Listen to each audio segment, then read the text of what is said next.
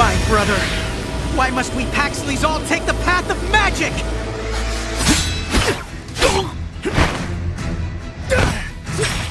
Am I such a disgrace to this house, big brother?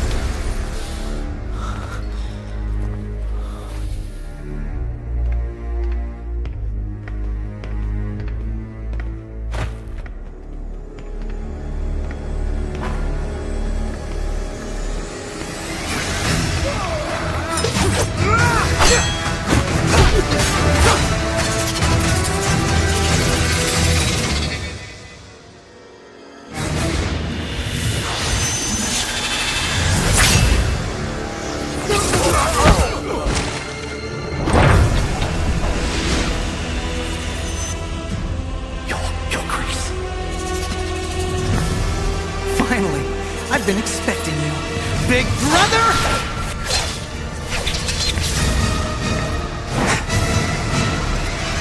I don't recall giving the orders.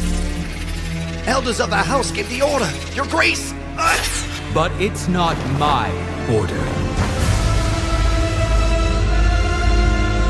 The elders said it was our only chance. Not even Your Grace could stop us!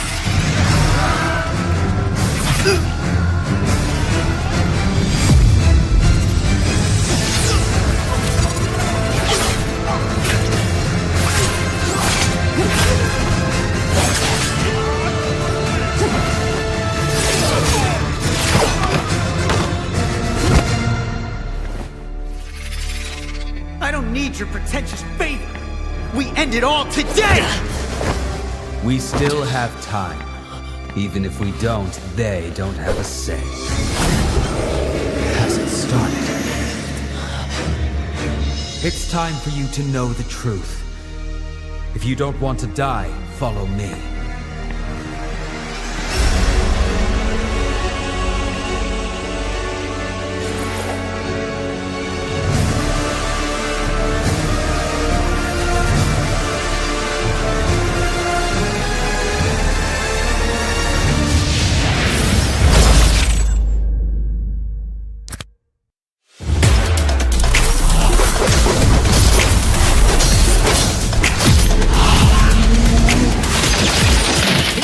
Upgrade your gaming experience with UniPin. Explore more than thousands of games. Unlock millions of songs on iTunes and Spotify premium features. Gain access to a better, faster and more secure top-up experience. With unlimited access to every entertainment you need. Fill your life up with UniPin.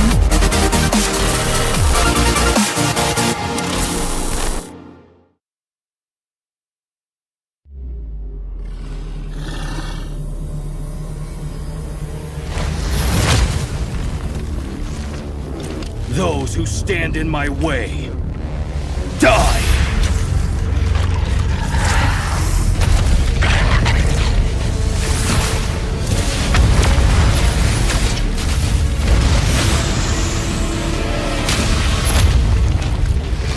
Bow before the King of the Inferno!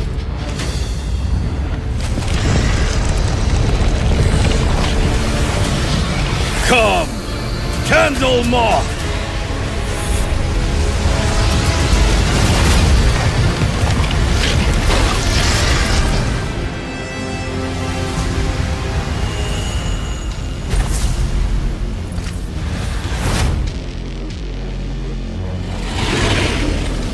All will die away in ashes, and you are no exception!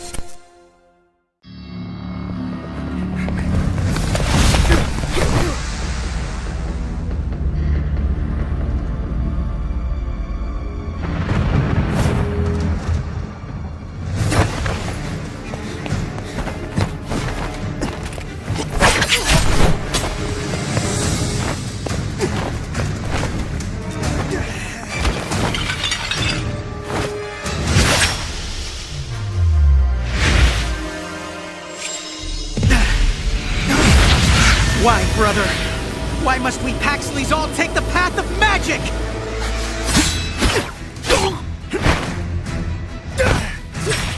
Am I such a disgrace to this house, big brother?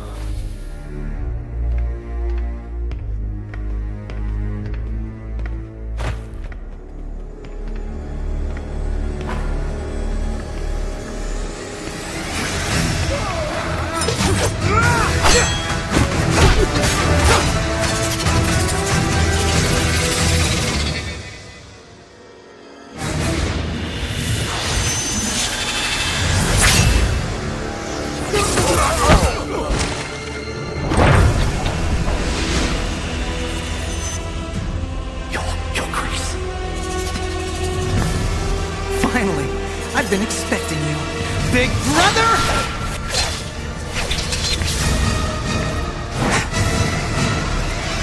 I don't recall giving the orders. Elders of the house give the order, Your Grace! But it's not my order. The elders said it was our only chance. Not even Your Grace could stop us!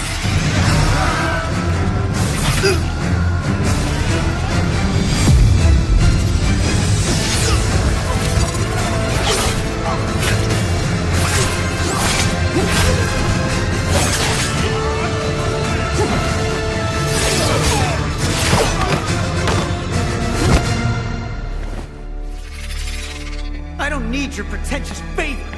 We end it all today! We still have time. Even if we don't, they don't have a say. Has it started? It's time for you to know the truth. If you don't want to die, follow me.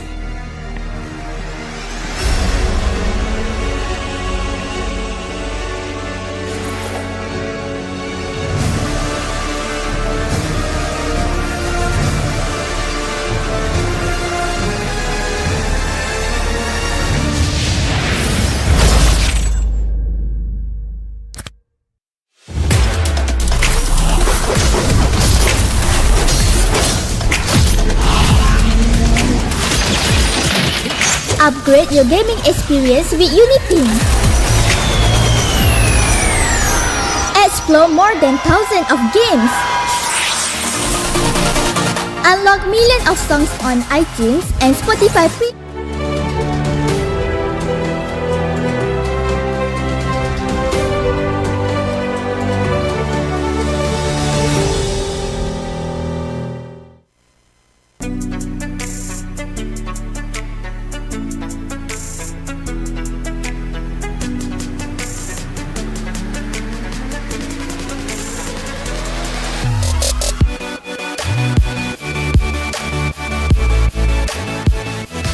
Labing-anim na koponan ang pumasok ngunit 8 lang ang makakalusot. Samahan nyo kami saksihan ang husay ng ating mga atleta sa Land of Dawn. Ako po si Hot E, kasama si Daydom at ito ang UniPin Ladies Championship. Daydom, kamusta? Day 2 na tayo dito, Hot E, and I'm Day two, super day excited. two. Yeah, we're super excited for the sheer amount of talent that we have on the bracket right now. Kahapon ang ganda ng pinakita ng mga players natin, no? And we already have 4 teams na nakapasok mula sa bracket stage, sa group stage natin kahapon, at ngayon meron na naman tayong 8 team na magtutunggali para sa natitirang 4 na slot sa ating playoffs. At sino-sino nga ba, Hati, ang nasa groups natin ngayon? Ang nakikita ko ngayon sa atin is DIVAS. We have ESCAPIST Esports FE. Meron tayong AC Esports FE at Monster FE. Yun ay para sa Group C. Yes. Yung 4 na teams. Para sa Group D naman, we have Smart Omega Empress. We have IDNS WINX. We have LYCAN Esports FE at Z4 BYBIT. Pero ngayon, syempre, dito muna tayo sa Group C.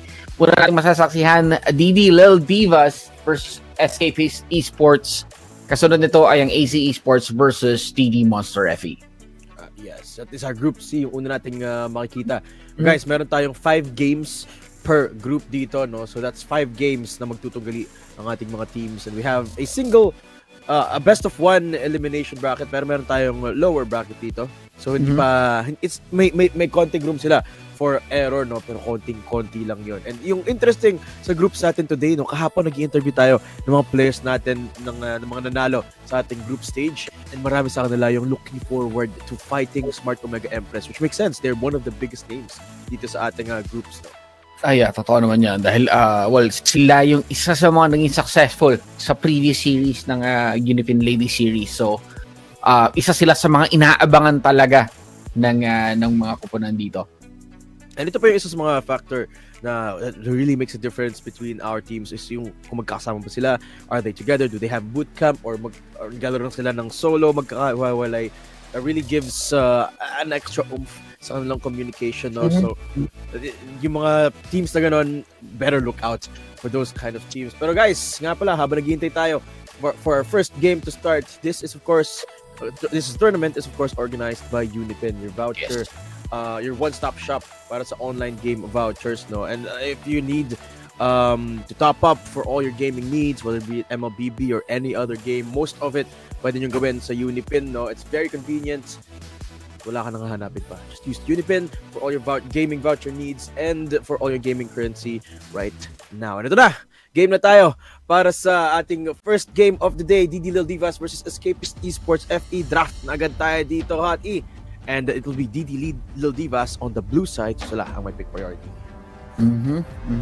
Tingnan natin kung ano yung unang magiging. Ito yung magiging exciting isa sa mga exciting parts ng MLBB. Next naman sa MLBB, hindi lang yung basta yung laro mismo, pero sa draft pa lang, malalaman mo na kagad kung gaano ka-interesting ang magiging laban.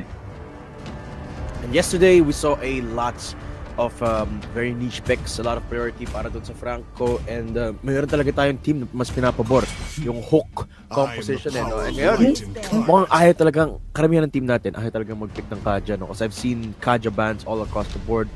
And a lot of priority shifted para doon nga sa mga malalakas natin sa meta ngayon. No? You talk about Amon, which is banned right now, by the way. Arlots, Joy, and of course yung Eve natin that's found so much impact. Alam mo, ang dami nating nakitang MVP kahapon na Eve, no? Which is, well, kind of expected. Talaga naman. Isa sa mga super popular sa meta ngayon ng Eve. And of course, yung Kajang natin kung anong kaya niya gawin. And yes, very reasonable din yung ban ng ESCAPIST Esports na Faramis dahil yung extra juice na binibigay ng Faramis when it comes to team fight. Sobrang importante niyan. Here we go. Faramis banned away. So, Valentina might be a point of contention dito, no? It's all gonna be about what's pick. Pero alam mo, yesterday nakakita tayo ng game na even though first pick yung Valentina, sinagutan pa rin ng Faramis, no? And I don't remember which particular team used that. We're not gonna be seeing them today kasi we're on a different set of groups. Pero it goes to show na kahit na ma-counter pick ka, no? Kahit theoretically counter pick ka ng kalaban, kaya mo pa rin laruin yung hero mo as long as you're comfortable in it, as long as you know its strengths, and as long as you know how to do so. And yun, parang binanda rin talaga dito na ESCAPIST Esports yung Valentina, no? So nobody gonna be playing the Faramis Valentina sort of counteract shot na meron dito. Enjoy being banned away as well. Pero kung isipin mo dito, hindi talaga siya direktang counter. True. Like for example, Faramis and then Valentina yung kalaban. Hindi siya counter eh. Kumbaga parang tinatapatan lang niya, pero hindi siya direktang kontra. Kumbaga meron lang din silang parehong tools. Nasa ano lang yan, pagalingan na lang kayo how you use each the resources that you have. Totoo. But of course, Valentina is always nice to have against heroes na magaganda nga mga ultimate. Pero ngayon, hindi yung mangyayari. So pwede. May free reign yung mga teams natin dito to pick as many big ult comps as they want, as many team fighting comps that they want. Pero 1-1, of course, gonna be banned away here as well. Medyo nalilimita yung options natin dito when it comes to the marksman meta. Pero we've seen time and time again a lot of teams prioritizing yung mga Melissa, Pero wala pa tayo nakikitang Moskov, no? Which is one thing I would be looking out for. Yeah. Pero Melissa, Carrie, still two of the top picks. So, sa mga very viable na marksman heroes talaga ang Moskov. Even sa rank games so sobrang popular din ang Moskov. Pero here, say kung marksman hero wala nang 1-1, wala nang Melissa, I'm almost sure makakita tayo ng Beatrix. Perhaps, yes. Beatrix nga naman, no? Hindi ban away dito, no? But I would expect something else to be the priority here. Typically, no, hindi naman natin nakikita na pinaprioritize ng teams natin yung mga marksman because there is a lot of options out there, especially with with the empowered Inspire. Nung binuff yung Inspire maybe like a few months ago, lumaki talaga yung hero pool dito sa bottom side, no? Here we go, Glue locked up as the first pick dito sa DIVAS there.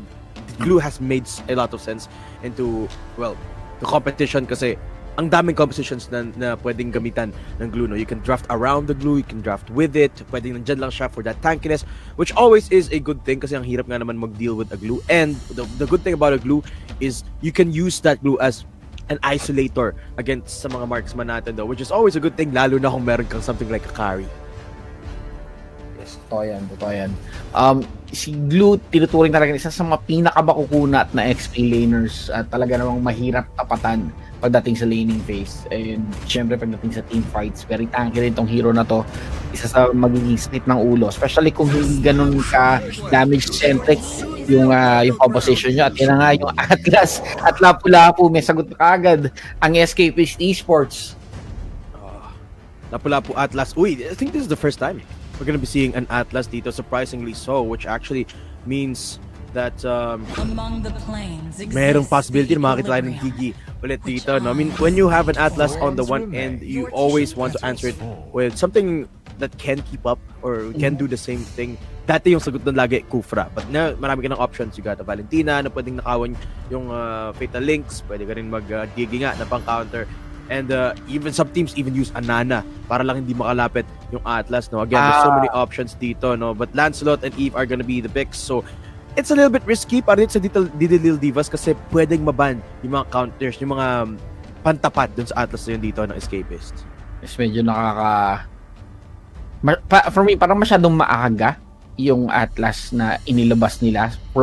Seeing na wala pang, hindi pa lumalabas si Tiggy sa bans. Pero ewan natin, hindi natin, baka may plano ang Escapist Esports dito. Parsa, well, syempre, pantapat nga naman sa Eve dito, pero I'm a little bit surprised na hindi Novaria yung first choice dito ng teams natin. Ayun na nga. Yes, binan na nga dito. As we have predicted, sa mga bands dito dedicated just against the Digi, na pang-counters Atlas, pwede dito naliban ang Kufra, no? And that leaves really a very little choice para dito sa DIVAS. I think kailangan nilang makahanap ng sagot when it comes to engagement, or pwede silang mag-go a completely different direction. Pwede silang mag-Franco, just look for picks. Maybe something like I don't know, a Jawhead na gusto kong makita, pero I don't think so. That could be used as well for those picks, or they could just reinforce what they have already that is already very powerful. Medyo kulang na ngayon sa CC, sa DIVAS, no? So yun yung potentially hanapin nila dito. Come on, Dexter. It's our showtime. Binigyan na sila ng chance para kunin yung Digi, pero mas prioritize nila yung Lancelot. So probably they have plan or para may iba silang counter or play against the setups of Farsa and Atlas.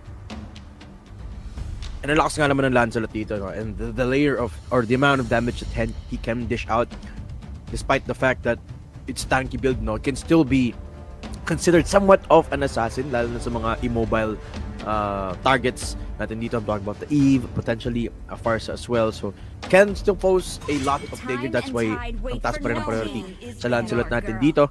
Beatrix banned out, and mukhang papayagan dito ng Escapist Esports ang Kufra pick ng DD kung gusto man nila yun.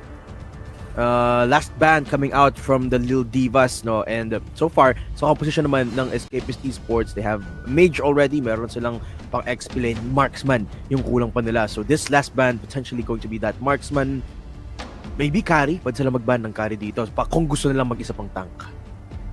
Okay, O makakita. Or baka makakita tayo ng carry pick. Or Brody. Maybe. Oo.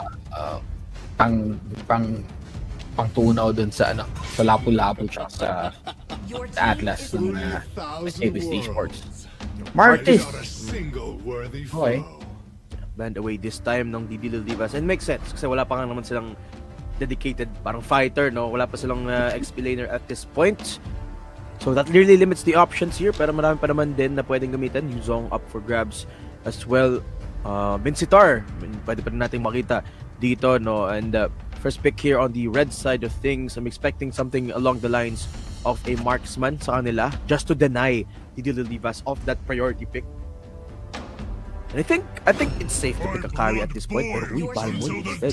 Alam mo, nagulat ako na ang daming nagpipick ng Balmond, and I love it kasi I love playing Balmond. Balmond, I think, is sick.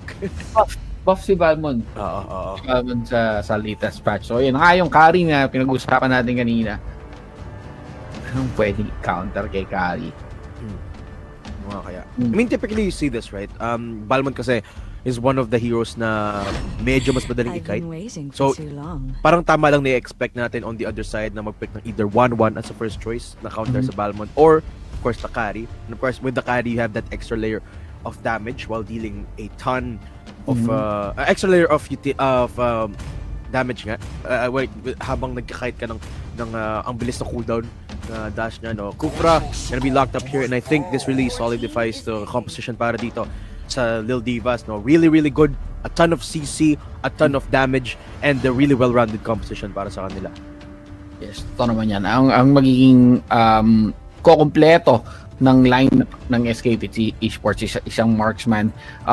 Nakikita ko dito, no, pwede siguro silang Brody is still open. Yes. Pwede pa nilang gamitin Moskov, like I said earlier, or Irithel. Okay. I mean, Irithel, of course, on paper makes a ton of sense. You can move while dealing damage. You literally have free reign of your movement habang nagdi-deal ka ng damage, no, which is always a good thing. But the thing is, Irithel doesn't have as much damage, but they do lock it up. So here we go. Really excited for this Irithel pickup. No, I think they were trying to solve the problem of how we're gonna deal with these tanks while trying to stay safe. Irithel, yung sagot nila yun. Off the top of my head, I can think of a couple other options. Maybe Kimi can do the same thing. Maybe Claude can do the same thing. But Irithel, definitely one of those possibilities as well. I mean, it wouldn't have been my first choice, but if one of their players, sabi nga natin, ito yung mga posibleng interactions na hindi natin alam, no? Yung mga top global na Irithel, mga ganun. Possibly, ganun yung isa sa mga players nila, no? So if they can pull it off, why not? Why not, diba?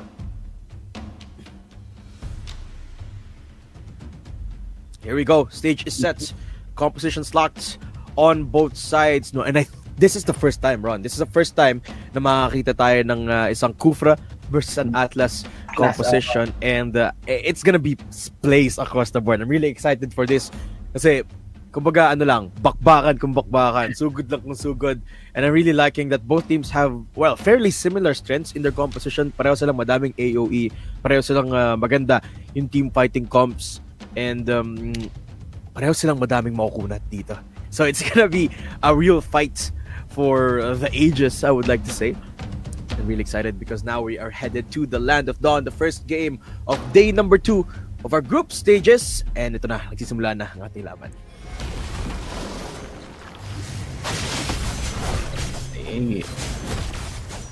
Tachi assisting Wensu para kunin ng orange buff. Dito sila nagsimula pero kita mo kaagad itong si Lady Snooki na nakaabang. Mukhang gusto nilang puruhan agad si Rai. At this point, well, we would expect a ton of contention sa river area natin. Kasi nga meron tayong Atlas on the one end, Kufra on the other. So magkakatapatan lang tong dalawang to every time they see each other. Kasi pareho sila malakas at this level 1, level 2 stage of the game. Pero ngayon, tong Little Wanderer is gonna set a big difference. Of course, secured by the Lancelot this time. Napakasakit talaga ng Thorndrose at this point. Very mahirap talaga i-contest yung small advantages na yun, no? Pero Lil Divas will be securing that small big a small tiny objective pero pumasok na with the Tyrant's Revenge, force out the flicker mula doon kay Insya. Ngayon, papasok na rin si Max Payne. But all of our teams really pushing as much advantage as they can, pero lamang for now ang Lil Divas sa control. Napakaganda ng knock-up na ginawa na yun ni Cheng Si Lee, pero hindi nga lang nasundan, wasn't able to capitalize, pero nakuha pa rin nila ang kalamangan. Hindi ganun kalaki, pero yun, lamang is lamang.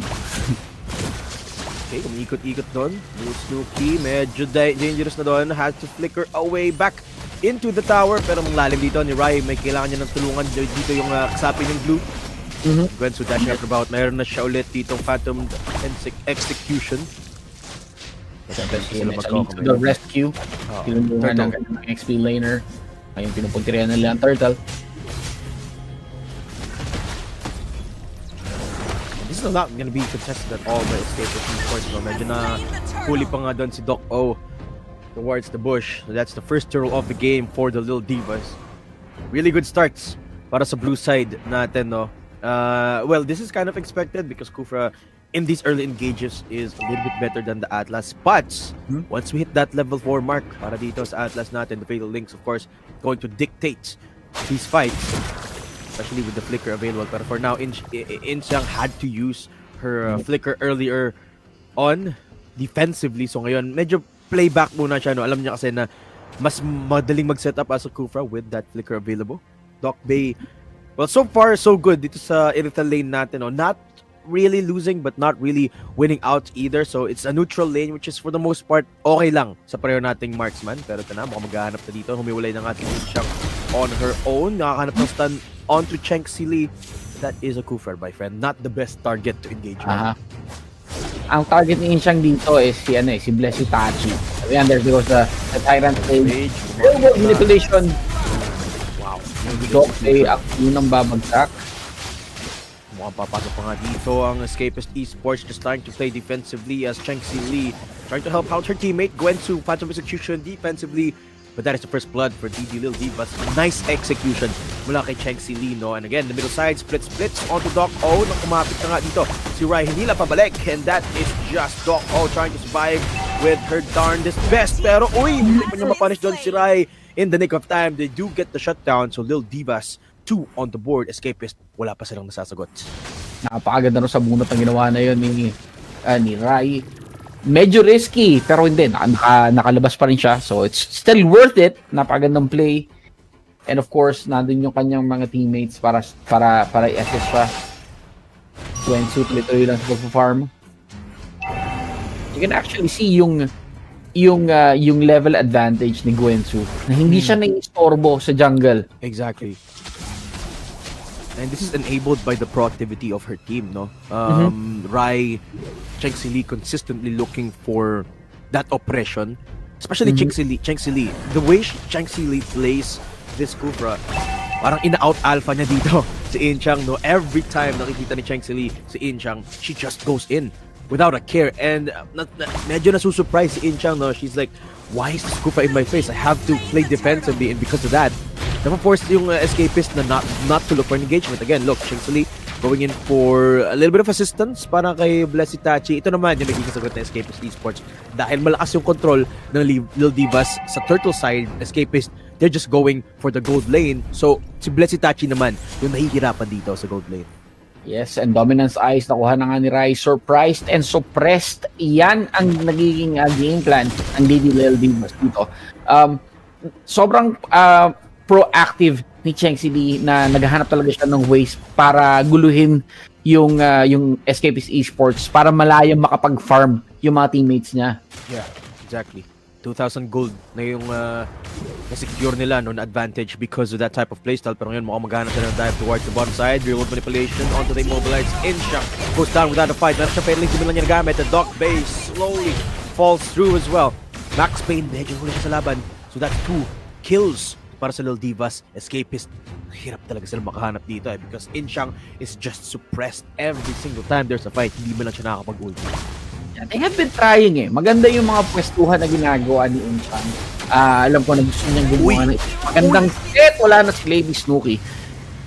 Na kaya lang lagi siyang nakikita ni Cheng Si. Okay, Lynx, nakatama na isa doon. Blessed Itachi is the target now, but the damage is just not there yet. Dokpei cannot deal enough to shut down or take down any of the players from DIVAS. So that is unfortunate there para sa Escapist Esports. Konti na lang, makakasagot na sana sila eh. Pero wala, kulang pa yung items nila eh. Kasi it's manifested in the gold difference. 4,000 na ngayon. Ang bilis lumobo ng gold gap mula sa DIVAS. At mukhang ngayon, gusto pa nilang palakihin yung gold lead nila. They're slowly making their way towards the turtle. Yes, and it's not helping na they keep on engaging. Kasi kailangan talaga nilang makakuha ng items para makasabay sila eh. The game plan of Lil Divas here is para mag-engage na mag-engage. That way, mas lumaki yung lamang nila. Kasi alam nilang hindi kayang sumabay ng Escapist Esports at this point. Hindi talaga. Charge na dito. When Sui na secure the retribution and immobilize means Max Payne cannot even move. Snooki, nakita na siya doon with the feathered airstrike. So kailangan niya ng tumakbo. That's again another good cancel wala dito kay Cheng Celino. Nasa likod siya ng bush. That's why hindi nakita ng Escapist Esports saan nanggagaling yung Kufra. And it's been so effective kasi Cheng Celino has yet to use her flicker. Pero grabe yung suppression na nagagawa niya dito. They take the turtle, they disengage the fight. Nakahanap pa nga sila ng isang tower sa top side. Lil Divas asserting dominance here across the board. Slowly shaping up to be a perfect game para sa Divas. Okay, not to discredit what Inchang is doing. Maganda yung mga nakikita niya, maganda yung mga angulo na nasisilip niya. Kaya lang kulang talaga sila sa finishing touch eh. Nasisimulan niya, nai-initiate niya yung mga assault, pero kulang pa talaga sa damage ang Escapist Esports. Really need to hold strong. Pero look at what they're doing here on the Divas side. They're going in, beautiful rage into the flicker. That means Max Payne cannot even hold a candle to this damage. Phantom execution onto 2. Wensu goes on a killing spree. Napakaganda naman ng ginawa doon na set up ng Lil Divas, followed up with the perfect clap back sa players dito ng Escapist Esports. That is 10-0 on the board. They don't even care about the towers dito. Hot E, nag-drive lang sila. Or for none. May libre pang 2 turret. Hindi na promo yun, pamigay yun. Diba? Pag may binili ka, hindi eh. Hindi na promo eh. Tapos free. Kailangan talagang makakuha ng items dito ng Escapist Esports para makasabay sila. Yeah. And Escapist, well, they felt a false sense of security dahil meron ng 2 tower doon, no? Because, well, it's towers, man. Pero kasi ngayon, hirap na. Especially now, look, Lady Snooki got caught right after the tower falls down doon sa may gold lane natin, no? So Lord started up here by Lil Divas. A very, very secure lead para sa kanila at this point. And ang hirap kasi, alam mo yun, ang hirap kasi tansyahin what type of aggression this type of composition can do. And I think that is the problem that arises from, well, the other side of the equation dito, no? Ang hirap tansyahin kung kailan ba tayo safe, when can we fight, are we safe under tower? The answer is no, because Lil Divas is just so far ahead right now, especially with the 2 tanks that they have. Kaya tayo nila mag-tank ng sobrang daming kahit 2 towers pa yan, pwede pa rin sila lumaban. 2 towers, no? Parang Lord of the Rings lang. Pero kita mo, nasa punto na hindi na sila safe sa confines ng tower, ng turret nila. And alam yun ng Digital Devils. Exactly. Hindi na natatakot yung Lil Divas. Kesyo nasa ilalim pa ng turret. Susugod talaga sila. And at the same hindi ka lang nila mapipitas, kukunin din nila yung turret nyo. That's props to the Digital Devils, honestly. They really know the limits of their composition, and when it is ahead, they know that limits far exceeds what you would expect, you know, from a typical comp. This is not a typical comp, by the way. 2 tanks means that they can tank up a ton of damage, and when you have your carries that are so far ahead, enabled by these 2 tanks, it's really, really hard to adjust. Nakakagulat talaga yung pwede nila gawin dito, no? So Escapist Esports, they are now figuring that out. But the good thing about Escapist Esports is it's not the end of the day yet. They can still come back from this. All they have to do is recognize those limits na pwedeng nakaya gawin dito ng Lil Divas, no? Kasi mahirap din talaga. It's a fine line knowing kung hanggang gaano kalalim pwede pumunta dito yung Digital Devils. If they overstep that line even by just a little bit, pwedeng mag-capitalize dito ng Escapist. And remember, the Lord is yet to come out. Hindi pa lumalabas yung unang Lord natin. So marami pa pwedeng mangyari dito. If Escapist Esports can extend the game papunta sa late game, I think they might have a chance. Pwede mag-scale yun. Pero they also have to recognize the fact na sobrang lakas din ng isang carry sa late game. True. That's of course is what you have when you have a carry, no? So I'm really waiting for the same thing is true for Escapist Esports. Inintay talaga nila na magkaroon pa ng items dito yung players nila, no? And we've seen this type of lead before, no? I think it was between WPE Vixens and Maharlika G. Yung first game or fifth game of the day, I believe, or sixth game of the day. Yeah, probably one ahead. Sobrang ahead nun ng Maharlika G, but West Points, they still came back, almost went for the comeback, but it was still a 50-50 at the end of the day. So, all hope not lost yet para sa Escapist Esports. Hanggang buhay yung base mo, buhay pa rin ang team nyo. They can definitely still come back for this. Lalong-lalo na dahil meron silang Atlas. Kahit 10K, kahit 15K yung gold league nyo, no, isang magandang Fatal Links lang, pwede pa kayong bumalik. Yun na nga, kailangan nilang ma-apply yung finishing touch. Kayang-kayang simulan ni Insyang yan. Pero kailangan may follow-up, may magandang follow-up, may magandang follow-through ang Escapist Esports para ma-execute ng maayos ang kanilang paghabol. And it's easy to say, but it's not as easy. Yeah, you know. So in theory, it's in theory it's as simple as saying mag-5-man Fatal Links ka lang. Pero when have you ever seen a 5-man Fatal Links?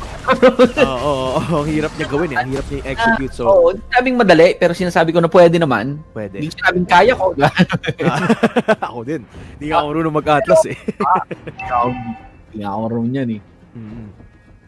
And it's still definitely possible, no? It's especially because ang dami nilang AoE dito. Even Lady Snooki can have a lot of damage basta provided na magkaroon sila ng farm dito. And for the most part, they're doing they're doing what they're supposed to, just defending the base. Escapist Esports, as long as they hold the line here, I would argue basta hindi nila masira dito yung inhibitor turrets, no, the Escapists definitely do have a chance. And the good thing about their comp, they have a lot of wave clear potential. Apart from the Irithel, meron silang Farsa, of course Lapu-Lapu, a little bit of that AoE as well. Max Payne, of course, pwedeng umikot-ikot as the Balmond. His Lord should be easier to clear up for the moment, pero constantly mo ang papasok mga dito. I-check si Lee, nag-charge up ng Tyrant's Revenge, nakanakap ng isa doon, Tyrant's Rage, just to make sure na hindi makakatakas yung Irithel at Doc Bay, the first to fall down in this potential final fight. Nag-flicker forward dito si Doc, pero wala siya paggawa dito, no matter how tanky she is. Double kill para kay Gwenzu.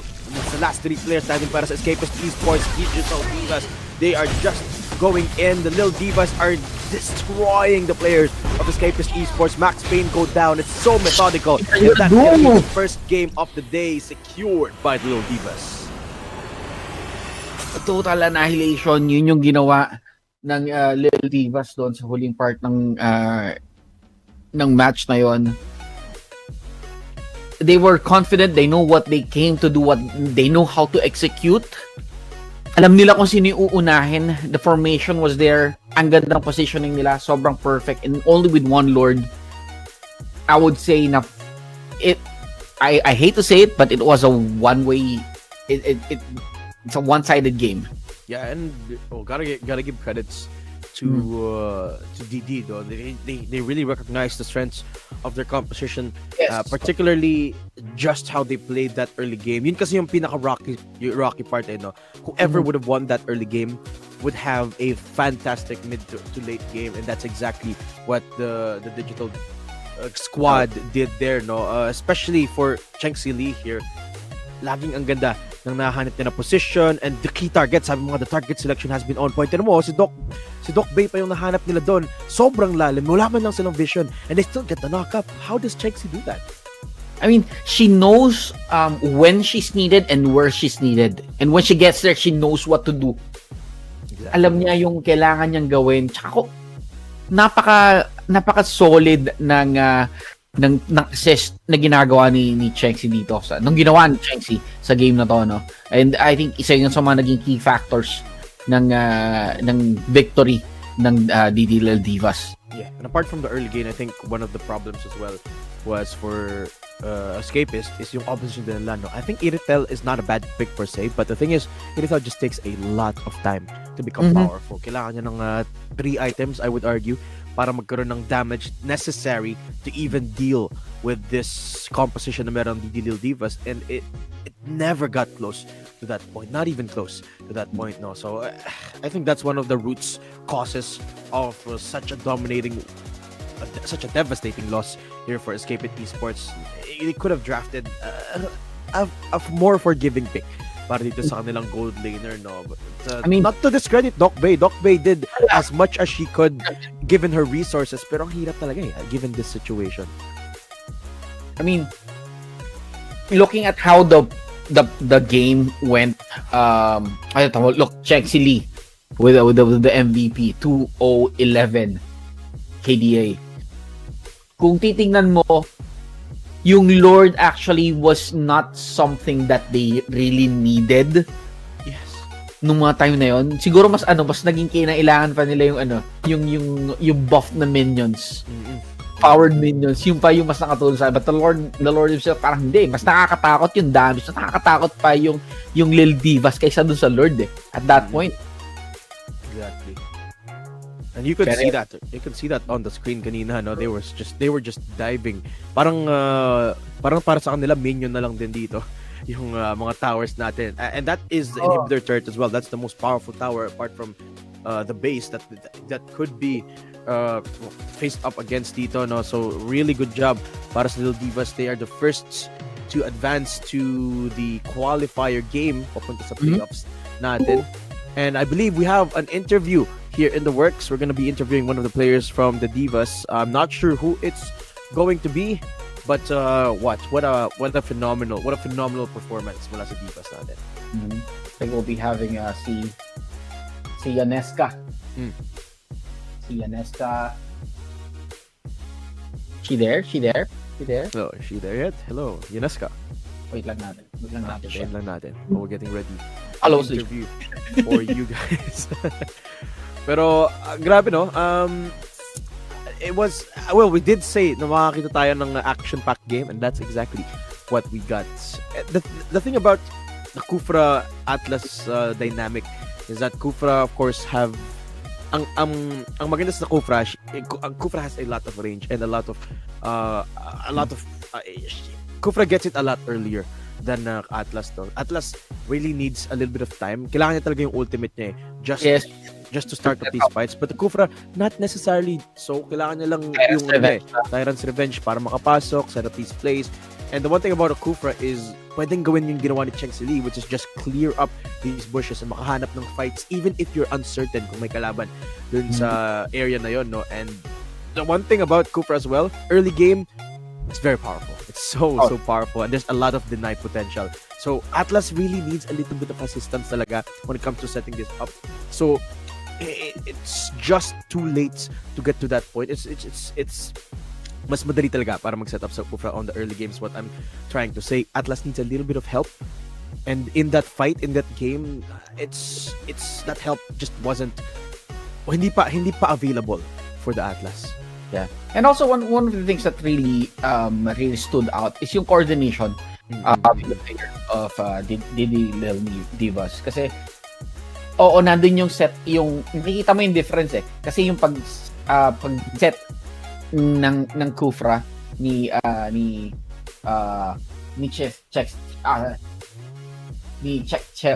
Chexy Lee sorry, muffle.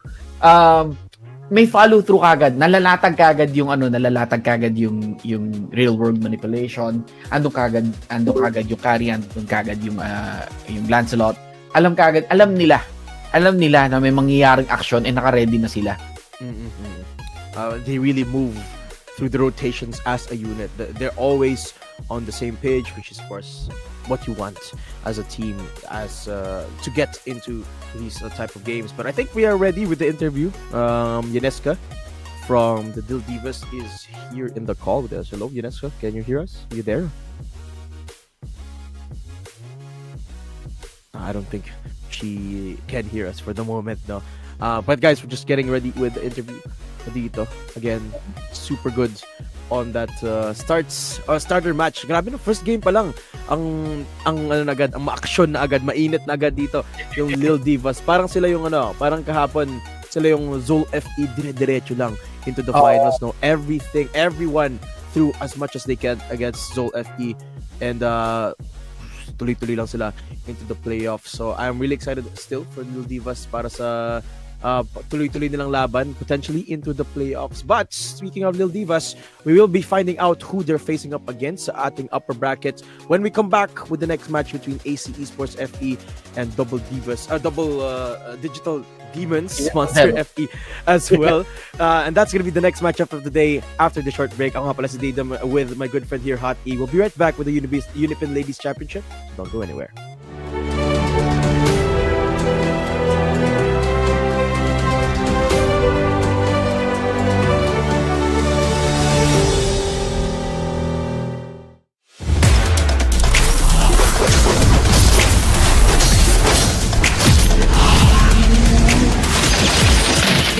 Upgrade your gaming experience with UniPin.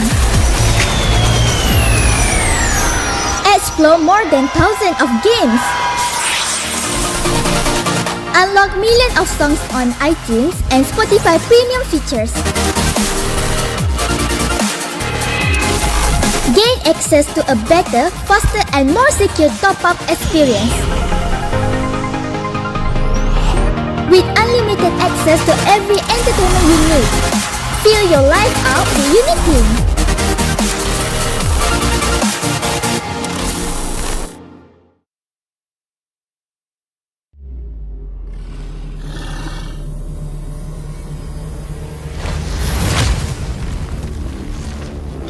Those who stand in my way, die!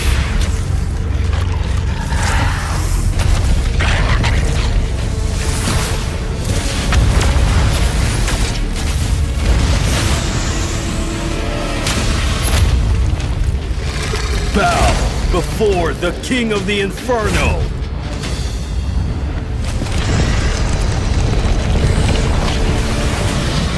Come, Candle Moth!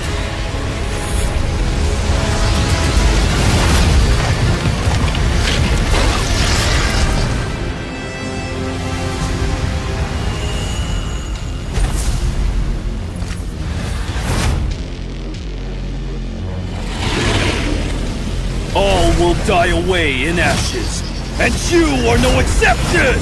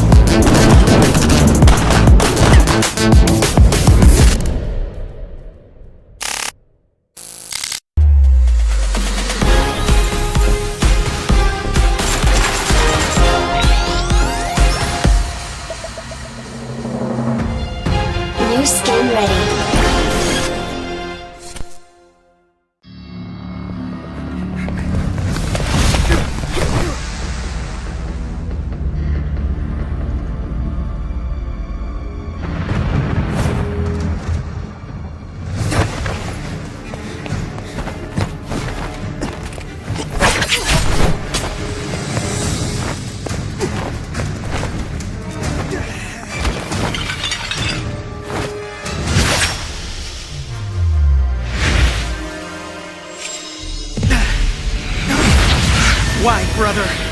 Why must we Paxleys all take the path of magic?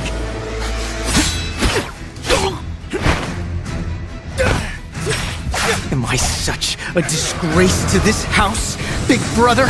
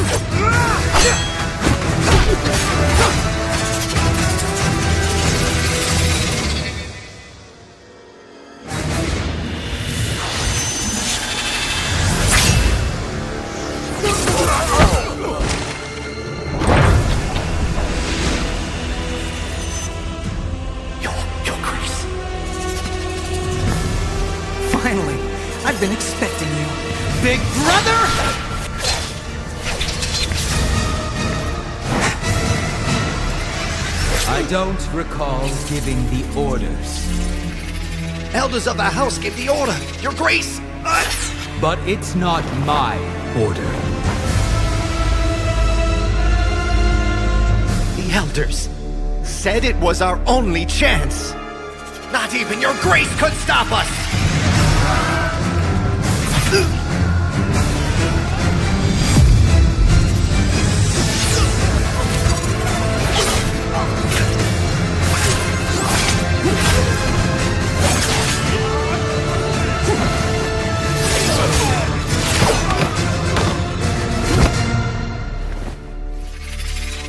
I don't need your pretentious favor. We end it all today! We still have time. Even if we don't, they don't have a say.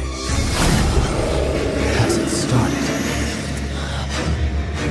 It's time for you to know the truth. If you don't want to die, follow me.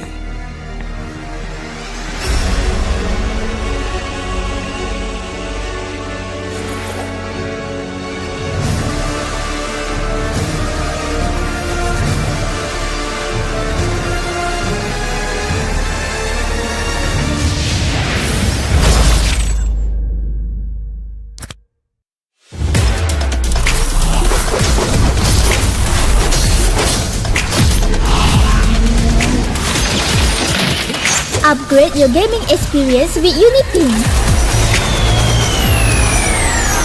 Explore more than thousands of games. Unlock millions of songs on iTunes and Spotify premium features. Gain access to a better, faster, and more secure top-up experience. With unlimited access to every entertainment you need. Feel your life out with UniPin.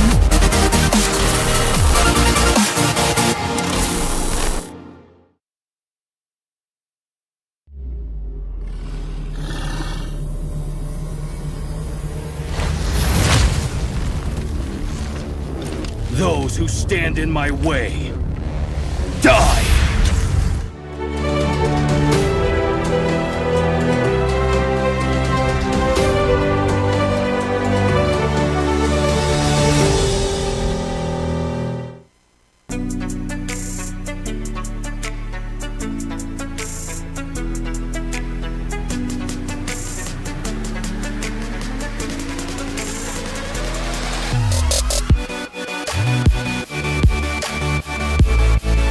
Nagbabalik nga tayo sa UniPin Ladies Championship at nandito tayo sa day number 2 of our group stages at magsisimula na tayo sa ating pangalawang laro. My name is Adam, kasama ko dito si Hot E at napakaganda ng pinakita sa atin ng Little Divas in that first game of the day.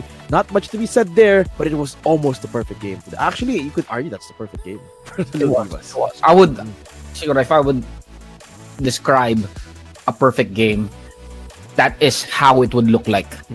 Yung pinakita sa atin ng Little Divas. Pero of course, not to describe it, ESCAPIST Esports, meron pa rin silang chance para makapasok sa playoffs sa lower bracket kung sino man ang makakaharap nila sa susunod nilang match. Of course. Speaking of susunod na makakaharap ng Little Divas, we do have susunod na makakaharap this time ng Little Divas. We have the next matchup coming in the lower bracket. It's gonna be between AC Esports and another DD team, ang Monster FE naman, no? And if Little Divas performance is any indication ng mga DD teams natin, no, feeling ko AC Esports have got their work cut out for them. Parang org kill ang mangyayari dito kung mananalo ang Monster FE. Pero of course, AC Esports hindi basta-basta bibigay yan. They won't go down without a fight. Definitely these teams came here on a mission, and syempre yun ay para maging champion ng UniPin Ladies Championship. And the Little Divas, naghihintay na lang sila kung sino makakaharap nila. Meanwhile, AC Esports and DD Monster FE naghahanda na para sa susunod na laban. Of course. Well, of course, it would be a reunion ng mga digital devils natin, no, if the Monsters will be able to take down AC Esports in their matchup. But that is if they will be able to take them down, no? So let's see how that is going to transpire. Nakita naman natin kanina kung gaano ka-init mga teams natin, pati kahapon, kung gaano ka-init ang mga teams natin even now in just the group stages. Parang they really came into their day number one swinging. They're giving it all that they've got, and I expect nothing less from our two teams na meron tayo in our bracket or group letter C.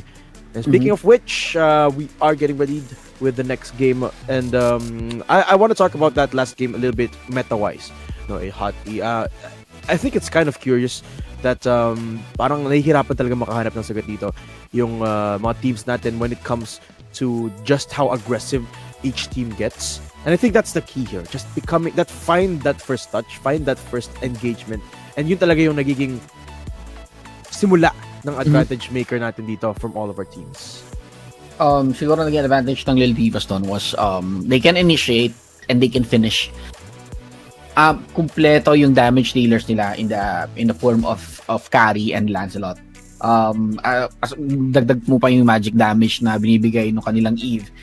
On the other hand naman, ESCAPIST Esports, yes, they have the Farsa, they have yung kanilang Balmond, kaya lang more on yung composition nila is more on the tanky side at hindi masyado nako-compensate yung damage na kailangan nila when it comes to team fights.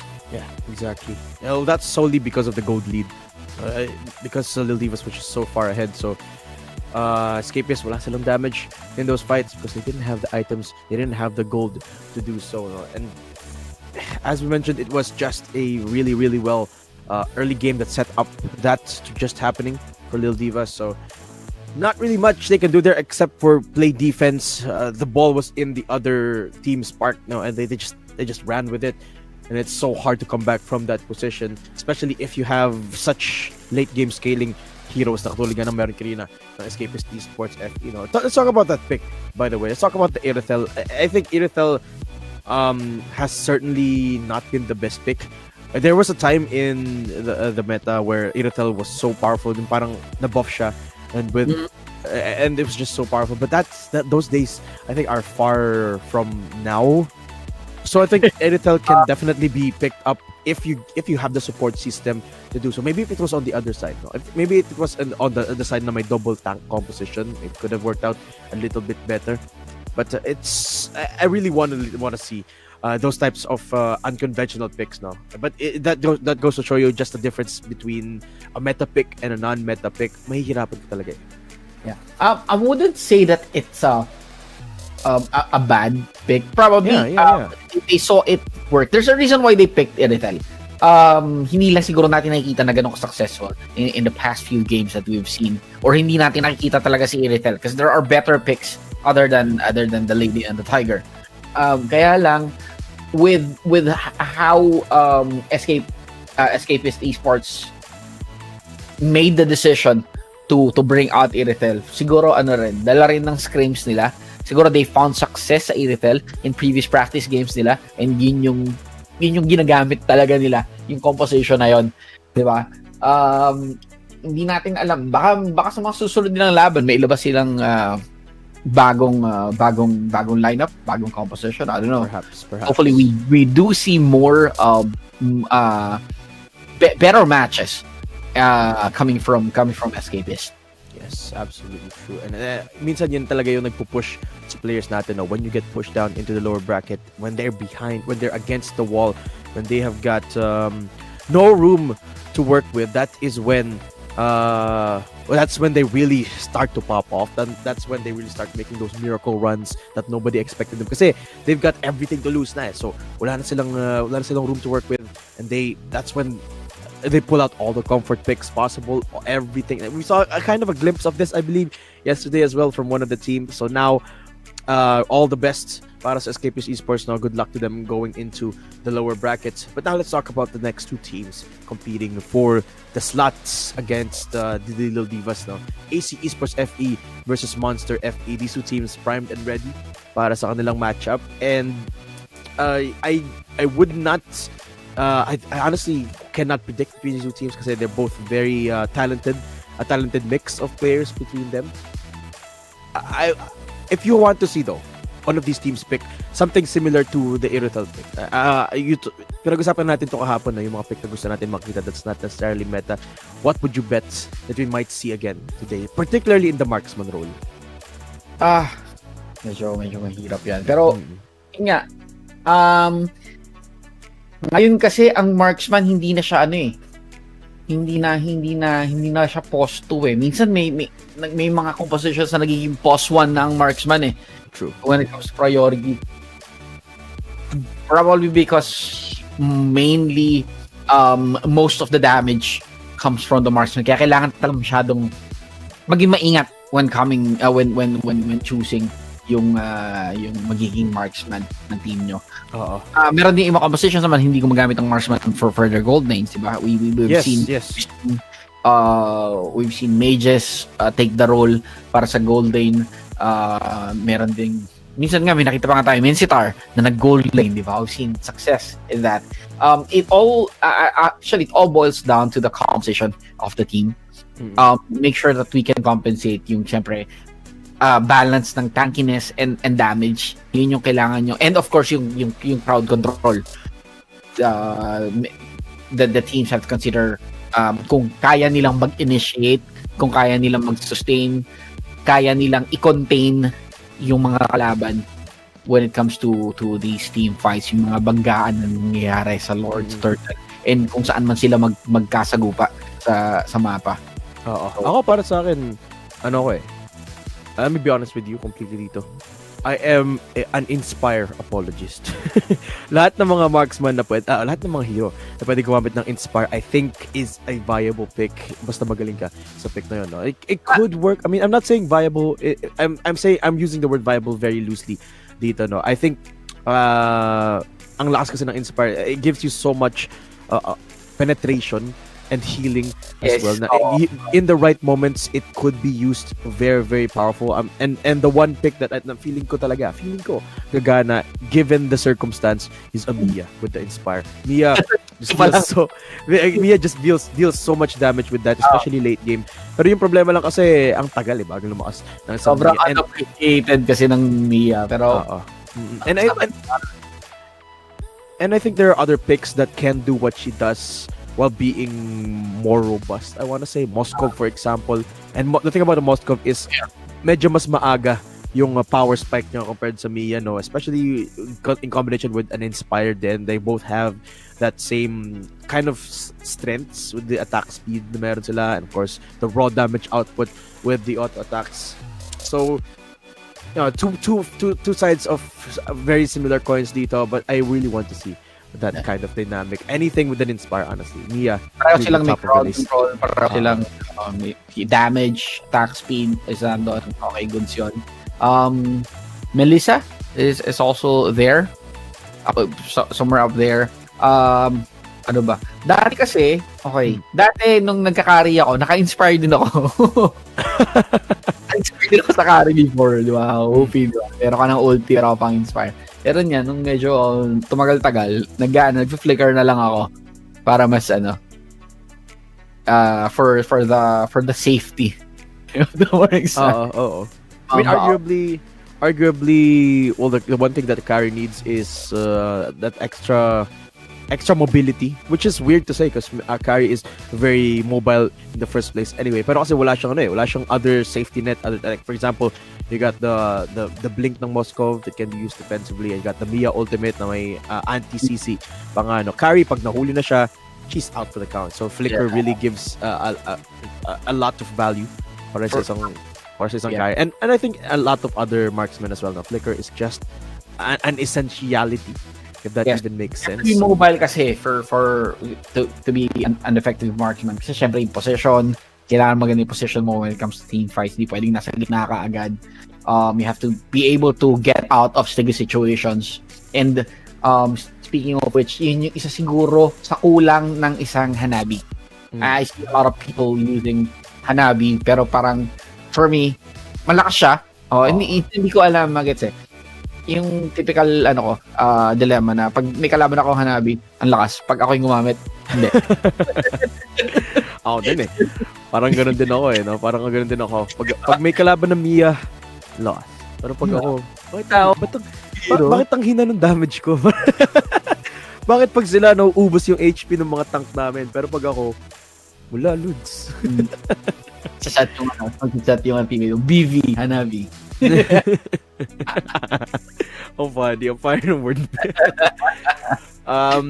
But yeah, I really like those off-meta picks, no? Especially kapag nakikita natin in this competitive scene. Kahapon, what was her name? The Cho player from West Point Esports. Isa talaga yun. Beatrice God. Yeah, one of my favorite performances so far. See, other than the fact that it is kind of an off-meta pick, she used it super effectively, you know, in ways that is kind of it's very hard to execute in solo queue, let alone in a tournament match. And it's super refreshing to witness. I really like seeing that. I really like seeing the new look. Kasi when we talk about meta, sure, they're powerful picks, they're must-haves. Eve, Lancelot, Glue, lahat yan, malalakas, pati Joy. But it's always nice to see something that is different, right? It's always nice to see something new, and especially if it works. With the plethora of heroes that we have sa Mobile Legends, syempre gusto mo makita rin na ma-showcase yung ibang heroes. Marami tayong mga forgotten heroes na used to be strong sa meta na hindi na natin nakikita ngayon, especially sa competitive play. I think one would be, diba? Minotaur. Yeah, di mo masyado nakikita. Oh, yes. Oh. Minotaur, diba? Even with the mini revamp, di ba Minotaur got a mini revamp semi-recently?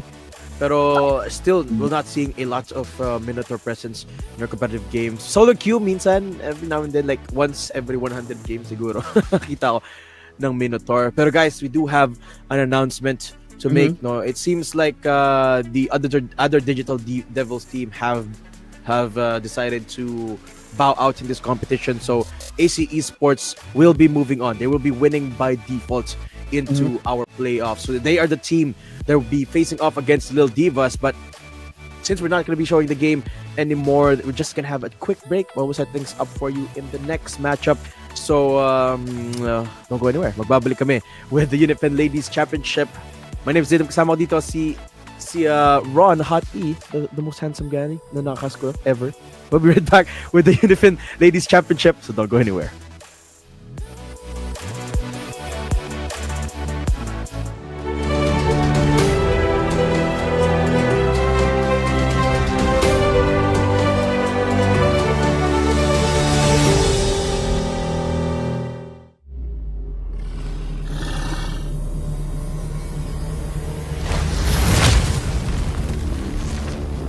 Those who stand in my way, die!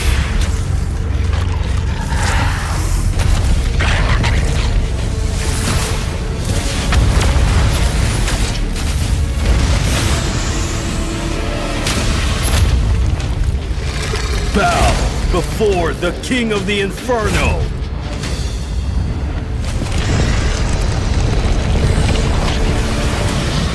Come! Candle Moth!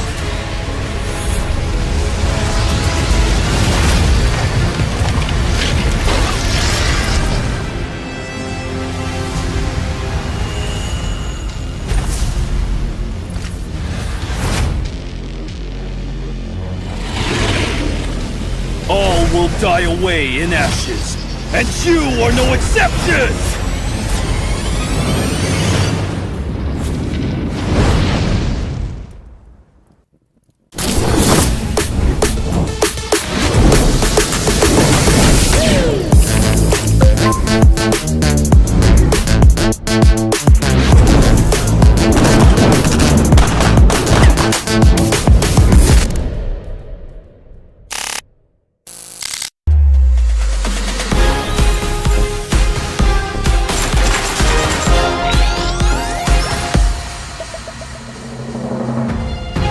New skin ready.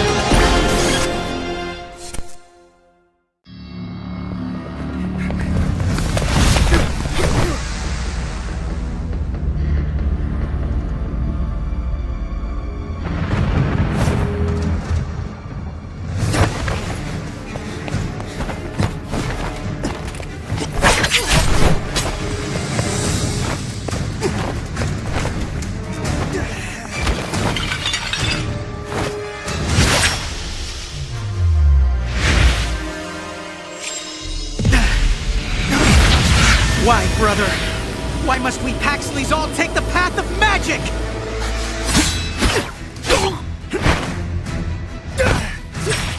Am I such a disgrace to this house, big brother?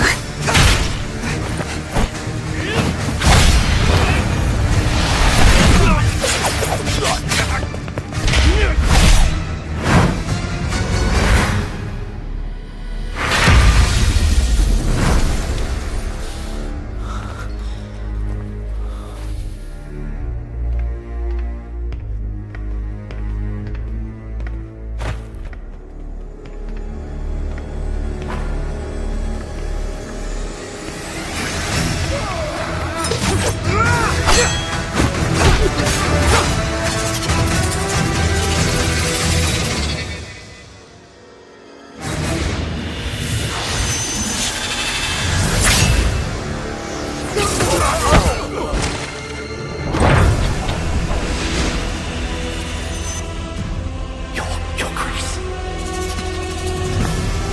Finally, I've been expecting you, big brother!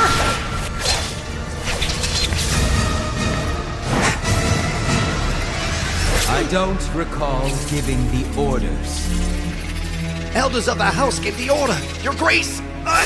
but it's not my order. The elders said it was our only chance. Not even Your Grace could stop us.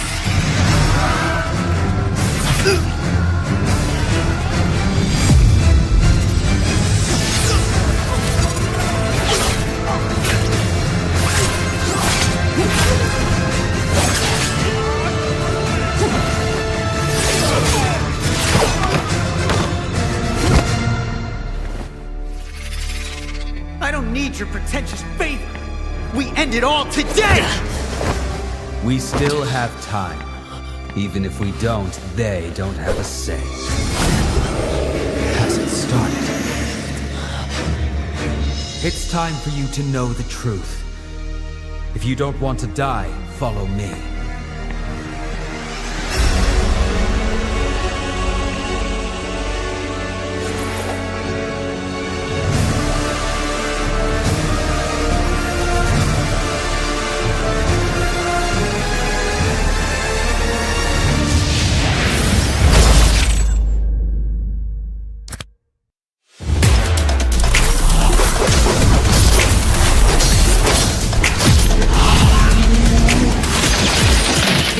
Upgrade your gaming experience with UniPin.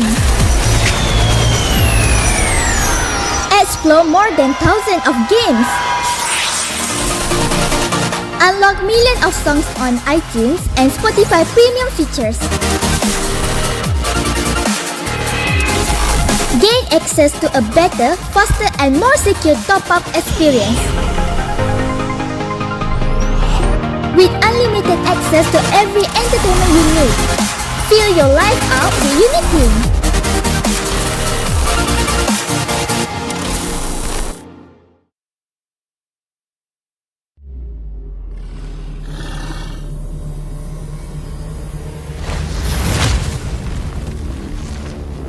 Those who stand in my way, die!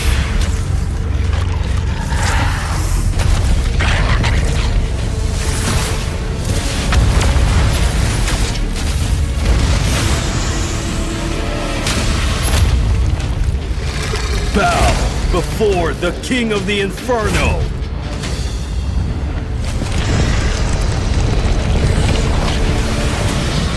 Come, Candle Moth!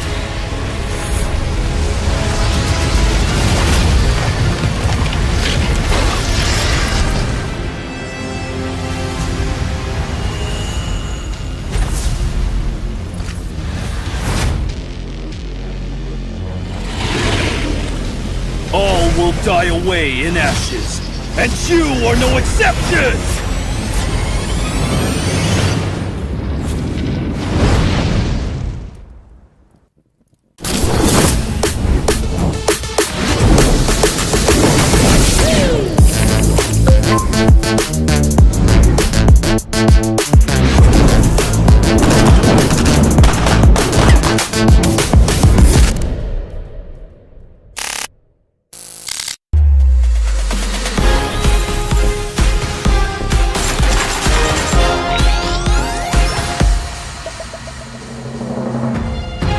New skin ready.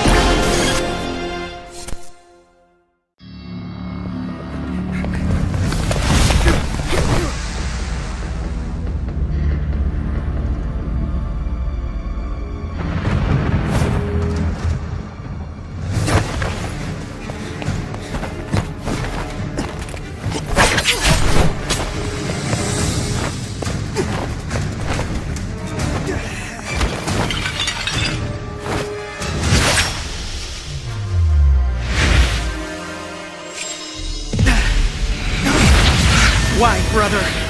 Why must we Paxleys all take the path of magic?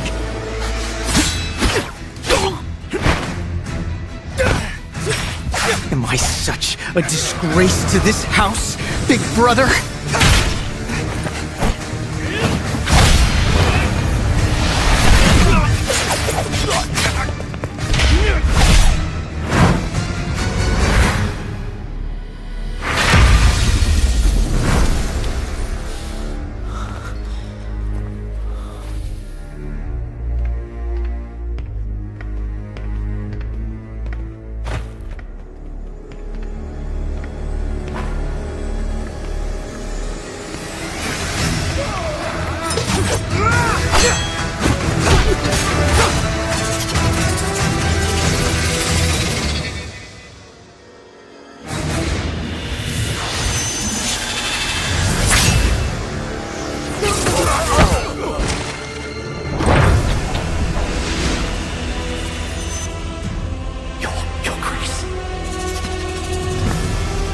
Finally, I've been expecting you. Big brother!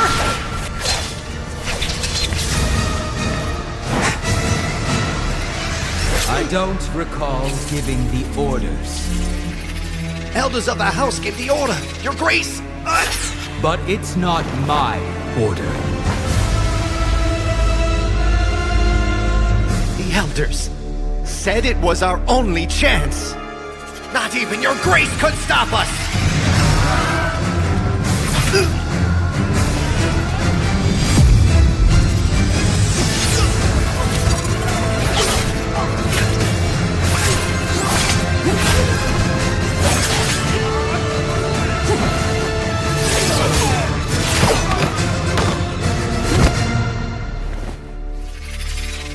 I don't need your pretentious favor.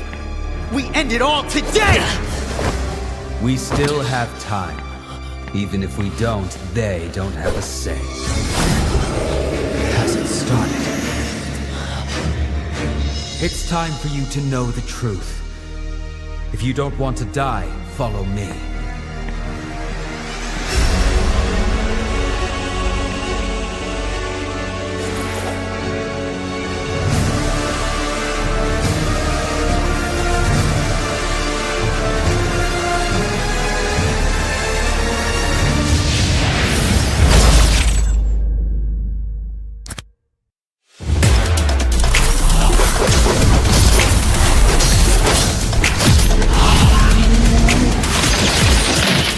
Upgrade your gaming experience with UniPin. Explore more than thousands of games. Unlock millions of songs on iTunes and Spotify premium features. Gain access to a better, faster and more secure top-up experience. With unlimited access to every entertainment you need. Feel your life out with UniPin.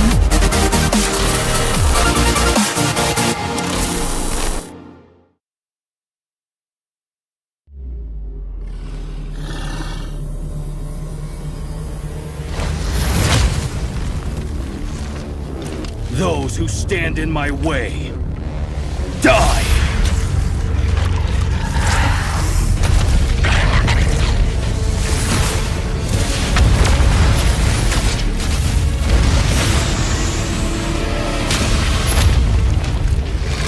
Bow before the King of the Inferno!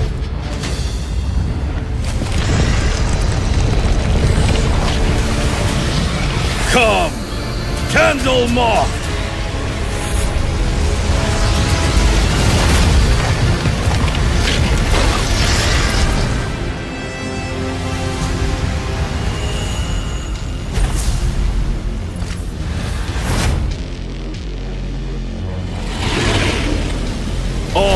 die away in ashes, and you are no exception!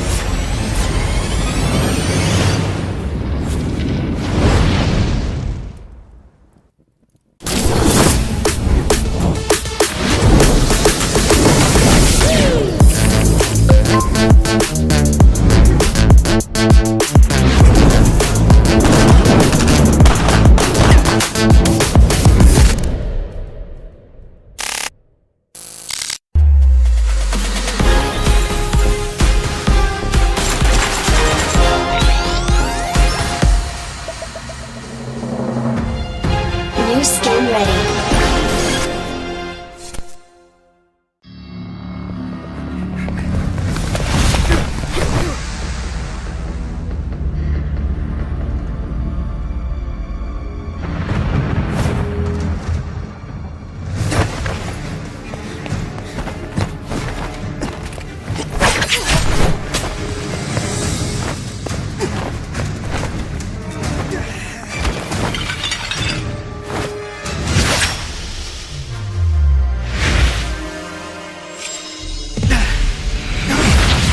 Why, brother?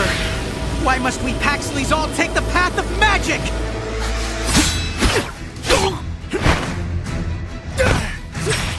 Am I such a disgrace to this house, big brother?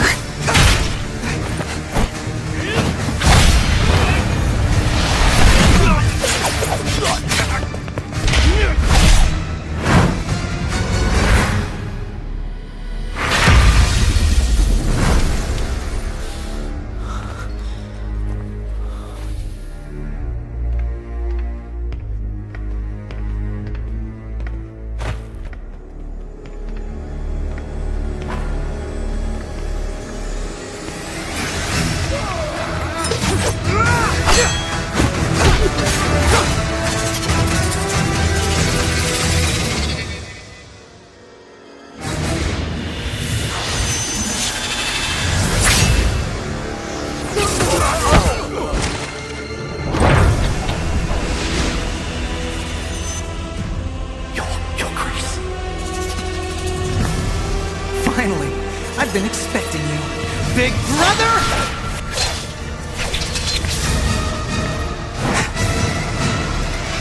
I don't recall giving the orders, Elders of the house give the order, Your Grace! but it's not my order. The elders said it was our only chance. Not even Your Grace could stop us!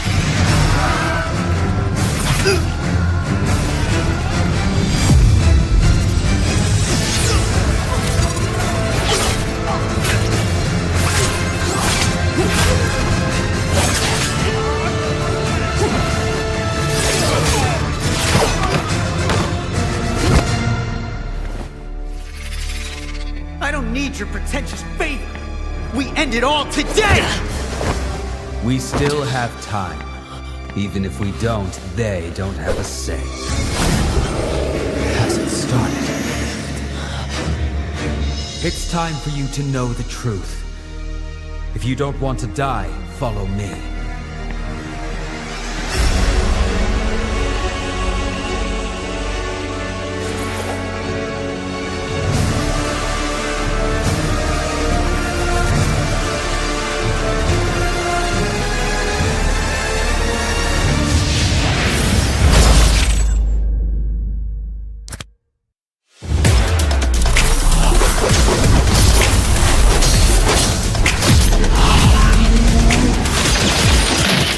Upgrade your gaming experience with UniPin. Explore more than thousands of games. Unlock millions of songs on iTunes and Spotify premium features. Gain access to a better, faster and more secure top-up experience. With unlimited access to every entertainment you need. Feel your life out with UniPin.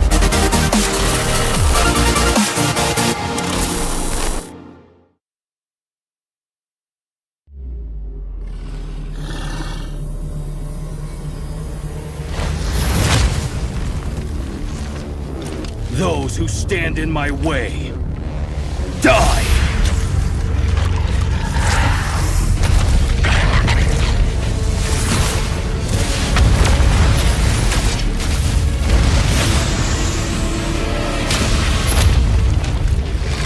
Bow before the King of the Inferno!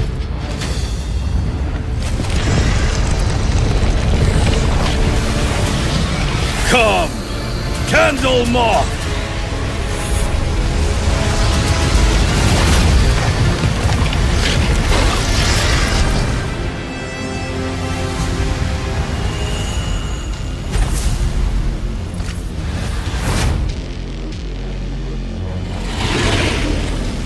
All will die away in ashes, and you are no exception!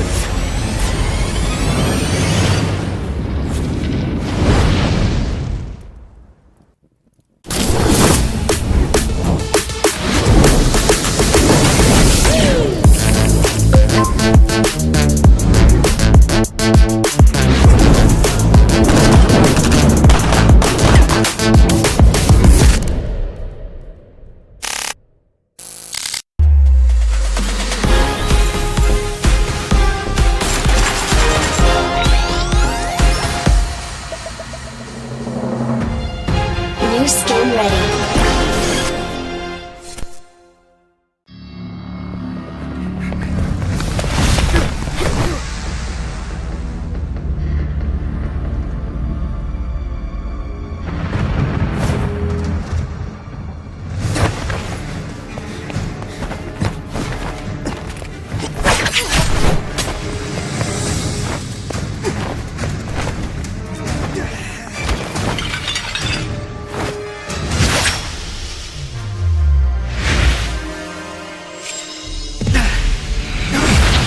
Why, brother? Why must we Paxleys all take the path of magic?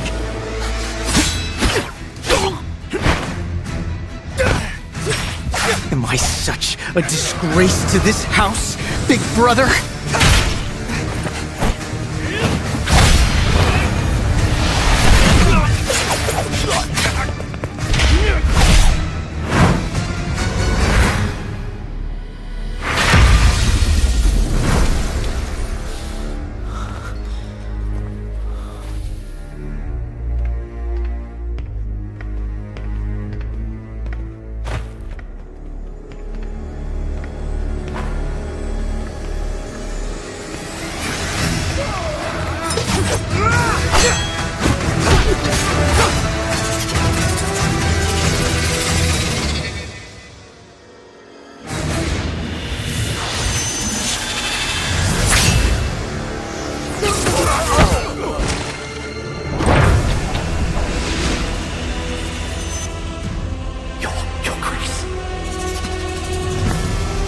Finally, I've been expecting you.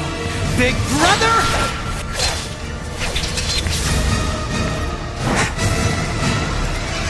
I don't recall giving the orders, Elders of the house give the order, Your Grace!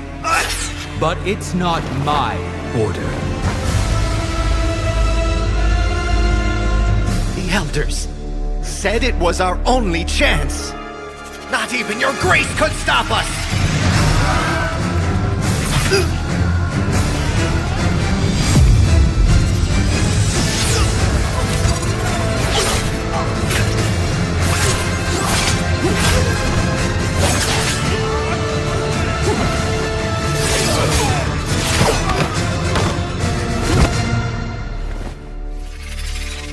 I don't need your pretentious favor.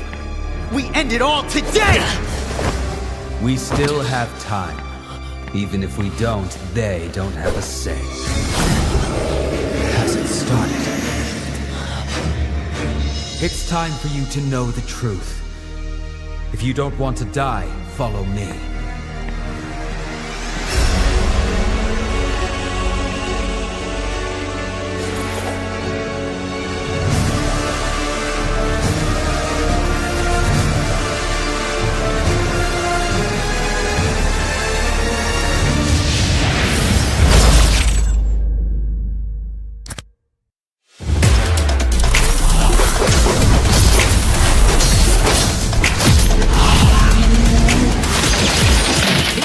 Upgrade your gaming experience with UniPin.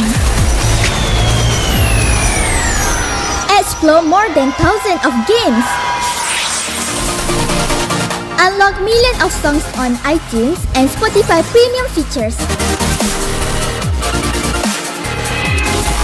Gain access to a better, faster and more secure top-up experience. With unlimited access to every entertainment you need. Feel your life out with UniPin.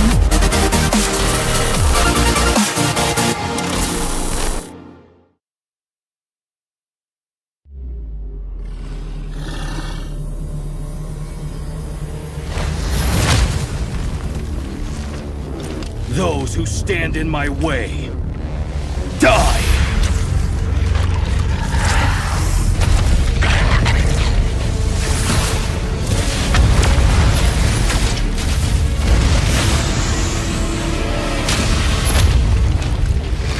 Bow before the King of the Inferno!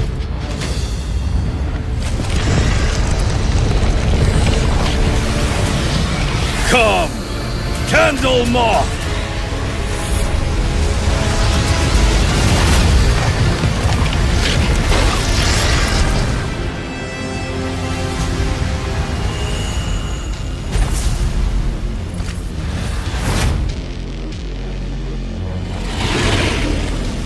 All will die away in ashes, and you are no exception!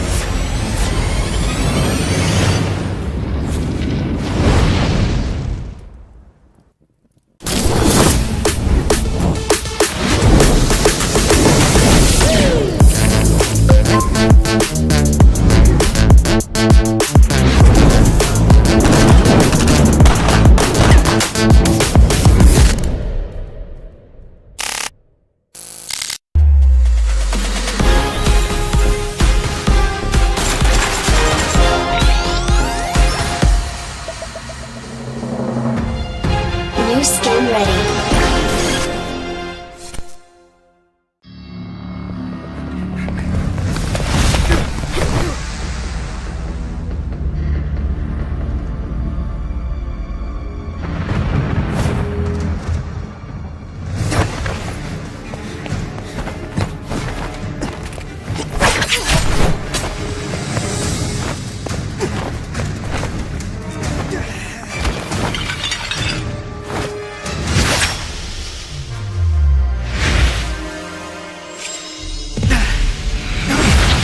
Why, brother?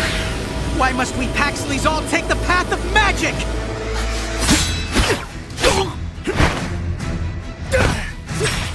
Am I such a disgrace to this house, big brother?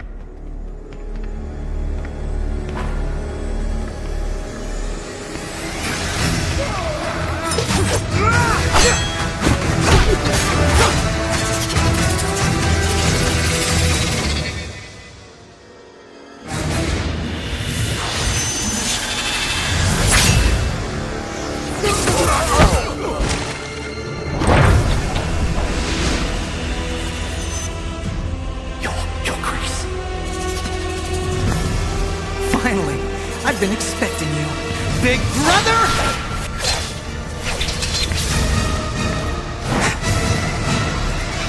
I don't recall giving the orders, Elders of the house give the order, Your Grace! but it's not my order. The elders said it was our only chance. Not even Your Grace could stop us!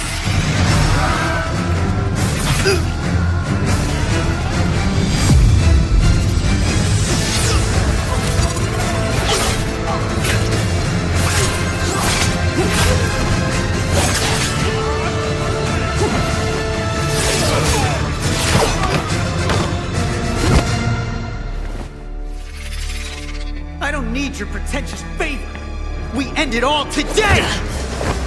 We still have time. Even if we don't, they don't have a say. Has it started? It's time for you to know the truth. If you don't want to die, follow me.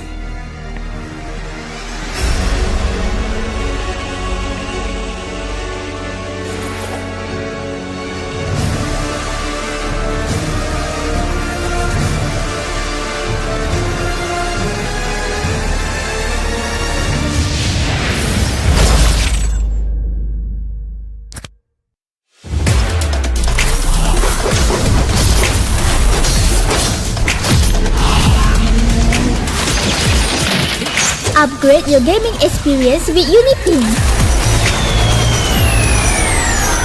Explore more than thousands of games. Unlock millions of songs on iTunes and Spotify premium features. Gain access to a better, faster and more secure top-up experience. With unlimited access to every entertainment you need. Feel your life out with UniPin.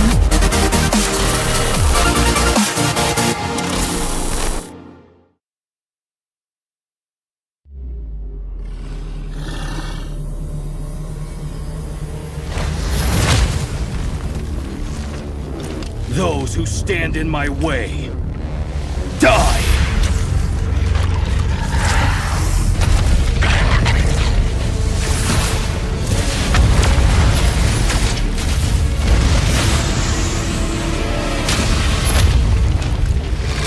Bow before the King of the Inferno!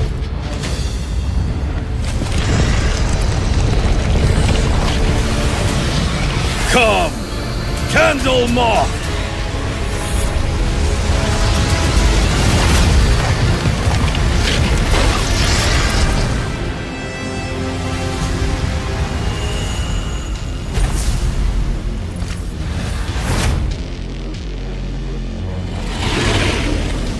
All will die away.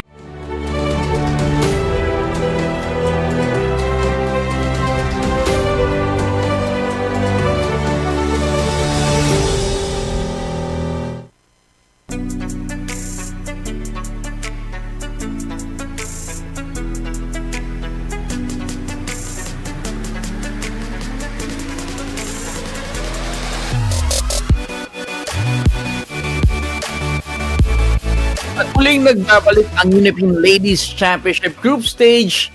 Kami ang inyong casters para sa araw na ito. Ako si Hot E. Kasama ko nag-iisang si Daydom. Kamusta ka, pare?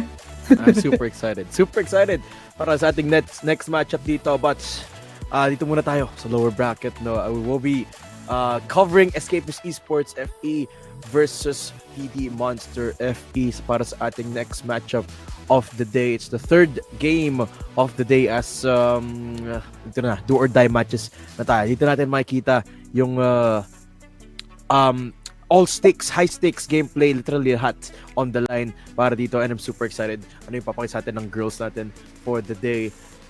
And ikaw ba? Ano bang gusto mong makita? Our game for the day. Kamusta ka ba? Pati pa ito nakakamusta dito eh. Gusto kong makita yung DD Monster FE na maglaro. Kasi unfortunately, we weren't able to see them play yung sa laban nila against AC Esports FE. Pero I know we'll see AC Esports mamaya pag nilabanan nila yung Lil Divas. So I wanna see DD Monsters FE play now and see how ESCAPIST Esports do against them.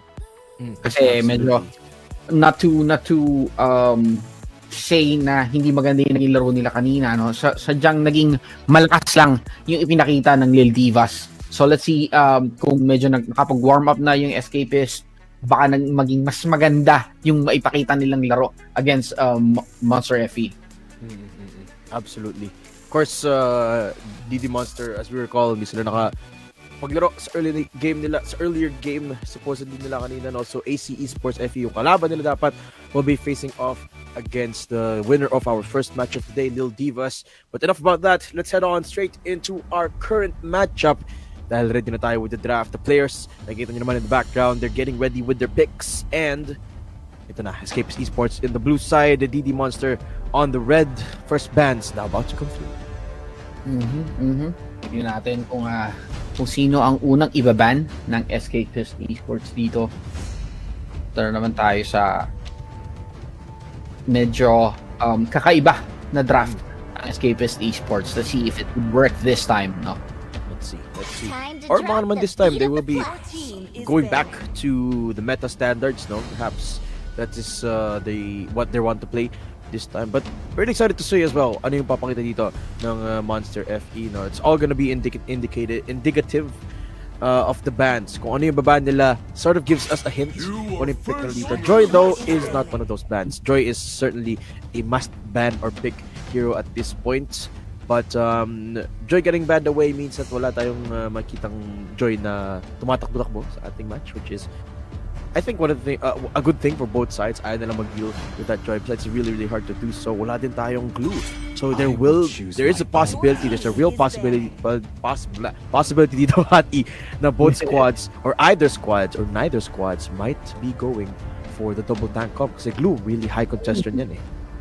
Yes, that is true. And kung matatandaan natin, no, yung Lil Divas kanina has a glue dun sa kanilang composition, and I think this would make FKB's esports life a little bit easier, considering na ka-org ng Monster FE ang Lil Divas. Anong ginagawa niya? Okay. Comms ba yun? Okay. Ano, kinikisya sa screen niya. Ano? Okay, comms. Ano, pre-game ritual niya. Okay. Sige. Speaking of which, do you have a pre-game ritual? Huh? Kung nag-rank games ka, kunyari promotion game mo na, may pre-game ritual ka dito. Basta kailangan lang tuyo yung kamay ko. Put powder on my hand. Okay. Yung phone ko dapat basta may certain orientation yung phone ko. And ayun nga, binan si Arlot and si Valentina ng Escapist Esports. Kind of gives us a hint. Baka kumuha sila ng Paramis or ng Farsa. Let's see kung ano man yung gagamitin ng Escapist to complete their lineup. And Melissa naman ang binan ng Monster FE. Eve, Novaria, both available for the mage side of things, no? Pero I would expect nga it's gonna be something like a Faramis if the team are oriented towards us playstyle. Pero yun nga naman, that's of high priority right now is that 1-1. Always banned away. Ngayon na it's unbanned, unleashed dito. Escapist Esports happy to take that for themselves. 1-1! First 1-1 ng Liga. First 1-1 ng... First time we're seeing this. First time. Kasi priority ban lagi ang 1-1. Naiwang bukas ng Monster FE. Tignan natin kung paano. Diba? Ang layo ng pinakita ng Escapist Esports from Irithel. Now 1-1 ang kanilang marksman. Among the planes exists Diba? the equilibrium. Ayun na yung Eve. Nilabas na ng Monster FE. Tingnan ano kaya magiging sagot ng Escapist Esports dito. When the body suffers, Natin, Benedetta secured for themselves. And actually, a little bit surprised na hindi prioritize dito yung marksman pick ng Monster FE. They do still have one slot para dun sa marksman priority na yun, if they choose to do so. Pero meron pa rin tayong prio picks na pwede pang pick up at this scenario. Novaria is still available kung gusto nilang secure yun.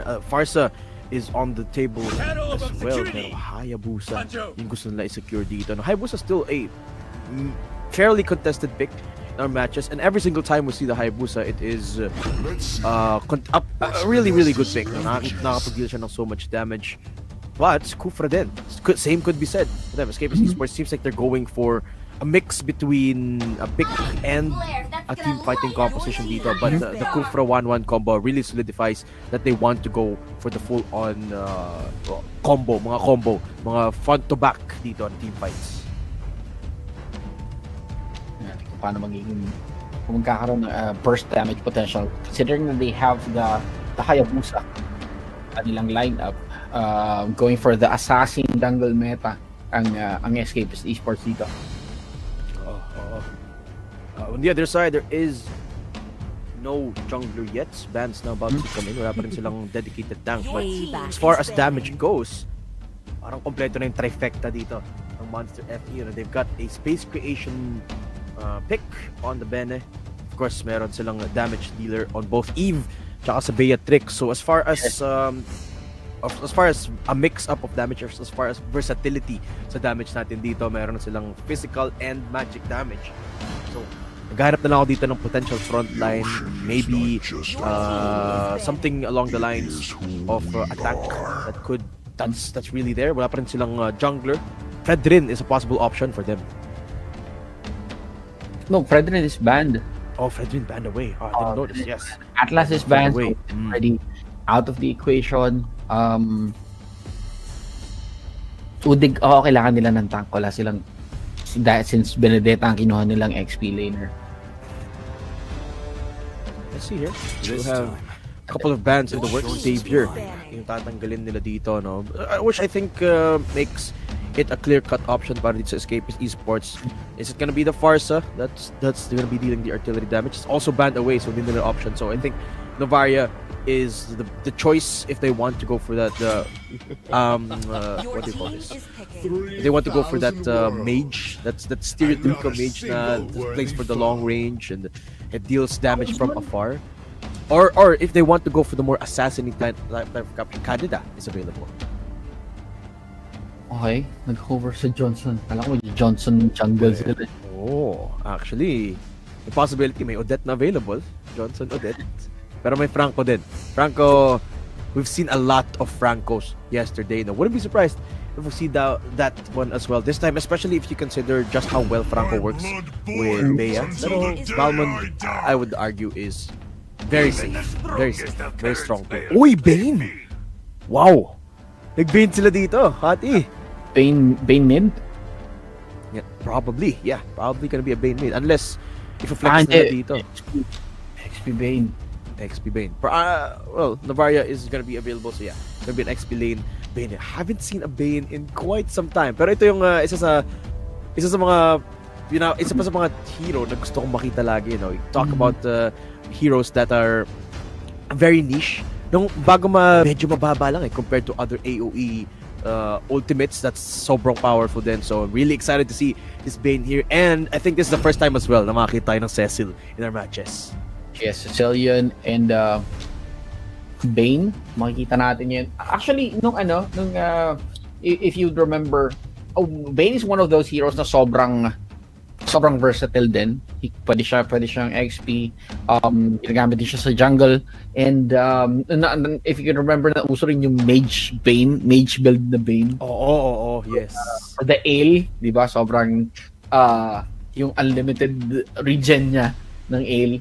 So it's also one of the reasons kaya naging popular yung build na yun. Yeah, sobrang versatile ng Bane, no? Which is why Bane got nerfed across the board. Nerf yung magic scaling niya, nerf yung AD, yung attack damage na din, no? And nerf basically all of the numbers for Bane, which is why Bane is not as popular anymore. But if you get that snowballing para dito sa Bane natin, definitely can still put up numbers on the board. And one of my favorite parts of a Bane kit is yung deadly catch niya. It's huge AOE. It's perfect against an Eve. Pagka nilabas niya yung real world manipulation, lalabas lang yung ult dito ni Bane and maka-cancel out na yung checkerboard, chessboard na meron dito si Kopi ZZ. So if you think about it, it's a pretty smart pick para dito kay Max Payne, who by the way will be going to the jungle. Si Doc O yung napalane dito. BB with the Estes exploring the enemy's jungle. Kung titignan sa bottom lane, medyo hinaharas na itong si Doc O at ni Lady Snooki, si Shelby. Doc getting a little bit aggressive. Doc Bay almost the dive there, pero 1-1 kasi siya. So will be just dashing up and about with the passive dito. That's Doc Bay. Actually, Inspire nagamit doon just for a little bit extra attack speed. So yeah, that could be a big thing later on. Pero PVB, grabe yung aggression dito. Grabe yung proactivity ni si PBB dito. Doc Bay, a little bit far forward. Binibait niya na pumasok dito yung katapat niya sa lane. That is Dane. Pero here we go. Lumapit na din kasi dito yung players. In siyang, this time on the Krupa instead of the Atlas. So going back in towards the top side of the map. Na-force out agad yung flicker doon ni Dane.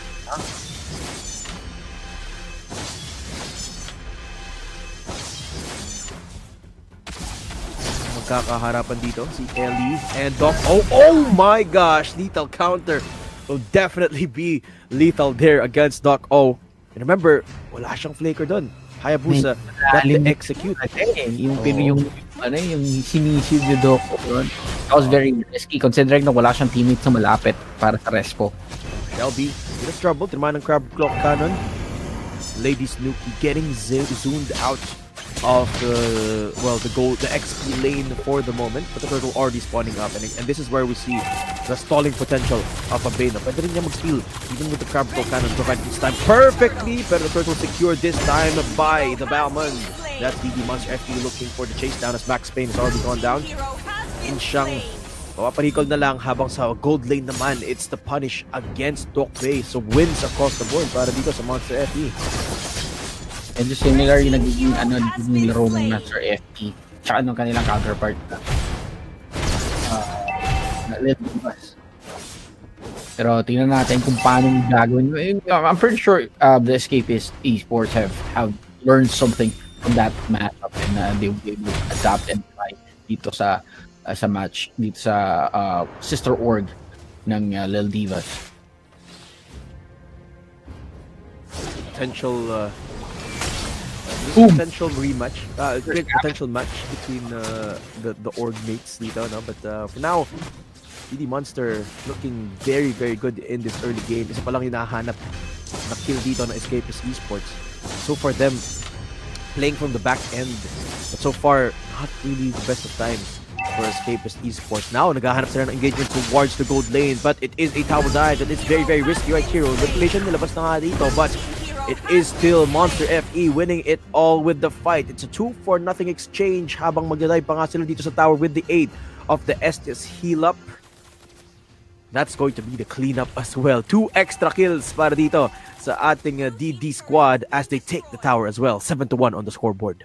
Yes, Lady Snooki and Doc Bay going down, failing to defend that first turret.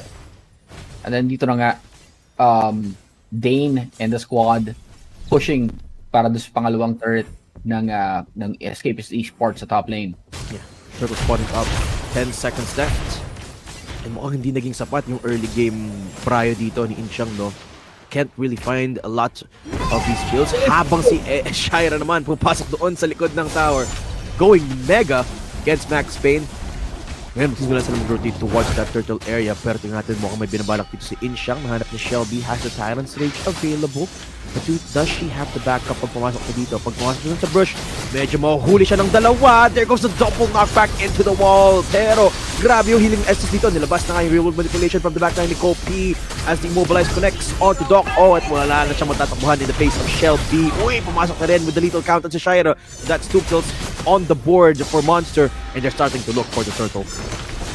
Yeah, with instant gun, may hirapan na talaga mag-contest ng turtle dito ang ESCAPIST esports. Doc O, ngayon pa lang siya mag-recover yung plan natapos yung kanyang death timer. And pangaata nila yung purple buff ng ESCAPIST esports. Oh, gonna deny it as well from Max Payne na almost gets picked off as well. Pero on the XP lane, nag-1 1v1 doon yung mga marksman natin. Doc Bay picking up one straggler with the crossbow tang beautifully played there against Dane. So at least nakakahanap dito ng sagot ng kahit pa isa-isa lang ESCAPIST esports, but they have to find more. Unfortunately for them, that 1 kill is not enough. Ito na nga, mukhang ito rin 2v2 na hinahanap nila. Real manipulation in the face of Inchang as Immobilize connects. BBBB in front of Kopi Z. That's a lot of healing though for the Estes. Okay, this is a good topic we have here on our screen. Ibigay ay isang sa mga dati member who happens to be one of the winners ng dati. A very powerful team now that we will be able to showcase later on sa ating next group. But for now, PT rocking a different banner, this time on Monster SE, and I think course, it's safe to say that PB still providing a ton of value para sa team niya, no? Just a lot of kill participation. The presence of PB is basically unmatched here. Siya yung may pinakamataas na kill participation for the moment for Monster FE, and he's doing such a fantastic job of that Estes, providing that support system necessary. And now Doko naghahanap ng tower. Okay, goes back in and out with the shadows. Pero mapalapit na si Shelby at si Kopi. Can they get to immobilize onto Doko? What a play! Pero mahanap pa nila dito. Hindi tinamaan. So Doko will be surviving. Wow. Maingay! Wow. What a play. But at this point, ESCAPIST Esports is minimizing losses enough for them, Hati. I don't think so. They have to start contesting these objectives. Speaking of, Turtle, kakaspawn lang dito. Monster FE starting to converge to that area one more time. Si Doko yung nahanap target dito ni Shelby. Merong Electro Final Blown available pero hindi pa kinoconnect yun. Hindi pa ginagamit dahil Max Payne is around the area. Instead, they will be pivoting towards the Turtle. So Shira again with an easy pickup of this. One side. Engagement. Crossbow Tang. Shelby. Walang matatakbuhan doon. And at least now, Doc Bay yung nakakuha ng mga kills dito for ESCAPIST Esports. So they are putting their eggs in the right basket. That is the 1-1. And that's one thing that Monster have to be careful of from here on out. If Doc Bay keeps getting these kills for ESCAPIST, yun yung way nila para mga comeback. So Monster has to be extra careful not to overstep against Doc Bay. Yes, that is true. And yan, papasok na tayo sa ating mid-game ng current match. Kailangan na talagang humabol ng ESCAPIST Esports dito, otherwise maulit ang nangyari sa kanila kagaya nung laban nila with the Little Divas. Ano yung put damage dito against Iyong, no? And you gotta remember, this is Kufa we're talking about. She's the tankiest player in her roster, tankiest hero in their roster right now, and it's not a good indication when a couple of abilities can chip down to half HP as a Kufra. So they really have to be proactive, really smart with this Kufra play. Ito nga, pumasok naman tayo sa bench. Rage onto the wall, pero si Shira makunat din siya. And the Crossbow Tang immediately triggered here by Doc Bay, but no one falls down yet. They do not have enough damage. It's Max Payne to go down instead. So wala tayong deadly catch for the cancellation. Pwede mag-rule manipulation. Pumalik into the backline. Doc O, 1 HP left, and ESCAPIST Esports, even if they had the setup, they don't have the numbers yet for the damage. And yeah, Ellie Shira actually asserting dominance. She knows na malaki yung skill gap niya as compared to the members of ESCAPIST Esports. Alam niya na she has the damage, she has the enough defense para tangkihin yung mga damage na binabato ng ESCAPIST. And because of the huge lead that Monster has accumulated, pwede na sila mag-start nitong Lord take na to. It's not even the enhanced Lord yet. They just want to take this right here, right now for an extra layer of pressure. And take a look at how they're splitting up the map as well. Ang ganda ng position dito ni Shelby at saka ni Phoebe. Every single person na makita nila, yun nga, Doc O nakita. So gonna have to use the ult immediately. Pero tinan mo yung healing ng Estes. Walang damage doon. Si Doc O and Shelby goes back in for the punish on to Snooki. A 2v3 exchange. The Electro Final Blow makes it an even playing field. Deadly catch. Kinancel doon si Kopi. Pero what can they do apart from cancellation? Not much kasi wala silang damage. And the real world manipulation gets the double onto Doc O and Lady Snooki na turn around pa nga after taking this Lord. And they're gonna take the first inhibitor turret of this game as well. Papasok mga sa likod si Inchang. Wala, hindi siya kinancel. Kinancel niya dito. Kasi she knows na wala silang position for this fight. And dahil doon, makapapunish pa nga si Inchang. 3 down for the count for ESCAPIST Esports. It's down to Doc Bay and Max Payne to try and hold the line. But yung minions dito will be there for Monster FE. Electro Final Blow, ginamit for a little bit of zoning, pero wala pa yung minions. So Monster FE backing off for now. But the Lord making the way into the base of ESCAPIST Esports. It's DD looking to siege, and it's ESCAPIST looking to defend. Look at the players of Monster. They're just sticking together as one by one. Okay, nakahanap ng isa doon si Dane. They're going for the base, and that is going to be it. Monster FE advance to the next stage. They're one step closer to the playoffs. That is twice in a row that ESCAPIST was defeated by a team, by the Digital Devils.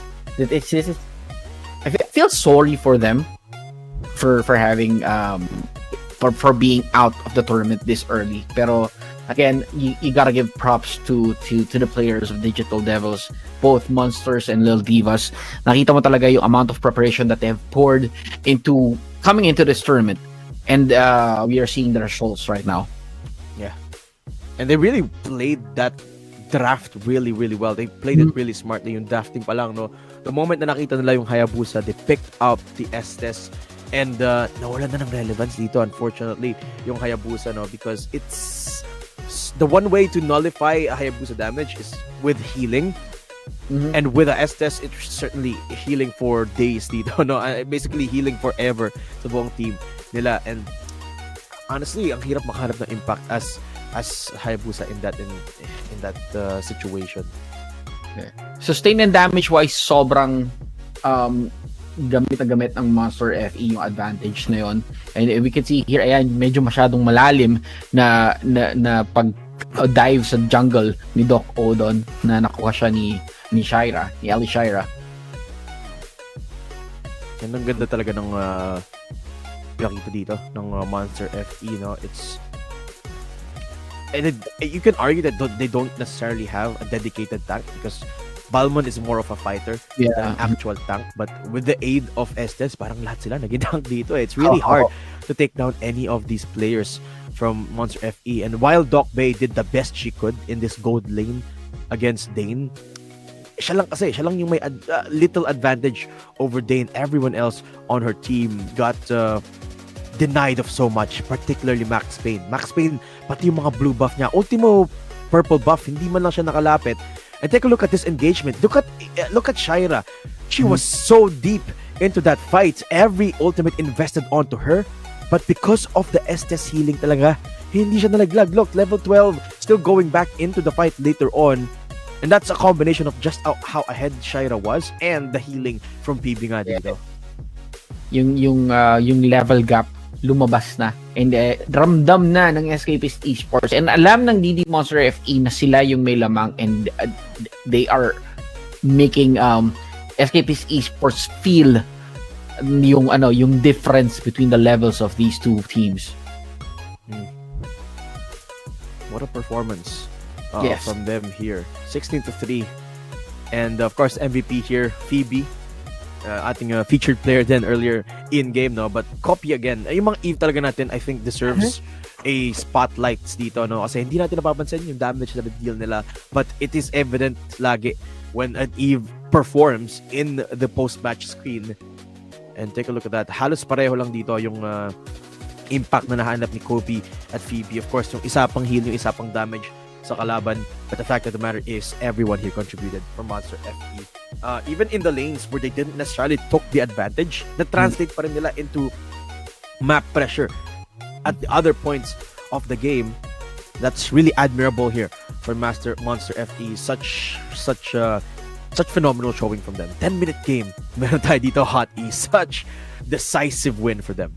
Yeah, pero props pa rin sa Escapist Esports for showing up, for having that wonderful run, even if it didn't end up in their favor. Pinakita nila yung kaya nilang gawin, pinakita nila yung amount of preparation that they have done para makapasok dito sa tournament na to. Hopefully, we see them in future UniPin Ladies Championship Series then. Yes. And I believe we will be having an interview from one of the players here of Monster FE. We'll just try to set that up for you guys. But what this means though, at is ating seed, is that pwedeng maging parehong Digital Devils, yung representative ng Group C dito for the playoffs now, which is really exciting prospect for them. There's only one game na pwedeng mangyari dito that could change that from happening if AC Esports are able to take down Lil Divas in the upper bracket down to the lower bracket. Magkakatapat dito in dalawang Digital Devils. That is the only way na hindi silang dalawa yung mag-represent. But one thing's for sure, basta may manalo sa kanilang at least isa man lang in their respective matches, at least isa sa kanila is gonna be able to represent the group in the playoffs. And I believe we are here to interview one of the players from Monster FE. Hello there. Hello, kamusta? Hello po. Okay lang. I believe this is Shelby we're talking to from Monster FE. Talk us about that draft that you had for that composition. No? Nakita natin na lumabas yung Hayabusa. Was the Estes picked particularly against that Hayabusa? Or gusto niyo talaga mag-Estes right from the get-go? Right from the beginning, we were actually planning to use Uda strat. Because that's actually our what do you call this? Our yung na-practice namin na lineup talaga. And that's the draft na talagang kaya namin ipanalo kahit anong lineup itapat sa amin. Okay, so Ubi-centric pala yung lineup ng ng Master FE. And now, moving forward to the next stage, qualifier na yung susunod na laban nyo.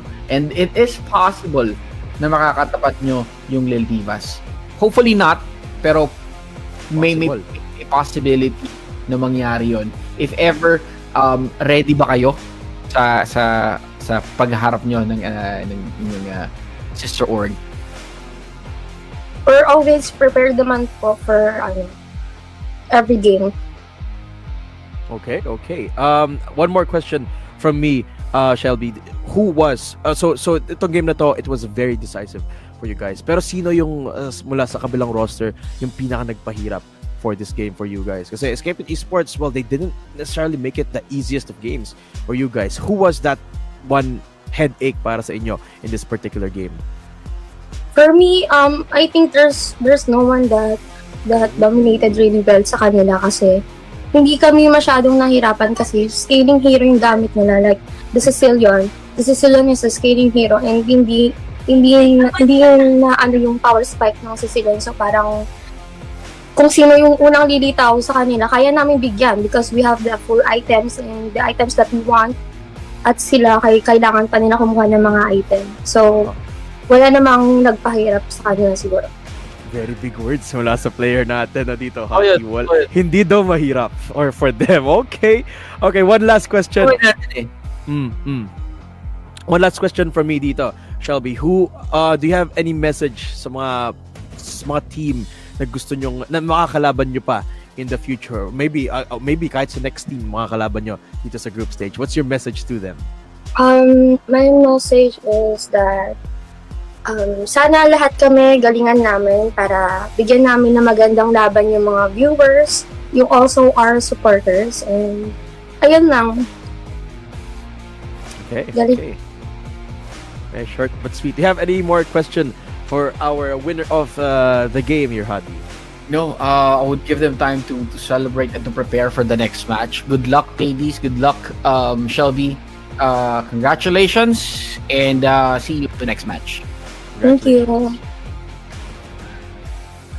Yung mga players natin today, no, short but sweet answers, pero wala daw silang nahirapan kalaban dito. Really spicy words as well from Monster FE, no. Really excited sa mga susunod pa nilang matches dito, lalo na kung makakapasok man sila sa playoffs. But that concludes our third matchup of the day. Ang susunod naman na ipapakita natin is between Lil Divas and AC Esports para sa qualifier match nila papuntang playoffs. But until then, we will just be having a quick break. My name is Iyong, kasama dito ako nag-iisang si Hot E.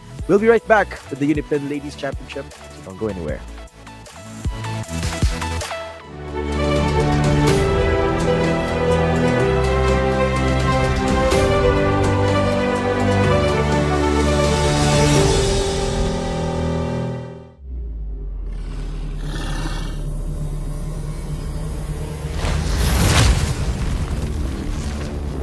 Those who stand in my way, die!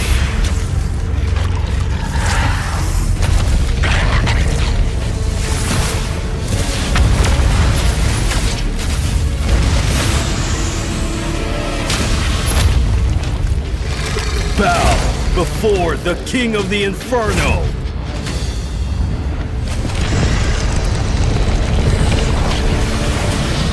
Come! Candle Moth!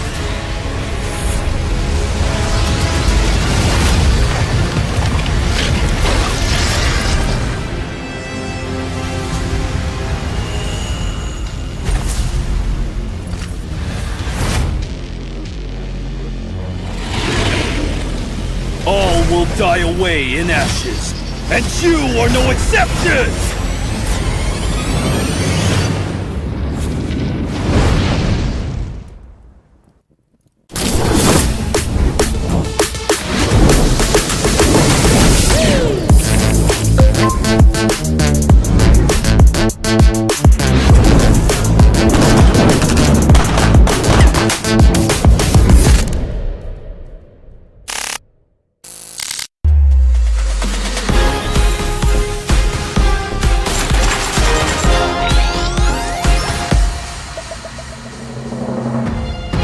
New skin ready.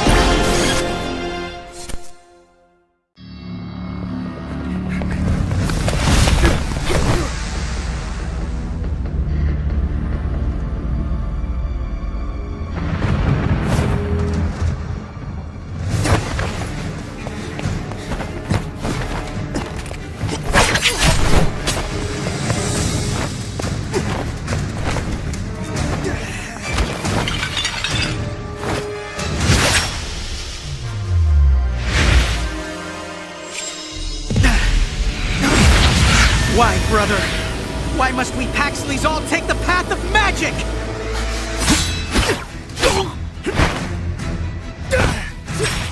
Am I such a disgrace to this house, big brother?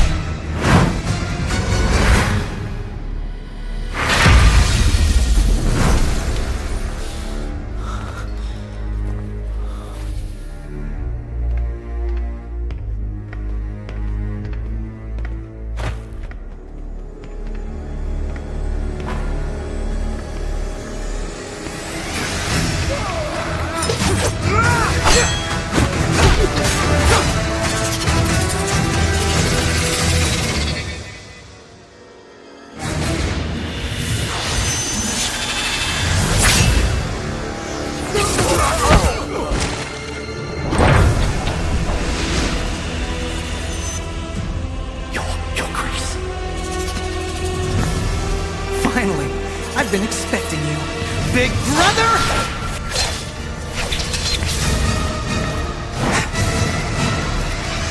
I don't recall giving the orders. Elders of the house give the order, Your Grace!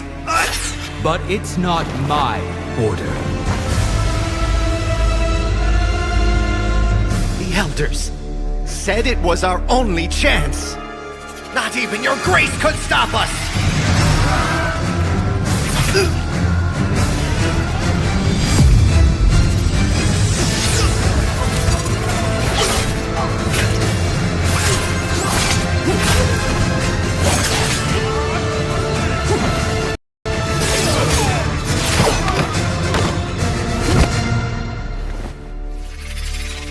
I don't need your pretentious favor.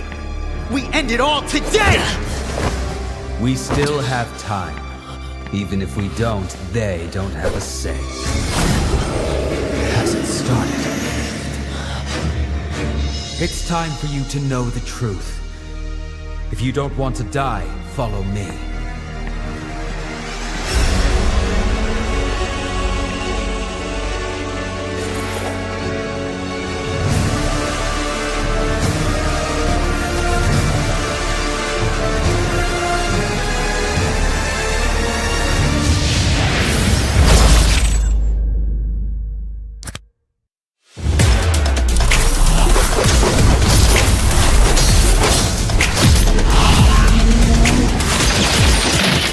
Upgrade your gaming experience with UniPin.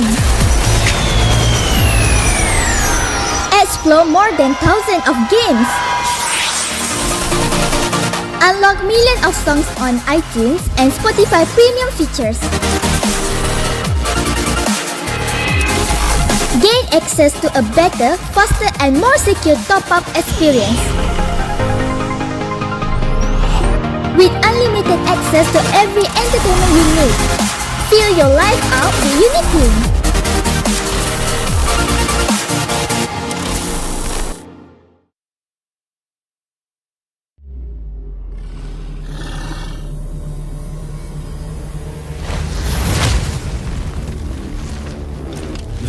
stand in my way. Die!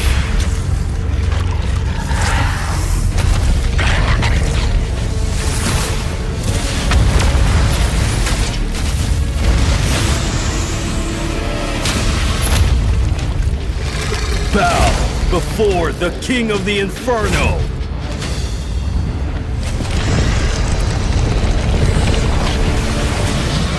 Come, Candle Moth!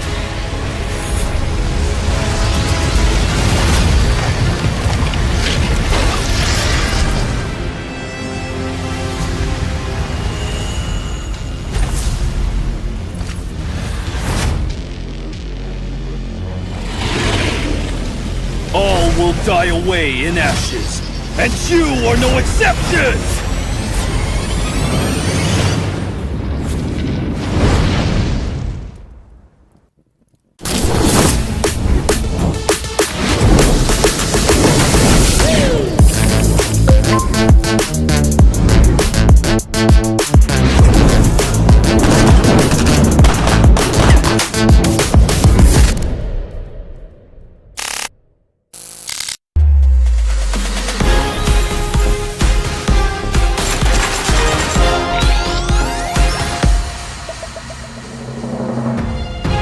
New skin ready.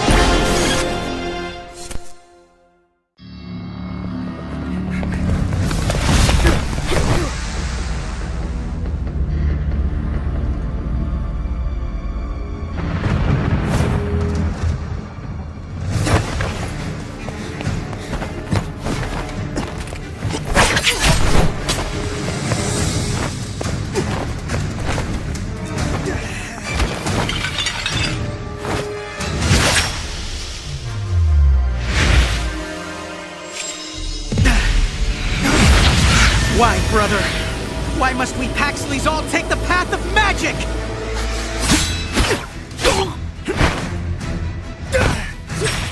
Am I such a disgrace to this house, big brother?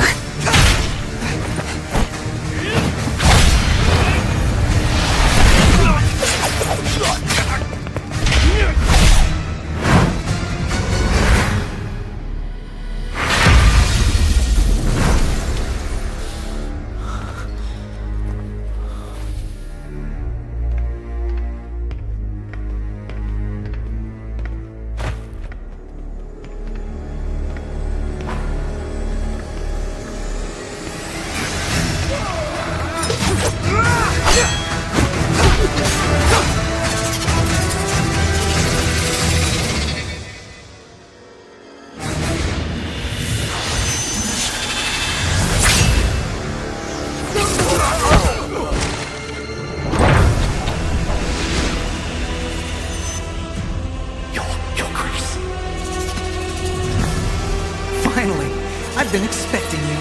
Big brother!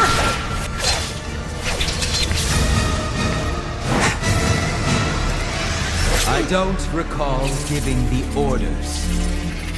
Elders of the house give the order, Your Grace! But it's not my order. The elders said it was our only chance. Not even Your Grace could stop us!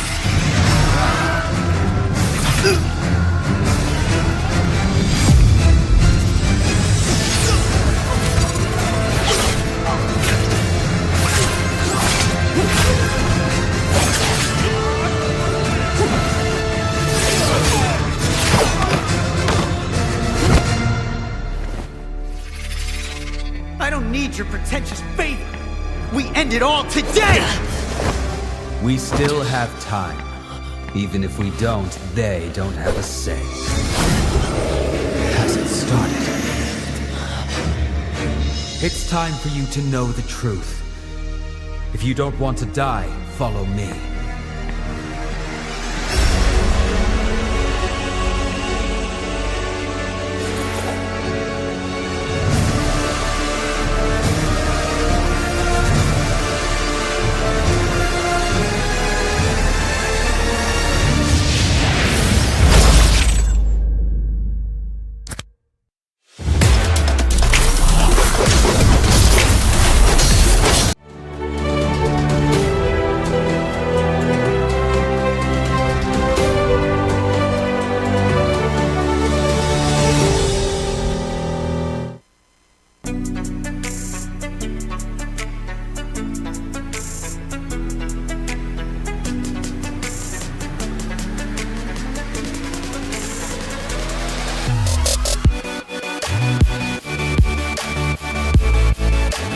Welcome back, folks. Nandito pa rin tayo sa UniPin Ladies Championship at kami pa rin ang mga kasama nyo para sa games natin for today. My name is Dayam at kasama ko dito ang nag-iisang si Hot E. We're deep into the playoffs here. This is the second to the last game, I believe. And it is a qualifying match between DIVAS at AC ESPORTS para makapasok sa playoffs. Yes, malalaman natin ngayon kung sino ang unang team sa Group C ang makakapasok sa playoffs. DIVAS, AC ESPORTS FE, and this is the first time that we'll be seeing AC ESPORTS play. Really excited to see how they would fare against the really dominant Lil Divas that we saw earlier, no? Sana magkaroon ng excited ako sa magiging magandang laban na natin sa atin ng dalawang koponan na to. Ako din, super excited. And one of the things na witness natin kahapon dito, Hot, when teams advance to the upper stages, yung mga kalaban nila gumagaling. Nakikita sa nila how the opposition plays. They take notes from that game, kaya nakakapaggawa sila on the spot ng parang counter plays. Kumbaga, nakikita nila ano yung mga dapat iban, ano yung mga tendencies ng players ng mga kalaban nila. So, nagiging mas mataas yung competition natin as we go closer and closer to the playoffs qualification matches, which is exactly what we have right now. No? So, AC ESPORTS, even though hindi natin nakita yung paglaro nila, maybe they might give Lil Divas a run for their money just because of that fact. Yeah, and because they saw how they saw how Lil Divas play earlier, meron na silang reference meron na silang measure kung gaanong kataas yung skill level na pwedeng ipakita ng Lil Divas dito sa matchup na to. Really excited to see nga kung ano yung magiging sagot dito, no? And Lil Divas, they had a phenomenal time in their first game earlier. I believe that was the perfect game. Nakita nga natin, no, without any deaths, and that's the best performance we have seen so far sa ating Ladies Championship, no? So they're looking, of course, to make a repeat of that and do that so papasok sa playoffs, no? But one of the problems really for Escapist Esports against Lil Divas earlier was sort of the two-prong approach na meron yung Lil Divas, no? Ang ganda kasi ng composition nila. They got so many of the priority picks that a lot of teams are looking for. Meron silang Glue, meron silang Lancelot, and meron silang Eve, and meron pa silang Kari. To tie it all off, of course, meron silang Kufra just so they could make things a little bit more decisive for them. So the key thing for Escapist Esports here is to start the game here from the draft. Not let Lil Divas get all of those priority picks para sa kanilang game na to. Tayo natin kung paano. Dito pala kasi sa draft pa lang malalaman ako na magiging takbo ng mga matches, no? They're giving us a glimpse of how things will unfold sa paparating na game. First ban coming through, and well, unfortunately for AC Esports, Lil Divas will be starting off on the blue side, so hindi talaga naman pipigilan yung first pick, prio pick na meron dito yung Lil Divas. Makakuha pa rin sila ng at least isa na top contender para sa priority natin dito, no? But the ban still coming through here. Joy is the first off. Of course, no surprise there so far. Pero yung mid lane matchup natin dito, yung mga mage matchup natin dito, no, laging nakakalusot yung Eve. Parang contrary to yesterday, Eve is receiving a lot less ban priority. Parang nawawala yung priority ng ban sa Eve for today, specifically for today. Kadita nga ang tinanggal ng AC Esports, taking them out of the board.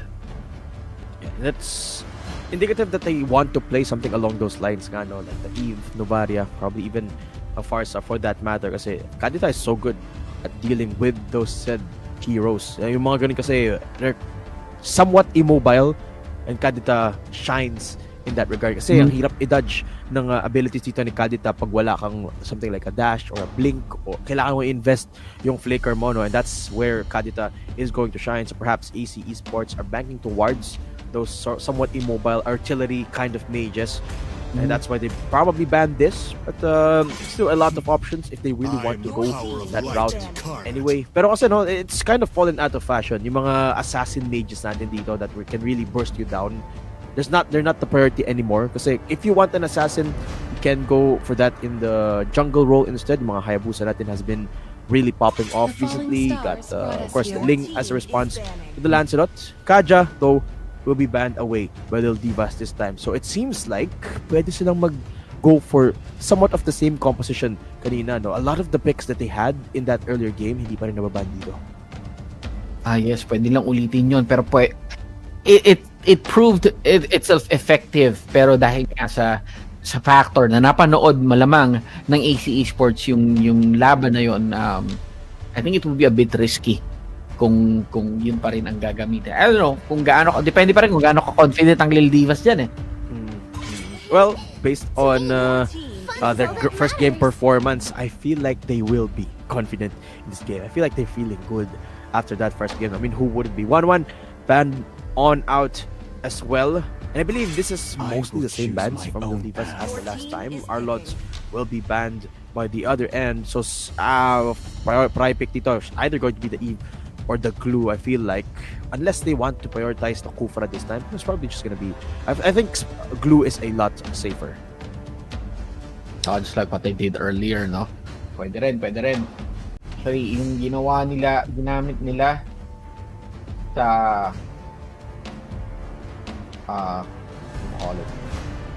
ginamit nila sa Escapist kanina was yung Glue.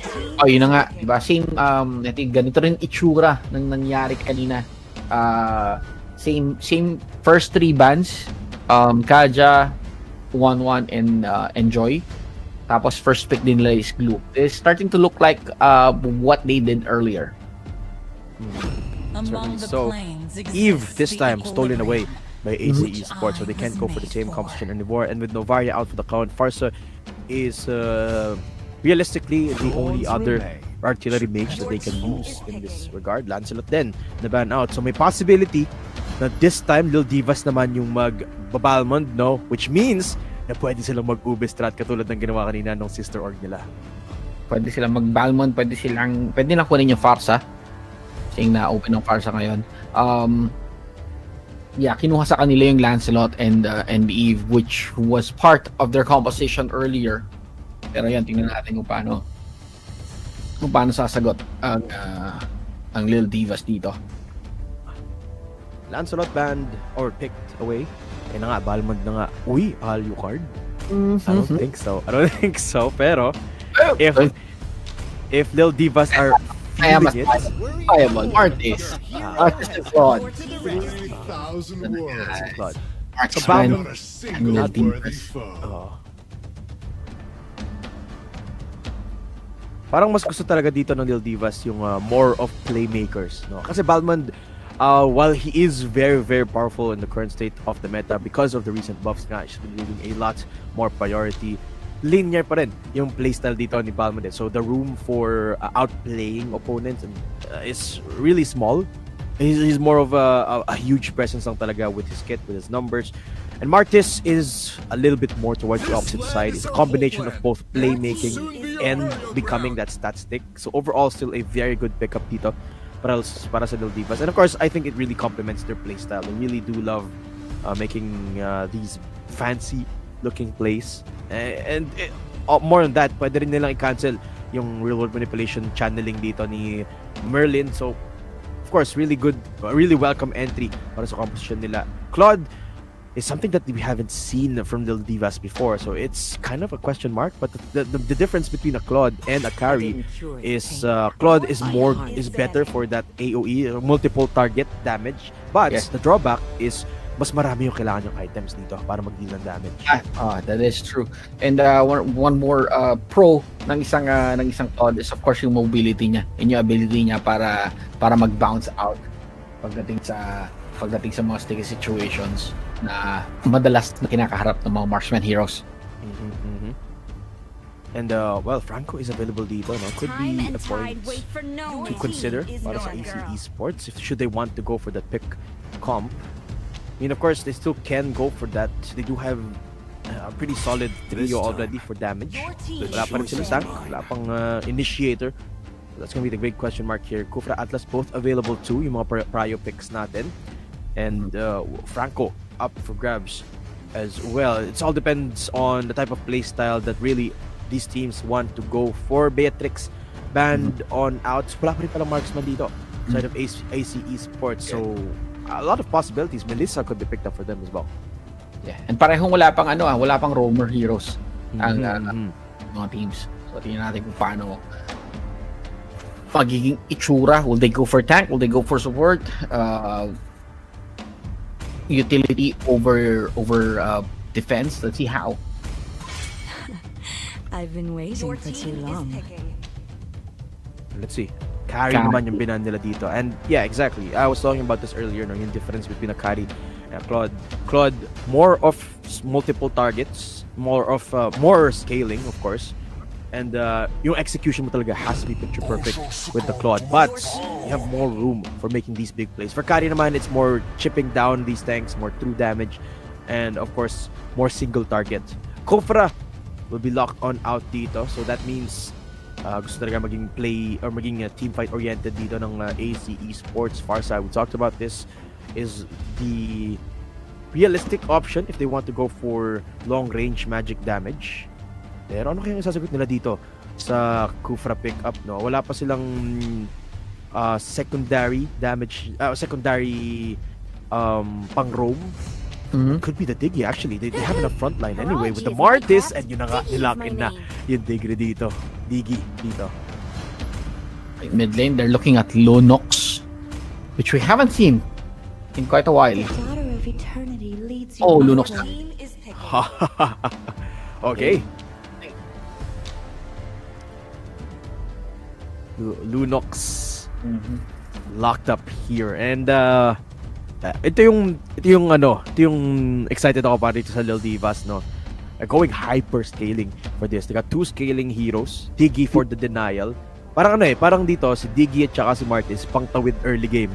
Pangtawid early mid game, tapos pag late game na, it's the Lunox Claude combo, no? Pang deal ng damage dito, which makes for a deadly combo. Of course, wala pa dito marksman, so they're gonna be locking up the body instead for AC Esports. Very risky composition para dito sa Little Divas. They are the ones that has the better scaling, but they have to survive this early game aggression. And it looks like hindi gagawing madali ng AC Esports yung trabaho dito ng Lil Divas, no? So bit of a challenge for them, but it makes up for an amazing game. It's sad, no? So nonetheless, I'm expecting an action-packed bout between the dalawang teams natin, and rightfully so kasi this is the playoff matchup between these two teams, and the stage is set dito, Hadi. Yes, and this will be very interesting considering that this is the first time that we're seeing a Lunox in play on the side of Lil Divas. And yes, dito sa buong tournament na to. Normally nakikita ko Lunox sa gold lane eh. So parang this is the first time I'll be seeing, this might be the first time that I'm seeing Lunox sa mid lane. Tingnan natin kung paano niya matatapatan yung Eve ng AC Esports. Let's see. Indeed. Now we're going into the Land of Dawn at first playoff match of the day. Both teams primed and ready to take it. Tignan mo yung priority na meron dito. Yung yung AC Esports, just to not AC Esports but Lil Divas, just to help their jungler out doon sa kanilang purple buff take. Dahil alam nilang may Kufra sa kabilang side, no? 4 na players yung nilagay nila to defend that purple buff. And that's one of the things that I really like about Lil Divas playstyle. They know not just their own composition, pero yung composition din ng kalaban, so they adjust accordingly to both ends. And actually nakakatuwa doon sa competition nila. And to pick a Brody para tapatan yung Claude ng Lil Divas, may naman pa. Lil Divas, medyo parang is one of the better picks siguro nga to go against a marksman with caliber of Claude. Although Melissa is also open, pero hindi naman na-ban si Melissa, di ba? Wala. Okay, wala. Yeah, ban. Hindi ban si Melissa. Hindi siya na-ban. Si Beatrix. Oh, yeah. Beatrix yung na-ban during that time. Ito naman natin yung players natin. Just waiting for the game to start. And, excited to see yung performance ito ng AC Esports. No? They did have a particularly good game number 1. Actually, no, they didn't have a game number 1. This is their game number 1. So their play still a bit of a question mark para sa Lil Divas. As far as we know, maybe nakapag na sila, no? Maybe nakapag screaming na sila in the background. Who knows? Pero in the UniPin Ladies Championship, this is the first time they're facing off against each other. So will DIVAS have to adapt on the fly to ACE Sports play style. Pero mukhang ngayon, Lil DIVAS, hindi naman lang nila contest itong Little Wonder. Again, the resource allocation, the knowing their strengths, Lil DIVAS seem to have it figured out. Let's see how things will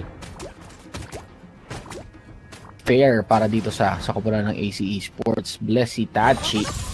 Medyo magiging delikado siya. Si Aya, magiging target nila dito. Ace, si Annie. Ayun na yung Tyrant's Revenge. Pero syempre nakaalalay si Bless yung kanyang teammate. No damage there to may Annie. Pero ito kasi talaga parang yun yung role talaga ni Diggy sa no? Parang part na ng game ni Diggy, yung mamatay in game. Oo, makapagbigay ng vision sa team niya. And there's the first blood. Yeah, parang even if you're not necessarily going for the AKA feeding Diggy strat, parang inconsequential naman yung deaths dito ng isang Diggy, as long as the Diggy can provide that suppression against the enemy setter. The goal can be fulfilled, pero now first turtle is already spawned up. Rai providing that brusco assistance, kumbaga, with Gwensu. Annie doing the same for their jungler, so it's gonna be started off by Gwensu either way, but Lil DIVAS looking to secure this one for themselves. 3,000 HP left sa ating turtle take, and mukhang hindi man lang makakalasig dito si Helra because of the zoning potential dito. Pero they will be sacrificing Rai for that encounter. Okay lang, I think all things considered that was worth it for Lil DIVAS, but now they're going for the full-on fight. ECE Sports 3-man strong, pumasok na with Tyrant's Revenge. Annie, makahanap ng knock-up onto that Diggy. But everyone is coming in from Lil DIVAS. The reinforcements are around, and the bouncing ball form will not save Annie. That is the answer back. And Helra, a little bit too deep, and even the fact that you cannot save her from that Diggy cancel. Bawi na kagad yung ginawa nilang pagpitas kay Rai kanina. That was a 2-for-none trade para sa side ng Lil DIVAS. Despite the fact na nakuha nila yung aside from getting the turtle, nakuha nila yung kalamangan dun sa trade na yun. Exactly. It could have been really good already for ACE Sports na nahanap sila ng isang punish, but then they went for the chase. Here we go. Lee, 1 HP. Pumasok na nga dito yung damage ni Aya, but Cheng Lee barely survives until she does not. Ano nga, Blazing Duet, alabas si Blessed Tachi, and will be shutting down Aya for now. Papasok na dito si Vanessa Lee. Uy, the flicker forward into the damage being dealt. Annie will survive, but Lil DIVAS trading that off with a 1-for-1. So at the end of the day, they keep things a little bit still in their advantage. May counting gold lead dito ang Lil DIVAS, more than 1k at least. Pero makikita natin, hindi ganun kalayo ang lamang ng Lil DIVAS as opposed to ACE Sports. That's true. No big lead for the moment kasi nga wala namang masyadong number of kills na pabor sa kanila. Hacks nagtatago. Kaya ngayon, binabanatan si Yaneska. Yanexa. Pero sa interview, Yaneska yun. I'm not really sure. So, no, nilabas ng real world manipulation dito ni Merlin as everyone running for the hills. Rai in the neck with the flicker and the hook back for Merlin, pero in the backline sinusuppress sila dito ng pattern execution dito ni Helra. Okay, going in for the double right there.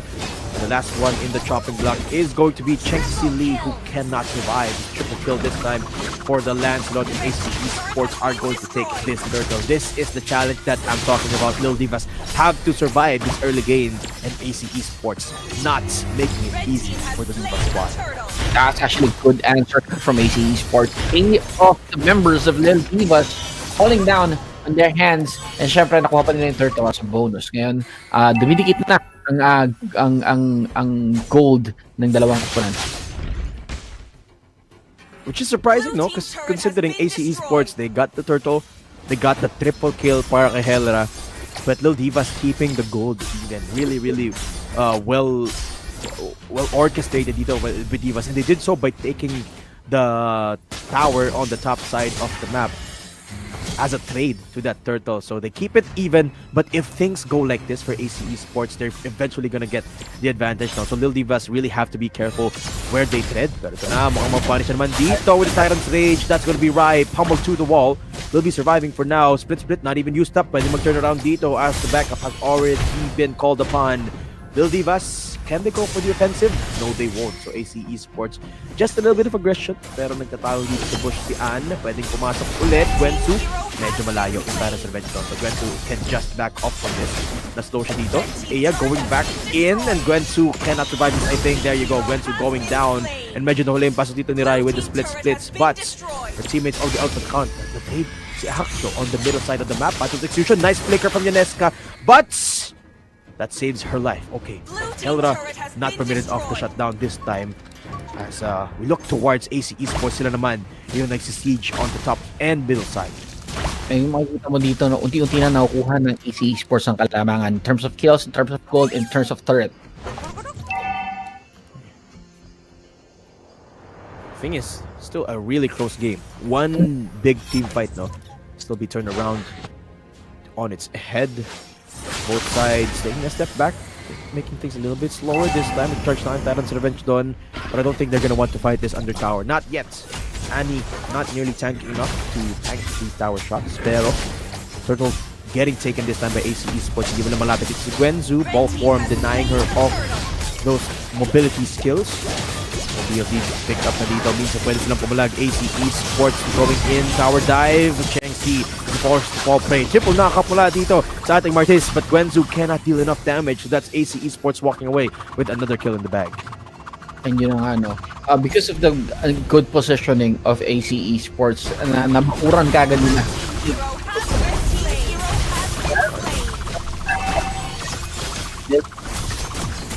Ito na nga, no? Papasok ulit sila dito. Aya running for the hills, but the crash down from Gwenzu snatched her off that double kill until lumapit. Nandito, si Helra dashing up and about into the fight out. In a turn, Rose dealing as much damage as it could. Helra picks up a kill for herself. But at the end of the day, still fairly even between these two teams. Na mas mataas lang talaga yung map control dito ng AC Esports. But Lil Divas, their goal is to stretch this game out. And as far as compositions, or as far as scaling compositions go, I feel like they're doing a particularly good job of keeping up with AC Esports, even playing from behind. And yes, and na-maintain nila yung kalamangan nila. In terms of pagdating sa map control, pagdating sa gold, and kills as well. Kung meron mga mapipitan sa kanila, siguraduhin nila na merong trade, merong laging kapalit. Hindi pwedeng makakalamang sa kanila ang Lil Divas. Talaga. We really need to buy that time for the itemization. Kailangan nila mag-farm, kailangan nila makahanap ng wiggle room dito, no? And the thing is, it's not as hard for them to start off fights as opposed to AC Esports, because remember, nahunahan sila magkufra dito ng AC Esports. So, of course, naturally, Annie is gonna have a blast here because nobody can realistically keep up with the kufra engage dito on the side of AC Esports. So, really, there's only one viable option para sa Divas natin. Just buy a bit of time, get the damage numbers going so that they can play reactively when Annie goes for that engage. But the fact of the matter right now, dito Hot Ino, AC Esports definitely do have the advantage, and they should push up. They should take as much objectives as they can while they have that objective, because sooner rather than later magkakaroon na ng scaling dito. Magkakaroon na ng items then, and of course the XP is going to ramp up as well. And as we reach those later on stages of the game, mahirapan lalo dito na makapag-engage pa si Annie and the AC Esports squad. I think we're good na. Basta yung mga players natin. We're going back into the game. At ayun na nga.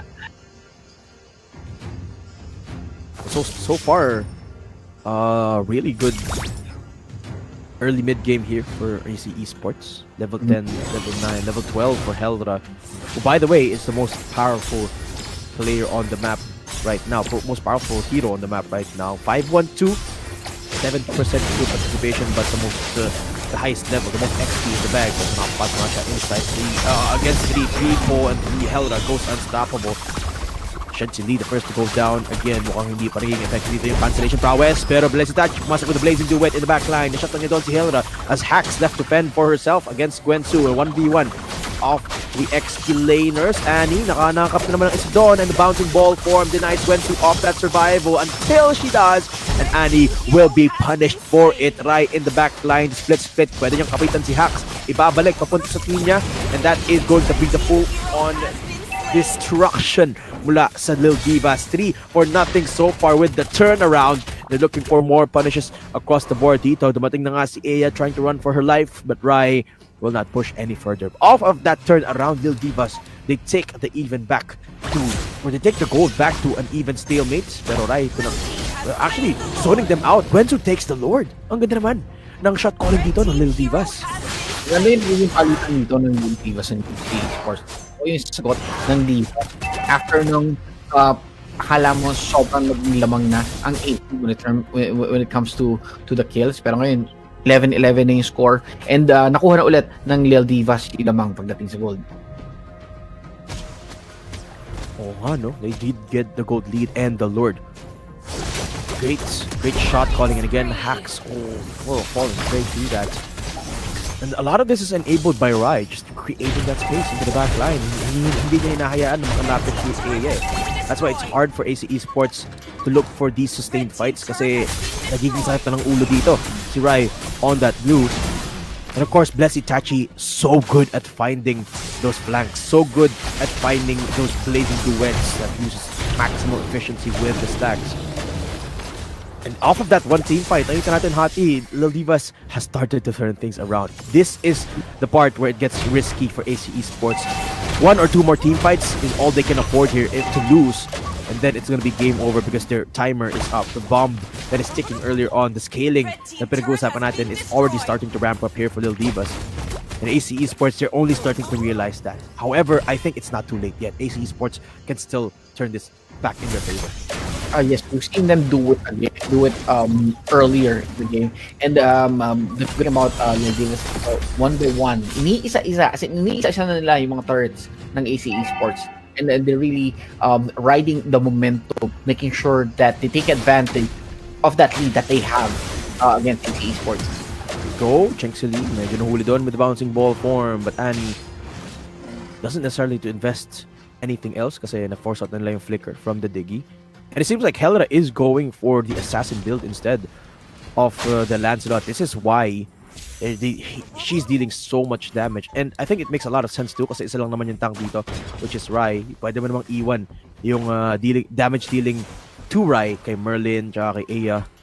So this makes a lot of sense considering apat yung posible niyang target dito on the assassin build. But that really makes it hard to survive in these encounters. So Helra, it's a bit of a double-edged sword, but given that Helra had a phenomenal start of this game, I think it really makes a lot of sense. Mm-hmm. And because most of the advantage of AC Esports dito ay nandoon kay Helra, they really can look for fights right now, and Helra has free reign of becoming self-sufficient. Level 15 na siya dito, oh. First to yes on that level, and look at how dominating Lil Divas can get kung wala si Helra. At mga partida, responding na si Helra together with Hax. Lord na going in. Parang revenge. And Gwensu pa rin yung nakakuha doon ng Lord. And there goes the full-on fight. Chengsi Lee will be popped. But the answer is going to be Annie at the back line. Path of execution. Na-cancel doon. But Gwensu will be shutting down Hax. Actually, it's down to the last player here in the fight. And Helra will not be able to survive. And Lil Diva slowly taking over Gwensu with a beautiful retribution secure of the Lord. And that is the second Lord in the hands of Lil Divas. Grabe yung pag-secure dito ng objectives ni Gwensu. Tingnan natin, paano ba nangyari yun dito? Pumasok sa backline doon si Annie a little bit early just to find that real estate. Pero Gwensu still secures the Lord. Yeah. And from there on, decimation eh. Oo. Naganda na naman. Naganda naman ng blazing duet doon ni Blessed Tachi. Na-isolate niya yung backline, which meant na isolated doon sa harap si Helra. Wala siyang support system. Yes, hindi rin nakatulong yung fact na si Rai naiwan doon na para tangkihin yung damage ng AC Esports. Sobrang lamang na lamang sa trade-off ang Lil Divas. 3-for-1, may kasama pong Lord.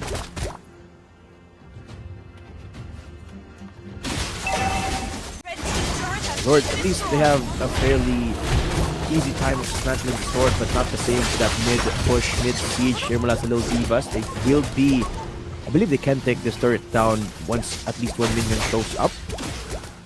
And there you go, they don't even need to push it. Minion na nga lang yung masisira doon sa first winter turret dito ng base ng AC Esports.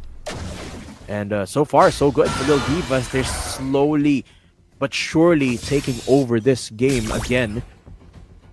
But AC Esports, I don't think the window has elapsed per se, pero yung momentum na meron dito has certainly shifted the way of Lil Divas now. Lil Divas definitely have more speed, more energy going into this late game. But AC Esports, I don't think the numbers are necessarily against them here. I think fairly even pa rin, no? It's not at the point yet na too much damage na si Yeneska and si Blessitachi. So I'm just looking for one big setup mula dito kay Annie. I think they can still turn this around. So mukhang ang game plan ng Lil Divas dito is to get the next Lord para makapag-push ng tuluyan towards the base of AC Esports. Meron tayong technical pause sandali to make sure that we move forward with the game really smoothly. But I'm telling you that Claude is really becoming a problem para rin sa AC Esports, no? And sobrang ganda lagi ng positioning niya, no? They really have to dedicate at least one player para lang mahanap kung nasan yung Claude and deny it. Kasi the thing about a Claude is, yes, Claude can stay relatively safe, but the way that a Claude can deal the most damage is Claude has to keep that stacks up and going at a maximum para pwede siya mag-flank, no? Para pwede niyang i-dismantle yung backline dito. And one good way of denying Claude of that is just to make sure that Claude doesn't have access to the minions, to the jungle.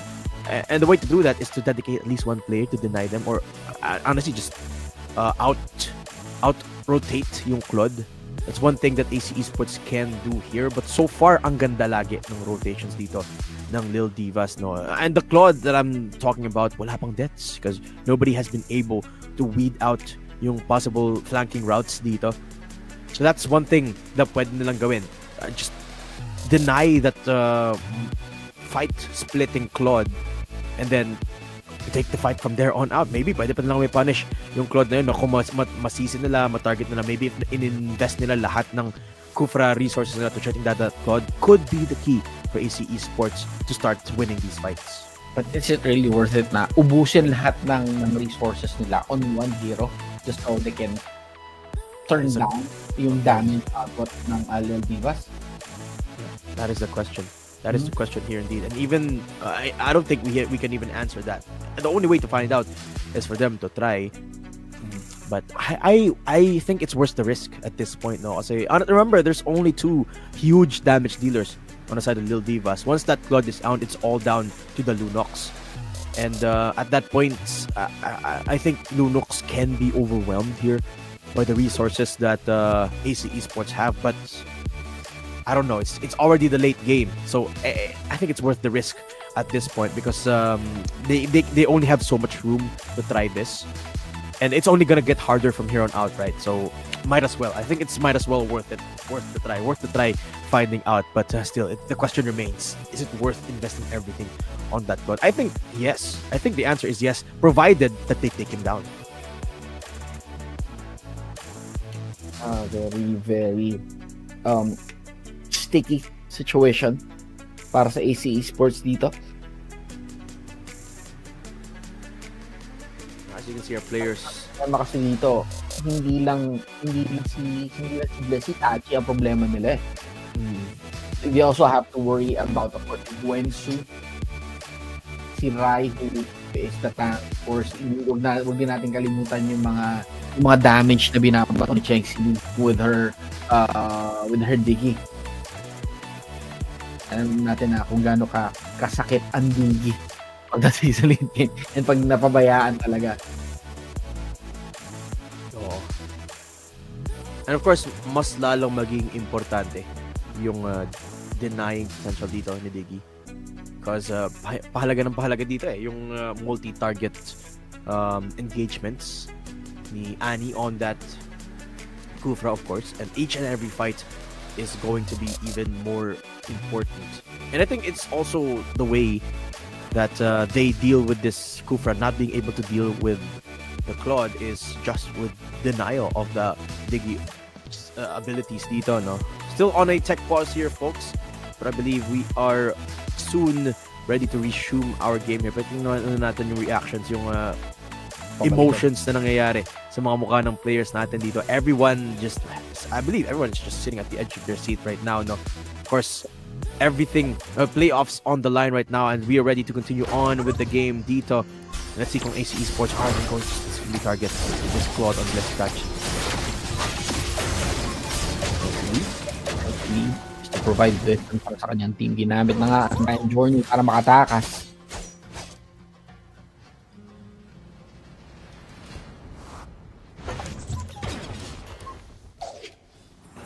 Nag-concede tayo na sila dito. Let's check si Lee. Vanessa Lee slowed down for the moment. Bouncing ball form kay Annie nagamit na agad on. So, a little bit of a reset muna. AC Esports while waiting for the Kufra cooldowns. Pero yun nga, pumasok na Tyrant's Revenge into the rage. Stun para dito kay Gwen to the Pattern Institution invested early to shut down at least one player of the Lil Divas. Naiwan si Heldra na isolated doon in the backline. Habang na-shutdown niya, pareho sila si Vanessa Lee and Chexi Lee. Both go down. This time, Bliss touching in the backline on the other side of the equation. Pero nahanap din siya ni Heldra dito with the triple. Pwede itong hawanapan pa ng AC Esports ng turnaround. Merlin ay pag 1v1 doon with the glue, but Heldra still alive and kicking, and Annie went the bailout for her teammates.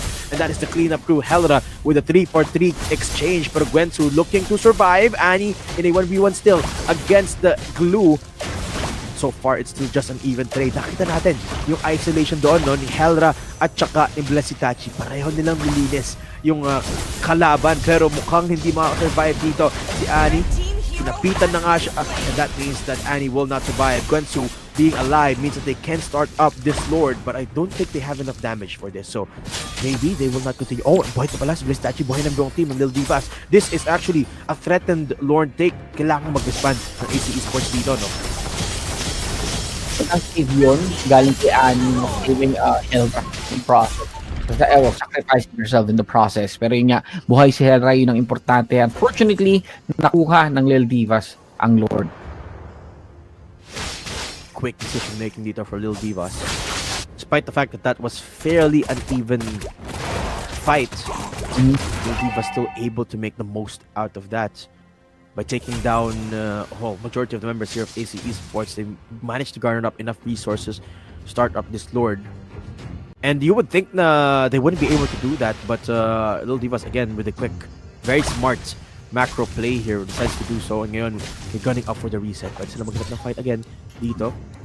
Everyone available with their ultimates. Flickers coming back up on both ends of the spectrum here as the Lord starting to to march down the base of AC Esports. Remember, wala na ditong mid-inhibitor turret, so pwedeng pumasok sa base dito yung Lord. At naghahanap sa start ng fight. Annie chipped down to 1 HP, which means wala nang engagement mangyayari mula dito sa Kufra. This is the prime time for Lil Divas to start the fight. Very real manipulation. Sobrang kami doon from Aya and Merlin just dealing the artillery fire. And off of that, wala na agad yung mga carry dito Lil Divas. That real manipulation really came in clutch for AC. Sobrang naging successful ng defense ng AC Esports. Forcing Lil Divas to back down at tumatras muna dahil dalawa lang nawala si Chassis. That was a very impressive defense coming from AC Esports, and thanks to the primary damage killer na si Ina. Yeah, sobrang ganda ng positions doon ni Merlin and Aya. And ngayon, I feel like Lil Divas, they're threatened. Their position is compromised. They know it. And ngayon, termaan na nga ng Tyrant's Revenge. Si Chexi Lee will be going down without a fight. With the Immortality getting popped, will be recalling for now Rai, since split up niya na yung backline. Rai has to be extra careful when she goes and splits up this backline. So Rai's presence is just as important as both Blessitachi and Vanessa Lee dito, no?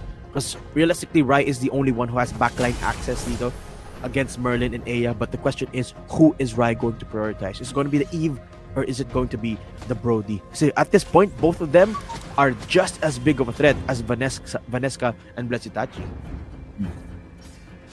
Yun na nga eh. Si Rai has been very essential, especially in buying time for her team. Si Yaskali, when it comes to damage, Yaneska is someone that team can rely on. Together with, of course, Blessitachi, who has been providing massive damage on the side of towards AC Esports. Pero syempre, nakita po namin kung gano'n nakasakit yung Brody ni Aya. That's bayan mo pa yung mga siniset ni Annie para sa team ng AC. Hands Lord popped up. And yun, mukhang nakahanap ng target dito yung Tyrant's Revenge ni Annie. It's gonna be Cheng Lee, and immediately gets the crash down on that Diggy. Split gamit na agad just for a little bit preemptive defensiveness. Pero Gwensu nagtatago pa rin inside the bush para makapag-steal dito ng Lord. Di siya nakita, pero yung knock-up na yun ng Lord will be revealing her position. 25,000 HP. Isa rin dito sa Lord natin. Vanesca Lee trying desperately to get into the fight, but she can't even do nothing when the Lancelot is right at her face. The turnaround from AC Esports from the Lord to the fight is absolutely immaculate. This could be the game-ending fight right here, and Lil Divas are barely surviving down to the last two. AC Esports 5-man strong, and they can continue on with this Lord take. Helra, tinutuloy-tuloy pa rin yun doon. Hamang si Blessitachi nagsisplit push. Pwede niyang i-base race to with the blazing duets, and everyone called upon to recall right now. Nice shot calling na naman sa Blessitachi, and the Lil Diva squad saves them this game. While everyone was busy dun sa Lord fight, si Blessitachi was slowly sneaking dun sa top lane. Kaya lang mukhang na determine ng AC Esports. And napansin nila na yung marks parang wala. Parang kulang kayo. 4 lang kayo. Asan yun? Eh, pagtingin nga nila. Actually, si Hax yung unang rumisponde. Buti nila umuwi na ng mga member. Hands Lord secure dito ng AC Esports, and mukhang meron na naman ditong aggressive position si Aya and Helra. Oh, they answer right back. Well, Lil Divas only able to stall for a little bit. It wasn't enough to deny AC Esports of the Lord. Pero they do pose a threat. Again, it's the flank. This time from Blessitachi. That's becoming an absolute headache dito for AC Esports, no? That could have been a game-ending push if hindi nag-recall yung AC Esports. So, still gotta be careful. Because remember, bukas yung base nila dito. Pwedeng ulitin yon ng any of the players here. Lil Divas, not even Blessitachi, even Vanesca Lee or Cheng Lee arguably can do that. But I think it's fair to say that Lil Divas did not expect that we will get to this point. Now, it's late game, but AC Esports are still in control of the game just because of how far ahead Helra was in certain time. Ito na, papasok na into the top lane dito yung Tyrant's Revenge. But the Blazing Duet popped early here from Blessitachi, barely surviving off that. Meron pa siyang immortality that hasn't been popped yet. Here comes the Lord, destroying the first inhibitor charge in the middle side for AC Esports. As Rai, wala na siyang split. Ang ganda ng ginagawa ng AC Esports. Na-bait out nila lahat ng mga key ultimates ng Lil Divas dito, and they can look for a fight. Gwensu 1 HP. Real world manipulation right in the face of Gwensu, and there goes the killing spree para kay Aya. The cleanup crew is here, and the master execution will be there to shut down Gwensu and Vanesca Lee. The damage is just not there yet, and now AC Esports marching down the players, marching down the base. Lil Divas will go down to the lower bracket, and AC Esports, they will be advancing to the playoffs. And Cheng Lee left alone to defend the base. Wala na siyang magagawa. Siya na lang mag-isa titira, and unfortunately, this is the end of Lil Divas run sa upper bracket, at nakakaharapin nila ang kanilang sister team na Monster FE.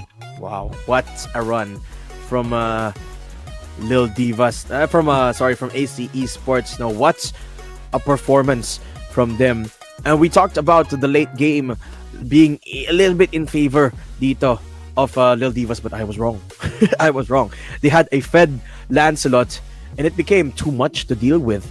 And the thing about an assassin Lancelot is, yes, you don't have that same level of tankiness, but unrivaled pa rin talaga yung AoE damage na pwedeng i-put up dito ni Lancelot. Not to mention, ang baba ng cooldowns niya dito, no? So even though you're not as survivable, you're not as tanky as you are as a tanky Lancelot, as a Tankcelot, sorry, you still have that playmaking potential while dishing out a crap ton of damage dito, no? So that became the key here for AC Esports FE. They're gonna be the first playoffs contender mula dito sa Group C. And sabi mo nga, yung sister orgs natin dito, yung sister teams, they're gonna be facing off against each other sa lower bracket. This will be very exciting. I mean, sigurado tayo na may makakapasok na isa from the Digital Devils, pero who would it be? I mean, the ideal scenario would be the both of them to come into the playoffs, pero unfortunately, because of AC Esports showcasing an immersive and very impressive play here, mapapadala nila ang Lil Divas sa lower bracket. Yeah. Parang napapansin ko dito, hindi naging effective masyado yung mga Diggy natin, no? Both times that we've seen the Diggy, the teams who are playing that Diggy did not really win the game, no? It's slowly starting to indicate that maybe it's just better off to find something that can do the same thing as these engaged tanks rather than something that can try to counter them, no? And well, the Diggy wasn't necessarily the problem. The problem here for Lil Divas was that Helra was super strong here in this game, no? Helra had a lot of damage into this early game pa lang. It really pivoted into the late game here for AC Esports. Nakita natin grabe yung damage na nai-input dito ni Helra na outshine si Blessitachi at saka si Ines Calino to the point where na-enable na rin dito si Merlin saka si Aya. It almost felt like supplementary na dito yung damage ni Aya at saka ni Merlin, but honestly silang tatlo ni Helra yung naging foundation ng comeback dito, or rather ng pag-secure ng game na to for AC Esports. This is the kind of games that we want to see in this league, no? Hindi siya one-sided. Yes. Could have gone either way. Sobrang ganda rin ng ipinakita ng Lil Divas. It just so happened na in the end, mas naging solid yung composition ng AC Esports in terms of execution, pati yung positioning nila sobrang ganda. Nakita mo yun dito sa defense nila na to nung nasa side ng Lil Divas yung Lord, hindi lang nila basta na-defend, napitas din nila si Blessitachi at si Vanessa Lee. And this is the problem that you get when you get to this such late game phase of the game and you have a Diggy. Nasisimulan talagang mawala ng relevance yung Diggy kasi mas madali na siya, sobrang dali na niyang i-burst down given everyone has got their items. So, ano yung magiging point ng isang Diggy? Cannot deal any damage, barely has any CC. So, tinan mo sa fight na to, what can Chengxi Lee do? Absolutely nothing because she is a Diggy. AC Esports, they took advantage of that fact. Kaya lagi sila magkakasama dito in those later on stages. And let's take a look again at the post-match screen dito. Blessitachi did the best she could with her resources, with the space, with the flanking. But at the end of the day, it's really Helra that was the biggest carry, the biggest damage dealer of this entire match. Yes, that is true. And makikita mo talaga yung Lancelot niya is damage build. Yes. So, maintindihan natin kung bakit ganun kasakit, kung bakit ganun kakate yung presence ni Helra pagdating sa mga team fights. I mean, hindi siya nakukuha pa rin niya yung mga objectives despite the fact na hindi siya tanky, pero yung nako-compensate yun ng damage na binibitaw niya para sa team niya. Yes, absolutely true. What's a game? I think this is the closest game that we've had so far. Definitely the longest one we've had so far this entire day. No, 23 minutes halos game natin dito, but AC Esports, they hold strong. I mean, Lil Divas, there was a glimpse of hopes around the mid to late game part na wipe out nila dito. AC Esports, they got the first Lord, I believe, and then AC Esports to turn it around immediately, and from there on out, hindi na pinakawalan ng AC Esports yung control ng game natin. No? Hindi pa na natin napansin, no? Helra has 6 items completed dito na just cementing further the amount of confidence na meron si Helra and advantage that she had in that game. But there you have it, folks. We have our first playoffs representative dito from Group C. It is AC Esports FE, and they will be sending the DD squad against their sister team in the lower brackets. But until we show that game, we'll just be having a quick break dito. Daydum and the Hot E. We're studio casters for today, and we'll be right back with the UniPin Ladies Championship. So don't go anywhere.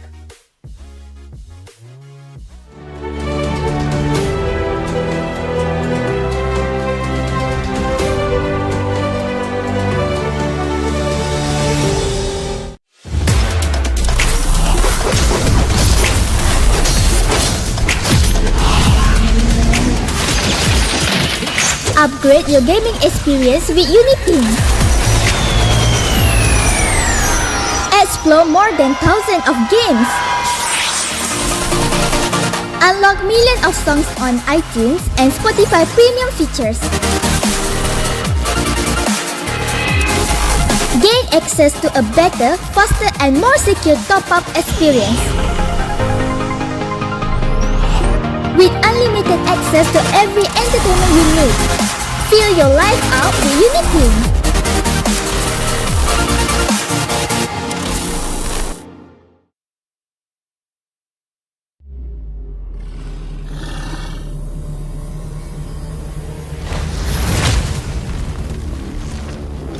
Those who stand in my way, die!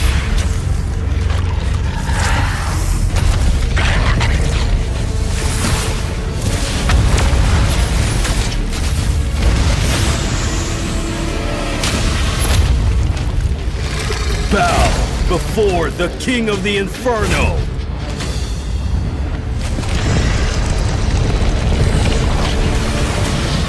Come, Candle Moth!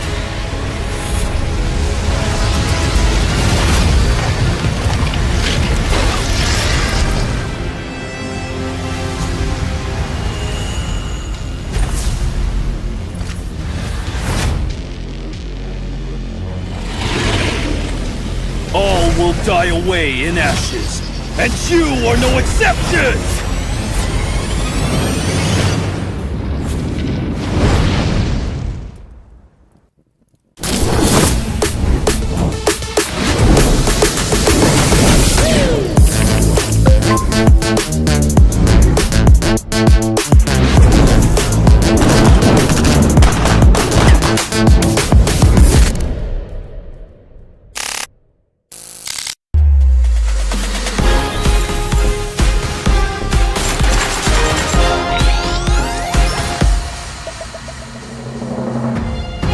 New skin ready.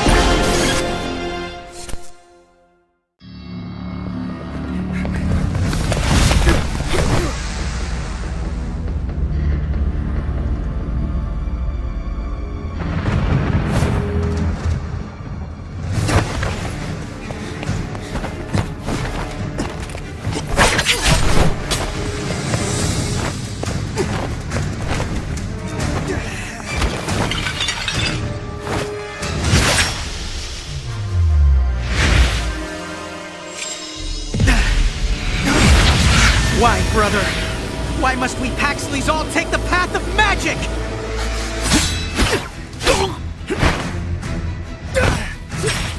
Am I such a disgrace to this house, big brother?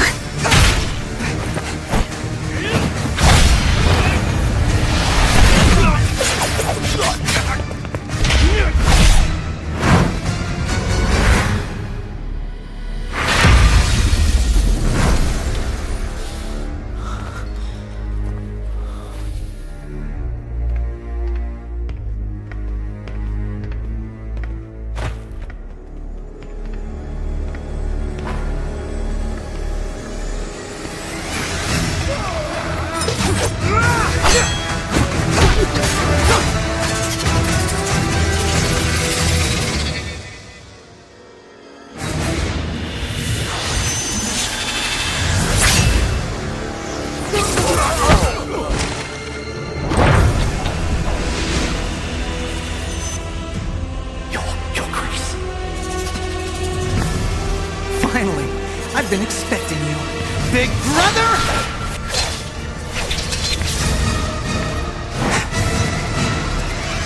I don't recall giving the orders. Elders of the house give the order, Your Grace! But it's not my order. The elders said it was our only chance. Not even Your Grace could stop us!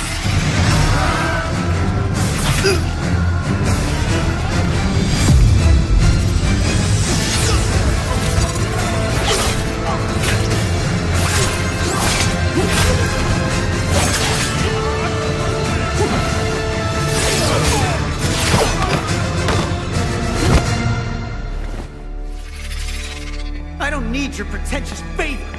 We end it all today! We still have time.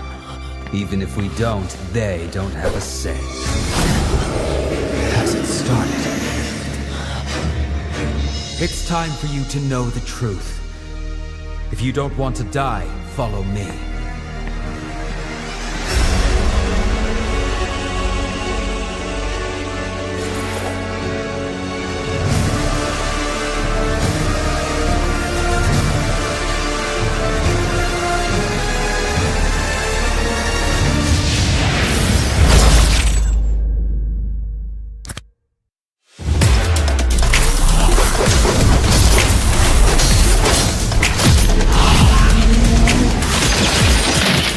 Upgrade your gaming experience with UniPin.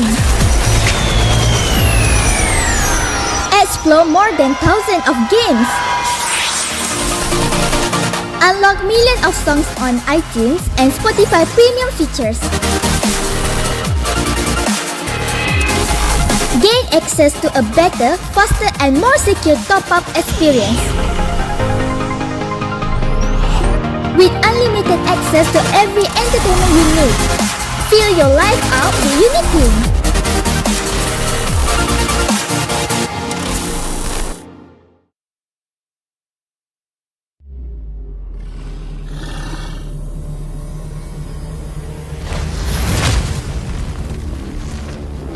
Those who stand in my way, die!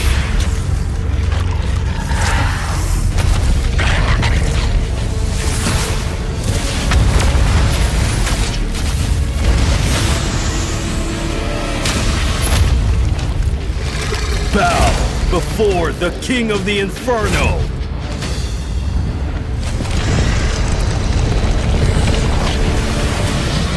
Come, Candle Moth!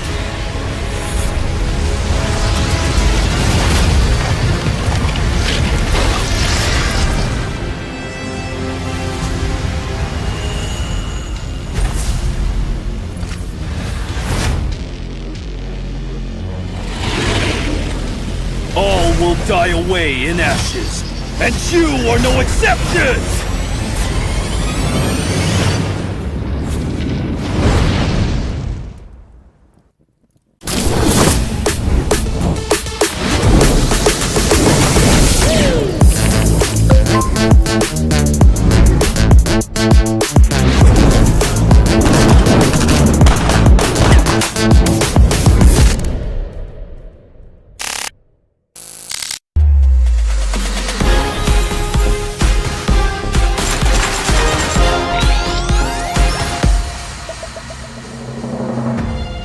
New skin ready.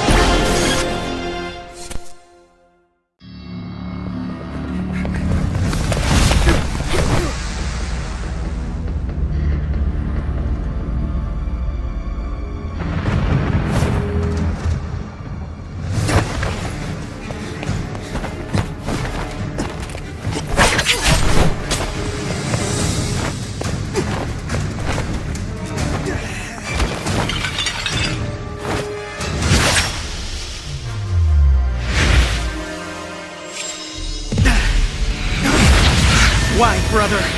Why must we Paxleys all take the path of magic?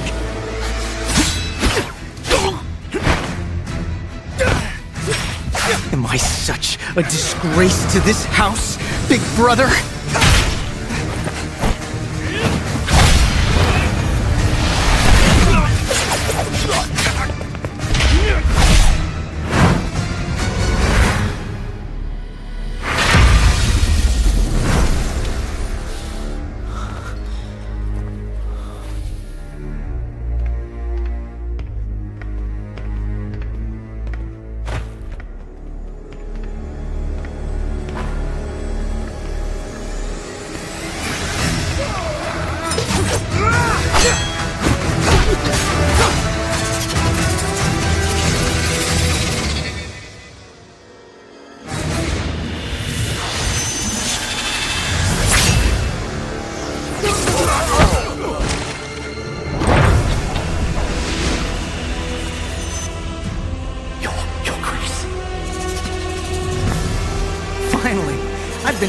facing you, big brother!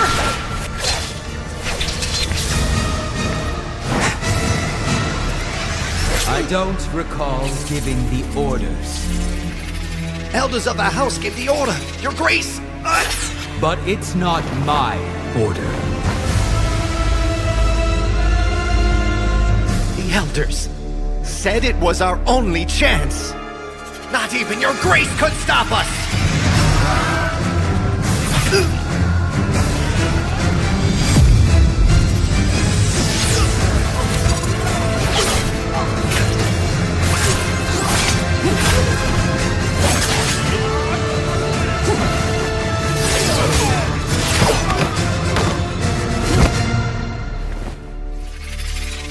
I don't need your pretentious favor.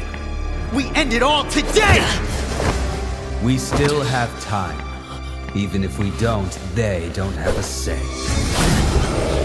Hasn't started. It's time for you to know the truth. If you don't want to die, follow me.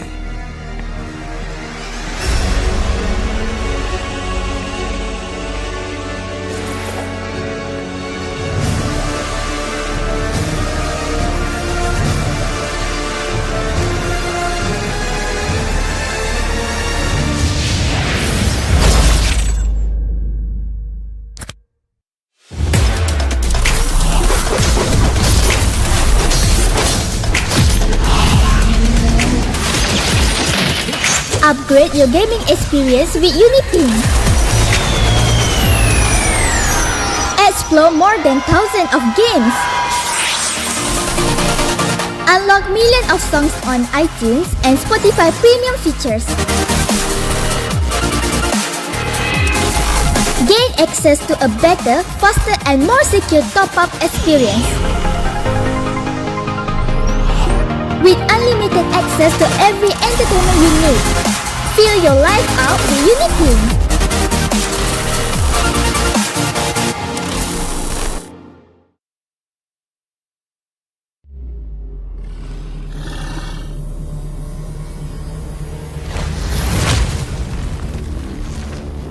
Those who stand in my way, die!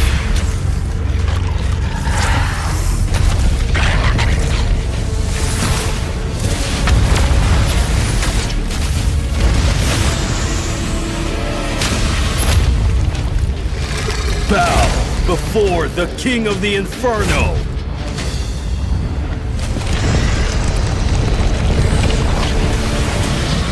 Come, Candle Moth!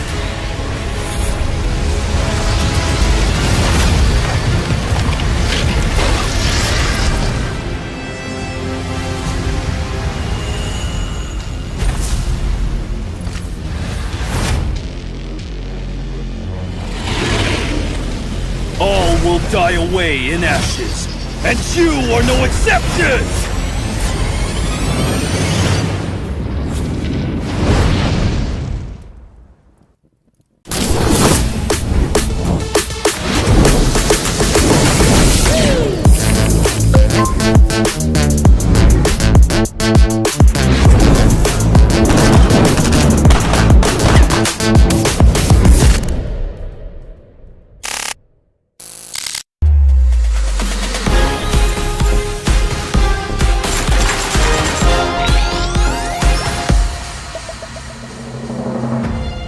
New skin ready.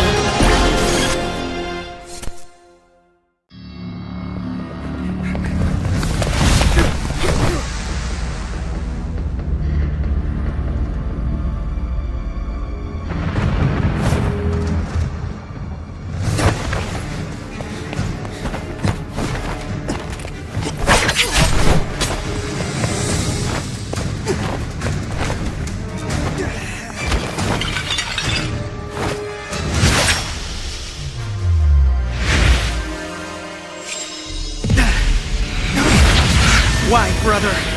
Why must we Paxleys all take the path of magic?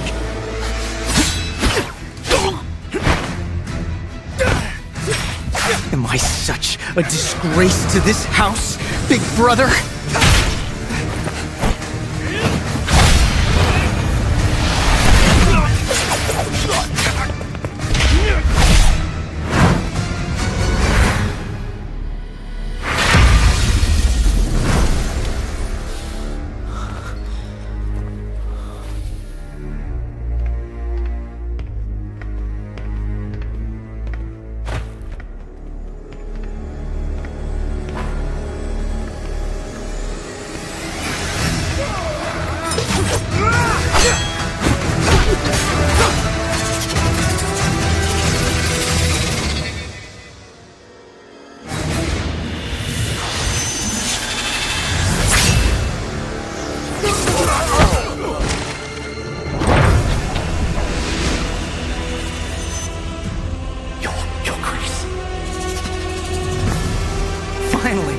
I've been expecting you, big brother!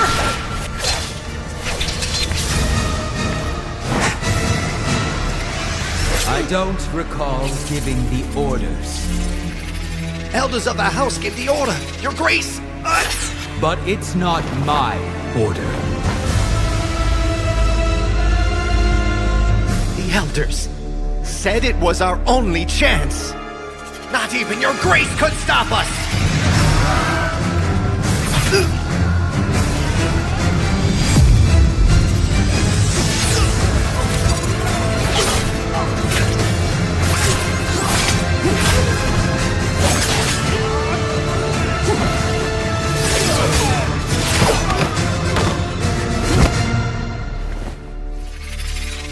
I don't need your pretentious favor. We end it all today! We still have time. Even if we don't, they don't have a say. Hasn't started. It's time for you to know the truth. If you don't want to die, follow me.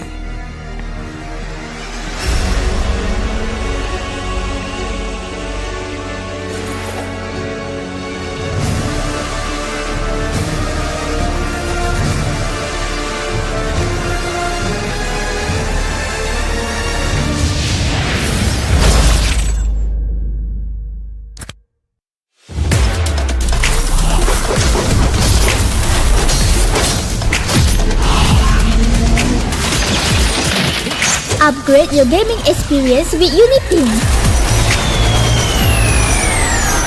Explore more than thousands of games. Unlock millions of songs on iTunes and Spotify premium features. Gain access to a better, faster and more secure top-up experience. With unlimited access to every entertainment you need. Feel your life out with UniPin.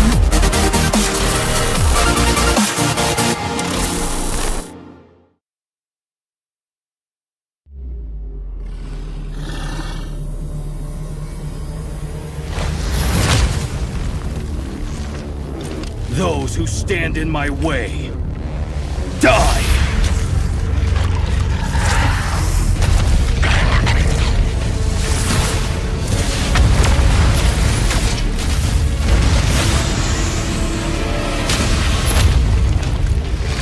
Bow before the King of the Inferno!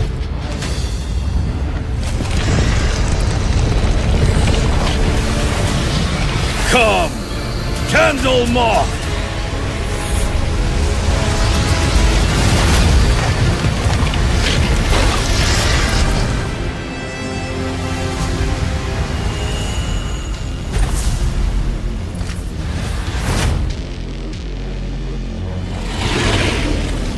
All will die away in ashes, and you are no exception!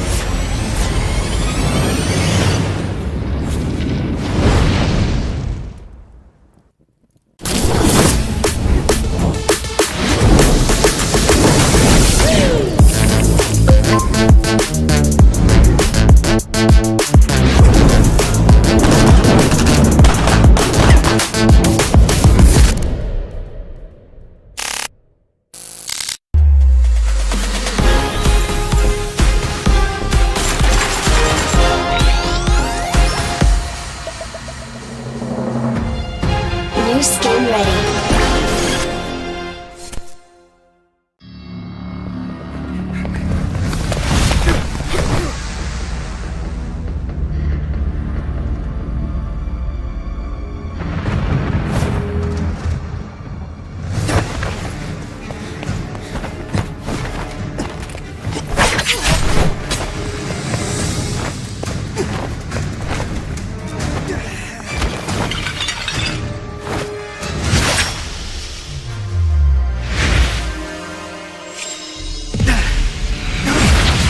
Why, brother? Why must we Paxleys all take the path of magic?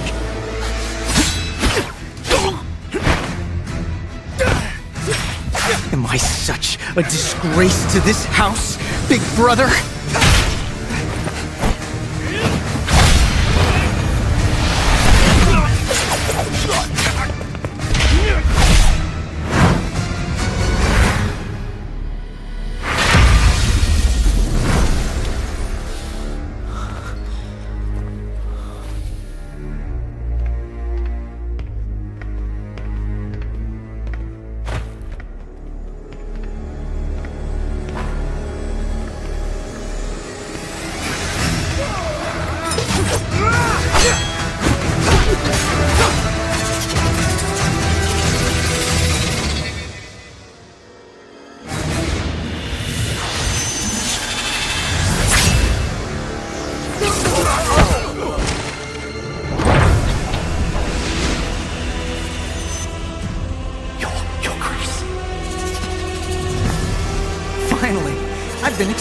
you, big brother!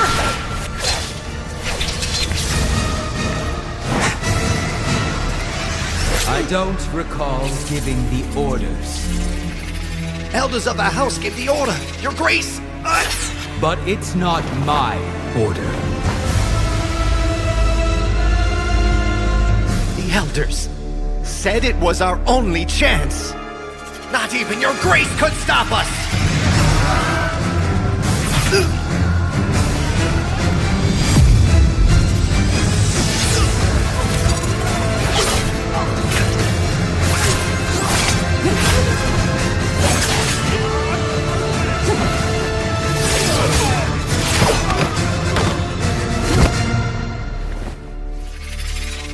I don't need your pretentious favor. We end it all today! We still have time. Even if we don't, they don't have a say. Hasn't started. It's time for you to know the truth. If you don't want to die, follow me.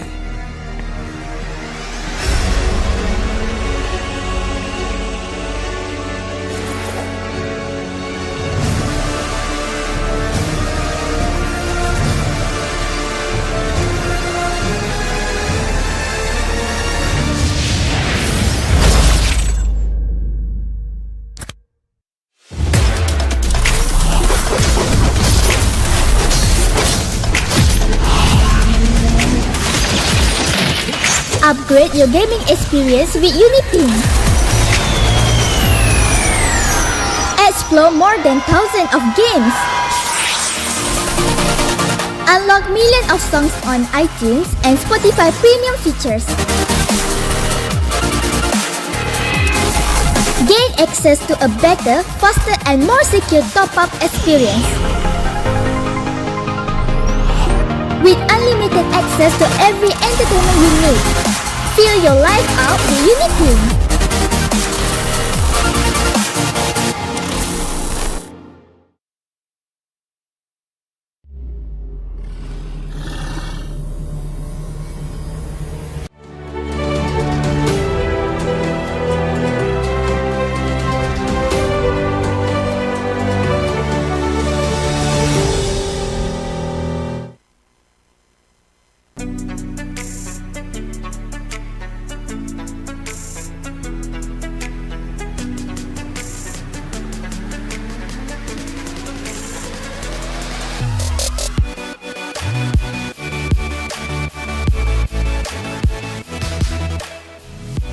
Nandito pa rin tayo sa UniPin Ladies Championship. Kami pa rin ang inyong casters. Ako po si Hottie. Kasama si Jadom. Samahan nyo kaming saksihan kung sino ang susunod na koponan na makakapasok sa ating playoffs. Yes, it's the battle of the DDs, the digital devils natin between Lil Divas and Monster FE, and it's so poetic that we got to this point. Yung dalawa nating sister teams dito will be competing for the last playoff spot sa ating Group C. Isa lang pwede lumagpas dito kasi AC Esports sila nakakuha ng isang spot natin papuntang playoffs, and what a way to get there. Grabe yung last game na yun. Let's talk about that a little bit. The way AC Esports played that is super good. We witnessed just how they got from an early game lead at medyo nahirapan silang tapusin yung game, but at the end of the day nairaos nila against Lil Divas, so they are the first representatives ng Group C. Sobrang impressive na pinakita ng AC Esports ko, no? Considering na equally okay yung team composition ng magkabilang teams, and alam nila, especially makita natin sa huling team fight dun sa siege nila sa base ng Lil Divas, no? Kung sino yung mga dapat unahin na heroes at kung sino yung mga kung alin yung mga points na dapat nilang patamaan sa koponan ng Lil Divas, and apparently naging successful nga yung Lancelot na hindi tank build ni Helra sa pag-dominate ng laban na yun. Yeah, and I think that decision was really well thought out para dito sa AC Esports, no? Considering that they had essentially 4 squishy targets dito. I mean, I use the word squishy relatively loose there kasi they had a Martis in their composition. Pero I felt like the need for a tank slot was unnecessary in that regard kasi meron na silang lapu-lapu for that second layer of tankiness, and having that standard build on the Lancelot with the assassin build is super good in that regard kasi nahirapan talaga dito si Yanescali na makahanap ng impact on that Lunox because of the sheer amount of damage na nilalabas dito ng AC Esports, no? So it really worked wonders for them, and it really nullified one of the two carries na meron dito for Lil Divas. It really made it hard for them to hold the candle in these team fights, lalo na sa sobrang effective ng paggamit ni Annie on that Kufra, consistently finding its mark, consistently hitting its mark, and the on-point positioning lagi ni Merlin at ni Aya, no? Well, it had a pretty good Ballista actually had some pretty good moments in that game. It just wasn't enough kasi, well, kulang sila sa damage. Even when we got to the late game point na kompleto na sa items dito yung Claude and ang dami na rin na build dito ng Lunox, hindi tayo umabot sa point that they really could keep up with the sheer amount of damage na meron dito si Helra, si Merlin, and si Aya, especially because sobrang ahead ni Helra this entire game. Yes, and ito na, nagpa-prepare na ang mga teams ng Digital Devils. You have Lil Divas and Master FE. This is something that you don't want to happen in a tournament, especially kung meron kayong sister org na naglalaro na, your heart comes from one of player. Na alam natin na hindi maganda sa feeling na magiging kalaban mo, especially at this point na medyo maaga pa sa tournament, no? And then they're already fighting for their tournament life. Isa lang sa pala makakatuwid papuntang playoff. Sa kanila, mamaalam na, and support na lang sa kanila. Yes, and it's also unfortunate for this entire tournament kasi these are two of the stronger teams, or two of the strongest teams. It's a group natin, no? We both have seen them perform with exceptional results. Nakita natin the first perfect game nakita natin was from Lil Divas themselves in the first game of the day. It's such a shame that they're meeting this early in this competition, no? It's a shame that one of them is already going home, but the same can be said for a lot of our teams. Ang daming magaling na teams nakapasok na dito sa playoffs, no? So it's just a shame that one of these two teams will be going home today. Pero ito na, we're ready with the draft, we're ready with the bans and the picks, and unang tatanggalin dito ng Lil Divas is going to be that Bene. Parang ano to ito, pretty sure a lot of these players know each other. So potentially makikita natin dito yung respect bands talaga sa mga comfort. And because it's an elimination match, syempre gusto gamitin dito yung mga comfort picks ng mga players natin. Alam nila yan. This is a game of familiarity. I mean, these ladies have played each other before. So syempre scream sila and whenever they train, pretty sure nagkaharap na rin siguro sa tournament. I mean, ito yung unang pagkakataon. Pero yeah, they do know each other. They have each other. They know each other's strengths and weaknesses.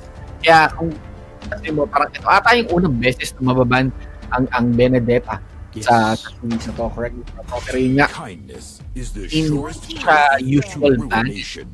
Parang Yuzong, di ba?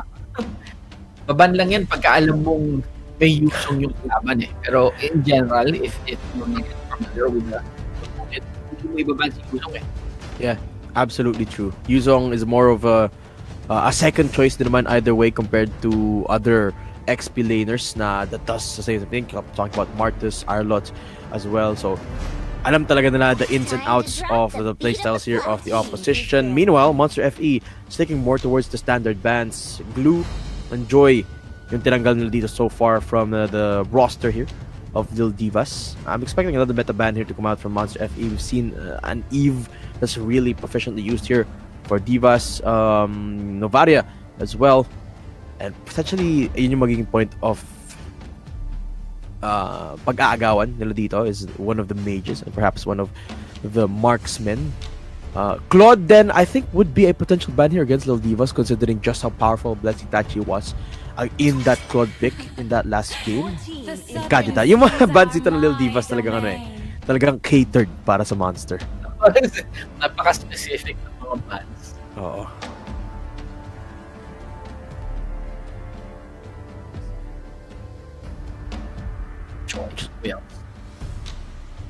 She's looking for the final ban dito from the side of Monster FE. And so far, based on what Lil Divas have already shown us, no, they've shown us they have a wide array of a hero selection dito. But in the first game that we saw them, puro standard picks yung nakita natin. Carry being one of those picks. Pero yung priority pick talaga nila doon is the glue. So this time, glue out for the count. I would expect either an Eve or a Lancelot priority pick dito. Pero Valentina would be an interesting first pick here if nilak nila dito. Harith would be even more interesting. Goblin Harith? Maybe.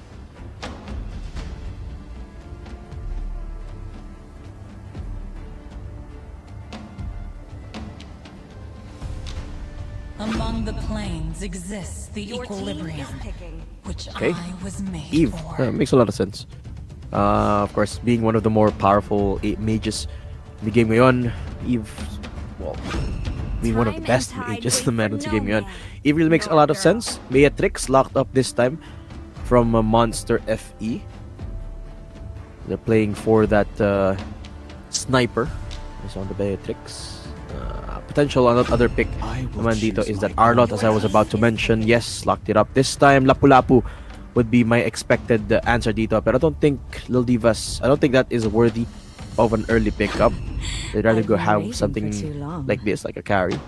Kufra or Lancelot could be an option dito. But feeling ko Lancelot na lang yung pa-prioritize nila dito, no?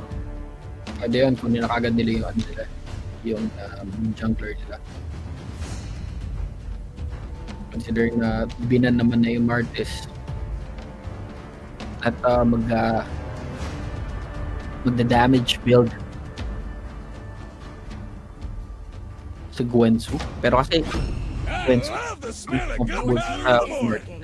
Uy, Franco yung prioritize nila dito. Kind of an interesting first rotation pick dito, no? But okay, Franco will be secured for them. That means pwedeng kunin ng Monster FE dito yung Lancelot for their final pick of the first rotate.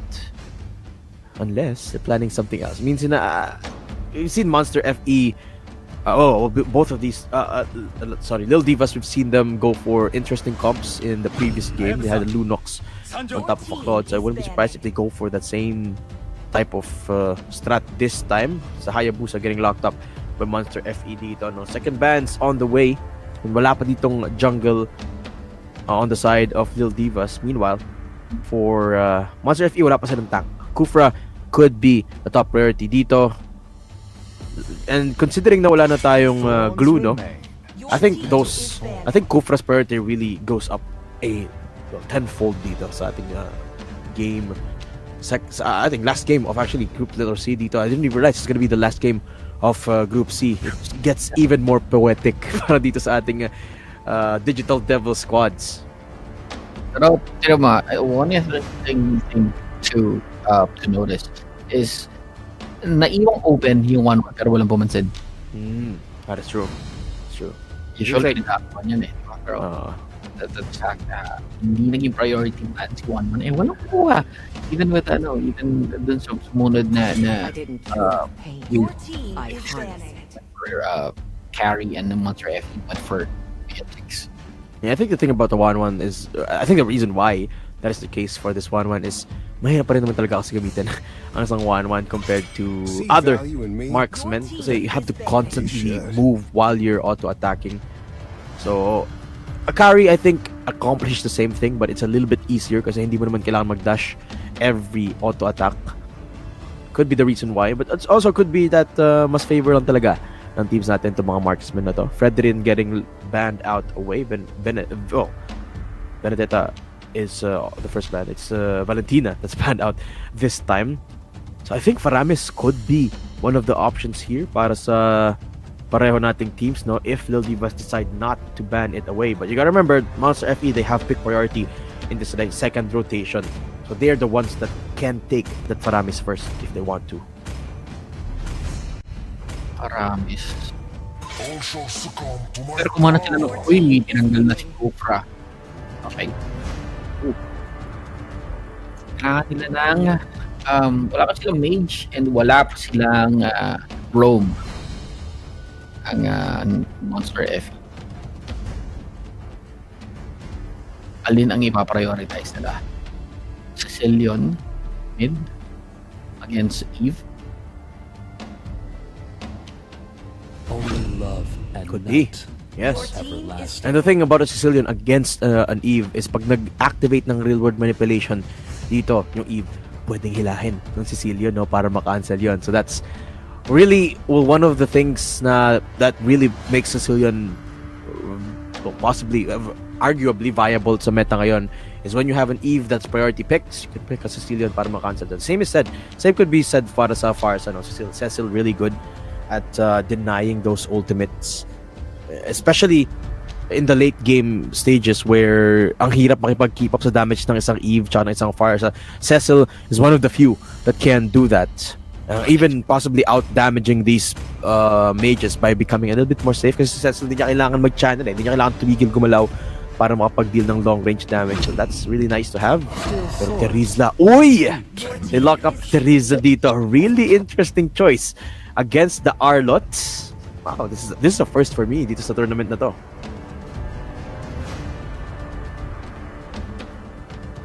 Taking to the Ube strat.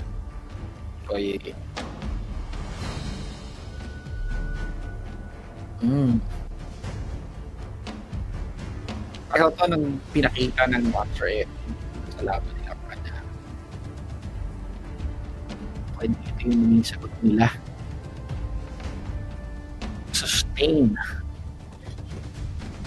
It's really interesting, no, na the Digital Devil squad, they shy away from the Balmond pick, which is a bit of a thinker why. Maybe they just really favor the playmakers dito. Ling locked up instead para sa little divas natin. On top of that, Terizla are gonna be particularly interesting for me dito. And this is one of the things that could be possibly because of them playing in the lower bracket. Could be here yung explainer dito ng Lil Divas that is I believe to be Gwensu, if I'm not mistaken. Either Gwensu or Rai dito yung explainer natin, but Si Rai, could be. Yeah, Rai. Okay, Rai gonna be the explainer. Potentially ito yung isa sa mga comfort pick dito ni Rai, no? So we're excited to see this Terizla's performance, especially because I haven't seen a Terizla both in solo queue and in competitive play in a while, in a hot minute. Let's see kung paano mangyayari. Monster FE the strat that brought them all the way to this part of the tournament, while Lil Divas bringing out the list.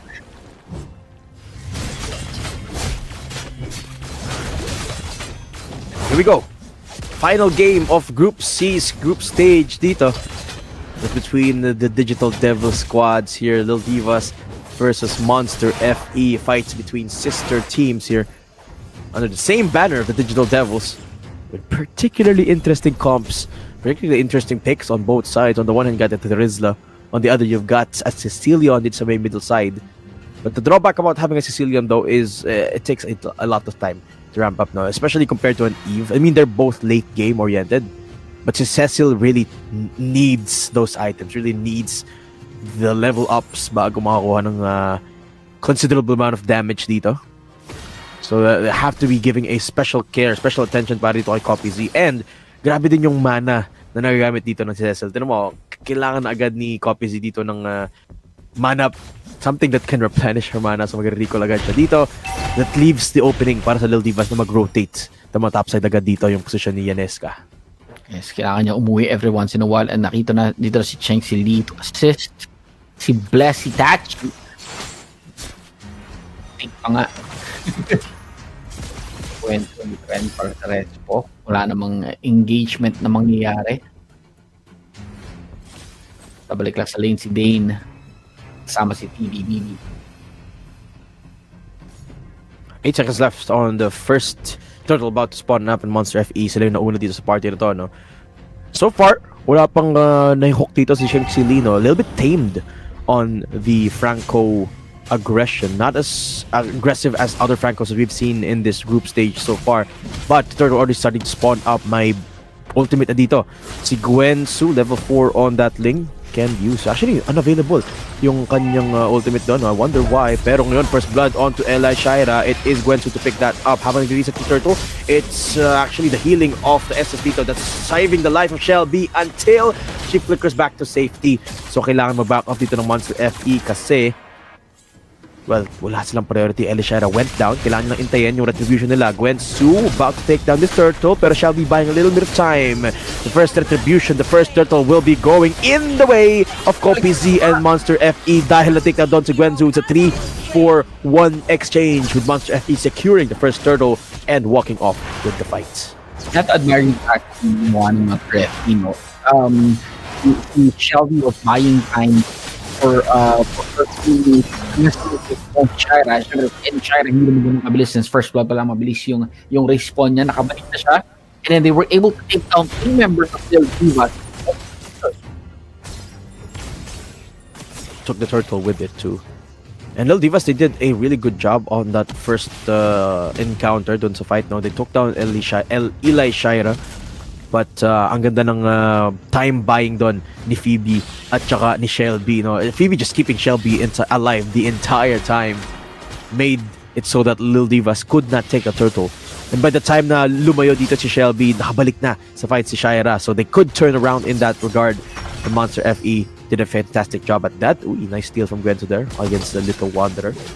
But Monster with a 1,000 gold lead, not the biggest, but also gives them a lot of confidence. And nakita natin kung gaano kasakit sa ulo si Phoebe doon, no? Just stealing so much healing para dito kay Shelby. And syempre, Arlot pa kasi yung kasama niya, so ang hirap talaga i-shutdown nun. And yes, may Thunderbolt na si Shelby. And dito ni Gwensu ng isa ang mga members ng Monster FE. Uy, medyo malalim yung position dito ni Rai. But not finding anything yet. Not going for an engagement. Shelby actually, andito na agad siya sa my turtle pit. No? 10 seconds left before it starts spawning up. So Terizla in Wright's hands gonna have to look for a little bit of space. Pero tingnan mo, pinupush down sa top side ni Shelby. Meanwhile, Blessy Tachi about to get Dove potentially dito, pero remember wala silang tank sa side na to. Copy ang lapit na niya. Cecilion deals decent amount of damage at this point. Let's see, Tachi uses the flicker early on to survive. Meanwhile, Lil Divas has priority on the turtle because of that top side or bottom side dive ng Monster FE. Shelby malapit na rin dito. Terizla try i-zone si Shira, pero Gwensu on the secure of the retribution. Real manipulation onto Shelby's face. Eli Shira immobilized, but Tempest of Blades medyo nahuli doon, so Rai will be going down. Shira running for the hills, but Gwensu dashing up and about. Dumating na dito si Phoebe on that S-test, which has been the biggest headache for Lil Divas, and Gwensu cannot survive. Vanesca medyo nahuli na nga dito, forced to flicker behind, and Monster FE again take the turtle and win the fights. Medyo naging okay pa rin.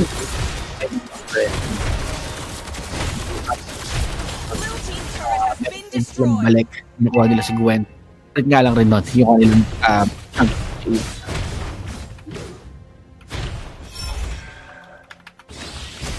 okay, here we go, conceal play. Wala pang nahanap na target at this point.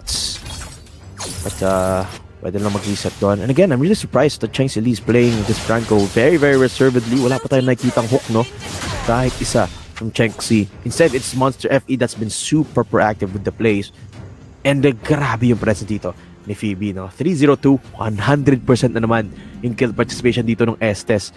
And for some reason, ang lakas ng healing ni Phoebe, no? Pag yung kasapi ko nag-Estes, hindi ganito kalakas ng healing, promise. But here you go, Gwensu. Nag-trigger na nga ng Tempest of Blades doon using it defensively after unsuccessfully taking that purple buff. But look at how tanky Shelby is in that fight. After all that healing though, Gwensu finally taking down Shelby. Ang sumunod na nga doon si Cheng Si Lee. The trade is gonna be on to Shira, but Dane has entered the fight. That's the triple para dito. And that's the savage for Dane. What's a play and what's a fight for Monster FE. 10-5, and they're single-handedly chipping down the players of Lil Divas. Grabe yun. Ni Dane. I mean, kahit kapalit ay papakita niya 5 kills niya for this game. I didn't even see how Dane was able to pull that off. Pero tingnan mo nga naman dito sa team fight na to, no? Ang ganda ng positioning ni Dane. Hindi mo na siya napapansin dito ng any of the players. Kahit ang lalim niya dito, perfectly played around the bush. And hindi nila alam saan nanggagaling yung damage. It's from Dane, from up front. Maniac into the flicker forward para sa Savage. Muntik pa nga siya mag-survive doon. But such magnificent positioning para kay Dane. Who, up until that point, tahimik lang na nagpa-farm on the sideline until nakapag-Savage. The very first Savage is sa tournament natin. And of course, it's against her sister or sister team pa, no? So Dane absolutely loving that. Changsi Lee doon na-discover dito ni Shelby as the turtle getting started up by the players of the Lil Divas. And mukhang magtatry mag-steal pero unsuccessful for Gwensu. Nakatama pa nga doon yung Cecil onto her. Pero this time, it's Monster FE secured again the turtle.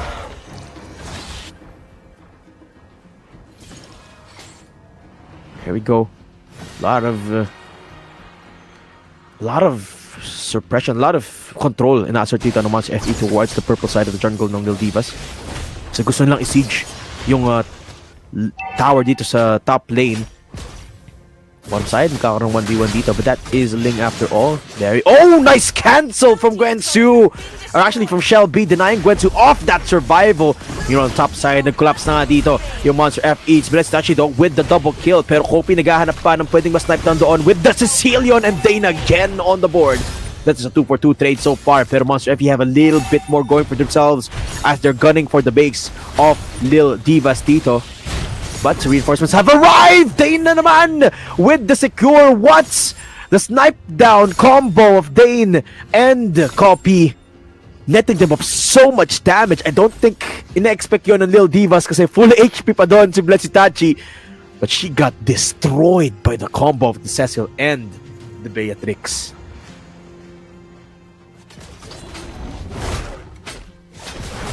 So far, everything going really well dito sa Monster FE, no? 13-7 and a 5,000 gold lead para sa kanila hati. And just like that, exposed na kagad yung inhibitor turret sa top lane and sa mid lane ng Lil Divas. Sobrang ganda na pinapakita dito ni Dane with the super accurate shots that he's been releasing to get all those kills. Look at that. Shelby so trying to disrupt the Gwensu here. Hindi pa siya makakit ng walls. Wala pa siyang energy. And tinan mo yung priority dito ng Monster FE on that purple buff. Just denying it over and over again from Gwensu. Kaya kaya hindi nakakahanap ng masyadong impact dito si Gwensu kasi she hasn't been able to rotate across the map because she doesn't have the purple buff. Now, that nets Monster FE of control over this Lord. And mukhang hanap na naman dito si Gwensu. This time makakataka siya, but at what cost? Lord starting to get taken by Monster FE and Wui. Ganda naman nakahihok na yun. Check si LE nakahanap ng isa, but the turnaround is going to be there. Dane coming in from the flank side, and here comes the Beatrix once more. The moment she reveals herself, Lil Diva start running for the hills, and nag-flicker forward pa nga, and Dane goes on a killing spree. Kasama niyo sa PZ. And Dane, that's enough. Have had enough so far dahil pwedeng sila mag-lord. 1-for-1 trade so far, but as long as Dane is standing, the threat of the damage is alive, and Lil Divas cannot answer that. You really have to be careful if you're on the side of Lil Divas. As long as hindi mo pa nakikita si Dane, alam mo, at some point during the team fight, lalabas siya with guns blazing. Exactly. Beautiful stuff here for Dane. Level 13, siya yung pinakamataas yung level, the entire lobby here. And again, have to highlight the priority of Monster FE dito to just counter Gwensu by taking away her purple buff over and over again. This time, makakuha siya ng purple buff. So, a little bit of a window kay Gwensu dito for the rotations, for the impacts. Maybe perhaps this time makukontest niya na yung mga objectives, no? But they have to assert a little bit more map control dito. Shelby, mukhang papasok against Chengxili. But so far, Monster, they know they can play safe with this Lord, with the enhanced minions. Tignan mo, ang kunat dito ng mga minions natin on their side.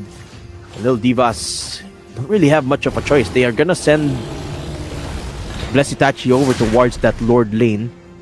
Apart from the defense, they can't really do much here unless siguro may mahila dito si Chengxili. Nakahanap siya ng magandang hook kanina. which netted them off a kill. Pero kasi grabe dito yung damage ng Monster FE. Mega kill na para kay Dane. Real manipulation is gonna be inconsequential kasi tinapasabog lang dito yung players ng Lil Divas as the tower goes down after the Lord gets taken out. Makakahanap pa dito yung Tempest of Blaze. Blessed Itachi down to 1 HP. Wala na agad silang damage na ma-deal because look at the damage dealers getting destroyed by Ellie Shira. It is gonna be a trade from Blessed Itachi. But the Monster FE, they take the first inhibitor turrets. I actually saw that projectile. Palabas. Yeah, that was 2-4-2 trade na para sa Monster FE.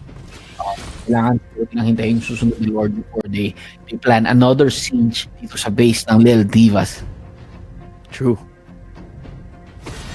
And again, look, purple buff na nakawin na naman dito ng Monster FE. I think in the last 8 minutes out of this 13 minutes ng game natin, feeling ko isang purple buff lang ako dito ni Gwenzo, no? Can't catch a break on this Ling. And that's the thing, and that's the problem with the Ling, right? If you get behind, ang hirap ng mag-comeback kasi yung purple buff pwedeng punteriyahin lang ng kalaban natin dito, no? Which gives a lot of wiggle room para kay Shira. Certainly gives a lot of wiggle room para kay Dane and Kopi. Diyan talaga yung kailangan natin pag alam mo meron for any of those heroes. Alam nyo na kailangan nyo kunin yung purple buff. Tempest of Plates ginamit na agad doon. And naubos na agad yung timer dito. Purple buff ni Gwenzu.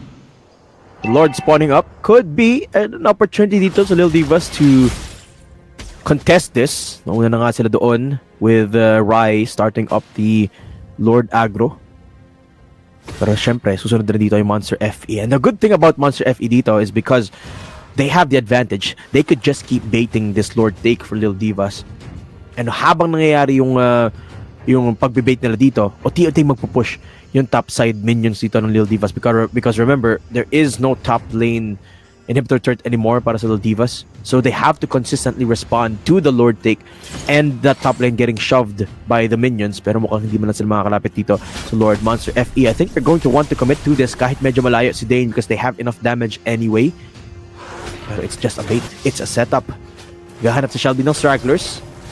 Habang tinatry pumasok ni Rai dito, sinusunod nga lang or inuuna mo dito yung purple buff ni Gwenzu para may chance sila, pero tapos na agad yung Lord. Monster FE didn't have to use all of their players while securing that Lord. Libreng Lord para sa side ng Monster FE. Ang gagamitin nila para sa top Lil Divas. Hindi na nagawa mag-contest ng side ng Lil Divas. Hindi naging maganda yung positioning nila despite the fact na wala naman talaga si Dane doon sa area nila. Kailangan meron lang sapat na yung dala ni Ellie Shira. Monster FE, they're targeting both ends of the spectrum dito, top lane and bottom lane. And they're not going to, I think they're not going to escort yung Enhanced Lord natin on the top side of the map, but they're going to push on the other sides of the map. Gwenzu, they're looking to assigned on Lord duty. Meanwhile, Monster FE, nakita nila na nasa top lane si Gwenzu, so they can start looking for fights. So Lil Divas still have to be extra careful in the next couple of minutes. Remember, there's 6,000 gold lead para sa Monster FE dito. They can definitely look for fights off the gold deficit alone. Pero yun na nga, nag-activate na si Dane, dealing the damage, and there goes Blessed Itachi, can't even survive. Double knockup, connects with the Tempest of Blades, pero walang magagawang Lil Divas. Yun na nga, will be going in, but Gwenzu will be taken out of the fight, and Rai is the last person standing, cannot even survive. That is Monster FE claiming the playoff spot against their sister org. Medyo yun I think it's a redemption for Monster FE considering na hindi sila nakapaglaro sa unang game nila. If you think about it, hindi naman talaga sila natalo kaya sila napunta sa lower bracket. Diba? Kasi they didn't play in the first place. Yeah. So, ito nga siguro yung right nila. Kung consider siguro kung sila yung naglaro sa upper bracket, it's highly possible that they make it sa playoffs in the upper side. Pero still, congratulations Master FE and well played for Lil Divas. Absolutely. Congratulations to them. And unfortunately for the DD squad, the only one team can make it to the playoffs. Monster FE claiming that spot for themselves. There you have it. Concluded na ang ating Group C. No? We got AC Esports and DD Monster FE advancing to the playoffs. But let's talk about this game a little bit more. No, I think one of the problems really started arising when Dane got the Savage. Honestly, before this fight right here, tahimik lang si Dane eh. But once she got the Savage, she completely took over this game, honestly. I mean, confidence boost yun eh. You were able to get a Savage. I mean, sa normal na game nga lang eh, diba? Sobrang sarap na feeling. Paano pa to? It's a tournament format. Tapos, dito sa ganitong classic stage where people are watching, nagawa mo yun, hindi ba mabuboost yung confidence mo na rin, yung spirit mo nun? I think that the things that made Dane shine more dito sa game na to. Yeah. And you could see that confidence oozing through the screen. Kita natin kakatapos lang ng fight na yun, no? Dane flickering forward. And Lil Divas, even though it was somewhat isolated na Beatrix doon, yung Estes lang yung kasama nito, they could have in theory have turned around and took care of Dane. Pero dahil nga super confident, super aggressive dito ng Monster FEs, particularly Dane, hindi na nila nagawa eh. Hindi na sila nakapalag kasi it's too big of a risk. Even if nag-flicker forward, that's a very vulnerable Beatrix, by the way. Pagka nag-flicker siya forward, that's an immobile Beatrix essentially. But still, they were unable to punish Dane in any sort of manner ever since that Savage. And again, it's just so good. Just so good to witness. And Lil Divas unable to just find anything from there on out. Monster FE, congratulations to them again. Let's take a look at the post-match screen dito and dissect it a little bit further. How exactly that happened. But actually, si Kopi yung MVP natin dito, no? But cannot discount Dane from that fight. Because of the zero deaths. Pero that's true. Sobrang props kay Dane. I think nobody can contest na si Dane talaga yung naging primary damage dealer dito sa game na to. And siya talaga yung nag-shine. And of course, props to every member of Monster FE. Of course, Shelby and Ellie Shira doing a fantastic job taking in the damage. And of course, TBBB being a great support gamit ang kanyang SS. Ang sabi niya yung Ubi strat nila. Grabe din talaga yung impact dito ni Phoebe, no? It really propelled their composition to another level. And just providing so much. Not just to Dane, but Shelby as well. I mean, hindi natin naramdaman na wala silang tank, no? Because super tanky dito yung players ng Monster FE solely because of Phoebe BB's healing. And besides, Phoebe, in and of itself, is a very tanky, had a very tanky build. Pero yung build dito nung Estes natin, no? All tank items, dominance ice pa nga, just to minimize the healing na meron dito. Yung Lil Divas. Of course, immortality is there. So much tankiness for Estes dito. So efficient. And a fairly powerful performance for Monster FE here against Lil Divas. Unfortunately for Lil Divas, this is the end of the road for them para sa UniPin Ladies Championship. And congratulations para dito sa Monster FE. They will be heading into the playoffs, and I believe we will be interviewing one of the players from Monster FE. I'm really excited who it's going to be. But we saw the bans come in this earlier in the game, right? And Monster FE really targeted the players of Lil Divas. I think it's more of them really knowing how their opposition plays, and they know exactly what to do against that type of play style. Dito, no? And I believe we're interviewing the same player again from earlier. Shelby is back in the lobby. Hello, Shelby. Can you hear us? Hello. Okay, so there you go. Welcome to the caster desk once more. Congratulations, first off, sa win against your sister team dito, no? And walk me through how you got to this point. Yung mga bans nyo kanina, no? Parang hindi talaga siya meta picks eh. Pero alam nyo ba na gusto talaga laruin yon ng mga players ng Divas? Dun sa lineup ko ba namin when it comes to banning, sister team kasi namin yun eh. So, we know what to ban. We know what to pick, kung sino yung pipilayan namin na player sa kanila. Yeah, I mean, it really showed sa playstyle nyo kanina, no? And strategically, ang hirap eh. Ang hirap talaga sumagot as Lil Divas. But did you expect this outcome in this matchup against your sister team? Sabi mo nga. Actually, iniisip ko na sobrang crucial game. Kaso nga lang, yung scaling hero namin na si Silyon, nakuha niya kasi agad-agad yung gusto niyang power spike. So, parang, sige, in-out tayo o ganun. Kasi kaya na namin sila bigyan Filipino. And it showed in that game. Very dominating run. You have any questions for Shelby here, Hati? No, with Lil Divas out of the situation, wala na sila determined. Is there any particular team that you're really looking forward to harap sa playoffs? Particular team,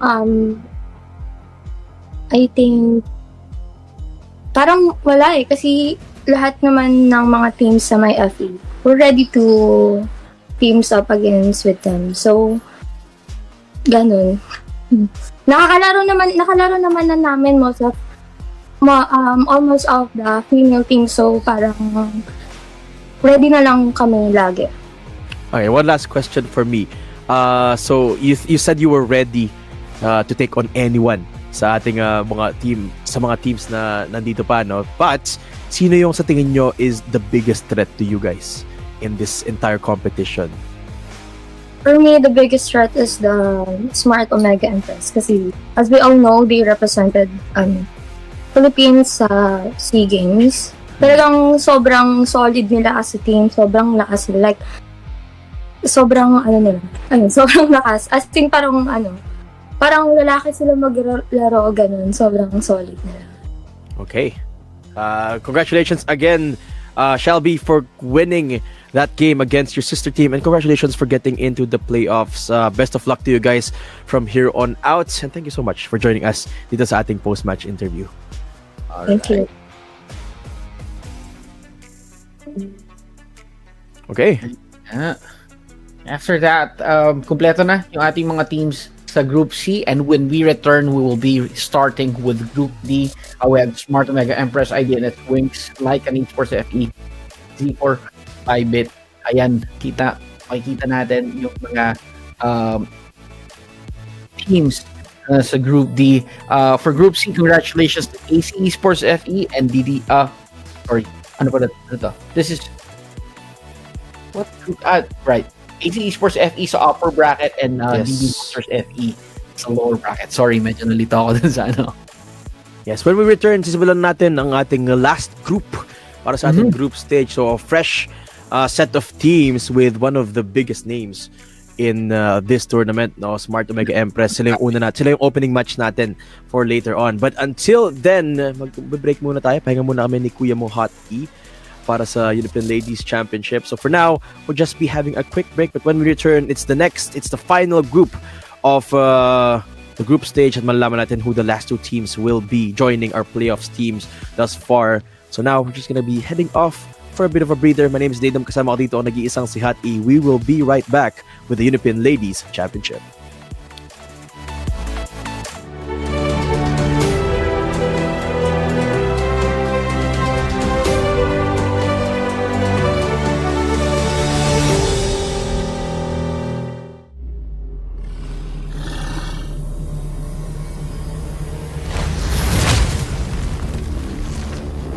Those who stand in my way, die!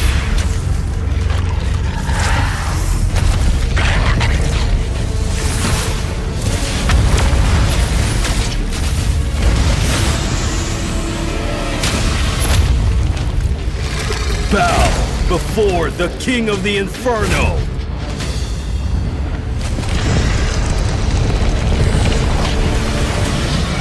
Come! Candle Moth!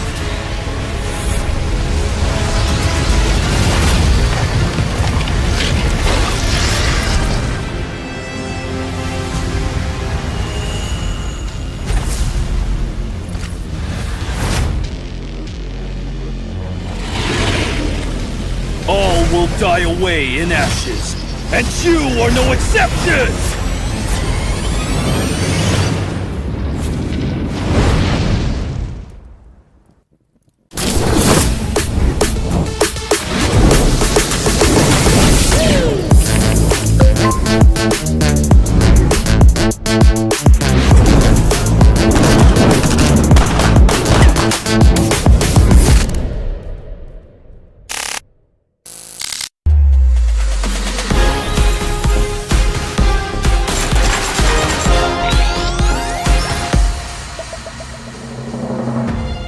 New skin ready.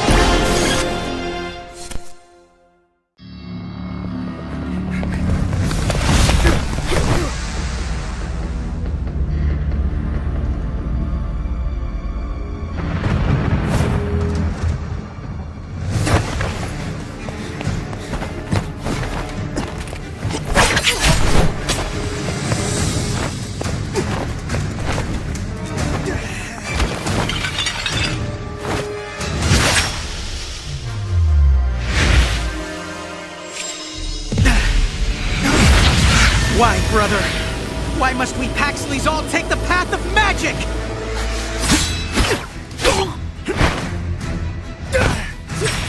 Am I such a disgrace to this house, big brother?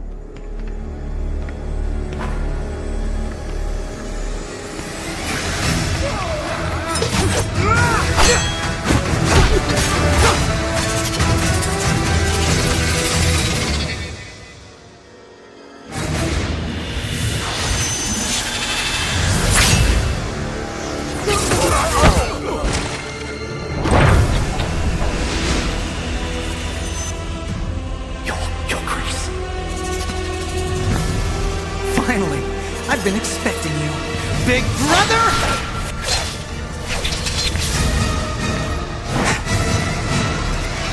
I don't recall giving the orders. Elders of the house give the order, Your Grace! But it's not my order. The elders said it was our only chance. Not even Your Grace could stop us!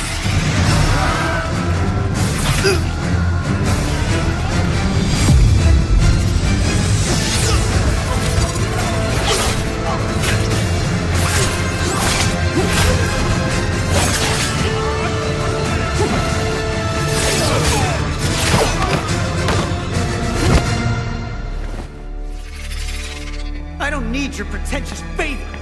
We end it all today! We still have time. Even if we don't, they don't have a say. Hasn't started. It's time for you to know the truth. If you don't want to die, follow me.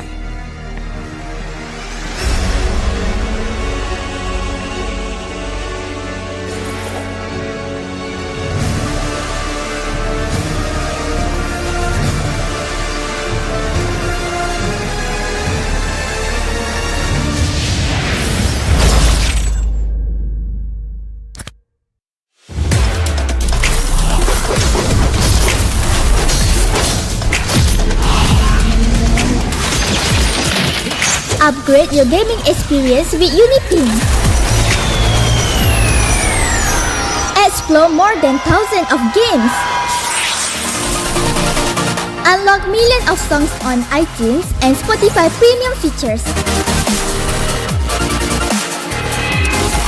Gain access to a better, faster and more secure top-up experience. With unlimited access to every entertainment you need. Fill your life out with UniPin.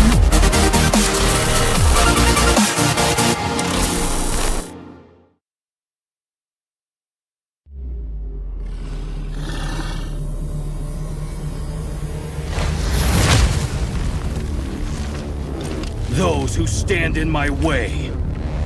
Die!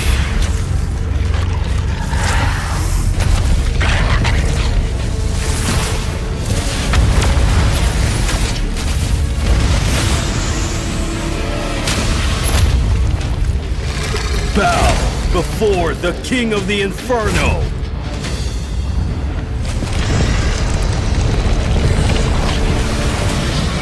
Come, Candle Moth!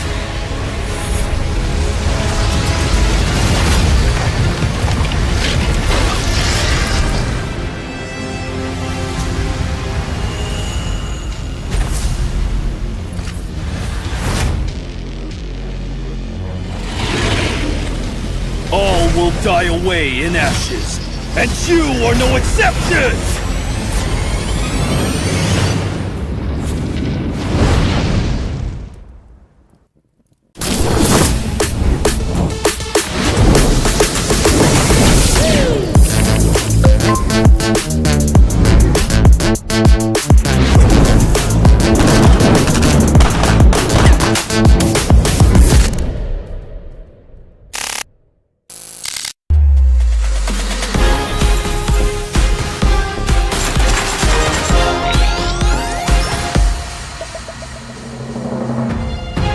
New skin ready.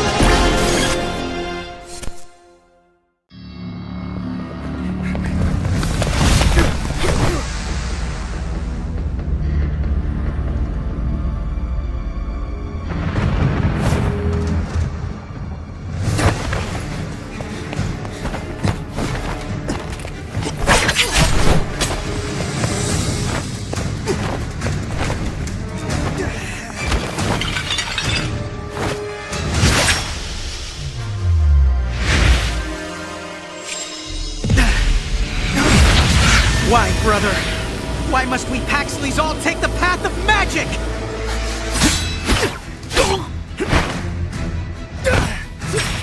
Am I such a disgrace to this house, big brother?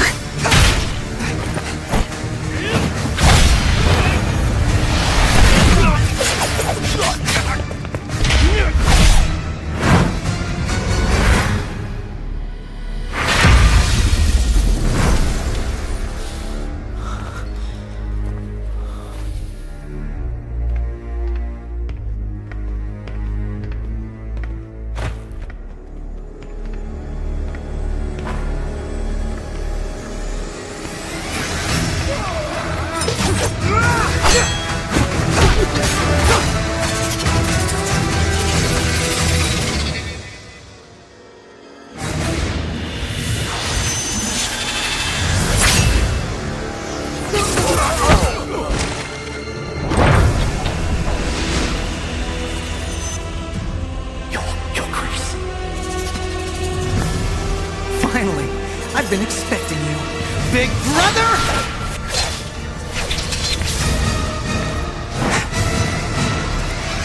I don't recall giving the orders. Elders of the house give the order, Your Grace! But it's not my order. The elders said it was our only chance. Not even Your Grace could stop us!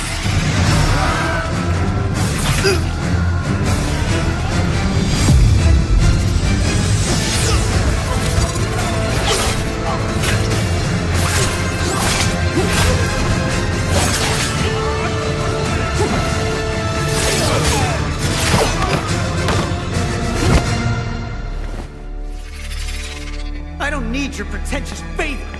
We end it all today! We still have...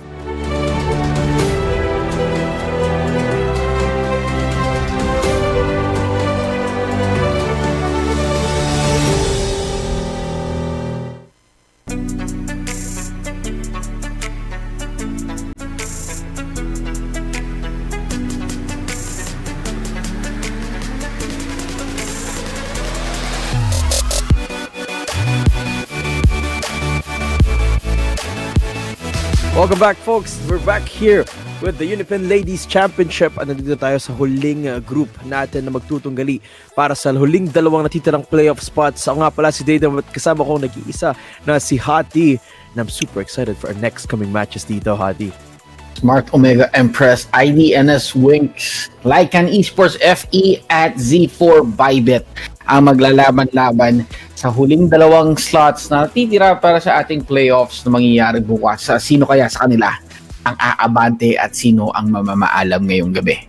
Yes, that is the question. Pero let's address the elephant in the room. Muna natin dito, no? Smart Omega Empress is of course, a very decorated team. But one thing that has changed ever since their dominating run last time is that iba na yung meta, iba na yung, medyo like iba na rin yung roster nila, no? But fact of the matter is, they're still a force to be reckoned with. Nakinig naman natin sa mga interview natin from our previous teams na madami ang mainit ang tingin dito sa Smart Omega Empress. Sila talaga yung nakikita ng mga players natin na biggest threat para sa kanila, biggest competition, and that really puts a target behind their back. So that means na marami talaga yung nire-review yung type of playstyle na meron tong players natin. Oo nga naman. And sila rin, of course, yung Smart Omega Empress, sila rin the same team who won silver medal sa SEA Games nitong taon na to sa Cambodia. Yeah. Really Medyo, tried and tested na talaga. Hindi nakakapagtaka na sila yung tinitingnan ng lahat dito sa tournament na to. You know what would be crazy kung kung ma-lower bracket agad dito, no? Yung Smart Omega Empress. That would be absolutely crazy. So parang WINX, parang they're gonna be here to test the waters. Are they really as powerful as people put them up to be? Or maybe kaya natin to, no? So WINX, feeling ko yung gagawin ng IDNS WINX dito, bibigay agad nila yung lahat nila, no? But the thing is, they have to be absolutely perfect. I mean, all of our matches so far have been so action-packed. Pero we've seen so many things happen up to this point, and I would expect IDNS to do the same thing dito, no? And typically, nakikita natin, all of our teams play their comforts kapag nasa lower bracket na sila. Pero IDNS WINX, I think they're a team with a lot to prove against Smart Omega Empress, especially because they're against Smart Omega Empress dito. I think we're gonna be in it for a long one. Ito kasi, yun nga tulad ng sinabi natin kanina, being the most decorated team here, meaning they have the most VODs available. Alam ng mga player yung history nila, alam nila kung gaano sila kagaling with their comps, with their decision making, with their micro potential. So pwedeng i-pinpoint yung mga weakness dito kung meron man yung Empress. Yes, and I'm pretty sure knowing na Smart Omega Empress ang mga katapat nila, WINX have done their homework, pinag-aralan nilang mabuti, pinanood nila yung mga votes, pinanood nila yung mga laban, and pinag-isipan nilang maigi yung diskarte na gagamitin nila sa pagharap nila sa Smart Omega Empress. And this is just best of one. So, andun pa rin yung gulatan gaming, yung factor na pwede nilang gamitin laban dito sa mga Empress. Of course. Ito na, magsisimula tayo with the draft phase. All those strats are going to be culminated beginning here. And the bans are, well, pretty standard for the most part. Para dito sa IDNS WINX, Arlots, and the glue yung una nilang tinanggal dito. Meanwhile, Smart Omega, they ban away, pretty standard bans here as well. Pero mukhang ayaw nila makatapat yung isang Lolita dito. Now, we've seen, I think, only one Lolita so far up to this point, no? And very proficient naman talaga ang isang Lolita, no? Especially with the flicker combo with the Numenon Blast. You can get pretty caught off guard with the range na meron yung Numenon Blast pagka nga naman nag-flicker ka at the last second, no? So, Smart Omega banning that away, and banned away Kaja as well. Mukhang ayaw nilang makatapat yung pick comp dito ng isang Kaja. Yes. Makikita. Uy, ako pinang 1-1. 1-1 agad. Immediate knockup. Ito naman yung players natin. Ano yung binigay talaga nila? O hindi nila napansin? Maybe. We're not so sure. Pero mukhang mas mukhang mas pinaprioritize talaga dito nila tanggalin yung clue.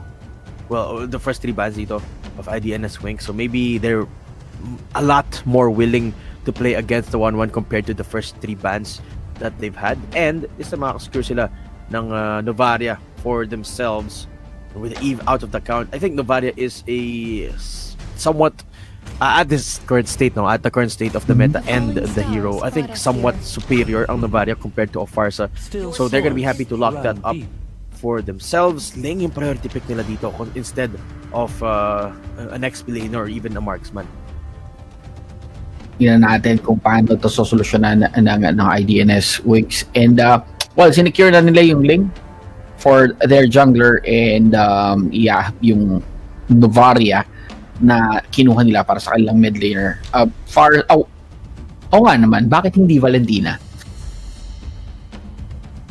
So far, itong ults naman ng mga to, actually no, Valentina, we're picking Valentina early here is going to be a bit of a 50-50, but for now Farsa yung uunahin nila kunin, no. I don't want to give anyone anything away with their picks, so pwede pa sila magparamis dito, which is why they shy away from the Valentina. And the Joy yung naman still available. I think this is the second time only, or maybe even third time only na makita natin yung Joy out of all many games na nakita na natin so far. And tira mo naman yung players doon ng Smart Omega, no? They're looking poised, they're looking confident to win this game. But Franco instead, so pwede pa magparamis. Hindi pinrioritize dito yung Faramis. Mukhang hindi nila kukunin yung Faramis. Well, Smart Omega, open pa rin sa kanya yung Faramis. Pero tingnan mo, Jungle Joy, mukhang Jungle Joy ang gagamitin ng Smart Omega. This gives them a way para kumuha pa ng isang medyo tanky na XP laner. Of course. We glue out of the count. Arlot's out as well. Martis will be banned away. Umuunti na yung XP laners na available dito, no? Lolita is the ban ng Smart Omega. So wala pa silang tank dito.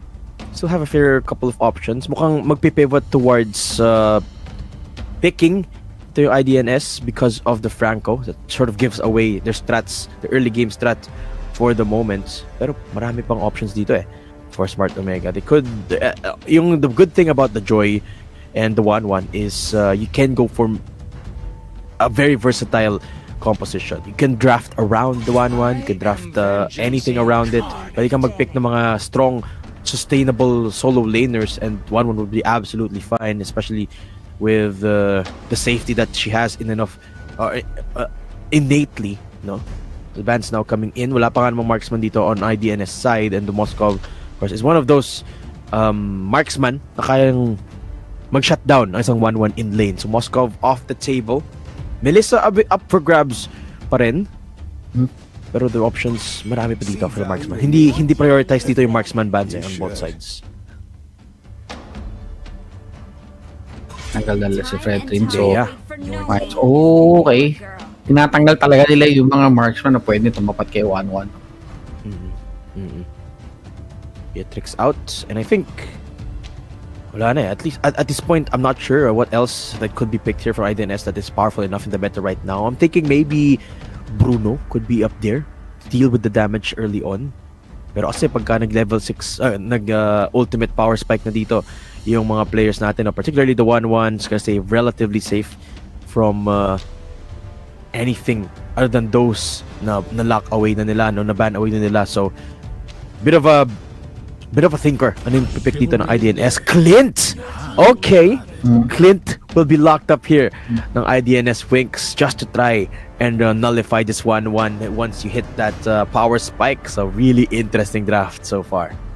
They actually go for burst damage as well as mobility para din makaiwas just in case makalamang na si 1-1. Siyempre, ang iwasan mo sa 1-1 is yung stacks niya, yung mga weak points na binibitaw niya dun sa kanyang passive for her to be able to trigger yung crossbow of Tang na talaga namang one of the reasons kung bakit nakakatakot no marksman si 1-1. True. Minotaur. Aulus. Okay. This is wow. Okay, this is just Smart Omega. They're flexing us their hero ocean at this point. No, Aulus is just gonna make a debut appearance dito sa ating group stage. No, this is the first time we're gonna be seeing an Aulus. Mincetar on the other end will be secured. Pero Aulus, it's been a while since I've seen an Aulus in the jungle dito. But the thing about an Aulus is there comes a point where if an Aulus gets to that point, hirap ka na around level 7, level 8 yan. Oh, there comes to that. But there's a certain point na pag dumating doon yung Aulus, whether it's an Aulus that's behind, whether that's an Aulus na walang masyadong objectives, pag dumating ka sa point na yon, it's going to start taking over the game. Ito na, stage is set. First match here for the SEA Games representative ng Pilipinas dito, Smart Omega Empress, with a very, very interesting compositions. They have a lot of strong points dito, no? A lot of time buying potential as well. But the key highlights for me, Aulus on top of the Minotaur. And the Minotaur, well, we did touch upon this earlier. But they could have went for something else entirely. Hindi na ban dito yung Kufra or Atlas, no? But they actually went for the Minotaur pickup. I'm really excited how they're gonna work with this. It's really exciting. This is really interesting. Na makita yung Minotaur. Kanina nga, di ba, na-mention natin na parang one of the heroes na hindi na napapansin ngayon sa meta is yung Minotaur. And ngayon, nilabas ng Empress for all of us to witness. Okay, here we go. First game in the last group of our day. And look at that, 1v1 the middle side. Riachin getting pummeled by a ton of damage dito ni Amory. So far not getting taken down as of the moment. The thing about having a Minotaur in the early game is it isn't as aggressive, it isn't as assertive as other picks dito, no? Really needs a little bit of time to be as efficient as or as effective as they could be on the Minotaur.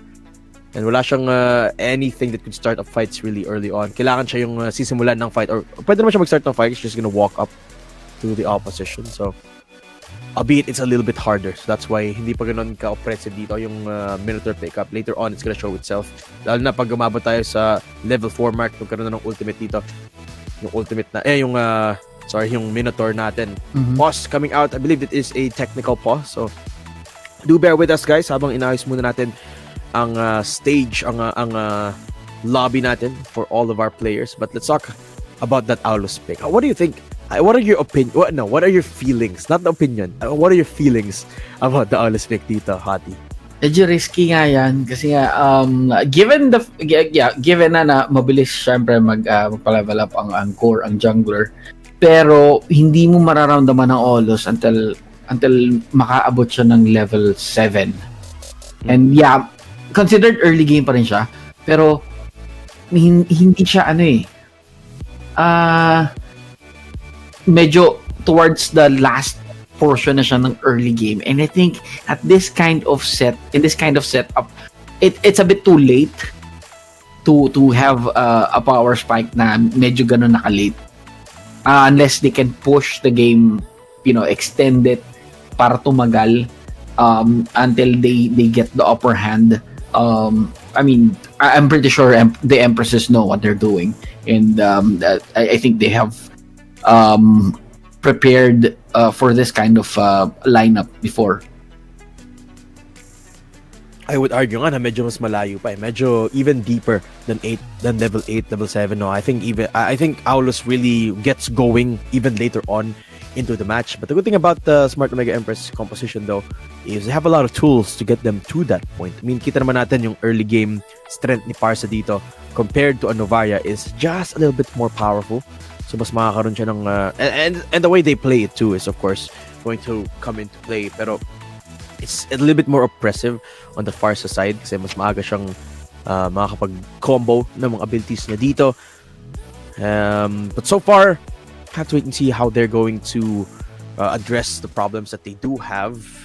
As far as scaling goes, Smart Omega is set in that regard. There's no doubt about that. No, as long pag umabot tayo sa late game natin, Omega is just going to assert dominance across the board. Dito, no, IDNS, the pressure is on them naman ngayon na maging aggressive dito sa early game natin, no. And what I'm worried about their composition is, are they going to be able to pull that off? It seems like with the Franco pick, they should be theoretically able to do so. And parang ano pa nga to double hook composition yung meron sila dito. So as long because of Mizzitar. Yeah, so as long as makahanap dito ng opening pick si Hera relatively early, they should be able to prevent that late game scaling from happening. Paano gagawin?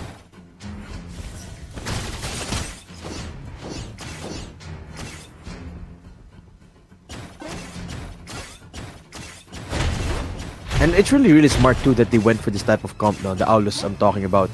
Kasi remember, binline pick dito ng Omega, yung 1-1. 1-1 is a very good pick, pero madaming ang pwedeng mag-counter sa kanya. Even this Clint is gonna make it hard for the 1-1 to scale up. So, this Aulus is there parang as an insurance policy. In case mabaog dito sa Chinwa on the gold lane, meron silang backup that's in the form of an Aulus. And, of course, they've got the joy to buy a lot of space here in the map in general. XP lane as well, meron pa siyang tulong dito ng rotate agad ni Amory. And with that rotation, actually, immediately, masisimulan dito yung turtle ni Keishi with a lot of assistance from her teammates. Hera, nahanap si Mirai doon sa may middle side, but the turtle hindi man lang contest ng IDNS. So that's smart Omega on the board with the turtle takes. It's actually one of the reasons is because si Saucy Twinks is medyo nahuhuli when it comes to farming. Kung mapapansin mo, siya yung level 3 pa lang siya as compared to all the members of her team. And looking at how Keishi is doing na level 5 na, kailangan humabol ni Saucy Twinks dito. Hopefully, pagdating ng susunod na turtle, makahabol siya. Rotating across towards the bottom side of the bird form. Ang ganda naman na rotation na yun, and Mirai on the first blood. Perfect on the feathered airstrike timing doon. That's smart Omega on the board here. Just a reactive play right there. Really well played. Pero uy, nahanap pa nga si Mirai. Tempest of Blades, inactivate na agad dito ni Saucy Twinkie, but doesn't even get the takedown. Smart Omega keeping it close, but they survive. Maganda pa nga ng ginawa ng Smart Omega doon. Parang reverse uno card kay Hera. Akala niya siya na yung nakahuli eh. Exactly. And then again, Mirai calling for respo, calling for backup. And doon si Amore, hindi nila napansin. Ayun na, sumasayaw na dito. Si Not Ayanami. Then who is she? Not Ayanami. Ito na naman, isa. Hera forced to flicker away. Dodge, but Suki na naman ng feathered airstrike. Amuri still secures that kill right there. Na-force out pa nila yung retribution mula doon kay Saucy Twinks, no? And this is the type of playstyle that I am expecting from Smart Omega. They don't necessarily have to be as proactive as they are in the kills. Just take away these objectives from IDNS. And they're doing so with every little thing that they can. Not just turtles, but even the farm. Pati yung purple buff, pati yung minions, pati dito yung jungle camps. And they do that by investing everything that they can. Hera nakahanap ng suppress into the Iron Hawk. Pero Mirai very tanky in that regard. Magsusurvive pa nga it's Renoa with the crossbow tang na papasok into the third range dito. Okay, pumasok si Keishi, medyo malapit, but look at just how calculated the plays are for Smart Omega. Nobody getting punished from their side. Sila pa nga nakahanap doon ng encounter engagement, and off of that fight, sila na naman yung may priority towards this turtle. Sobrang bilis at sobrang ganda naman talaga na reaction ng Smart Omega doon. Just when you think na IDNS WINX already has the upper hand when it comes to setups, yung mga huli ni Hera na yun, pangatlong beses na ata yan na nadadali siya ng counter reaction coming from Smart Omega. And ang ganda lagi na rotations dito ni Amorino. Every single time may nahuhuli dito si Mirai, biglang darating yung ibon, biglang may darating na feathered airstrike out of nowhere. And that's one of the things that really separates Smart Omega from other teams, is that they're a team that's super good at controlling the map. Now Mirai nakahanap na naman ng target, forces out the flicker from Hera, pero muntik nang makatama ng hook doon. But here we go, dinanakaw na naman nila yung purple buff dito against that Ling. Retribution invested, and Saucy Twinks unable to use her own retribution there. Ma-force out na yung recall from this Ling. Hindi talaga makakuha ng purple buff itong si Saucy Twinks. Hindi pa payag ang Smart Omega na makakuha siya ng free roam at magpaikot-ikot sa mapa. This will be a very challenging game for Saucy Twinks, especially on her part as a lane player. Exactly. But Mega really knows how to suppress that thing. And well, theoretically, it's pretty simple. Just steal away the purple buff. But the way you can execute that is an entire different story. Now, makakonsider ng dito for absolutely free. Essentially from the rotations. And mukhang makahanap pa kasi ng isang target. Hera, down to 1 HP. Hook, medyo late. Walang tinamaan. And Smart Omega take away one turret. Pero Sini medyo malapit. Medyo malalim siya dito. Gets slowed down. And nag-activate pa ng ulti doon. Pero actually surviving for now, but that leaves the top lane turret very vulnerable dito. Turtle about to spawn up, and well, Smart Omega, they're slowly building up this massive lead. With the Turtle's about to spawn up dito, medyo maghahanap ng space, but on the top side, Feather Airstrike is perfect again. Cinny is this time the target, but on the bottom side, Vengeance activated mula kay Aya now. Yes, Tiffany gets destroyed by that Joy, pero dito rin reinforcement. Hera kumagats against that Joy, cannot survive that encounter, but it is a 2-for-1 exchange. Smart Omega can still start rotating towards this Turtle habang pinupush nila yung top side. Grabe yung pressure dito ng Smart. Yes, na po yan. Medyo nag-overstay doon si Nat Ayrami at nagkaroon na ng oras para mag-respo yung mga kasamahan ni Tiffany. And that is actually a good reaction coming from IDNS WINX. Pero ito na yung pangalawang Turtle natin. Tinitimbrehan na ni Amore ang kanyang mga teammates. There's a feathered airstrike making sure that nobody from IDNS WINX is in the perimeter. Simulan na nga ba nila, pero malayo pa si Keishi. I think siguro i-hold nila to until the jungler, until Olus Keishi. And because of just how much oppression Smart Omega has against this thing, may free reign dito yung jungler. But uy, nahuli nila dito si Shinnowa. That is the 1-1 out for the count. Pero andito na si Keishi. The scaling Aulus is alive, everybody. And the Feather Airstrike gonna be there for the artillery fire. Tingnan naman natin yung attack speed doon ni Keishi. Hinahampas-hampas si Cinny. And mukhang nakahanap sila ng straggler. Twinks! Wala siyang purple buff. And walang matalunan. Ling is down. And Smart Omega take the trade, the 1-for-2. And sisimulan nila dito yung Lord. Hindi na nila kinuha yung turtle dahil hinintayin na nilang lumabas yung Lord. Parang wala masyadong magawa dito ang IDNS WINX. Sobrang limitado na ng mapa para sa kanila. I mean, yes, they have the vision na binibigay ni Raya Chen, pero they can see stuff pero wala silang magawa.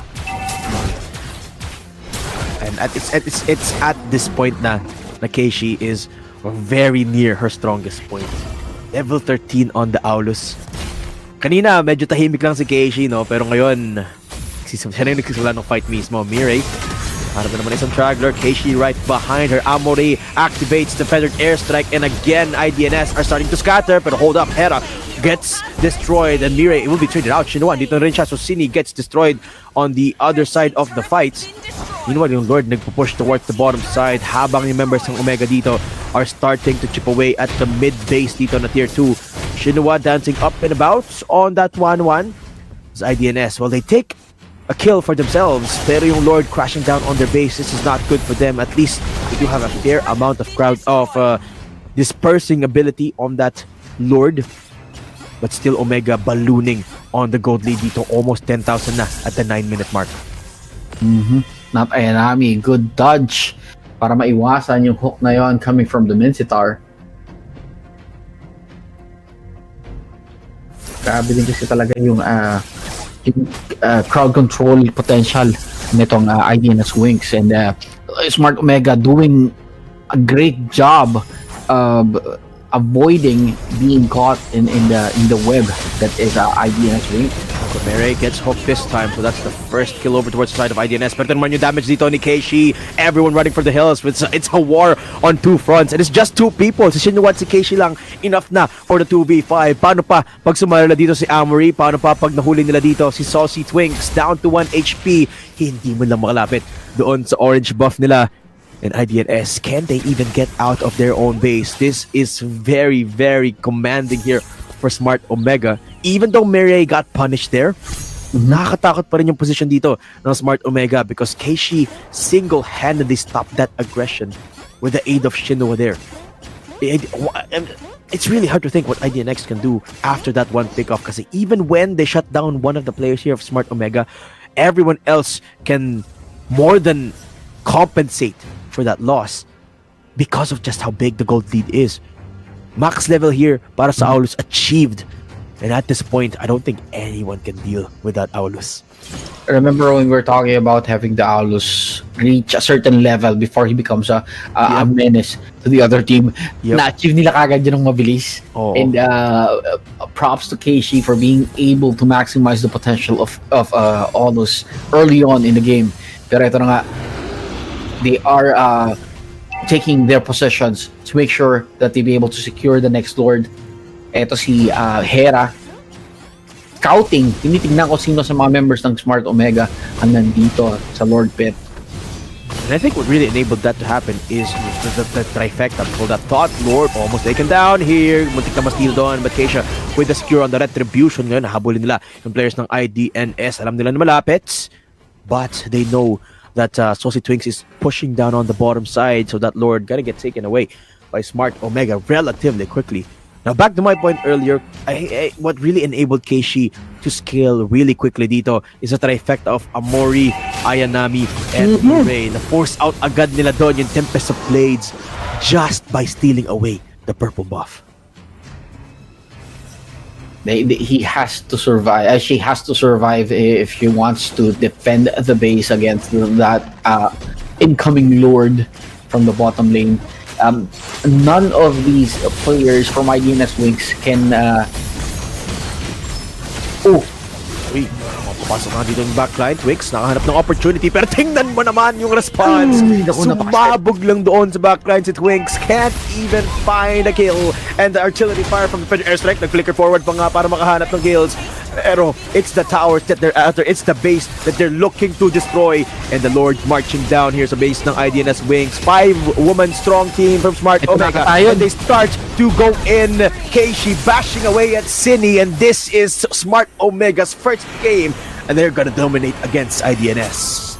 There's a reason why these ladies have won numerous tournaments and have represented the country several times in the land of Dawn, and this is why. This is the reason, ladies and gentlemen. Congratulations, Smart Omega Empress, for winning your first game in this tournament. Sobrang ganda na pinakita na, sobrang dominating. I never saw any part of the game na nadehado ang Empress. Yeah, me neither. I mean, there was a couple of times na perhaps may chance yung IDNS na makalaban, but it never got to a point where it got translated to anything meaningful. And as I mentioned, it was because of just how oppressive yung trio na sinasabi ko kanina pa dito, no? It's just parang parang yung game plan nila doon sa game na yon. Joy, Farsa, and Minotaur create space para sa dalawang carry natin, no? And Amori, Ayanami, and Mirai did a fantastic job of doing so. Meanwhile, Shinwa and Keishi, all they had to do was power farm, play it safe on the side lanes, and I think it was very, very successful dito, no? The biggest threat, para in my opinion, could have been Hera on that Franco, pero again, outshine siya by the effort, the consistent effort na mag-rotate dito ni Ayanami, Amori at saka ni Mirai. And you can see just how they were able to do that. Ayanami constantly cutting off minion waves in the XP lane, and Amori making the most out of the bird form ng Farsa niya, no, to provide assistance where it is necessary and assistance where they can be proactive. And it just built up like this. Na-choke out dito si Saucy Twinks, can't even take purple buffs nung later stages. And ang bilis nga umabot sa level 15 dito ni Keishi. Just cements that priority. Kumbaga parang sila dito, nag-funnel strat dito without actually funneling. They just helped Keishi take control of the map, and it worked wonders for Smart Omega. Yes. And of course, props din kay Mirai for making sure na hindi makakuha ng purple buff itong si Saucy Twinks. And lagi siyang andon, parang nakabantay siya sa timer ng purple buff ng side ng IDNS WINX. Pag alam niyang malapit na, nandun na rin siya sa perimeter. And again, such a phenomenal showing from Smart Omega. beautifully done on all angles dito, no? Everyone performing really, really well. And Keishi, of course, the star, the damage dealer dito. Pero si Amori pa nga yung magiging MVP natin, no? Just because of the kill participation that she has. Yes. And I think this is I think this is really deserved. Super aggressive din yung Farsa niya dito, no? You rarely see a Farsa na nagfi-flicker habang naka-feathered airstrike because that is very, very risky. Pero sobrang ahead na nila. Smart Omega can afford to do so. Again, congratulations, Smart Omega Empress. And I think we have an interview ngayon para sa with the coach, si Coach Bam ng Smart Omega Empress. Hello, Coach. Can you hear us? Hello. Hello, Coach.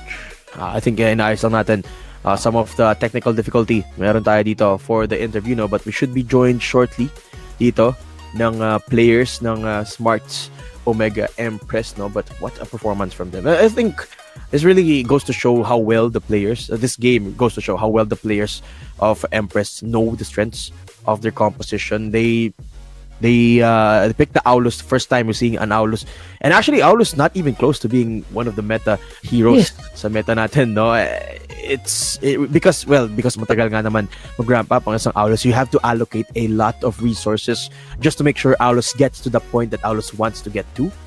Pero almost the perfect execution dito for Smart Omega. I think they are ready with the interview dito. Hello, Coach. Can you hear us? I think hindi natin marinig dito yung players, but you can see it on the screen right now, no? Medyo hindi ka namin marinig dito, Coach. I think the mic is a little bit muted, maybe medyo malayo tayo, hindi natin marinig dito si Coach, pero tingnan nyo naman that beautiful face ni Coach Bam.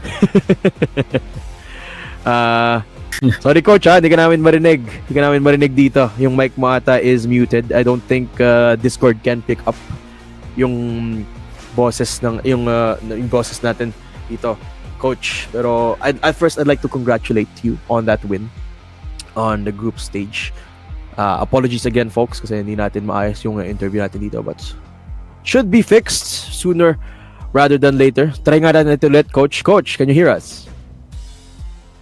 Wala, hindi natin marinig dito, no? Let's just try to fix things up. Yan na nga, tinawag na dito yung backup ni Coach. Look at the players na nakikita natin in the background. Sila yung players natin from Empress. Very chill lang, no, after that win. Yan, shoutouts sa players natin ng Smart Omega Empress. Fantastic job. Congratulations, ladies. Yan, nagkumakaway na. Okay na dito si Hati for the interview. Pero actually, you know, it really goes to show you, Hati, na if you have a plan, even with non-meta champions, not meta heroes natin dito, no, meron pa rin talagang opportunity to make it efficient, make it proficient, make it work. Yes. Especially in such convincing fashion dito, no, as was demonstrated to us by the Smart Omega Empress squad, no. But do bear with us, guys. We're just trying to get this interview up and running for you guys. But unfortunately, I think we're gonna have to move on for now, no. Maybe pagka naipanalo ng Empress yung next game nila, we will be pushing on with the interview. But for now, I think we will be skipping it and moving on with our broadcast. Unfortunately, tech issues, man. You can't really sometimes ang hirap lang talaga eh. Sometimes ang hirap lang talaga, especially with this online setup. No, we can't help the team set up. In the mercy of technology. Ganun talaga eh. But that concludes our first game of the last group dito. Smart Omega Empress will be moving up to the bracket. So isang panalo na lang, pasok na sila sa playoffs. And speaking of playoffs, we have 4 more teams up in the running. They will be bumping IDNS down to the lower brackets. Pero yung next match natin will be between LYCAN ESPORTS FE versus Z4 BYBIT. But before we head on to that, we'll just be having a quick break. Ako nga pala si Daydom, kasama ko si Hat E.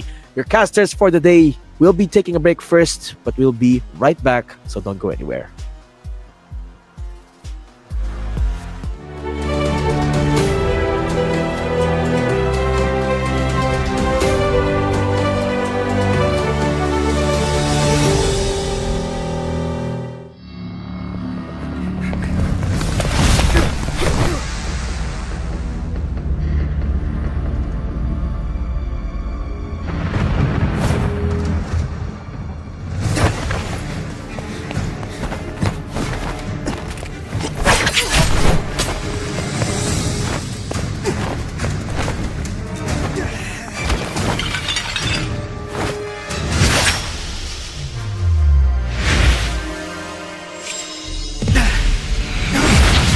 Why, brother?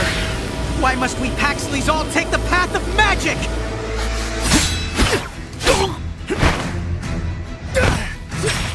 Am I such a disgrace to this house, big brother?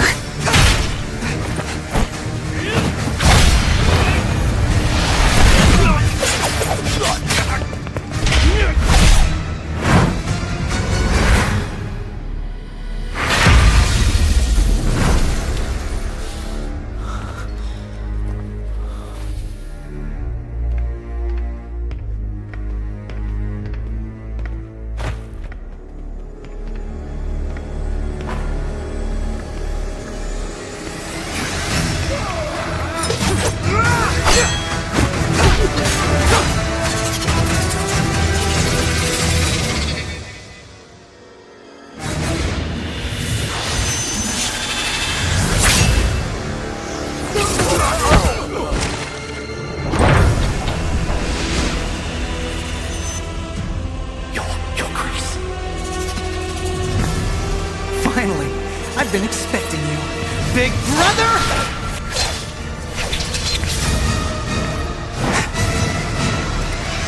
I don't recall giving the orders. Elders of the house give the order, Your Grace! But it's not my order.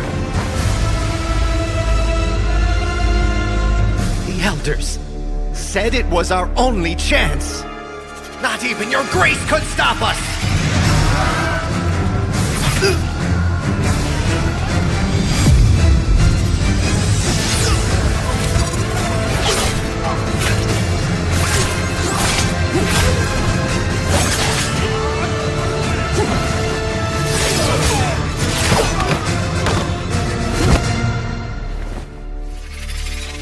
I don't need your pretentious favor. We end it all today! We still have time. Even if we don't, they don't have a say. Has it started? It's time for you to know the truth. If you don't want to die, follow me.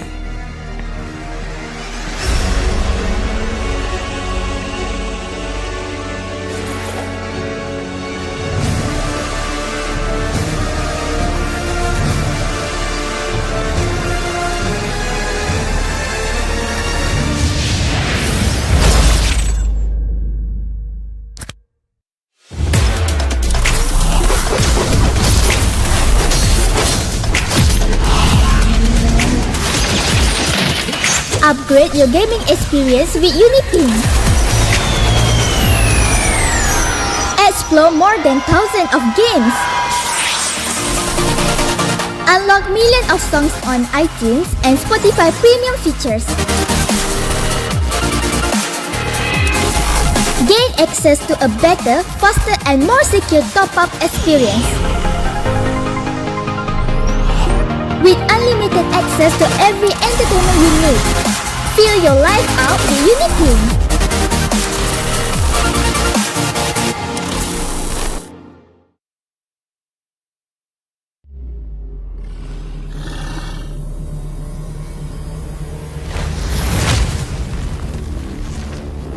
Those who stand in my way, die!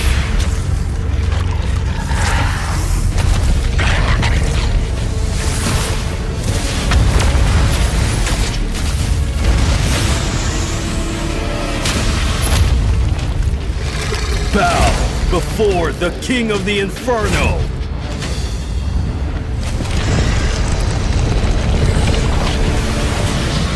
Come, Candle Moth!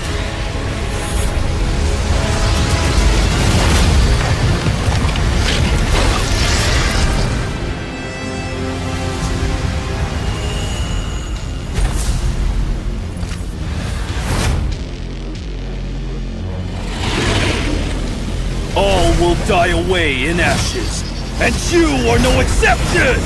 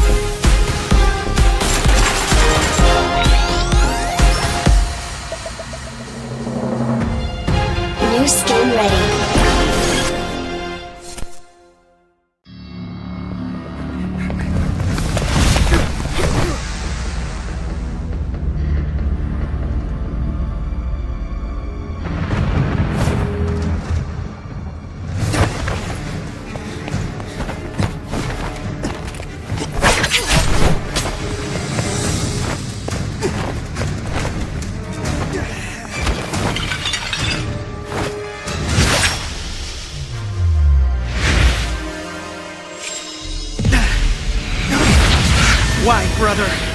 Why must we Paxleys all take the path of magic?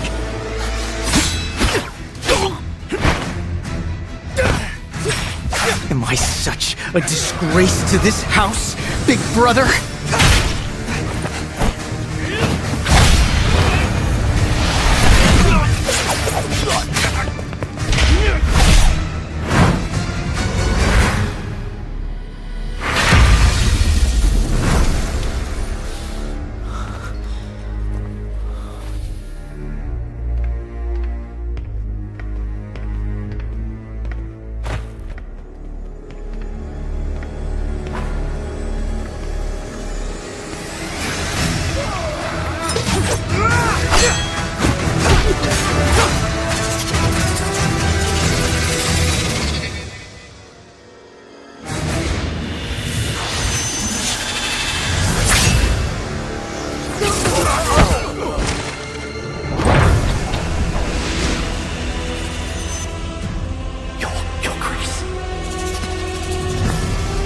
Finally, I've been expecting you, big brother!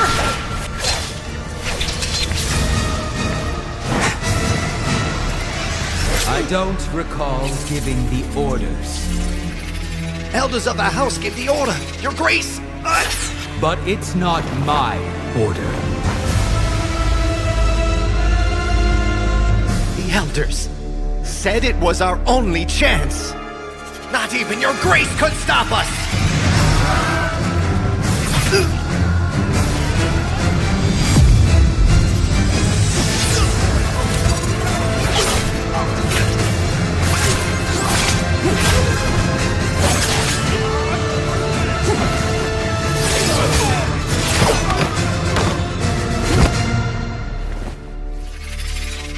I don't need your pretentious favor.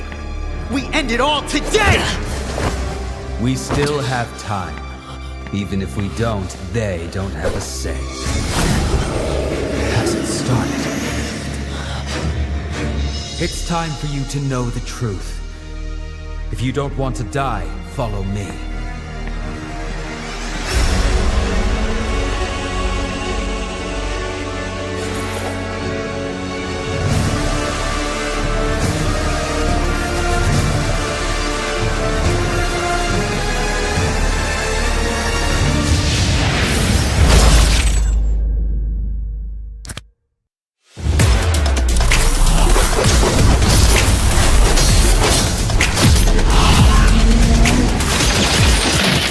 Upgrade your gaming experience with UniPin.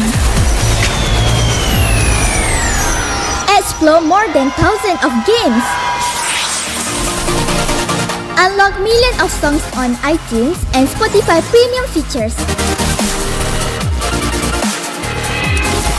Gain access to a better, faster and more secure top-up experience. With unlimited access to every entertainment you need. Feel your life out with UniPin.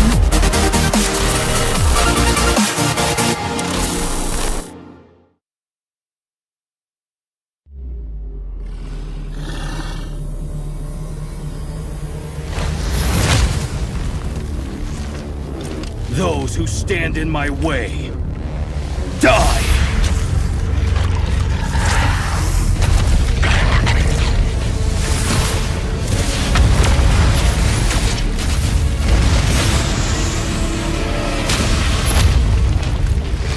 Bow before the King of the Inferno!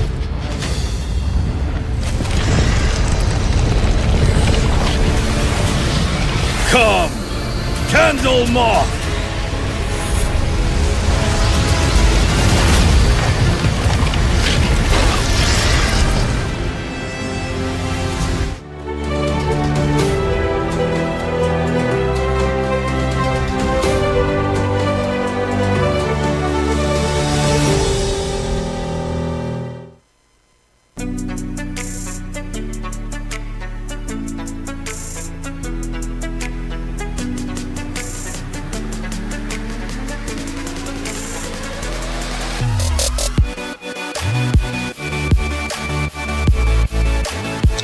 Tuloy-tuloy pa rin tayo sa UniPin Ladies Championship at kami pa rin ang inyong casters. Ako po si Hot E kasama si Daydom at sobrang lupit ng unang laban natin sa Group D.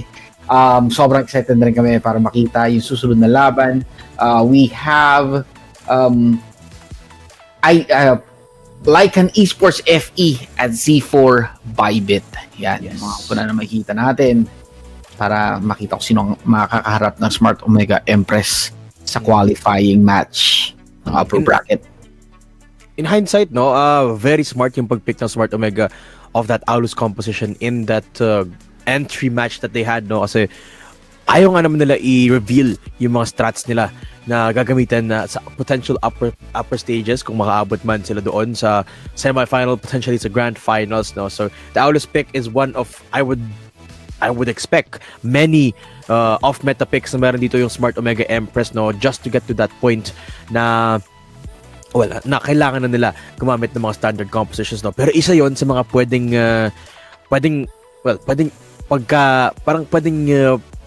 i-take advantage of ng mga posibleng makalaban nila in the future, knowing na hindi pa magme-meta picks dito. Smart Omega Empress can take advantage of the weaknesses of the non-meta heroes. Pero ngayon, back to the matter at hand, it's going to be LYCAN Esports versus Z4 BYBIT. And yung sino man yung mananalo sa kanila will be advancing onto the upper bracket match with Smart Omega Empress. So both of them really want to get to that point. Syempre, get a shot at that playoffs spot, no? LYCAN Esports and Z4 BYBIT, they will be playing in a best of one later on. Pero before we continue on with our game, I'd like to thank, of course, UniPin for organizing this tournament. Now, for all your gaming vouchers and in-game credits needs, UniPin lang ang the best option para makapag-top up and withdraw ba or deposit ng pera into UniPin funds. Kung ano man yan, whatever you play, whether it be MLBB, Valorant man yan, COD M, UniPin has the creds for you guys. So wala na kayong magagamitan kundi yung UniPin. Yeah, for a better and faster top-up experience, UniPin. Yes.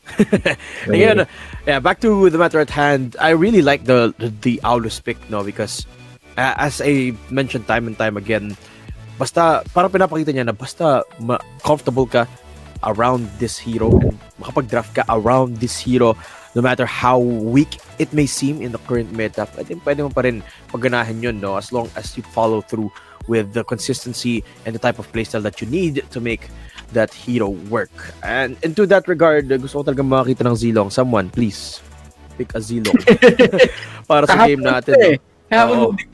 Kahapon may nag-hover pero hindi pinik. So sana ngayon may mag-Zilong talaga. Zilong talaga yung gusto kong makita.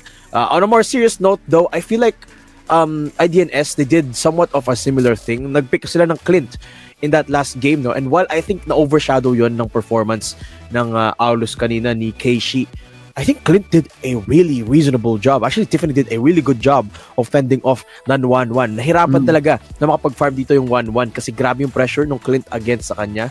Pero hindi lang talaga dumating sa point na kayang buhatin, kumbaga, ng Clint yung damage na kailangan for that squad. Kasi after magkaroon ng power spike dito si Keishi, nagsimula na rin nilang ipunterihan yung Clint eh. Totoo. Medyo nahirapan na rin sila. Yung Shinowa did her part doon sa kanyang 1-1. And ito naman dahil si Tiffany with the Clint, siya naman talaga yung naging MVP ng kanilang team, no? And in terms of kill participation and death, siya yung pinaka-konti, siya yung who played the safest sa kanilang team. However, it wasn't enough. Again, MLBB is a team game, so needed everyone to be in on the party. Unfortunately, it was Smart Omega Empress who was the better team dun sa laban na yun. I mean, unfortunately for IDNS WINX, not for anyone else. Yeah. So I'm looking forward to more picks like that. And the thing is, ang ganda rin ng the way they picked around the Clint, no? They were thinking of a hero na pwede nilang gamitin na pang counter sa 1-1, and nakita naman natin priority picks na pang-counter nga sa 1-1 ay binan dito ng Smart Omega. And IDNS still picking it up, thinking of picking it up is one thing, actually executing it is another. And I think they really succeeded in both regards for that Clint. No, we do have well, I do apologize guys because meron tayong konting delay habang sinaset up natin yung game natin dito, but sa ngayon I'm really excited for the next coming matchup. Ang lalim na natin into the group stage, konti na lang dito, magsisimula na tayo hot is ating playoffs, and dalawa na lang yung natitira nating slot, no. So far yung mga teams natin na nakapasok dito sa playoffs natin, lahat sila have been really powerful in their own right. But from here on out, I'm actually excited for something that can catch us off guard. Some of the unknown, some of the teams na hindi natin hinype up masyado, no, going into this matchup. And I think that is that is paying tribute to the underdog story na meron tayo nakikita madalas. I'm talking about the teams na nakapasok sa ating lower bracket, no. They definitely are the teams that I will be looking out for from here on out para sa playoffs natin. And I'm not sure how the playoffs bracket are going to work. Actually, the good thing is, even if they got in from the lower bracket, pagdating sa playoffs, lahat ng teams nasa upper bracket ulit. That's true. Okay. Yeah, so, yun nga, no? So, even playing field pa rin talaga, no? And I don't think there is going to be any disparity exactly. And meron pa rin, parang kahit lower bracket na sila, may second lower bracket tayo as we head into the playoffs, no? So it's still gonna be a mix and match of the teams of who are going to be playing off against each other. And that really excites me. However, I think magkakalaban-laban muna dito yung mga lower bracket teams bago nila makalaban yung mga mananalo sa upper bracket teams. And that, I think, introduces a level of anarchy, chaos dito sa playoffs natin, no? Kasi it really brings out it brings out the best out of all of our teams. That's actually one of the factors that makes our playoffs really exciting. I think correct me from what I saw, parang yung top seed ng A will go against the second seed of B, and then top seed ng B will go against pa-cross siya. So top seed versus the first seed versus second seed, first seed versus second seed of the other. I think so. Whoever makes the first seed of Group B will be facing Monster FE bukas, and which is who is the second seed of Group C. Parang C and D magkakatapat, A and B magkakatapat naman sa kabila. So again, it's parang back to square one tayo dito, no? So none of the top seeders, if I even call them that, are gonna be facing off against each other, no? So medyo like scattered yung pagkakalaban-laban dito, magiging paglalaban dito ng mga playoffs teams natin, no? And I'm really excited for that. And also we could also expect definitely a ton of variety when it comes to compositions as well. I feel like medyo limited pa nga yung compositions na pinapakita sa atin ng lahat ng teams natin, in the same right na limited yung pinakita sa atin ng Omega Empress in that first game na pinakita nila. I think nag-hold back pa yung players natin dito, but finding that mix between holding back, not showing your strats, and winning the game is the key here sa ating group stages. And yun yung challenge na ngayon naman ay tatangkihin ng LYCAN ESPORTS at saka Z4 BYBIT. Alright, really excited to see how these two other teams, parang sila na lang yung hindi natin nakikita maglaro sa buong tournament. LYCAN ESPORTS and Z4, really looking forward to see what these ladies will be bringing to the table dito sa ating tournament ng UniPin Ladies Championship. Of course. And that really gives them a little bit of surprise factor, tulad ng sinasabi natin kanina pa dito. Both teams have basically no, unless nga nagkatapat na sila before, no, both of these teams probably have very little clue on how their opposition plays. Unlike katulad nung nakita natin na matchup between Monster FE and Lil Divas, na alam nila the ins and outs of each compositions, very comfortable drafting non-meta picks because they know that the opposition may or may not know how to play against this. We don't have that here. We don't have that here. I mean, not yet at least. Maybe sa playoffs, pag umabit na tayo dun sa point na marami tayong games in the bank, na-stream na lahat ng games, syempre, a lot of the homework would have been done by then, and marami na tayong makikitang mind games that is going to bring out these non-meta picks. For LYCAN Esports and Z4BYBIT, I would expect them to stick more towards the meta. Ayun na nga, players now getting ready. Nakikita nyo on the screen right now.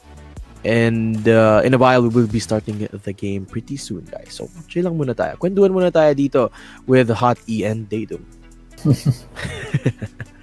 Kamusta naman, Hot E? Have you had your dinner yet? No, I haven't. You know what, funny? I was just thinking, ang sarap ng fried chicken.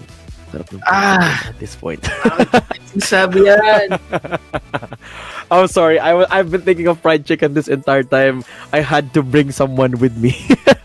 I can't be alone in starving. Okay. I can't be alone.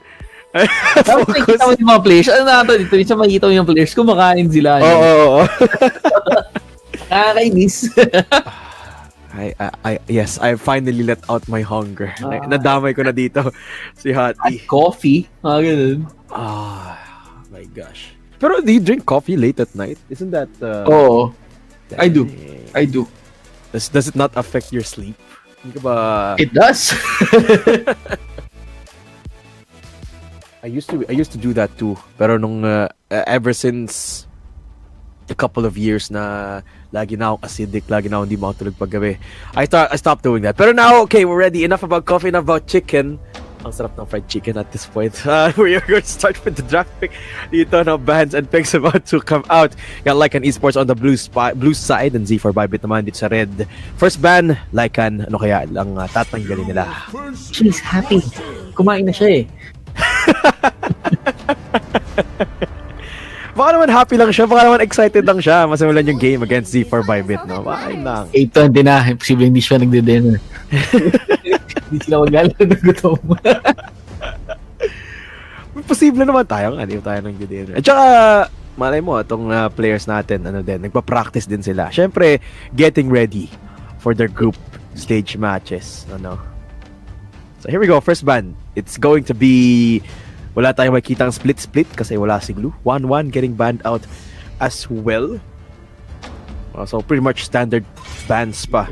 So far, Marty's out for the count. I would expect them to ban Arlot as well. Just because Arlot is very powerful. Hindi, pero binan nila si Valentina.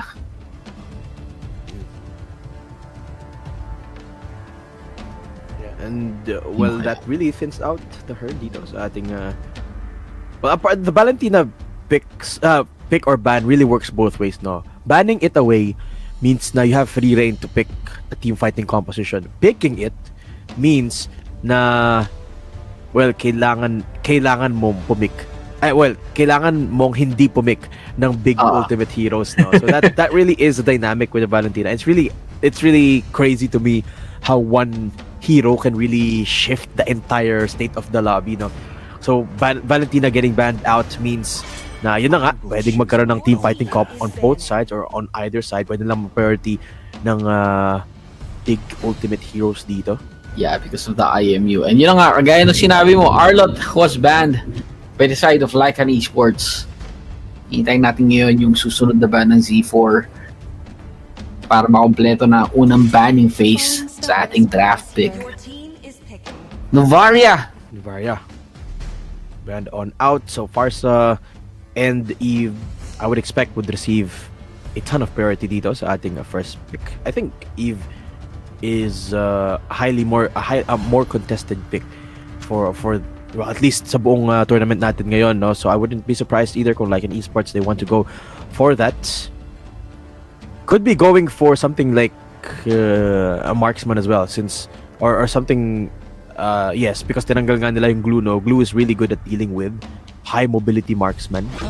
That's why binandin dito on the other side yung 1-1. But Eve, of course, will be the first pick instead. On the other side, Hanabi. Okay, is this gonna be the Hanabi debut? I don't think so. I don't think it will be. Pero it could be. I hope it is. They actually locked that up. Hindi pa naman nila nilalock, no? Yung Hanabi. I don't think so. Lapu-Lapu getting hovered dito. Of course, classic counter. Or rather, classic substitute sa Arlot or Martis. So, Lapu-Lapu yung locked up there is still pretty standard for the most part dito, no? I wonder what the priority is instead. Oh, but the Valentina band away, pwede nga naman sila mag-Farah miss dito, gunning for that sustainability of the cult altar is never a bad thing. Kaya yun, Shisha Ball with the Faramis lock. To live is to trick the Reaper. Okay.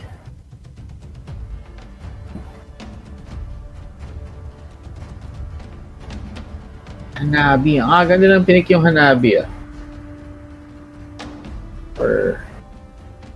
for this type of composition. Oh no, they actually went with the Faramis. Hindi pala. Instead, no? So Hanabi. Maybe, mamaya malay natin, ilabas pa rin nila yung Hanabi, no? Maybe, tingnan natin. Bago na. Na-stuck ka ba sa fried chicken ko? kaya nagutom ka bigla. Nawala si may karapatan sila magbago ng isip. Yes. Pero now, Terizla, okay, like an esports, taking a page out of, what was that team that put up the Terizla kanina? Was it Lil Divas nga ba? That used the Terizla. But either way, Terizla getting locked up here for like an esports on top of the Beatrix. So wala pong marksman dito on the side of BYBIT. Oh, what interesting pick we have here. Minotaur then. And taking inspiration straight from Smart Omega Empress. Digiban on out. Parang naaamoy dito ng BYBIT na gustong mag-setter tank, engage tank dito ng LYCAN Esports, no? So they're banning away the Diggy, or actually parang gusto nila mag-engage tank dito, no? So banning away the Diggy could pay up to be a double tank comp dito for Z4 BYBIT, but it's too early to call. And typically nagiging worth it lang naman yung double tank comp when you have a tank that can deal with those marksmen. And I'm talking about Glue here, but since Glue is banned out, there is a very small possibility of us getting a double tank composition. But with the Minotaur, I think medyo kulang yung engage potential na isang Minotaur eh. So, it wouldn't be the worst thing in the world kung Z4 BYBIT goes for a double tank comp. It has been really beneficial sa side ng I think it was I think it was Lil Divas that used Terizla kanina. I think so too, yeah. It was. Melissa banned out. And ngayon, iisa-isahin na dito yung mga counter sa Beatrix sa lane dito. Melissa, Claude, both very annoying to deal with as a Beatrix. So, pwede silang magano dito, Pwede silang maybe carry, for instance. Deal with the Terizla as well, with the extra damage that she gets with the passive. Oh! Okay! We're going for the Guinevere dito. Really interesting pickup wala sa Z4 BYBIT. I mean, it makes sense. They are looking for an assassin that can deal with these carries. And as such, meron silang dalawa. They have an Eve, they have a Beatrix. So, Guinevere, really, really good at that. Especially pagka yung carries more immobile, no? Particularly the Eve. So, Guinevere can shine in those scenarios. But, hindi mag-ube. Okay, Bane going to be there. And last pick dito, actually very good rounded na yung composition dito ng LYCAN. They got a fair bit of CC, got a ton of damage. So Estes would be a really good fit dito sa comp nila. Hello, my friend.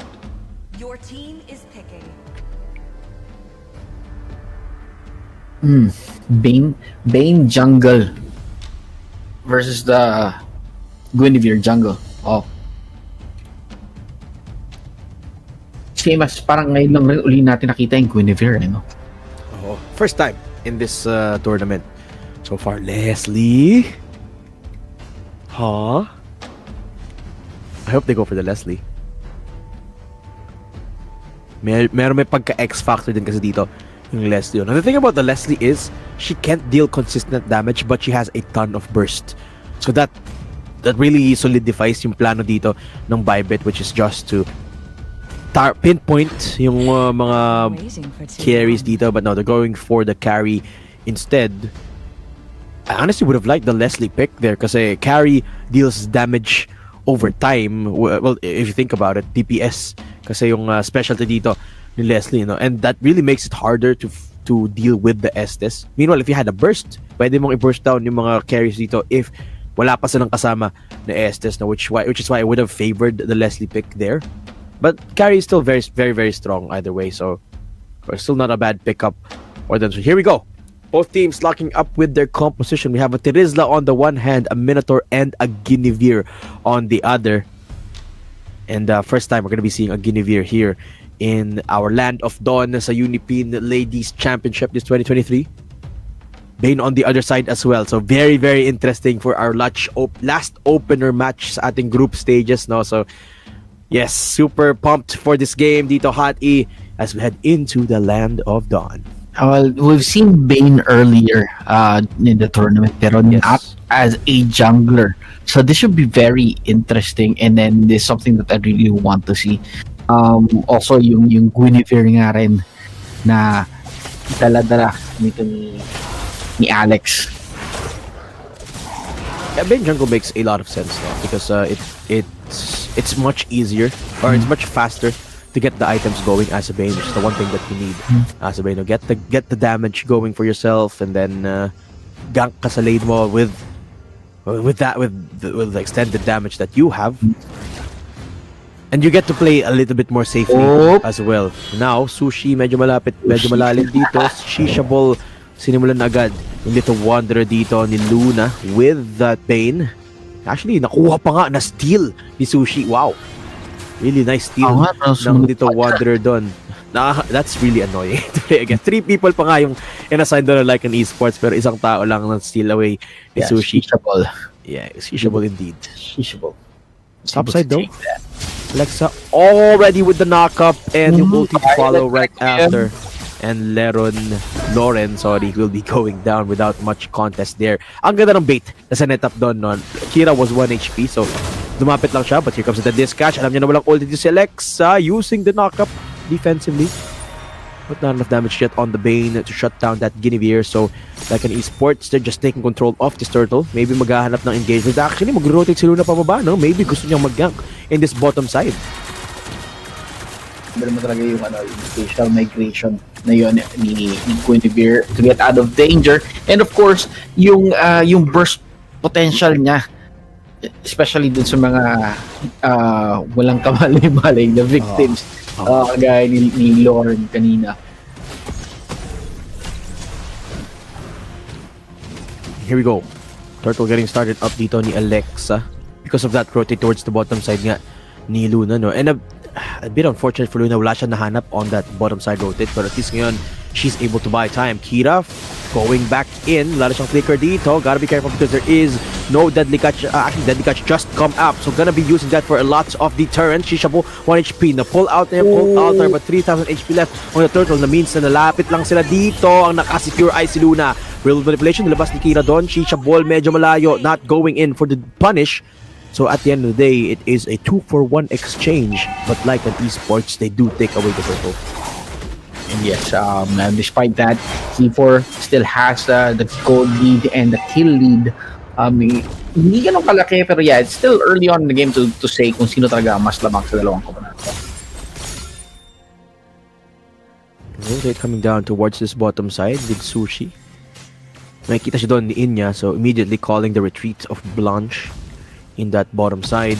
Lalapit na rin si Shisha Ball. Pwede nilang mahuli dito si Luna, slowly making her way towards the same area. Lumapit na rin si Kira. This is growing up to be a potential engagement on both sides. But with the Little Wanderer priority dito, hindi mo lang makalapit si Luna. Sushi is parang ano dito parang bodyguard, parang bouncer si Sushi, no? Just parading her teammates around. But so far, yeah, still a stalemate between both sides. Mas maganda lang talaga yung naunang priority dito ng BYBIT that nets them off this Little Wanderer. But yung gold lane natin, it's pretty much a stalemate between these two squads. Until papasok dito si Shisha Ball, may nahuling isa. Kira gets knocked back into the knockup. And that comes the engagement coming in from the Minotaur. Dinadive na nga nila dito on the bottom side. Inya down to 1 HP. Pero once the Cult Altar dissipates, they will be backing off because they'll be happy with the shutdown onto Kira. That's one pick-off from BYBIT successfully executed. Yes, 4v3 ang nangyaring aksyon sa ating gold lane, no? Tapos ang nila si Kira. And good thing na nando si Inya para tulungan na masustain si Blanche. Uy, lumama dun yung sniper shot. But they're going in for more. Coming in the collapse. Luna, kailangan niya contest itong turtle na to just so they can put the tides of the gold back in their favor. Kailangan sumama dito ni Inya for extra sustain. Lauren also making her way towards Turtle Pits. Magagaling na stop side dito si Lapu-Lapu. And everyone is in this Turtle Pit dito. Luna, kailangan niya mag-deadly catch. The retribution this time hindi magagamit to steal it away. It's Alexa to secure it. And meanwhile, Z4 BYBIT, they have perfect positioning dito. Blanche trying to disperse. Pero papatch dito si Shisha. Ball flicker forward. Nahila pa nga si Blanche. Wow. And that will shut down the Beatrix there. Last two standing for LYCAN Esports, Lauren and Kira just running for the hills. Pero si Ali, pasok pa nga doon with the dash and the shurikens. So that is a 4-for-1 exchange. Actually, 4-for-0 exchange in favor of BYBIT. And yes, malaking tulong actually yung pag-flank ni Kira doon coming from the mid lane pasok sa Turtle Pit. Nasira niya yung formation ng LYCAN Esports. And yun yung naging dahilan kung bakit nagwatak-watak. Mapakikita natin sa wala na, tapos na dyan yung yung pagpasok ni Kira coming from the mid lane, and yun yung napitas nila isa-isa yung mga members ng LYCAN dito. And I think ito yung isa sa mga problem talaga sa isang Bane, no? You typically pick a Bane more or less for the ultimate and the sustainability that he has. But the thing is, Bane is an all-around hero. He doesn't have somewhat of a robust characteristic to him. I'm talking about a Ling. Kunyari, for example, a Ling is gonna be there for that objective control, and then you have that mobility across the map. But you have a Bane that has everything. So, syempre, kailangan nilang i-tone down yung damage niya, yung CC niya, yung AoE niya. That's why Bane is good at a lot of things. He's like a Swiss knife. He's good at a lot of things, but he's not good at one particular thing. And in that regard, lugi siya when it comes to team fighting, because Bane is not necessarily built for that. Bane is built for everything, but not that one thing. I know it's parang he's a jack of all trades. Yeah. Exactly. Pero ito, papasok naman sila on the top side. Knockup is perfect. And sumabog na nga doon si Blanche at saka si Inya. Cannot survive that encounter. And BYBIT is slowly taking over these lanes. Grabe yung tower dive na yun. Talagang very coordinated yung attack na ginawa ng Z4 dun sa top lane ng LYCAN. Hindi lang yung players sinawala, hindi lang yung heroes sinawala, pati yung turret nawala. Oo. So ngayon, Kira pasok naman sa bottom side. Ang ganda ng deadly catch doon, but didn't even cancel Kira there. Power of the Lapu-Lapu right there. And the mega kill pa nga kay Ali towards the middle side. Kira, 1 HP. Uy, muntik nang ma-takedown doon. Literally, hairline na lang yung health bar niya doon. Pero Lauren, anong ginagawa mo dyan? Medyo malalim ka dyan, friend. Why are you rotating towards that side? Vengeance will be activated, pero medyo huli na. Ali, ay, nag-flicker pa nga for extra safety doon. Pero scoreboard now is getting ransacked by C4, no? 11-1, and they have a 7,000 gold lead. Hindi siya nailigtas ng vengeance doon. Medyo matagal na trigger. By the time na na-trigger niya yung vengeance, it was way too late. And ito na nga, Little Wonder Arcone ni Alexa. Walang aagaw niyan sa kanya. Malayo nakakapag-farm si Alexa dito. Especially with good mobility and proper rotation na dala ng Sushi. Hindi nga talaga makapalagpang ngayon ang LYCAN Esports, no? Okay, tumama doon yung sniper shots, revealing them of a little bit of information, pero hindi na alam. Nandito si Alexa, so she papasok na naman. Gotta be careful of the knockups. Inya, okay, forces out the flicker away, pero Blanche, medyo malalim pa siya doon. Can be a little bit of damage. Deadly catch used defensively, and the Cult Altar saves the skin of a couple of members here of D4 BYBIT. Gotta be careful now kasi lalapit na si Lauren habang malayo pa si Kira. Purple buff getting stolen away. So, pivot a bit of attention towards here yung LYCAN Esports. Medyo mababa yung health bars, medyo mababa yung levels nila dito. So, BYBIT definitely have the advantage when it comes to this fight. So which is why LYCAN don't really want to fight yet kahit wala ng ultimates dito masyado on Z4 BYBIT side. Kasi they themselves don't have a lot of ultimates. Deadly Catch will back up. Lauren ready at the waiting para sa 1v1 on the XP lane. Pero sinathreadan na dito yung Lord ng BYBIT. Si Alexa, sinisimulan niya na nga yung Lord and walang member ng LYCAN na malapit sa Lord. Look at them, they're converging nandun sa mid lane. Pero feeling ko alam na nila na nandun sa Lord pit ang V4 pero wala na sila nagawa. It was already too late. Bibigay nila ang Living Lord sa Z4 BYBIT. Wala hindi talaga sila makalapit at all kasi hindi rin nila alam kung nasan si Sushi. Sushi has been super good at setting up these plays for her teammates. Sabi ko nga, para siyang bouncer dito. Pero yung bouncer na siya yung lumalapit sa'yo. Tapos, ina-knock up ka niya, ihahagis ka niya. Pupunta sa team. Oh no, it's really, really terrifying prospect to walk into a bush. Tapos, biglang sa Sushi nandun sa harap mo. And again, it's the same thing here in the middle side of the map. Set up sila ng death ambush bush dito sa may bottom side. The good thing about LYCAN esports comp is they have a fair amount of uy! Pumasok na Sushi. Hold that thought. Deadly Catch with defense. Pero yung Cold Altar, it's gonna be used for a bit extra layer of shield. Sushi goes down.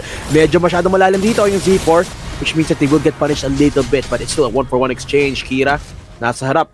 Sushi went down alongside Luna. Pero BYBIT, they could just re-siege this. LYCAN esports had to invest everything in that fight. Medyo over-aggressive doon yung BYBIT, pero okay lang. Hindi naman sila konti lang yung casualty na nakuha nila doon. Nakakuha sila ng 2 turrets dun sa Lord na yun. 1-for-1 exchange, nakuha nila si Luna but they had to sacrifice Sushi for that. Ito na nga, babalik na lang ulit sa kanilang usual rotation ang Z4. 9,000 gold lead. BYBIT's holding strong. And take a look at the map control. Wala pang kahit isang turret na nag-push dito. Yung LYCAN esports, no? BYBIT definitely has command over this game. And take a look at Alexa on that Guinevere. Level 14. So close to hitting that max level mark. And I think successful talaga dito yung Guinevere pickup nila, no? Really asserting their presence across the map. Dealing a ton of damage. Nakakatakot para sa LYCAN esports ang lumabas doon sa kanila. Especially hindi sila masyadong mabigyan ng vision ng isa't isa, knowing na Alexa is there with the Guinevere na anytime pwedeng ma-burst down ang mga members nila.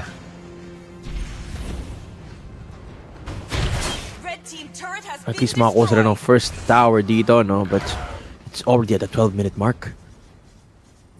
I mean, better, well, it's better than nothing for sure. But of course, they have to start looking for more. But how can they do that? How can they do that at this point? Their composition is built around sustained fights. That's why they have a Terizla. That's why they have an Eve and an Estes. But how will you have sustained fights if you can't survive the sheer amount of damage na meron dito? Yung Z4 BYBIT. Enhanced Lord has already spawned up. It's the first Luminous Lord of this game. Like an esports, you can see them trying to get close to the Lord pit. Sushi, okay, nahanap doon ni Lauren. So they know that that area is off limits for now. Alexa, tinithreaten dito yung Lord natin.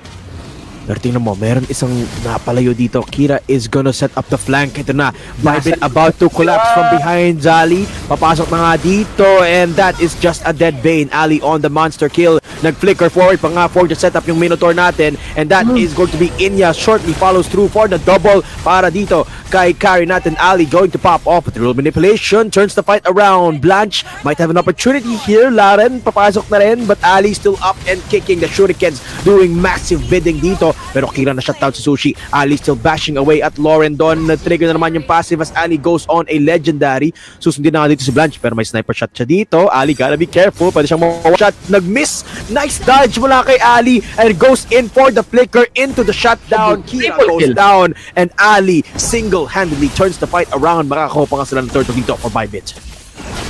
Kung talaga makikita yung effectivity ng isang carry sa itong part na to ng game.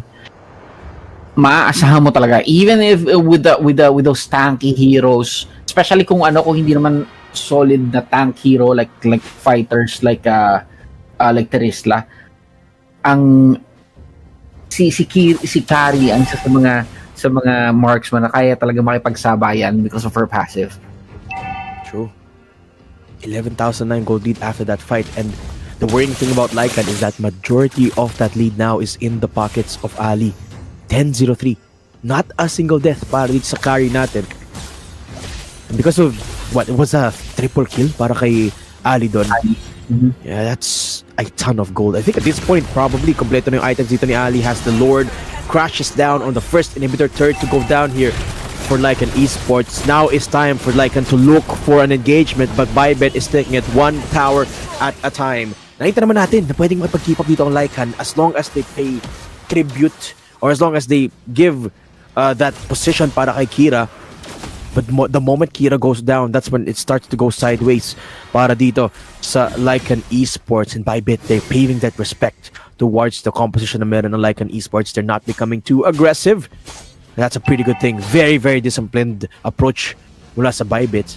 But now this is the last inhibitor turret. They want to push this up. They want to end this game right here, right now. They're taking the risk against all odds dito.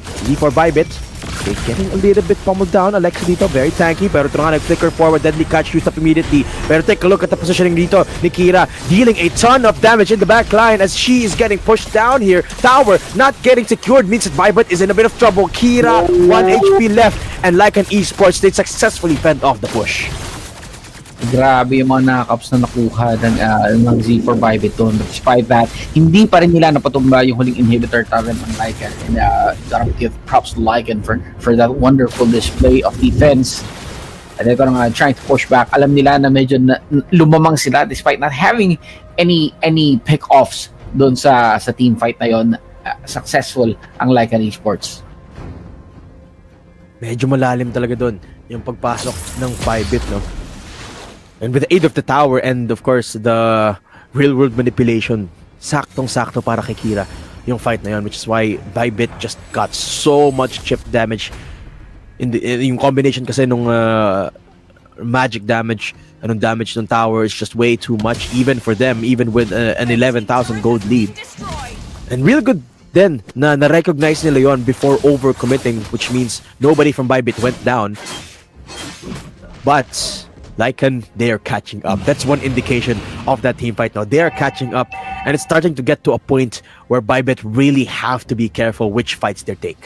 And look at that, they really had to go home back to their base like an esports kasi nga yung mga minions malapit na sa base nila. They had to defend it at hindi sila nakapwesto na maayos para sa Lord fight. Again, flank set up mula dito kay Kira. Coming in from behind. Nakita na nila dito ata si Kira. Sushi. Sushi is so tanky at this point. Pero ngayon, papasok na si Alexa. This could be the full-on committance. Kira again found a perfect spot. Pero nag-back off yung BYBIT. They know, have to respect this real manipulation. Meanwhile, Ali disrupting the back line. Ang lalim niya dito. Forces out the Cult Altar. But that is double kill coming in from the carry. Shishabo, 1 HP left on the Cult Shield. And India, in the back end of things, hindi makapag-provide ng support doon. Ang natitira lang si Kira with the perfect positioning. But no one has gone down. BYBIT, super good at recognizing the strengths of their opponents. Direspect lang nila doon yung Eve. And now Kira is the only woman standing dito. Airborne connects, and that's going to be it. BYBIT advance forward, and they're the ones facing off against Smart Omega Empress. Very impressive win for BYBIT. And ganda ng position sana ni Blanche doon. However, hindi enough yung damage na binabato niya para mabigyan yung mga members ng LYCAN ng BYBIT. Sayang yung maganda yung plan ng LYCAN doon sa huling malapit sa Lord Pit, kaya lang hindi naging enough, hindi naging sapat yung damage output ni Blanche doon. And the problem with their composition as well is that wala silang assassin, wala silang something that can pinpoint that carry that was such a massive para dito sa kanila, no? So while they had perfect positioning on Kira on that Eve in that fight, madali lang yun i-counter eh. What they had to do, the only thing that BYBIT had to do against the Eve that had perfect position, lumabas lang sila sa real-world manipulation, winate out nila yung ult, and then they went in for the turnaround. Ali had free reign every single time nagkaroon ng team fight because wala nga tayong assassin, walang kahit sino man lang na makalapit dito kay Ali, kayang i-kite ni Ali lahat ng opposition niya doon, which is why it was near impossible to deal with a Fed carry in that late game. And while they had theoretically the damage to deal with the team fight with the AoE of Eve, they had no single target CC, they had no single target assassin that can shut down Ali on that carry. Yes, they have good CC, they have good sustain. However, dun sa damage department, tayo medyo nagkulang talaga dito sa LYCAN Esports. And yun yung tinake advantage ng Z4 BYBIT. Kaya alam nila, sobrang confident sila na makipagsabayan. Look, even si Ali, kaya sumabay kay Lauren sa kanilang Teresla. Fantastically played here by BYBIT, no? Made a couple of mistakes, so it wasn't the perfect game for them, but they were able to mitigate those mistakes by quick thinking, quick wits, and grabe yung grabe yung aggression talaga nila dito, no? And that's one of the things that you can do when you have a Faramis composition. Gamit ka lang ng Cult Altar and your teammates are going to be out of the weeds. Pero overall, BYBIT had massive control over this game. I think it was at the 10-minute mark, like past the 10-minute mark, until nakahanap ng first tower dito, yung LYCAN Esports, which really goes to show just how much map control BYBIT had this entire time. Tira mo naman, ang ganda sana ng mga plays na pinapakita dito ng LYCAN Esports every now and then. Nakita natin yung 3-man knock-up doon ni Lauren, yung nakakuha ng snipe downs dito minsan si Blanche, dealing damage with the AoE. Ang ganda ng knock-up. Pero the thing is, damage is just not there. It's not enough. It never got to a point where it was enough. And while it did it actually did get to a point where it almost was, pero BYBIT, na-realize agad nila yun eh. Wait, Eve lang naman. Eve, yung threat sa kanila at that point, so all they had to do was wait out the real manipulation and then come back into the fight and they're good to go. And syempre, kulang na nga sila sa damage, tapos meron pang tanky heroes yung Z4 in the hands of Sushi and Kira, yung kanilang Lapu-Lapu and Minotaur. Tapos meron pang Cult Altar, si Sishabol. So, ang hirap talaga para sa LYCAN Esports na kumuha ng kills para sa kanila. Exactly. LYCAN Esports playing from the back pedal position. It's not the easiest here, no. Perhaps if they were able to extend the game further, maybe makakahanap pa sila ng opportunity, maybe makakapag-items pa dito si Blanche tsaka si Kira, maybe makakaroon pa ng tankiness si Lauren at maybe make more use of that Estes. But at the end of the day, it just didn't get to that point, and BYBIT will be advancing to the upper bracket to face off against Smart Omega Empress. It's not the end of the day yet though. Para sa LYCAN Esports, they will be bumped down to the lower bracket, facing off against IDNS WINX. I think that should be the next game na showcase natin. Also, LYCAN Esports, they have a little bit of room to work with. Pwede pa sila makaabot sa playoffs. But here we go. Post-match screen. And wow, Ali 13-0 to 5. Hindi man lang namatay once dito si Ali. Talaga yung damage potential at how threatening a carry could get, di ba? And this could also be a case similar to Smart Omega Empress, no? Maybe they picked the Guinevere and Minotaur combo para hindi ma-reveal yung mga strats na ginagamit talaga nila when it comes to high risk or pivotal games, no?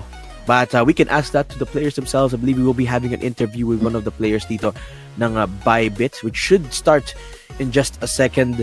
Pero again, we saw, nakakuha ko na naman yung gusto ko dito, Hot E, no? May off-meta pick tayo nakita and it worked wonders. Alexa performing really, really well on that Guinevere. Yeah, of course. Sobrang ganda ng pick na yun. And I believe Kira will be joining us in a few moments. Medyo inaayos lang yung kanyang setup dito.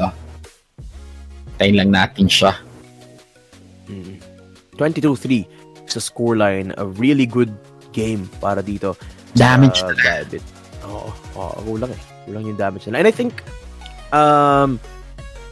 think medyo kulang yung front line na meron dito. Yung LYCAN Esports. As you can see, as we saw earlier, no, nag-tank build na nga dito si Luna on that Bane instead of the damage build because they want to make the most out of the Estes. Pero hello there. Hello there, Kira. Can you hear us? Hi, hello. Yes po. Ayun. Hi, okay. First off, congratulations on that win against LYCAN Esports. No, congratulations on a very convincing win against them. Kamusta ka naman? Kamusta? How was the game? How was the game for you guys? Medyo pressure lang sa laro. Kasi go nang go sila eh. Oo. Sino ba nag-shot call? Yung ano po namin, yung roam namin, sabi niya go di pinapasok namin.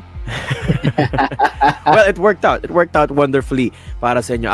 Kira, I want to get a bit of limelight. I want to understand a little bit more yung composition nyo dito. You went for a Guinevere Minotaur combo. Ano ba to? Was this like a counter pick to any particular picks dito ng LYCAN Esports o pinapractice nyo talaga tong Guinevere comp nyo dito?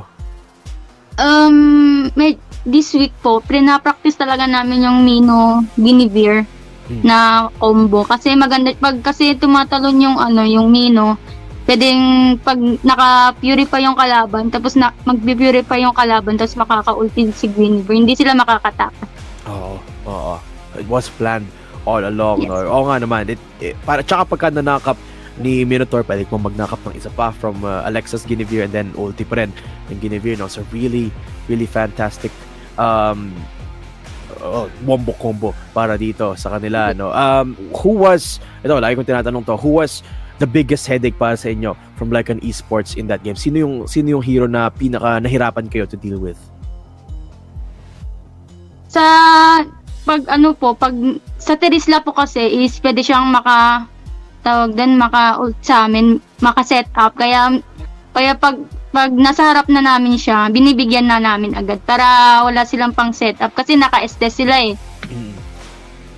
That's true. Oo nga naman. Okay, you're moving forward doon sa qualifying match na pag nanalo kayo doon, pasok na kayo sa playoffs for tomorrow. Kaya lang, ang makakaharap nyo would be Smart Omega Empress. And like what Tatum said, a very decorated team. Anong klaseng preparasyon ang ginagawa nyo ngayon or ang ginawa nyo para sa Smart Omega Empress? Siguro po more on nag-practice pa kami para makatapat din namin sila. Kasi isa din sila sa tinitingnan nila sa female league. Kaya isang na makalaban namin sila sa bracket. Nice. Okay. Any message to the Empress bago yung laban nyo mamaya? Good luck sa atin, guys. Wow. Inisihan nyo lang. Okay. Thank you so much to Kira for joining us here. Pwede daw po mag-shoutout. Sige, go. Sige. Shoutout ko daw si Rose, si Ali, si Mariel, si Marga, at si Alexa. Oh, hello. Shoutouts daw sa inyo, sabi ni Kira.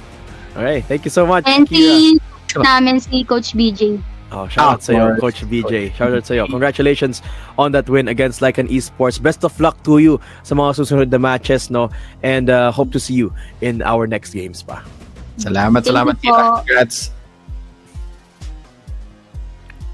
Ayun na nga. There you have it. Yes. There you have it. Congratulations to Z4 BYBIT. And congratulations to Kira sa pagpanalo nila against LYCAN Esports FE. They will be advancing to the upper brackets. And what can I say? What a win from them. Very methodic, no? And planado pala talaga dito yung Guinevere pick-up nila, no? For our next matchup, it's going to be in the lower bracket, IDNS WINX versus LYCAN Esports FE. Huwag kayong mawawala kasi magbabalik kami with the UniPin Ladies PH Championship. My name is Daydam. Kasama ko dito, syempre, ang nag-iisang napakapoging si Hot E. We will be right back with the final 3 games of the group stage. So, don't go anywhere. Yes, sir.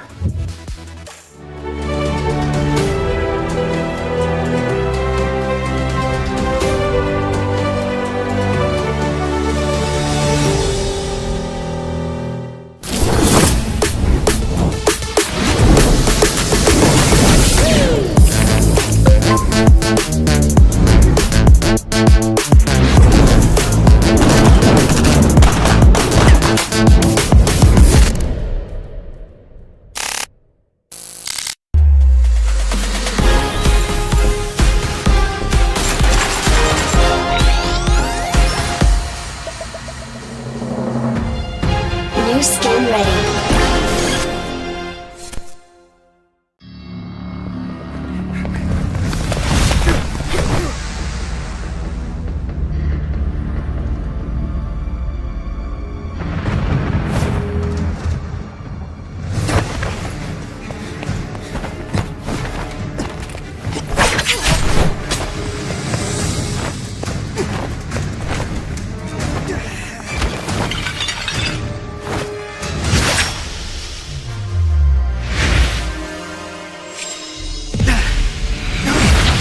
Why, brother? Why must we Paxleys all take the path of magic?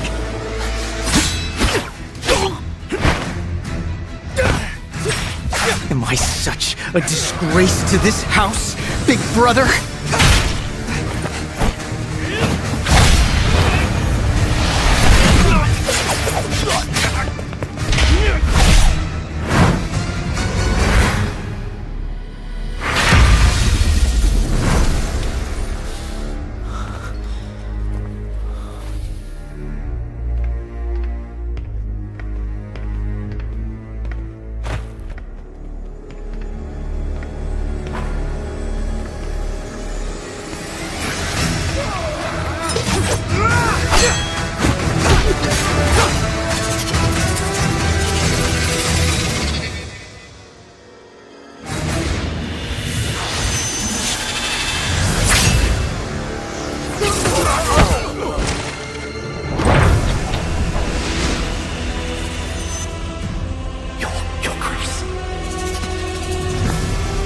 Finally, I've been expecting you, big brother!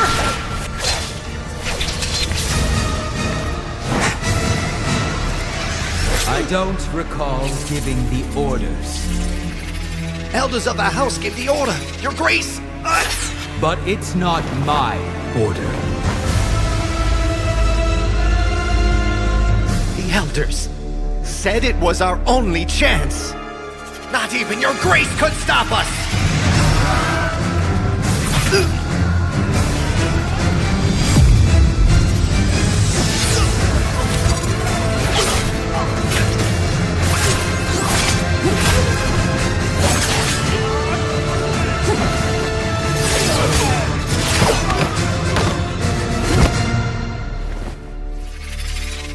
I don't need your pretentious favor. We end it all today! We still have time. Even if we don't, they don't have a say. Has it started? It's time for you to know the truth. If you don't want to die, follow me.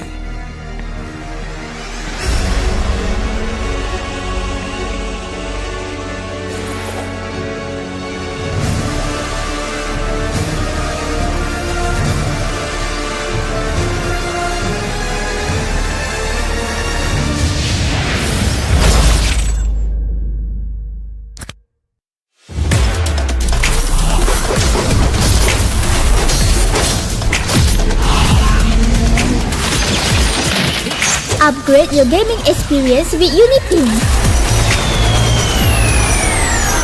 Explore more than thousands of games. Unlock millions of songs on iTunes and Spotify premium features. Gain access to a better, faster and more secure top-up experience. With unlimited access to every entertainment you need. Fill your life out with UniPin.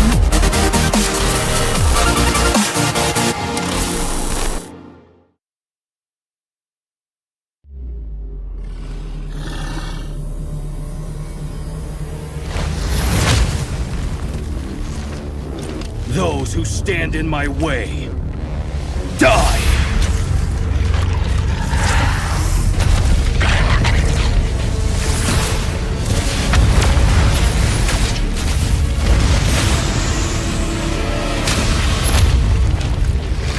Bow before the King of the Inferno!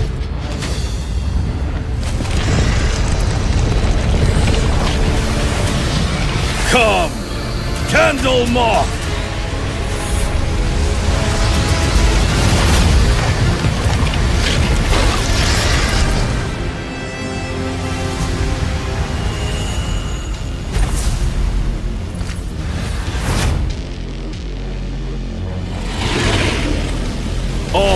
die away in ashes, and you are no exception!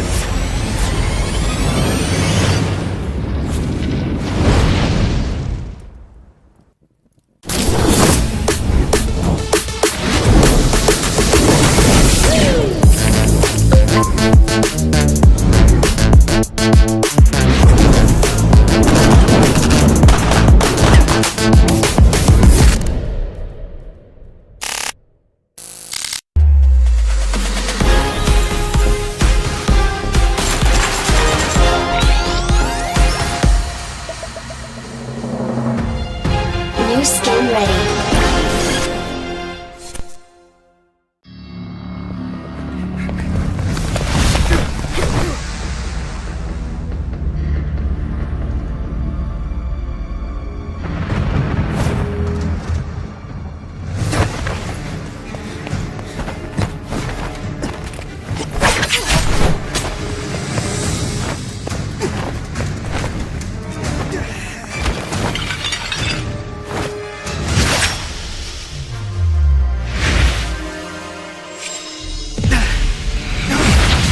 Why, brother?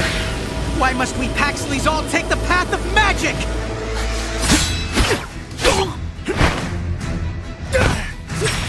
Am I such a disgrace to this house, big brother?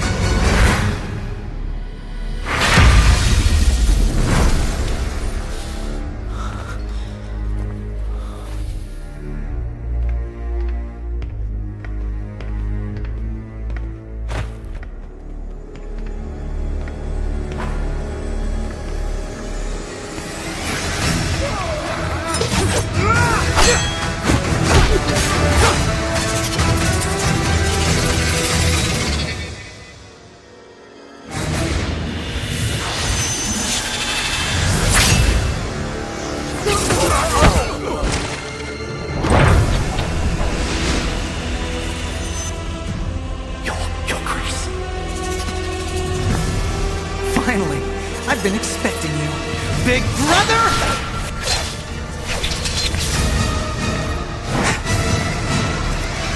I don't recall giving the orders. Elders of the house give the order, Your Grace! But it's not my order. The elders said it was our only chance. Not even Your Grace could stop us!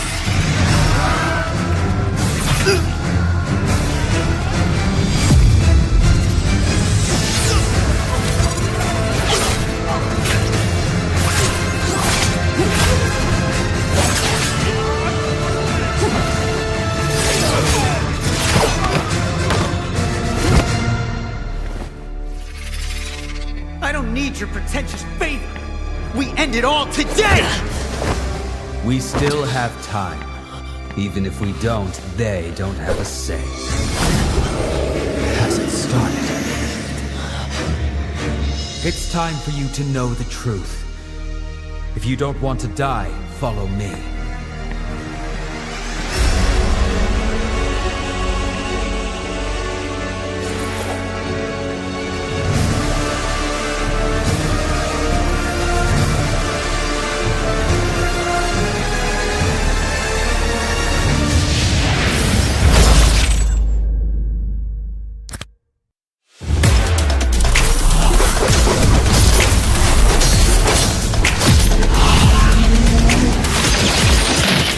Upgrade your gaming experience with UniPin.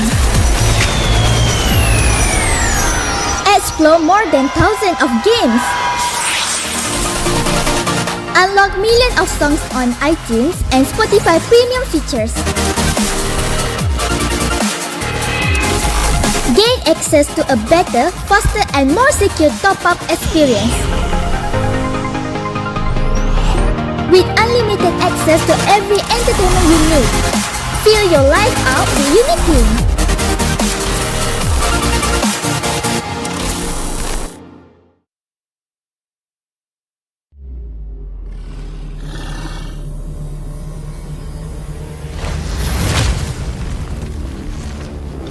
Those who stand in my way, die!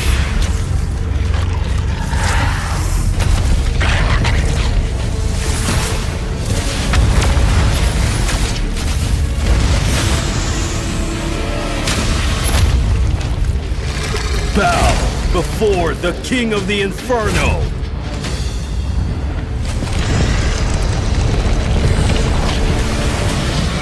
Come, Candle Moth!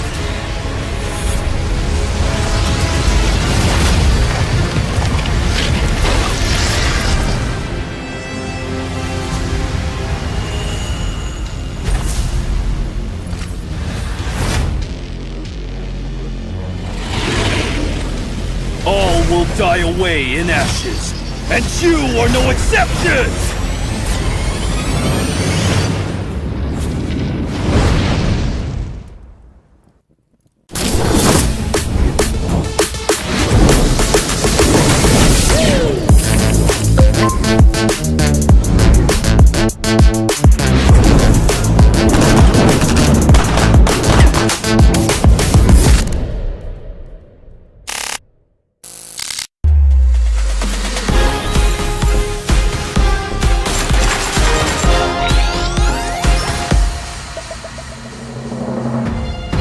New skin ready.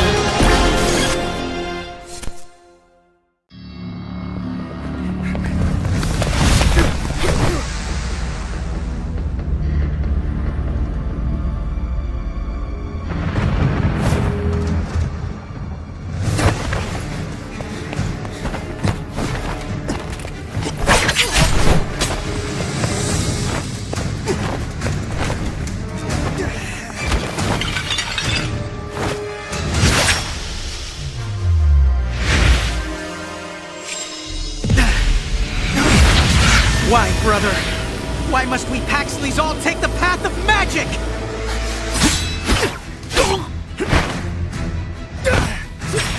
Am I such a disgrace to this house, big brother?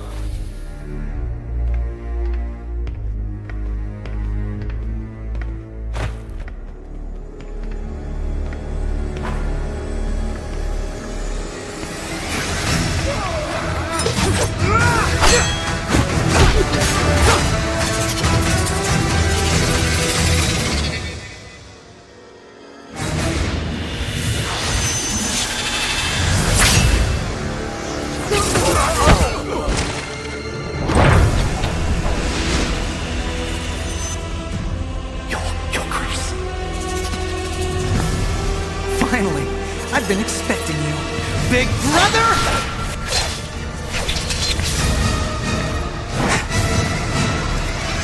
I don't recall giving the orders. Elders of the house give the order, Your Grace! But it's not my order. The elders said it was our only chance. Not even Your Grace could stop us!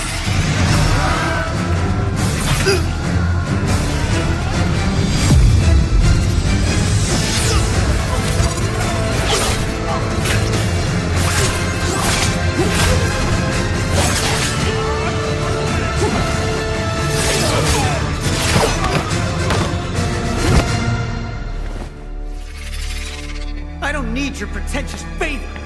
We end it all today! We still have time. Even if we don't, they don't have a say. Has it started? It's time for you to know the truth. If you don't want to die, follow me.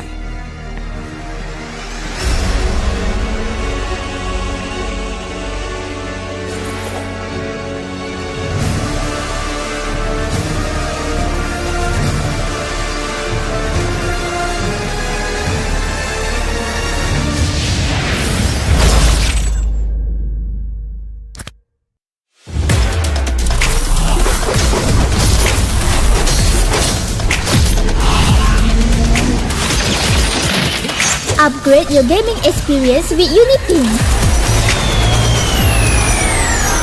Explore more than thousands of games.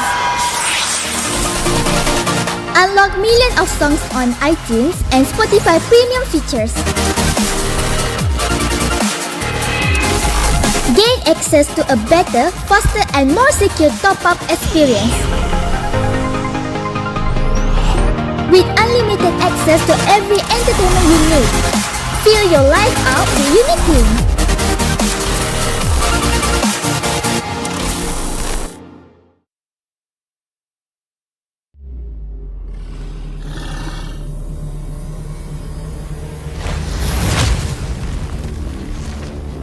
Those who stand in my way, die!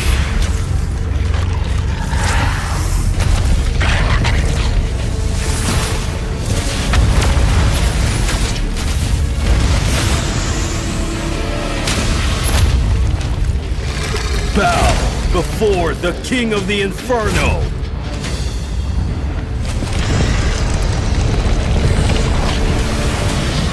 Come, Candle Moth!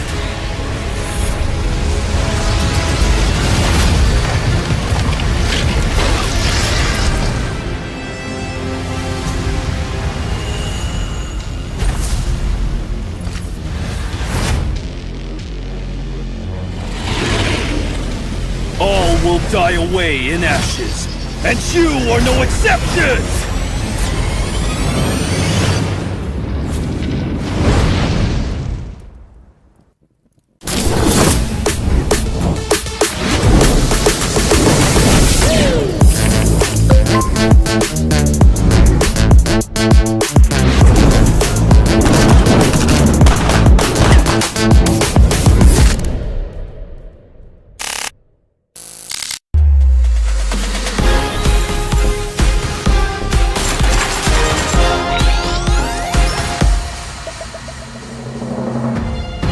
New skin ready.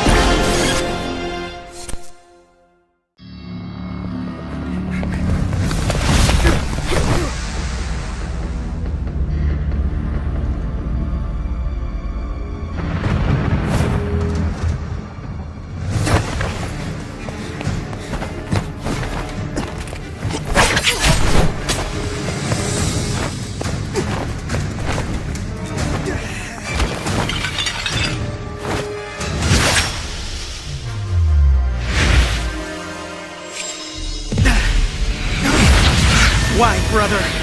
Why must we Paxleys all take the path of magic?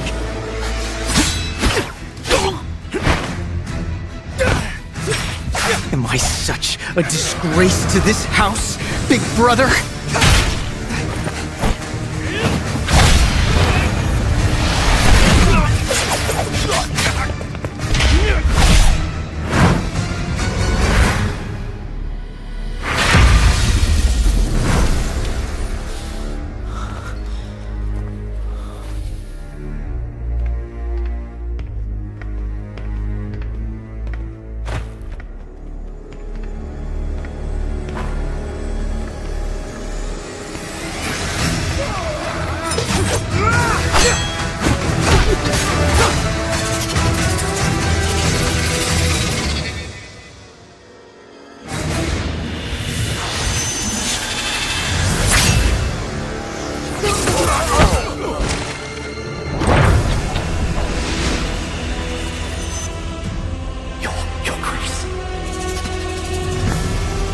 Finally, I've been expecting you.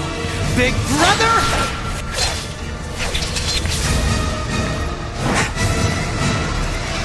I don't recall giving the orders. Elders of the house give the order, Your Grace! But it's not my order. The elders said it was our only chance. Not even Your Grace could stop us!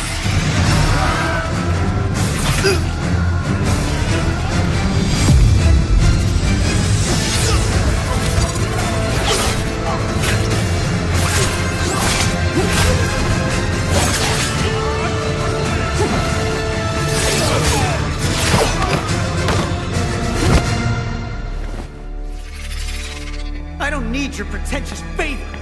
We end it all today! We still have time. Even if we don't, they don't have a say. Hasn't started. It's time for you to know the truth. If you don't want to die, follow me.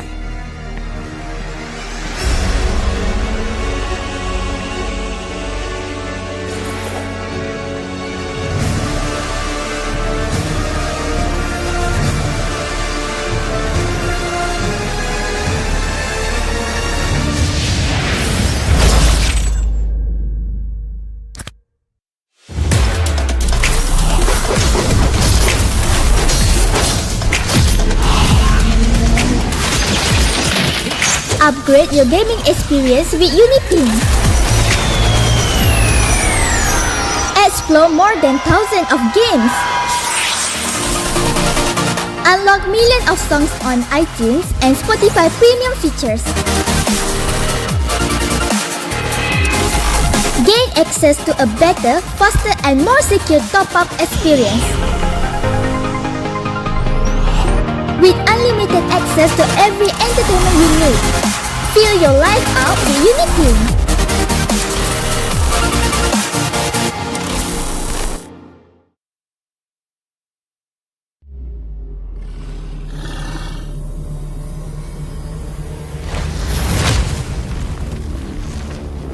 Those who stand in my way, die!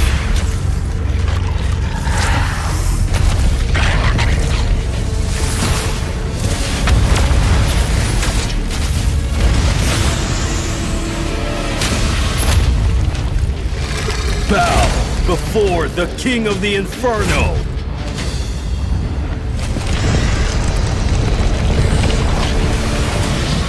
Come, Candle Moth!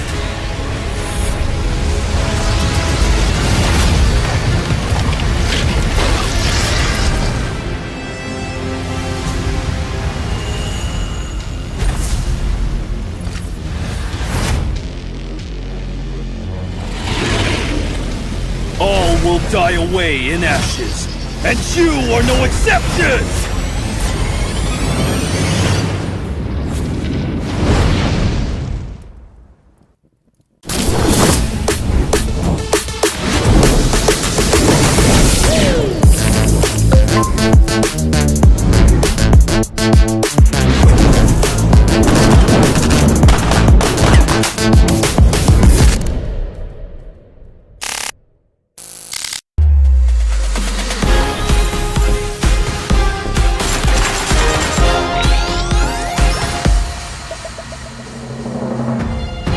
New skin ready.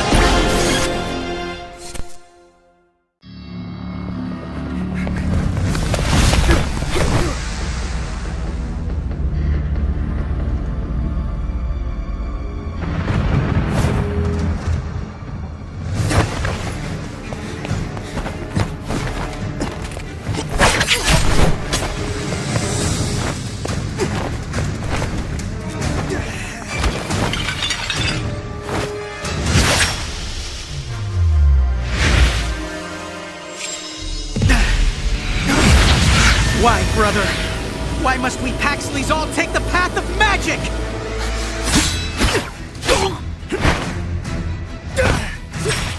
Am I such a disgrace to this house, big brother?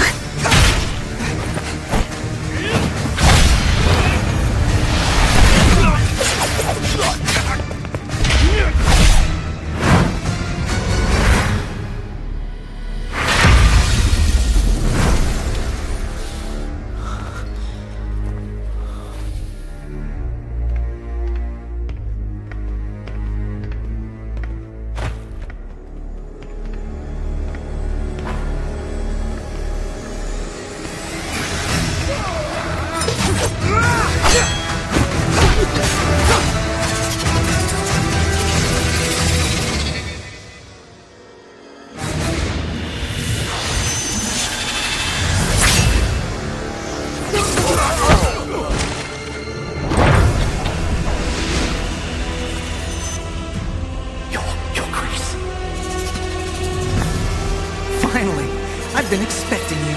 Big brother!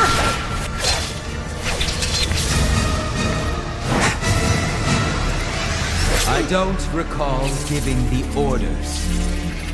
Elders of the house give the order, Your Grace! But it's not my order. The elders said it was our only chance. Not even Your Grace could stop us!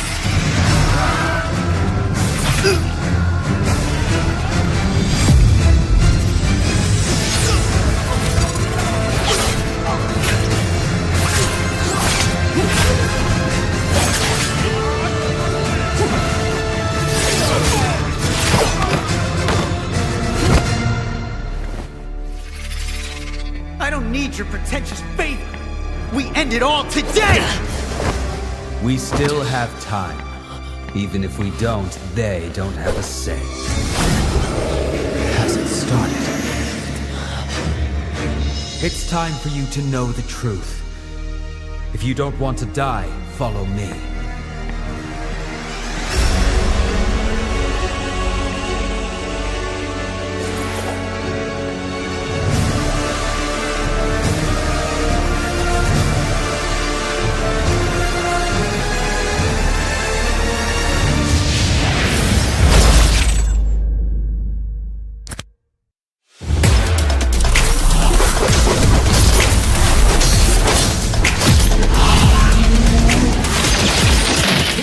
Upgrade your gaming experience with UniPin.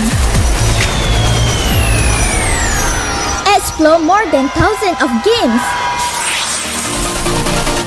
Unlock millions of songs on iTunes and Spotify premium features. Gain access to a better, faster and more secure top-up experience.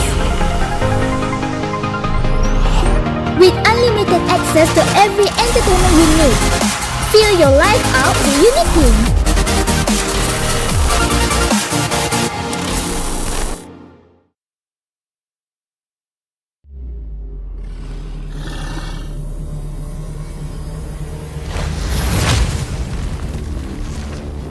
Those who stand in my way, die!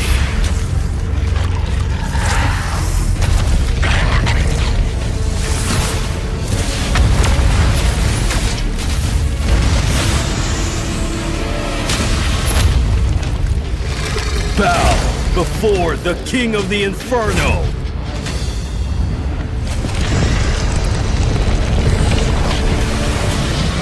Come, Candlemoth!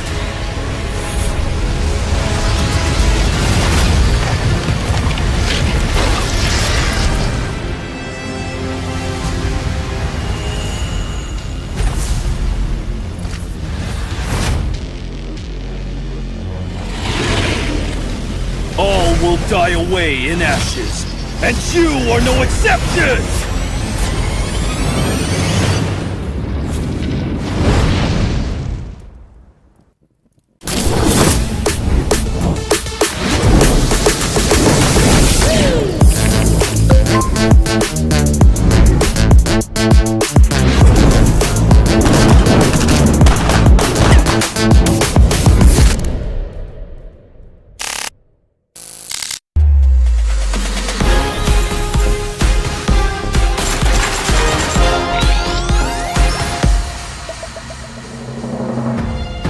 New skin ready.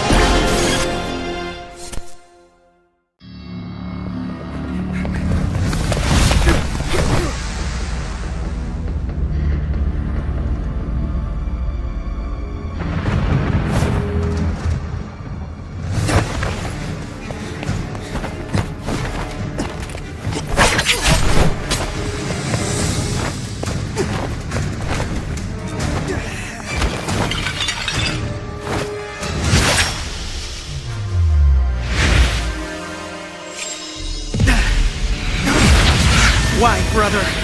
Why must we Paxleys all take the path of magic?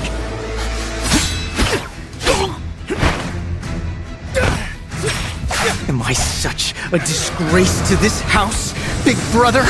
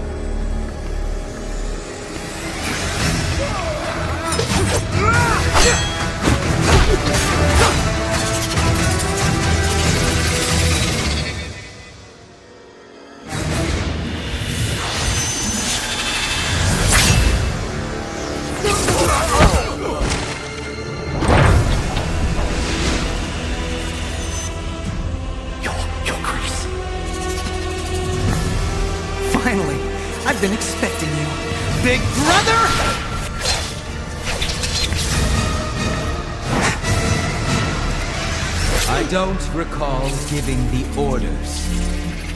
Elders of the house give the order, Your Grace! But it's not my order. The elders said it was our only chance. Not even Your Grace could stop us!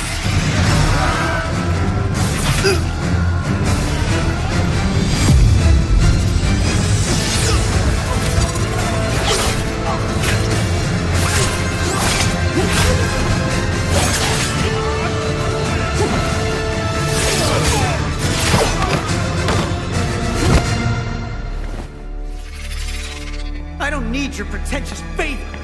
We end it all today! We still have time. Even if we don't, they don't have a say.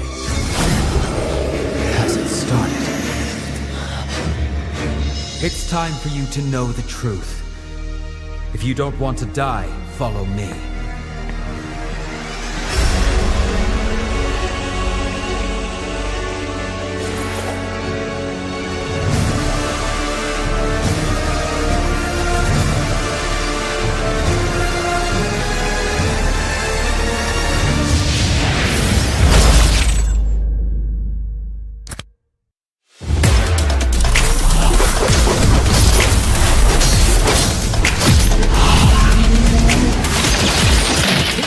Upgrade your gaming experience with UniPin. Explore more than thousands of games. Unlock millions of songs on iTunes and Spotify premium features. Gain access to a better, faster and more secure top-up experience. With unlimited access to every entertainment you need. Feel your life out with UniPin.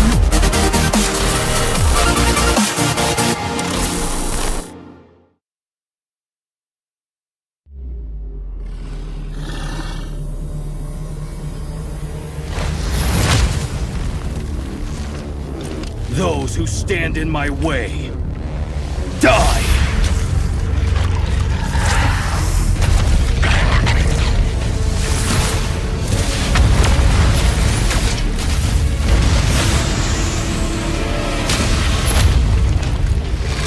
Bow before the King of the Inferno!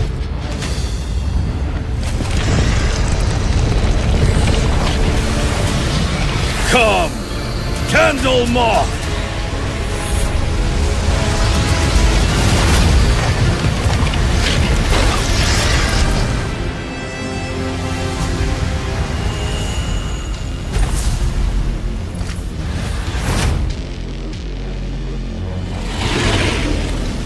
All will die away in ashes, and you are no exception!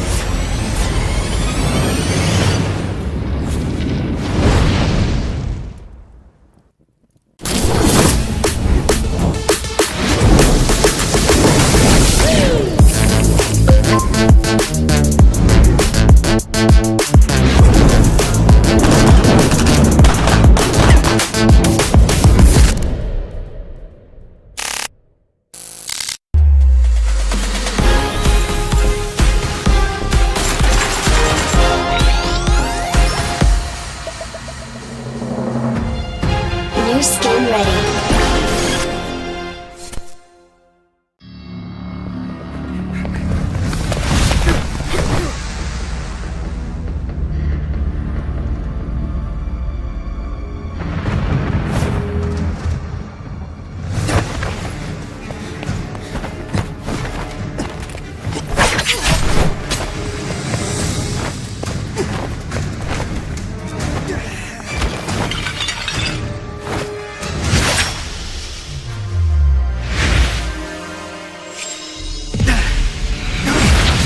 Why, brother?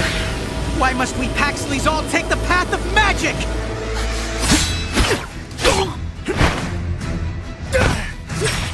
Am I such a disgrace to this house, big brother?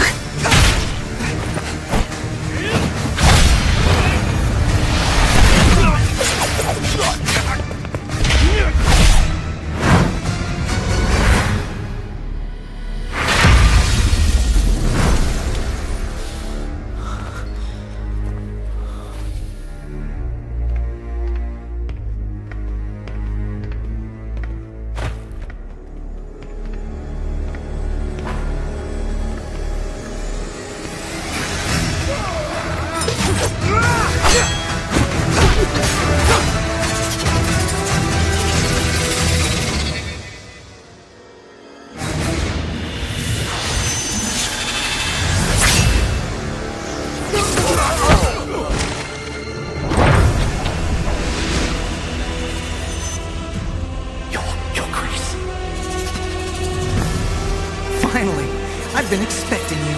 Big brother!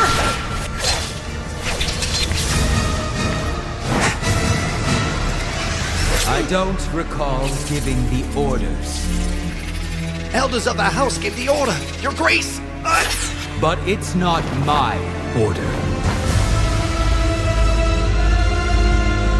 The elders said it was our only chance. Not even Your Grace could stop us!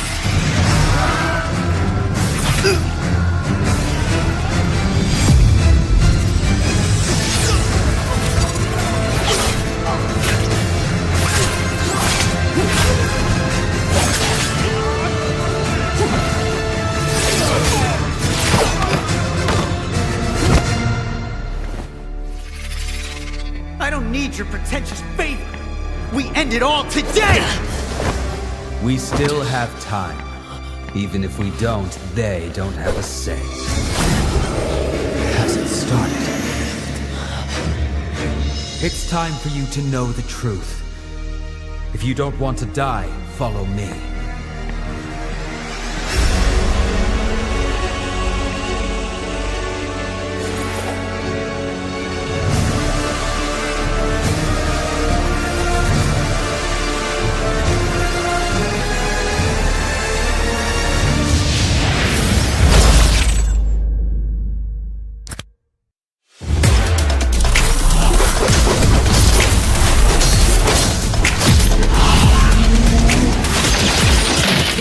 Upgrade your gaming experience with UniPin.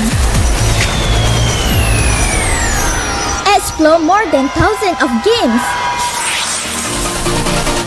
Unlock millions of songs on iTunes and Spotify premium features. Gain access to a better, faster and more secure top-up experience.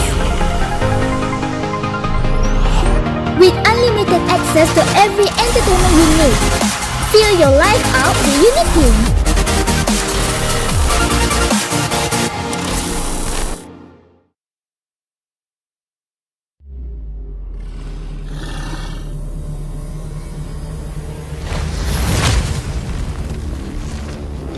Those who stand in my way, die!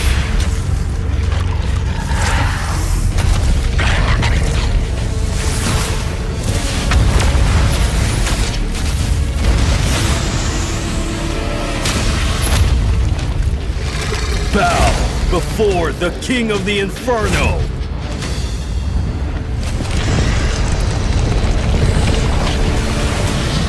Come, Candle Moth!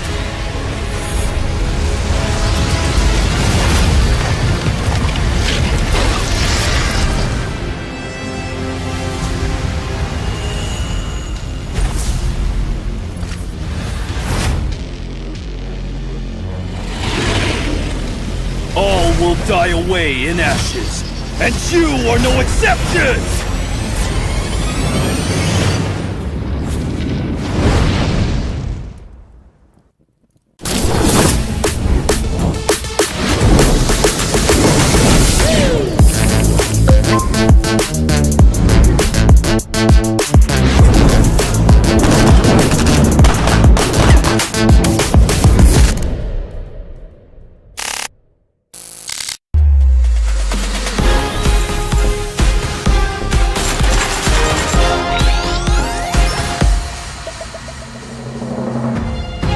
New skin ready.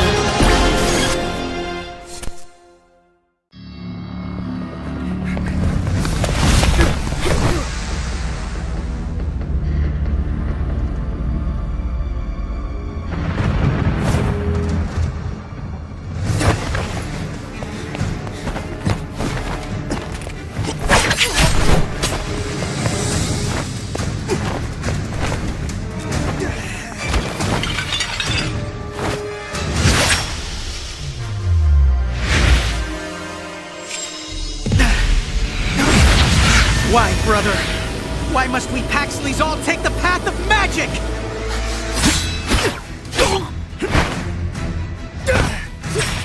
Am I such a disgrace to this house, big brother?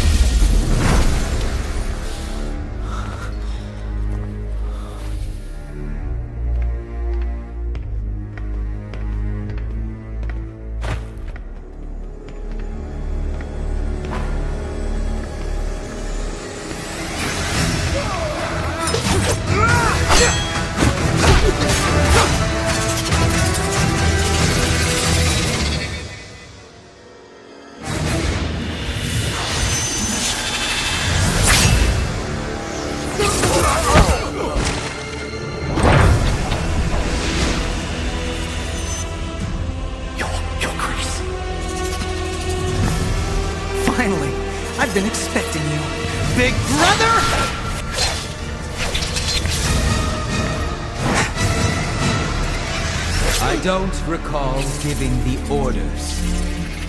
Elders of the house give the order, Your Grace! But it's not my order. The elders said it was our only chance. Not even Your Grace could stop us!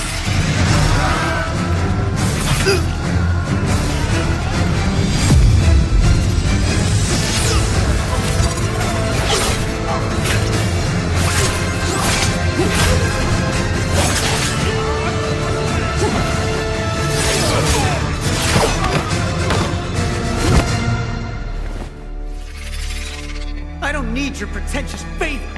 We end it all today! We still have time. Even if we don't, they don't have a say. Hasn't started. It's time for you to know the truth. If you don't want to die, follow me.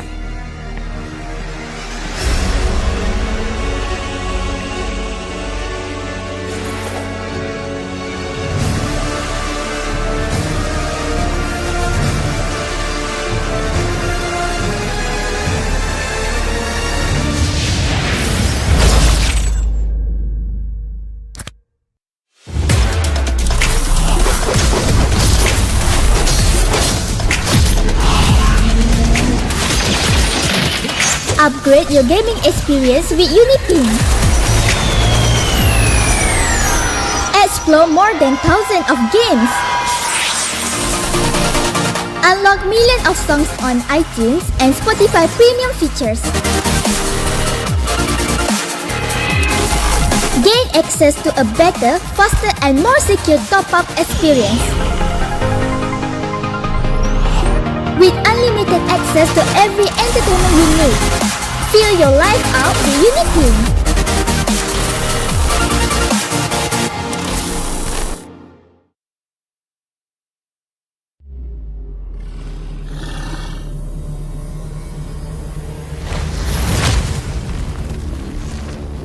Those who stand in my way, die!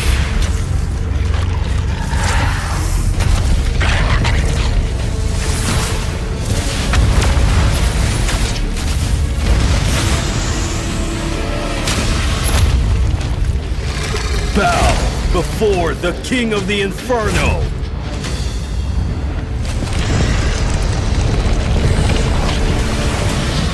Come, Candle Moth!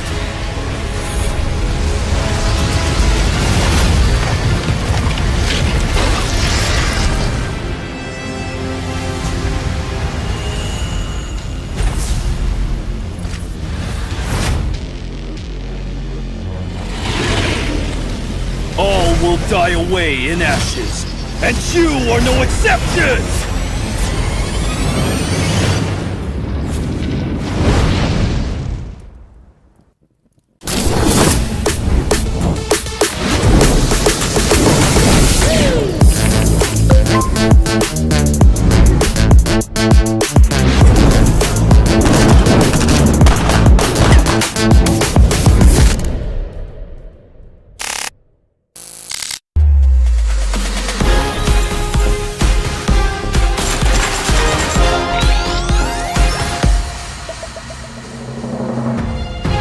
New skin ready.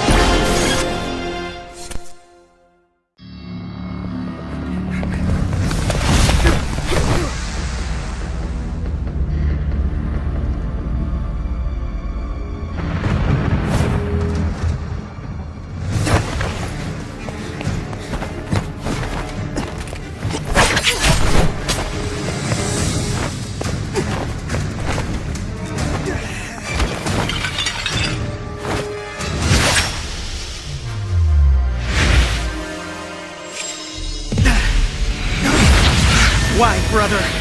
Why must we Paxleys all take the path of magic?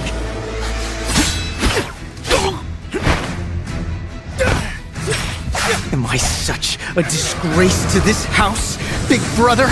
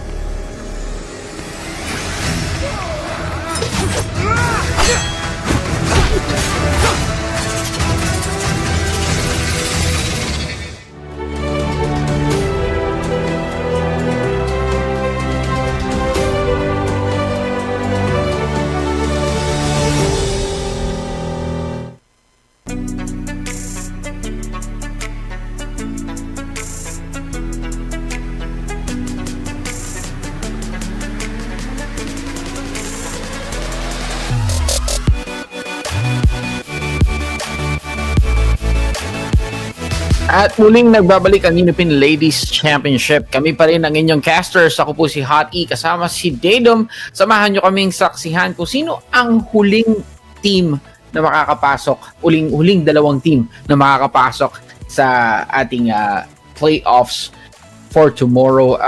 Just a quick update. Daedom, baka may gusto kang i-share sa ating mga viewers. Yes, as for our last match that was supposed to take place earlier, the match between IDNS WINX and LYCAN Esports was supposed to happen, but IDNS WINX will be winning that game by default against LYCAN, so they will be advancing forward in the lower bracket still. Inintay na lang nila yung mga kalaban nila sa kanilang playoff qualifier between our two teams na maglalaban ngayon. Smart Omega Empress versus Z4 BYBIT. That is the team that we will be witnessing bout out against each other. Pero bago yun, I'd like to tell you about a hot sale promo na meron tayo ngayon. Guys, meron tayong 6-6 promo at merong exclusive discounts ng UniPin vouchers sa pagitan ng Lazada at Shopee 6-6. Available lang yun from 6-6 up to 6-8. Sorry, that's June 6 up to June 8. Meron kayong discounted vouchers from UniPin sa Lazada at Shopee. So ano pang hinihintay nyo, guys? Kunin nyo na yun. Add-dart nyo na yan. So yun nga, Smart Omega Empress Z4 BYBIT ang unang qualifying match para sa Group D. Para sa seed number 1, yun ang kanilang paglalabanan. Waiting naman sa lower bracket ang IDNS WINX at lalabanan nila kung sino man ang matatalo dito sa match na ito. Yeah, kanina in-interview natin one of the players from Z4 BYBIT, by the way, had such a phenomenal game against LYCAN's Esports FE, and the words of Kira is mas nag-prepare pa sila para makalaban nga ng Smart Omega Empress na alam naman natin has a reputation for being one of the top teams sa ating competition, sa ating group stage today, so BYBIT at this point feeling ko syempre the nerves could be getting to our players, pero feeling ko handa naman sila for this matchup, so really excited how they're going to perform against Smart Omega Empress. Now the question for me is Smart Omega Empress gonna go for the same type of strategy that they did on that last game? No, they went for a super scaling composition by playing an Aulus on top of a 1-1, but they did so flawlessly. It was a really good game from Smart Omega the first time we saw them today. Well, medyo magiging mahigpit ang laban. Z4 BYBIT also exhibited a good play against LYCAN Esports FE kanina sa kanilang laban, so I'm pretty sure and I'm really hoping that each of the teams that will be having will put up a good fight. Smart Omega Empress, they've already proven this themselves time and again. Z4 BYBIT ngayon medyo nasa dehadong side, but I'm pretty sure meron pa rin silang palag dito, depende lang yan sa execution and sa draft.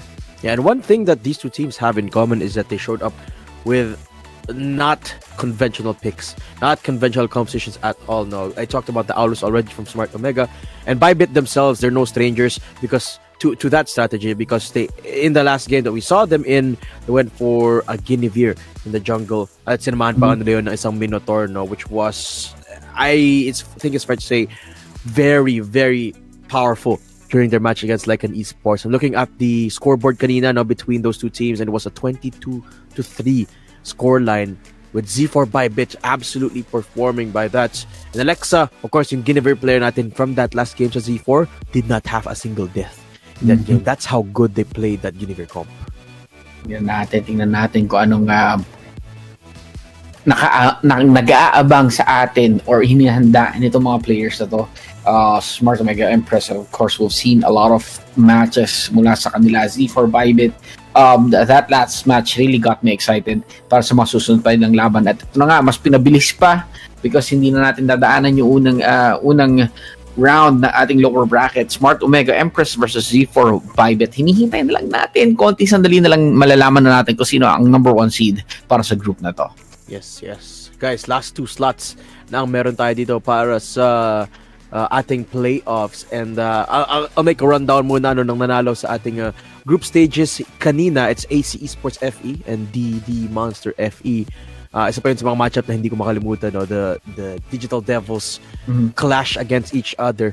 Also, the Monster FE, yung nanalo doon, they will be heading on to the finals. And from yesterday's matches naman, we got Zol FE, Rocka Esports, Maharlika G Unit, and G Esports FE. A lot of competition, a lot of talent, and now we're down to the last 2 slots na natitira natin. No?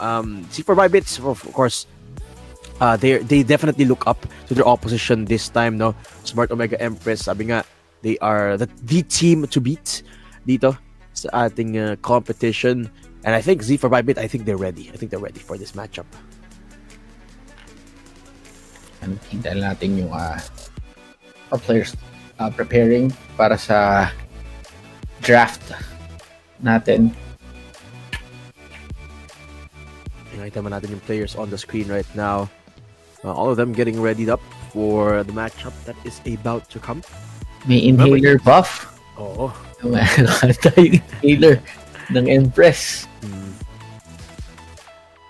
I gotta remember that this is a best of 1, no? So the draft really plays massively into this comp. Pagka kasi nag all or nothing, kunyari if you go for an all or nothing early game comp, pagka naging late game na, you really have zero room to work with, especially if you're playing against a scaling composition. So you have to really think. You have to mix and match here between team fighting, CC, and the early game, late game, all that stuff, para to make the most. On top of course, giving your players comfortable heroes na alam nila kung paano gamitin, and they're comfortable playing as, para you find that right mix na hinahanap nga natin dito, no? Uy, may ano pa, may chocolate bar buff pa. Nagde-dessert na sila. Nagde-dessert na sila dito.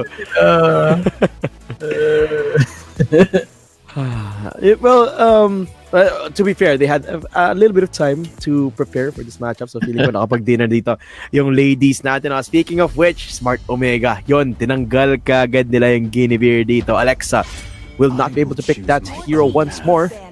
And the response, of course, is going to be the Arlot. Pwede nilang i-ban din dito yung Minotaur. But I think, feeling ko not necessary na yung pag-ban nila ng Minotaur. Grabe naman itong mga... Arlot! Okay. So, among the planes exists the sounds fair. which I was made for. So, reasonable naman yung ban na yan. Eve! Naman ang ibaba ng Smart Omega, okay? 1-1, syempre hindi papayagan makalusot ng Z4. I think Z4 really watched the last game closely, no? Tandaan natin, Smart Omega, sorry. The first pick, yung priority pick nila kanina on the blue side was that 1-1. So, it's their second ban of the night this time. Bea banned away by Smart Omega, so they could be hinting something that they might pick towards the marksman dito. The falling stars. Farsa yung isa pa sa mga ginamit din ng Smart Omega, no? Novaria, of course, one of the options as well. So I wouldn't be surprised kung Farsa maging priority pick nila dito. But Joy is available. Feeling ko unahin dito. Tingnan natin kung sino una take advantage ng opening na yan. Gusto sila. Joy ba? Joy? Yeah, probably. Time to drop the beat. Yeah, I think Joy is the safest blind pick talaga, no? Very self-sufficient, very flexible, and you can draft anything around this Joy. Literally every Faramis. Ganito ka. Joy. Faramis is gonna be locked up, pero unless magpa-Faramis Valentina combo sila, pwede Valentina dito ng Smart Omega. You are facing a cluster. Blue. Okay. Mukha sila ng hero na okay lang kulit-kulitin.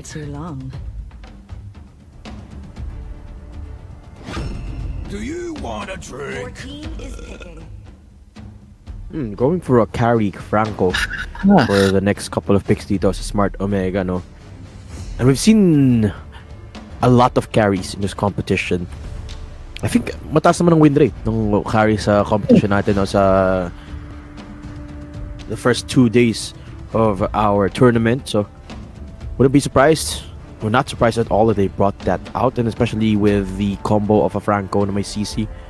It makes a ton of sense. Single target damage is going to be absolutely helpful here in this regard. Minotaur na naman locked up. I wonder what they're gonna pair this up with. Remember, ginamit nila yung Minotaur in that last game because it worked really, really well with the Guinevere.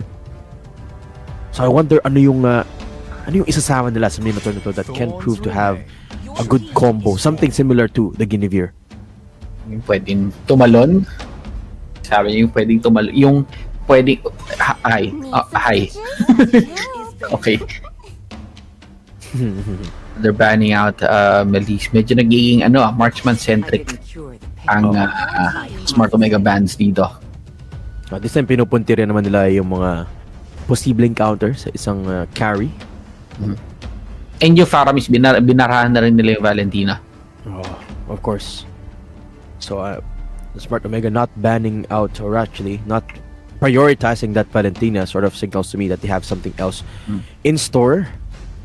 Meron pa silang isang ban na titira dito and will be going to the Martis. Again, really good the mind games dito, no? Smart Omega. I wonder ano yung pipick dito na marksman on the side of BYBIT. Actually, Clint wouldn't be that bad either. Katulad ng ginamit nila last game.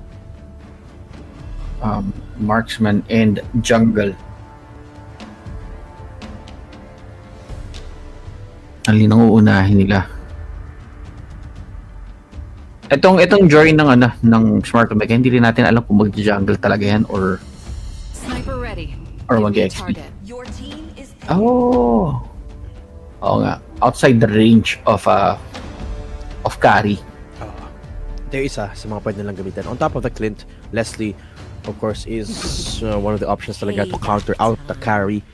Ano pala, sorry, hindi pala XP yung nasa kulang sa Z4. Ano pala? Mid laner. Ay wait, hindi, may mid laner na sila. Jungler na lang. Para miss yung mag-mid sa kanila.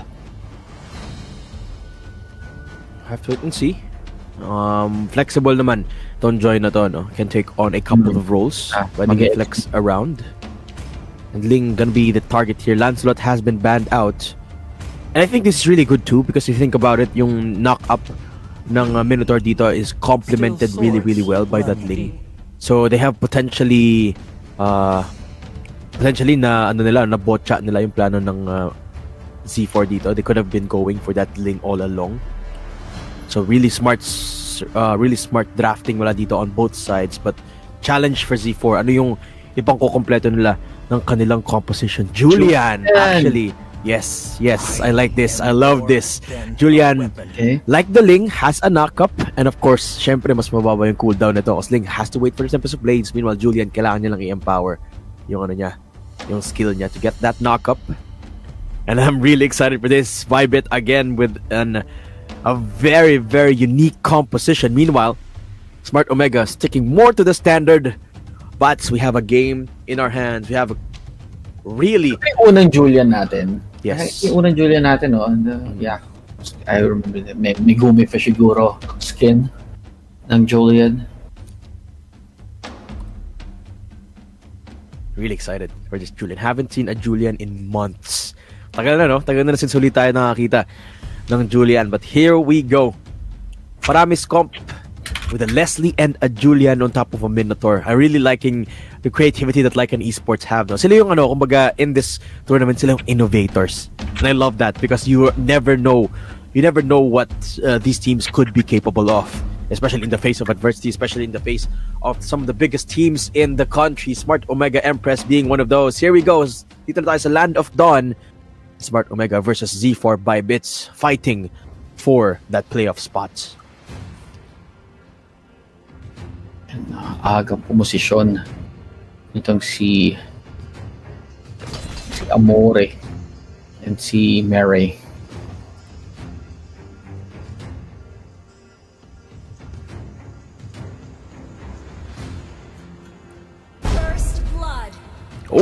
First blood kagad. Nahanap nila yung glue. Kira, okay, out of nowhere. It felt like hanap ka dito. Smart Omega. Si Amore. Tsaka si ano. Ang ganda ng basa dito doon. Smart Omega, they know that glue gusto niya maging aggressive early on. So as is as you would expect in a tank. But the key with there was, hahanapin talaga nila, babasahin nila kung saan papunta itong glue ng kalaban, no? And they found the exact place, found the exact mark. And it doesn't help either na yung Joy yung nakakuha ng first blood doon. Now, it's gonna make it a lot easier for this XP lane na mag-snowball for this Joy. Get those items going.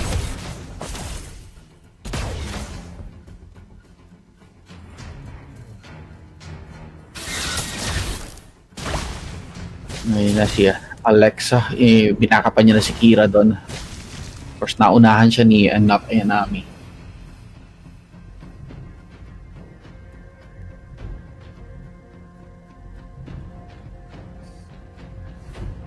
Real quiet pa so far. Now, after that first blood from Smart Omega, I would expect na a lot of their rotations will be centered around Mary. Yung may Franco dito so the hooks are going to be of massive importance. But again, a lot of pings coming out towards the top side of the map dito, and not Ayanami still providing that presence to sa may turtle buff, or may turtle rather. Nakahanap ng isa doon, pero for the most part, BYBIT not really wanting to commit to this turtle yet. Wala silang gaanong information. The Smart Omega not doing the same either. They're being very, very careful around Mireille. No? Hinahanap talaga dito ng BYBIT si Mireille. Meanwhile, hindi pa nag-stall lang sila habang paakyat dito sa turtle si Alexa. Actually, Smart Omega, it seems like they're willing to give this one away. Turtle getting started up right now. Yun na nga, pumasok na nga dito yung Joy natin, doing a lot of disruption, and the link finally made her way into the pits. Meron tayong airstrike ginamit dito with a ton of knockups from BYBIT. They are actually winning this fight. Sushi and Alexa pick up one apiece. And Keishi running for the hills. Emery tinatry mag-block ng projectiles as much as she can. Pero kumagat na nga ito suppress. Pero may cult altar pa doon.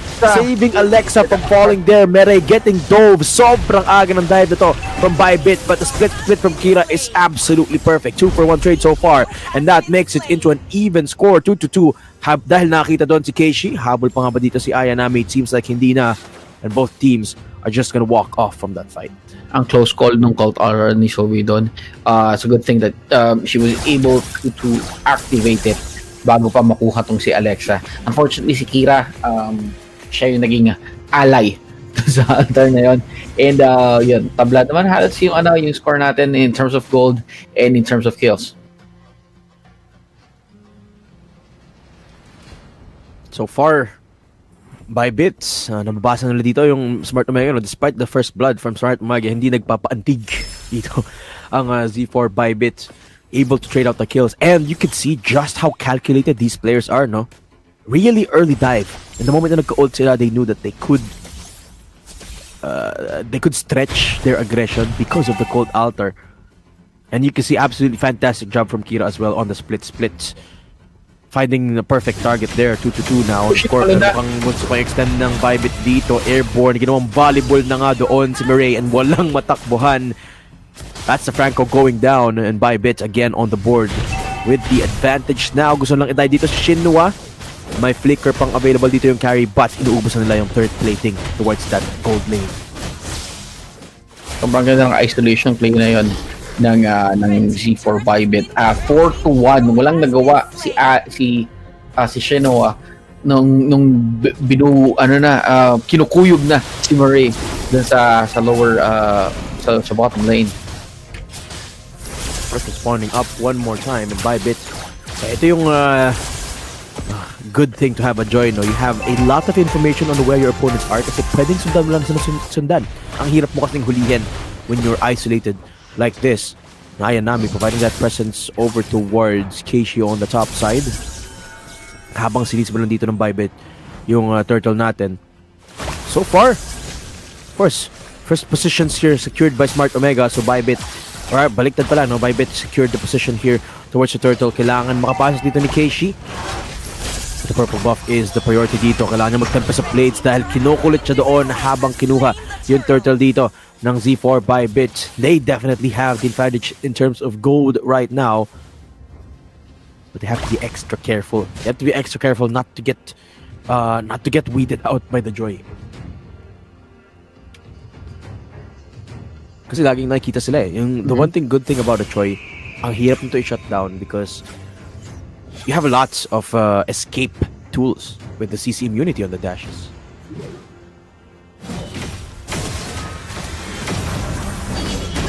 Hero has been slain.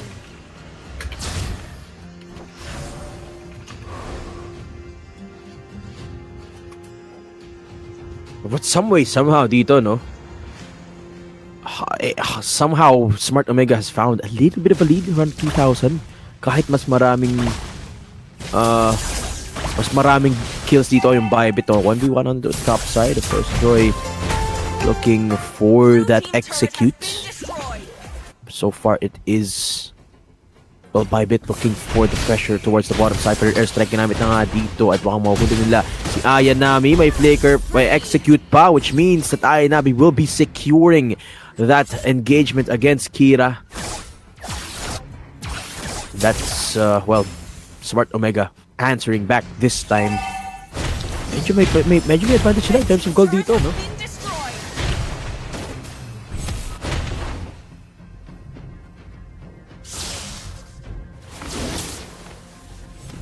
So far, pretty even game between these two teams. 7 minutes 30 seconds into our timer. Pasok na tayo sa mid-game ng ating match.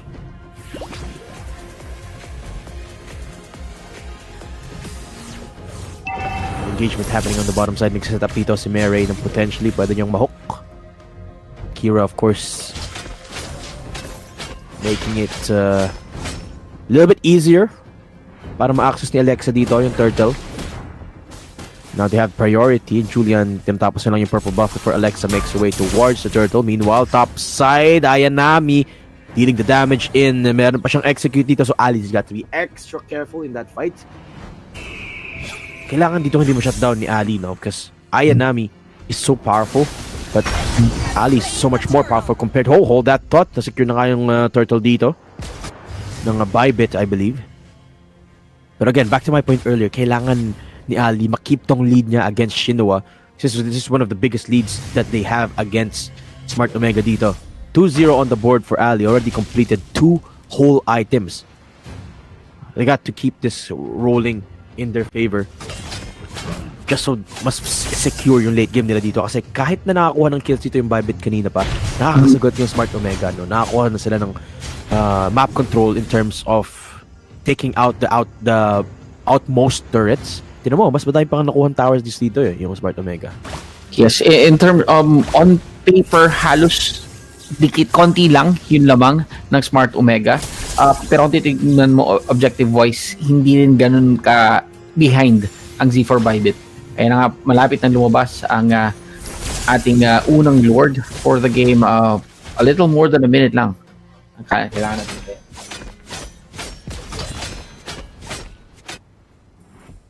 Si BYBIT has to stretch out this game, has to keep their lead or even make a lead at this point. Kasi even though it seems even, ang hirap pa rin, nakahanap pa rin ng potential dito ng push ang Smart Omega, and they even get a couple of kills for their troubles, getting a second one for that. Empress plays the way na nakap doon, but they don't get any more kills, but they do have a ton more pressure still in the middle side. So it's becoming easier and easier for Smart Omega to start contesting these objectives. BYBIT starting to lose grasp of this game. And I think they really need to start looking for more fights. I mean, they have the Faramis anyway, they have the engagement and the combo of a Minotaur and a Julian. So basta magkaroon sila ng maganda execution dito, they do have a good chance of winning these fights. Especially pag nakita nila si Joy on the top side of the map. Now they know that walang isang player of Smart Omega in perhaps like the bottom side. They should be looking for these proactive plays. But so far, Smart Omega, mas nauunahan nila yung BYBIT dito. Tingnan natin kung paanong discarding gagawin nila palapit dito sa unang Lord natin.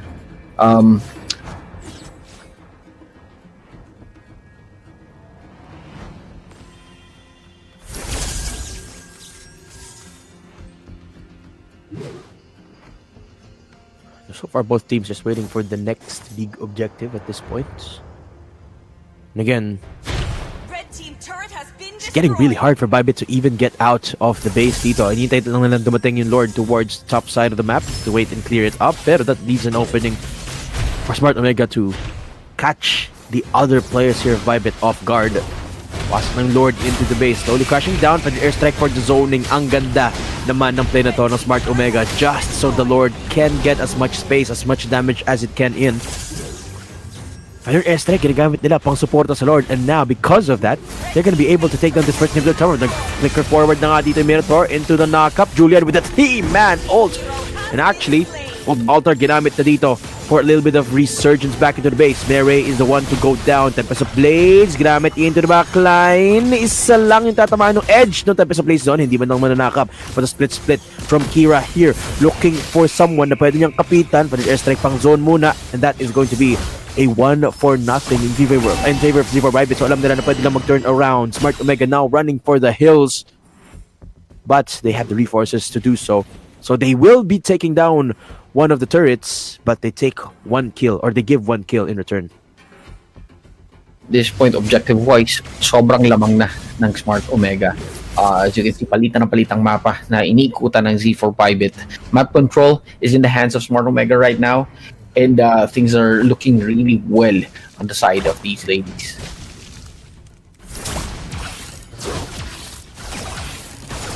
Okay.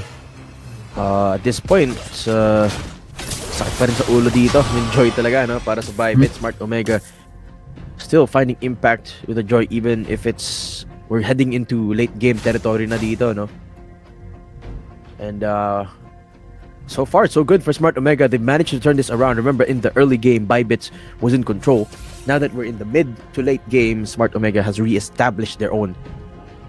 But the important thing here for BYBIT, kailangan hindi nila makalimutan, or hindi nila, they must not let Omega get into their heads. It's at this point, arguably, even pa rin yung items natin, arguably yung power levels ng teams natin when it comes to team fighting is at the same level.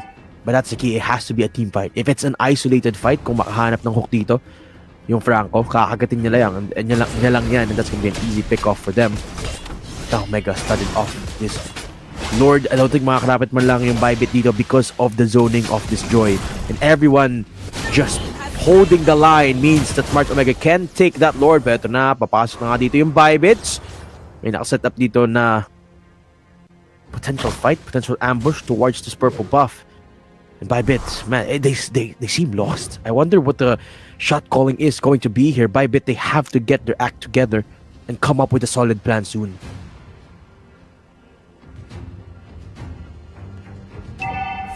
But so far, wala silang masyadong choice dito. Just hold the line here in the defense.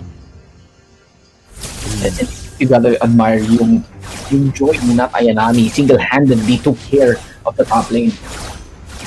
Good. Zoning them out.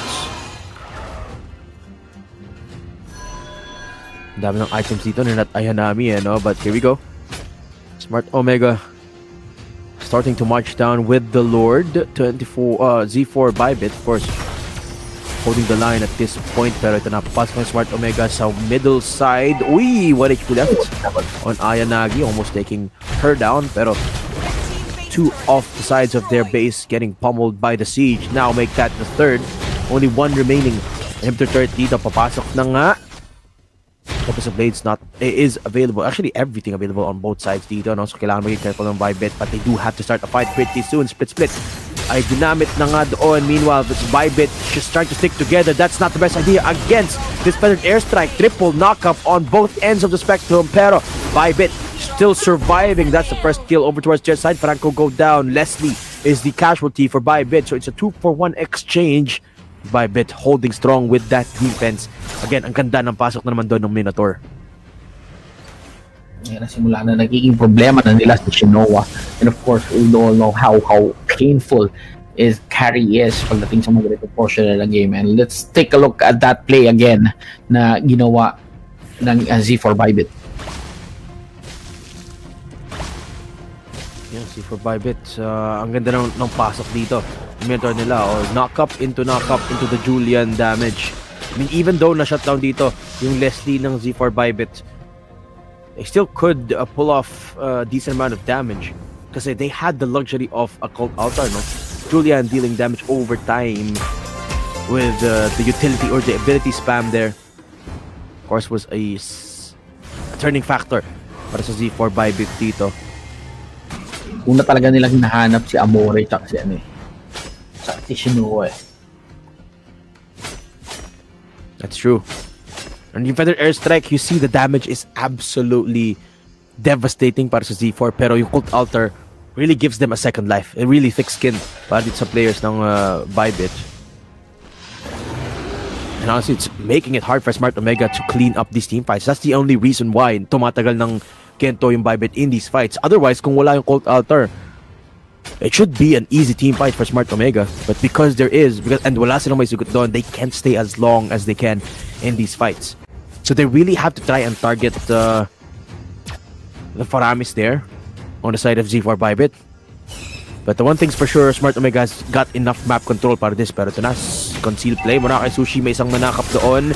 Pagganap sa rin fight talaga dito. Uy, Sushi, ang lalim niya dito. The Claw gonna be called upon. But there comes the Feathered Airstrike. Cancelled up into the back line. And tingnan mo na yung carry just dancing around in the fight. Smart Omega, can they turn this around? It seems like the answer is a resounding no. BYBIT is still just trying to survive. 1-0 trade and 1-0 in favor of Smart Omega so far. But BYBIT running for the hills. Papasok na dito yung Ling almost gets taken down, but the killing spree still works through for them as they take down the Faramis. This time, pa sila maghanap ng fight. They have a window while the Faramis is out for the count.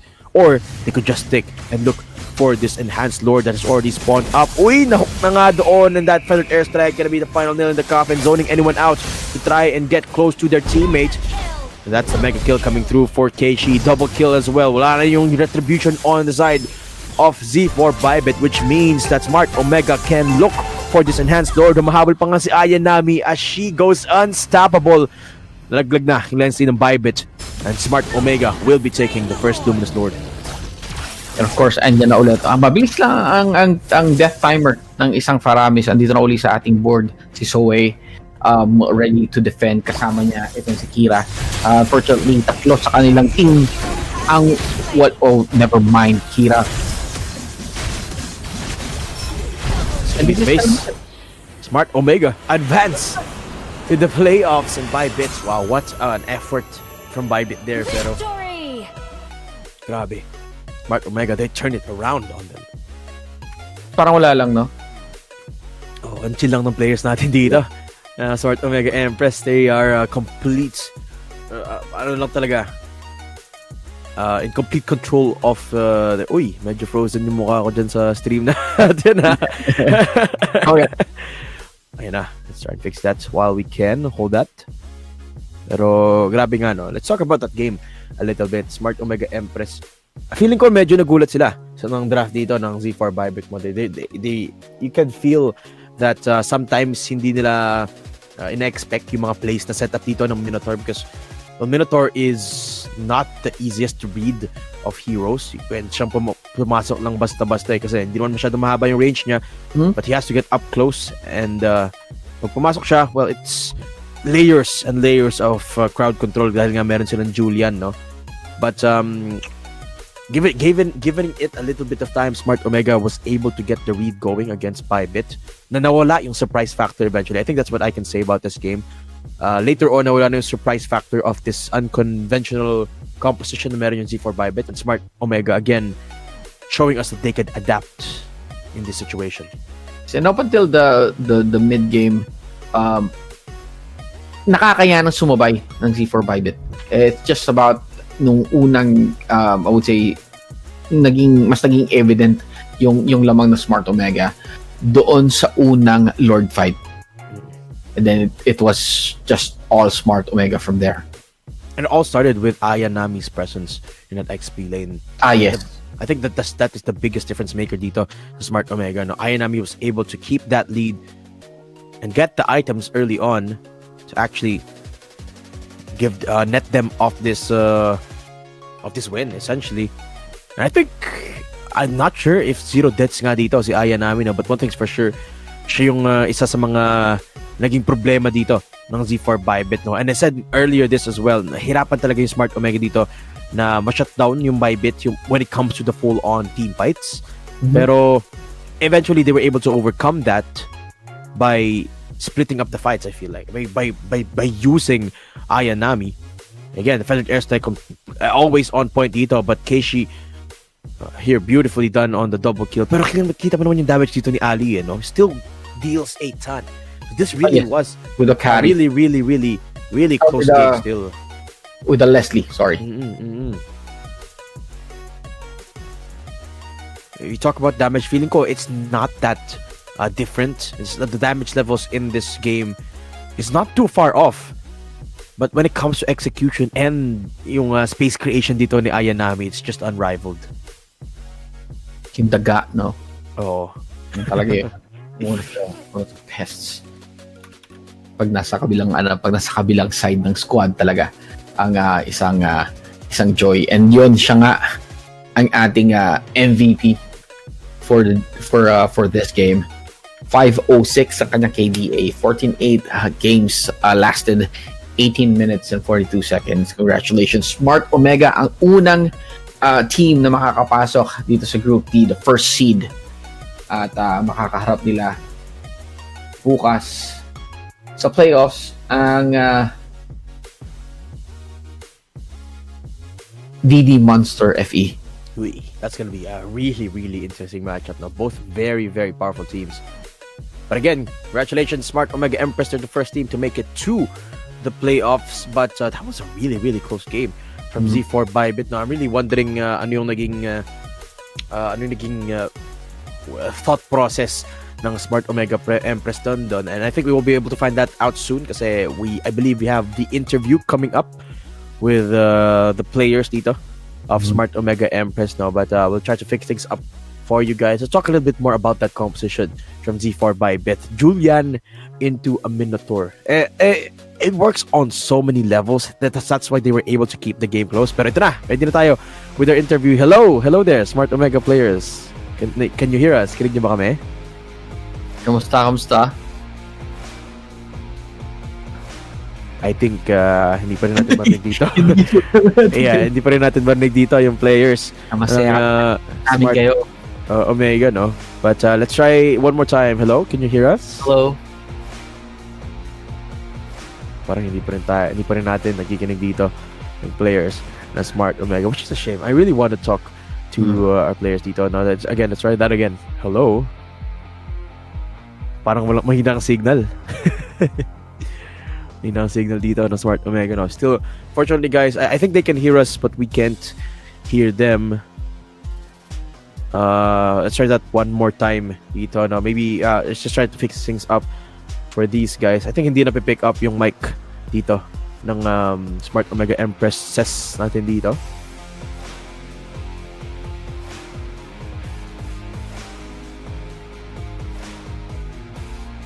Yeah, but we still can't hear them, guys. So ito rin yung issue natin kanina, no? Again, unfortunately, there's no way of us helping them out. So maybe we could try again now. Hello, players.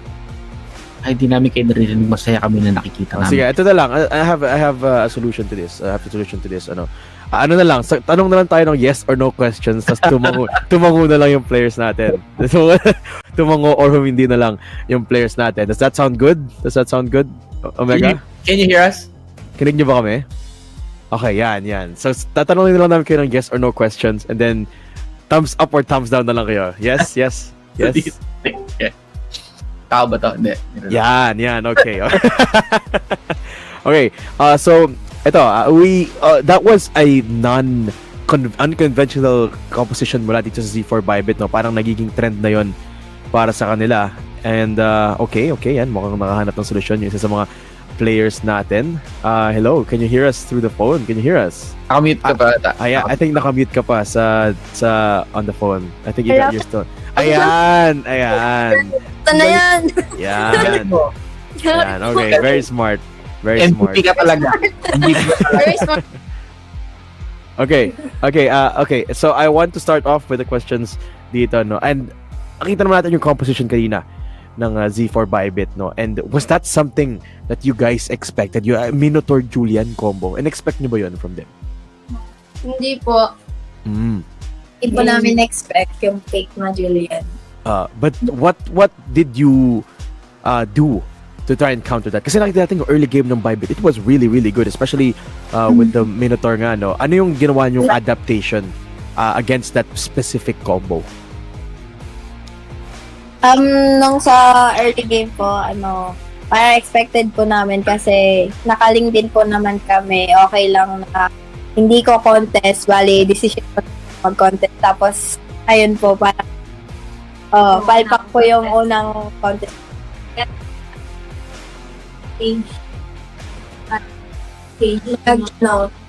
Trade na lang sa gold lane kaysa sa turtle. Okay. I want to ask you guys, ano yung when it comes to these types of unconventional picks, may binabago ba kayo sa strategy nyo?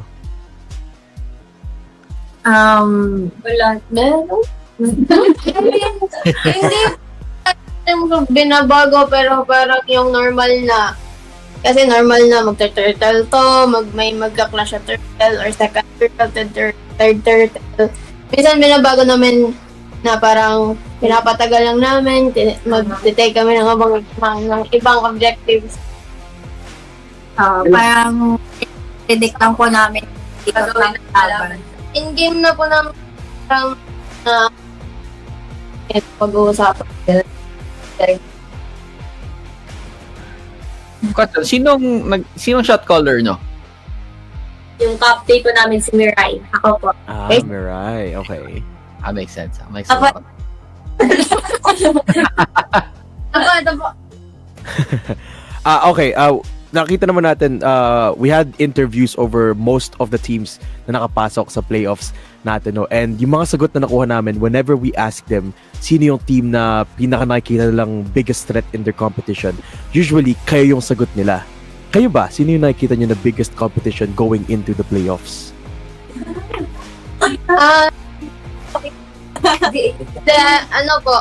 Parang para sa amin, lahat po sa kanila possibility na, lahat sa kanila threat kasi lahat may potential na manalo.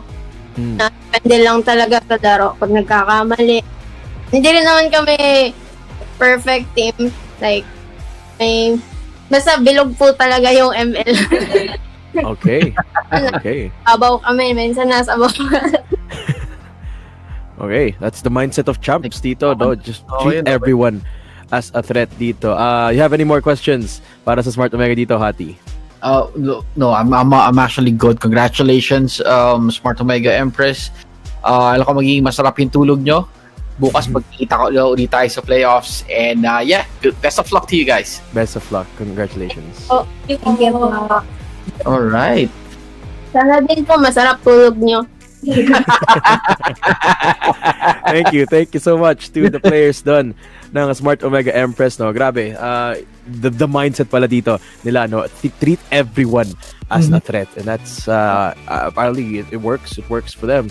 Congratulations again to Smart Omega Empress. Bukas makita ulit natin sila sa playoffs, but that concludes our second to the last game of the day. Meron pa tayong isang natitirang slots para sa playoffs dito for Group D between Z4 and BYBIT and IDNS WINX. Yes, and bago tayo mag-take ng break ngayong 6-6 sale, papalala lang namin merong exclusive discounts sa UniPin vouchers through Lazada and Shopee. Yes. Yan, available lang yung mga yan sa mga discounted vouchers na yan from June 6 to 8. Kaya ano pang hinihintay nyo, i-add to cart nyo na yan. Also, the Starlight deals, get up to 200 bonus UniPin credit when you purchase MLBB Diamonds via UniPin. So ayan, huwag nyo palampasin yung mga promos na yan. Sayang. Sabi sa inyo. June 8 lang, guys, yung 6-6 sales. So see you then until the break. Meron pa tayo isang game. Don't go anywhere.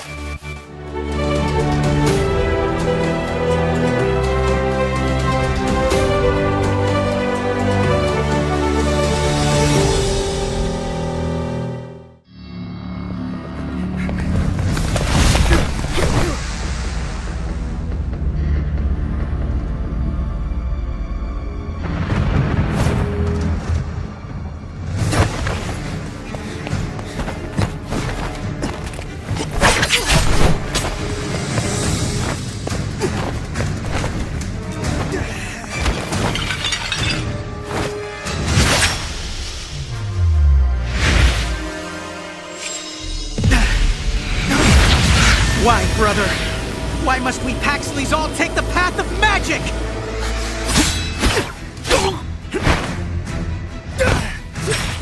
Am I such a disgrace to this house, big brother?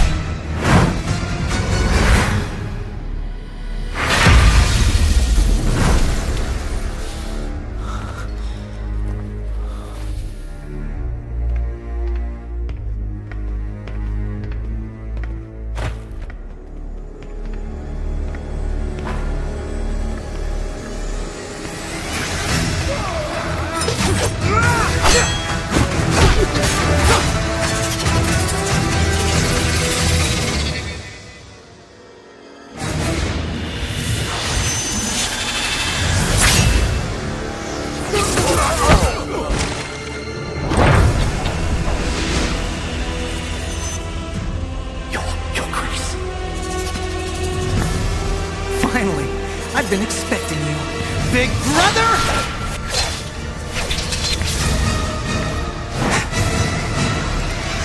I don't recall giving the orders. Elders of the house give the order, Your Grace! But it's not my order. The elders said it was our only chance. Not even Your Grace could stop us!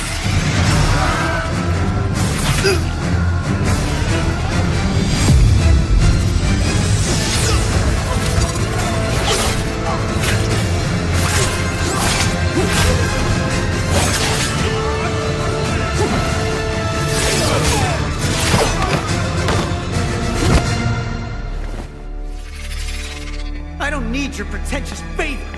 We end it all today! We still have time. Even if we don't, they don't have a say. Has it started? It's time for you to know the truth. If you don't want to die, follow me.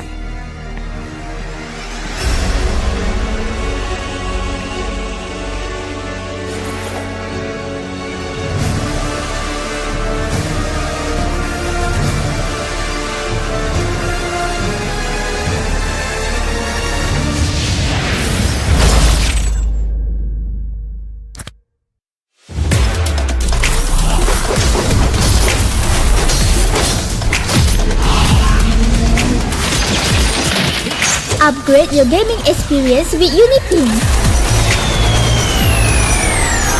Explore more than thousands of games. Unlock millions of songs on iTunes and Spotify premium features. Gain access to a better, faster and more secure top-up experience. With unlimited access to every entertainment you need. Feel your life out with UniPin.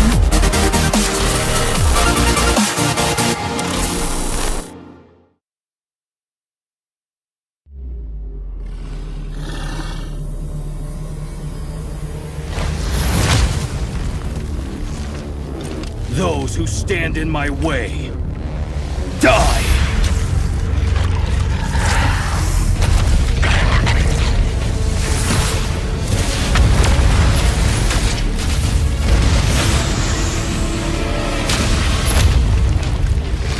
Bow before the King of the Inferno!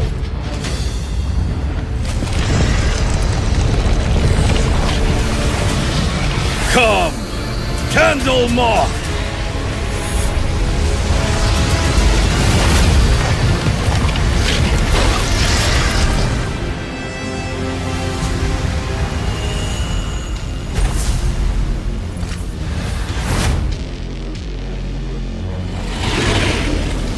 All will die away in ashes, and you are no exception!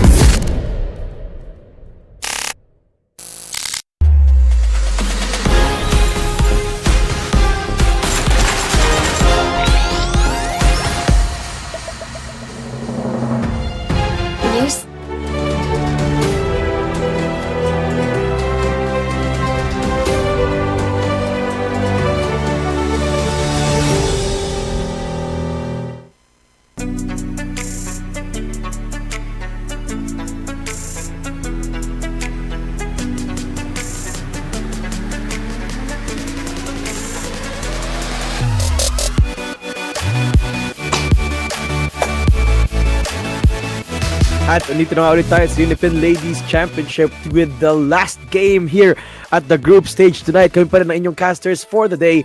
And my name is Dayton. Kasama ko dito si Hat E. At ito na, Hat E, we're down to the last seed na pwedeng makapasok sa playoff. It's gonna be coming in between Z4 BYBIT and IDNS WINX. And we've seen both of these teams perform with BYBIT keeping it close against Smart Omega Empress. Grabe, pareho sila. Smart Omega Empress ang nagpababa sa kanila sa lower bracket, and ito na yung chance nila para makabawi. I mean, para makapasok sa playoffs, and hopefully pagdating doon nakaharap uli nila ang Empress. So now they're gonna have to play against IDNS WINX para nga sa chance nila na makapasok sa playoffs. Pero the one thing that I noticed from these two teams, no, they're teams that really go, that are unafraid to go the extra mile to take that win. No, they're teams that are not afraid to, they're not afraid to pick those heroes that are necessary to win. I'm talking about the clean pick dito ng IDNS WINX. No, medyo inubos kasi ng after here's a bit of context. Smart Omega, they faced off against IDNS WINX kanina, no, and they priority picked the 1-1 while banning away majority of the meta, or all of the meta counters sa 1-1 dito, no. So IDNS WINX, they picked up a Clint to counter the 1-1 dito ng Smart Omega, and I think it worked out to a decent amount against Smart Omega. No, it just wasn't enough in the grand scheme of things, but it was a stepping stone for them. So I would expect them to do the exact same thing. Meanwhile, yung BYBIT naman, they are innovators. They make their own compositions. They don't care about the meta, not necessarily.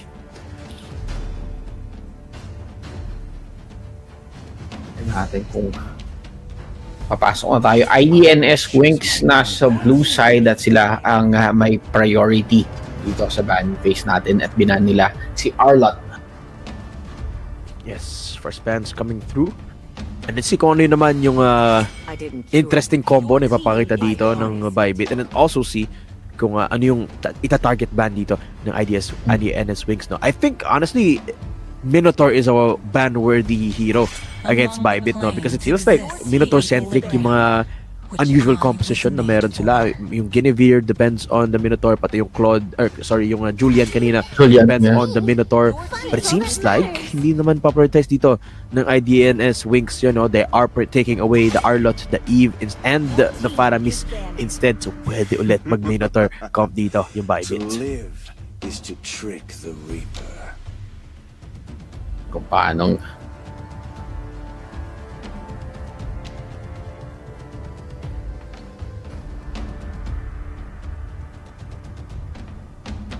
medyo nagkakapudpuran na ng utak dito, dahil nandito tayo sa dulo ng group stage. Ito na yung pinakahuling laban para makompleto ang 8 teams na bubuo ng ating playoffs. Novaria naman ang ibaba ng Z4 BYBIT. Sino first pick? Glue ang kinuha ng IDNS WINX. Glue. Pretty good start here for drafting here for IDNS. Glue, of course, always has been that priority. Farsa available kasi naban na dito Eve tsaka Novaria. But BYBIT, no, they are a team that goes for unconventional compositions, pero hindi nila agad nire-reveal yun. They save it for third to even fourth pick bago nila ilabas. Kasi nga naman, hindi naman yun nababan eh. Pero ngayon, Lunox naman yung first pick dito ng BYBIT, no? And while we did see a Lunox earlier, I believe it was yesterday nga ba, na nakita tayo ng Lunox, it wasn't as effective as the team. Kasama pang Teresla dito.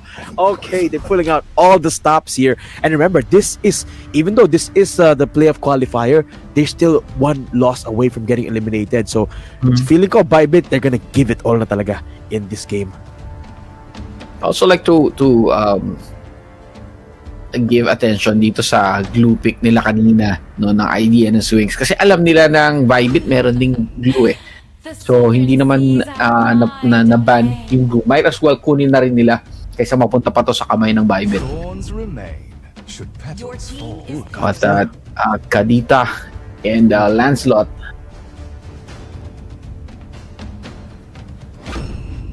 I think for the most part is a very solid pickup, and considering playing against a Lunox makes a fair amount of sense. On the other side, Martis naman no secured, so another powerful pick here for the meta. They're gonna be banning away a carry. Are they gonna go for a 1-1 this time by banning away the carry?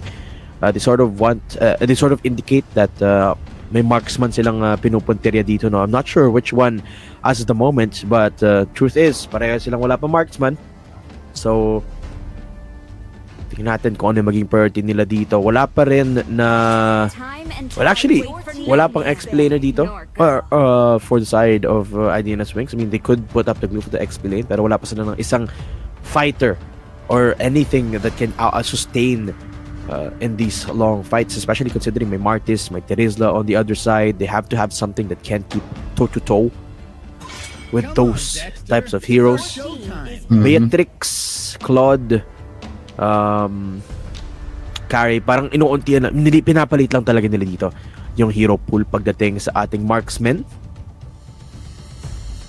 And mukhang wala na silang ita-target ban dito on each side. So Minotaur mukhang makakalagpas nga talaga dito kay BYBIT, no? And while it's hard to imagine how a Minotaur is going to fit into the Lunox Terizla, I wouldn't be surprised if BYBIT pick that up one more time dito, no? They've shown us that they can be super creative with these. Julian would necessarily be the worst thing in the world din dito, no? I think Julian is a very, very flexible pick. And yun ulit, gagamitin ng for BYBIT. Pwede. Ay, kaya lang. Wala sa pa ng marksman eh. And then, meron na silang. Well, Martis is already taking the role of juggler. Sniper ready. Give me a target. Leslie, okay. Ito yung marksman ang Koponan. Medyo pasok pa rin sa meta ng Leslie because of the recent buff that she received. Yung ano ba? Yung ito, not an interaction that I'm unsure of. Pero pagka ba nag-activate ng crossbow of Tang dito, yung 1-1, matatarget ba ang Leslie kung naka-invis siya? Parang hindi eh, no? Pag naka-invi? Oo nga, no? Parang hindi matatargetan na. So that could be why the preemptive pick ng Leslie yung ginawa dito ng BYBIT, no? So really smart decision making from them. Iniwan talaga nila yung 1-1 as a bit of a bait. That's why IDNS iniiwasan nila yung 1-1 pick dito, no? They're going for the Moskov instead, which accomplishes a very similar thing, but the Kaja wide open. Kailangan maging careful dito ni Ali on that Leslie.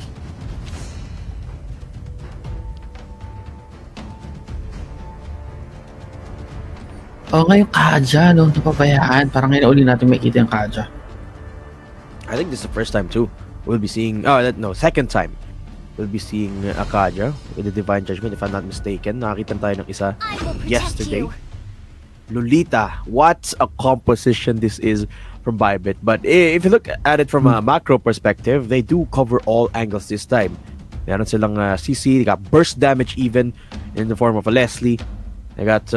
sustainability on that Terizla, and honestly they're all set. Honestly, it's just a different way of approaching the current meta, but fact is they still have they still have very little room to work with dito, no? So it has to be perfect for them. But alam naman natin based on the interview that BYBIT, these are compositions that they plan, that they practice. And I'm really excited just how they're gonna pull this off. Meron din silang late game assurance, of course, on the Lunox.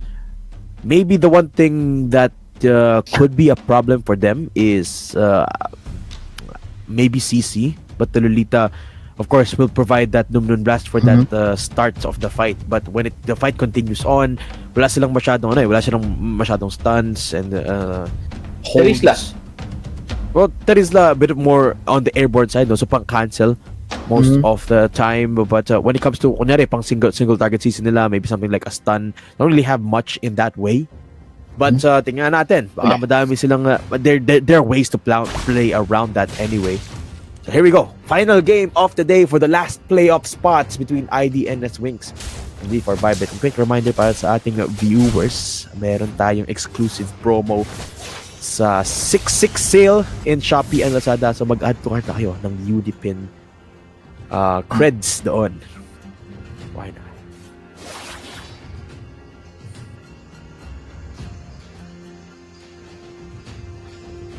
Tignan mo gano'ng kalalim agad dito si Hera. No? Meron agad siyang information saan manggagaling si Sushi. And Sui. Pero yun, top side, little bit of an engagement. Kira in a 1v2. Look at how powerful this Cheriza is. Sydney is in a really precarious spot now. 1 HP left. Uy, mukhang magsisecure pa nga ni Kira. But the flicker from Sydney keeps her alive. Era, auto-attack. Yun nga, first blood para dito sa ating Ibon. That's the Kaja. Airborne onto Sui dahil pumasok na si Kadita. But to immobilize, make sure that Sui cannot survive until she has to use the flicker. Papasok na din si Sushi. Isa-isa lang para dito sa Z4. And papasok na nga. Sushi secures Sydney. Pero makakatakas doon si Hera. So it is at the end of the day a 1-4-1. BYBIT nakasagot at least doon. But the first blood gives WINX a little bit more money in the bank. Kala ko talaga makakatakas pa doon si Kira pero hindi, inabot siya ng Ring of Judgment ni Hera. Yung unang casualty ng ating game. First turtle already spawning up here. Alexa na una siya dito para sa Z4 BYBIT. Ito rin yung Lance o si Twinks. Numinon Blast. Sina-charge siya dito. Nakaamoy si Twinks na nakita niya na nasa-show siya doon. So lumayo sa Numinon Blast. Sini. Ito na rin. Retribution goes in the way of Alexa. Z4 BYBIT will be happy with that. Split. Ginamit na din dito. Kinapitan doon si Sini.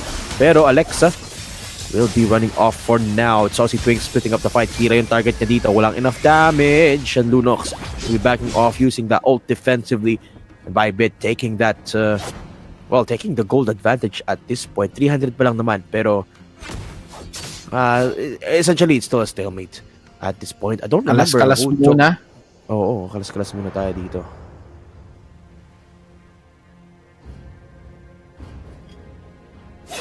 Tiffany naghihintay talaga. Wanted to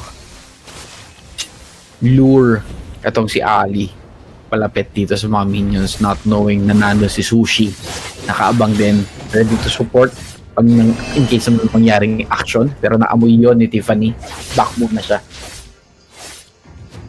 siya sa ating sa confides ng unang turret. So si Twix and Hera.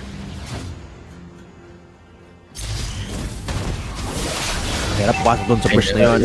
Divine Judgment onto Alexa, but the Numinon Blast scatters the players. Scatters the players dito of IDNS WINX. So BYBIT happy with that disengagement. And kung mapapansin natin dito, Hati, medyo mabagal yung pacing ng early game natin kasi wala nga tayong decisive tank at this point. Numinon Blast is the only engaged form dito ni Sushi. So kailangan nilang intayin every single time yung Numinon Blast ni Sushi before they look for an engagement. Hera though, and ulit Divine Judgment dito, hinila si Sushi, medyo tank siya doon, but the flicker will keep her alive only for a few seconds. So si Twinks nagdash papunta doon sa likod and she will be traded out by Sui at this point. Alexa mas mababa yung HP niya, so Sui and Alexa are looking for the chase, but disengage muna tayo on both sides. Still a 1-for-1 trade at the end of the day habang nag-spawn na yung turtle natin dito. Okay, parehong walang jungler ang IDNS WINX dun sa part na yun. Pero just in time, makahabol kaya si Saucy Twig para makuha ang turtle. Hindi na kay Alexa na yun. Alexa, secure the turtle. Split muna kay Silky. Sini ready to keep her alive. Kinapitan doon si Alexa, but Ryachin on the knock-up and the ult. Mobilize onto Kira. Punch of execution, the flash ni Kira. So we will be going back in for the fight. Numinon Blast. Uy, wala pa ring tinatamaan doon. Ang ganda lagi ng sagot ng IDNS WINX against that Numinon Blast, and after all of that, nobody fell down dito. Hadi. Yan, akala ni Ali sobrang libre ng gold lane para sa kanya, pero dito na kanyang mga kasama. Hera hiding in the bush. What's she gonna do? Ring of Order just to do enough damage, pero hindi siya makakatakas dito kay Alexa. Had to use the flicker too. That's absolutely huge para dito sa BYBIT. Na-force out nila yung flicker from the Kaja, and Sushi papasok na naman dito. Activates the shield. Ryachin, walang manakap doon. Activates the ulti, looking for an assassination. And ang galing din ng BYBIT, playing around Ryachin, denying her off that burst damage, but Sin goes back in. Alexa, all tanky enough on that Martis, so both squads backing on out for now. Pero wala pa rin tayong clear advantage, no? Wala pa rin tayong clear winner when it comes to these fights. 3-2 on the score. Medyo may konting lamang dito yung BYBIT, but nothing too meaningful for the moment. Pwede pa rin makahanap ng pick of dito si Hera, because she does have the Divine Judgment available once more. Pero yung rotation ng BYBIT, parang gusto nilang ma-pick off dito yung glue. Hindi ganun ka-definitive yung lamang ng BYBIT. Pero yun na nga. Yung blasts. Hanap ng maraming players dito, pero the backup is just not there. Nahila pa pala yung si Sui doon. So she's just gonna fall down with relative ease. And balikan lang tayo, sagutan lang tayo between these two teams. Lord Rose, a little bit of defensive use doon. Right now, well, Turtle already spawned up. Nauna ulit dito yung BYBIT sa Turtle side.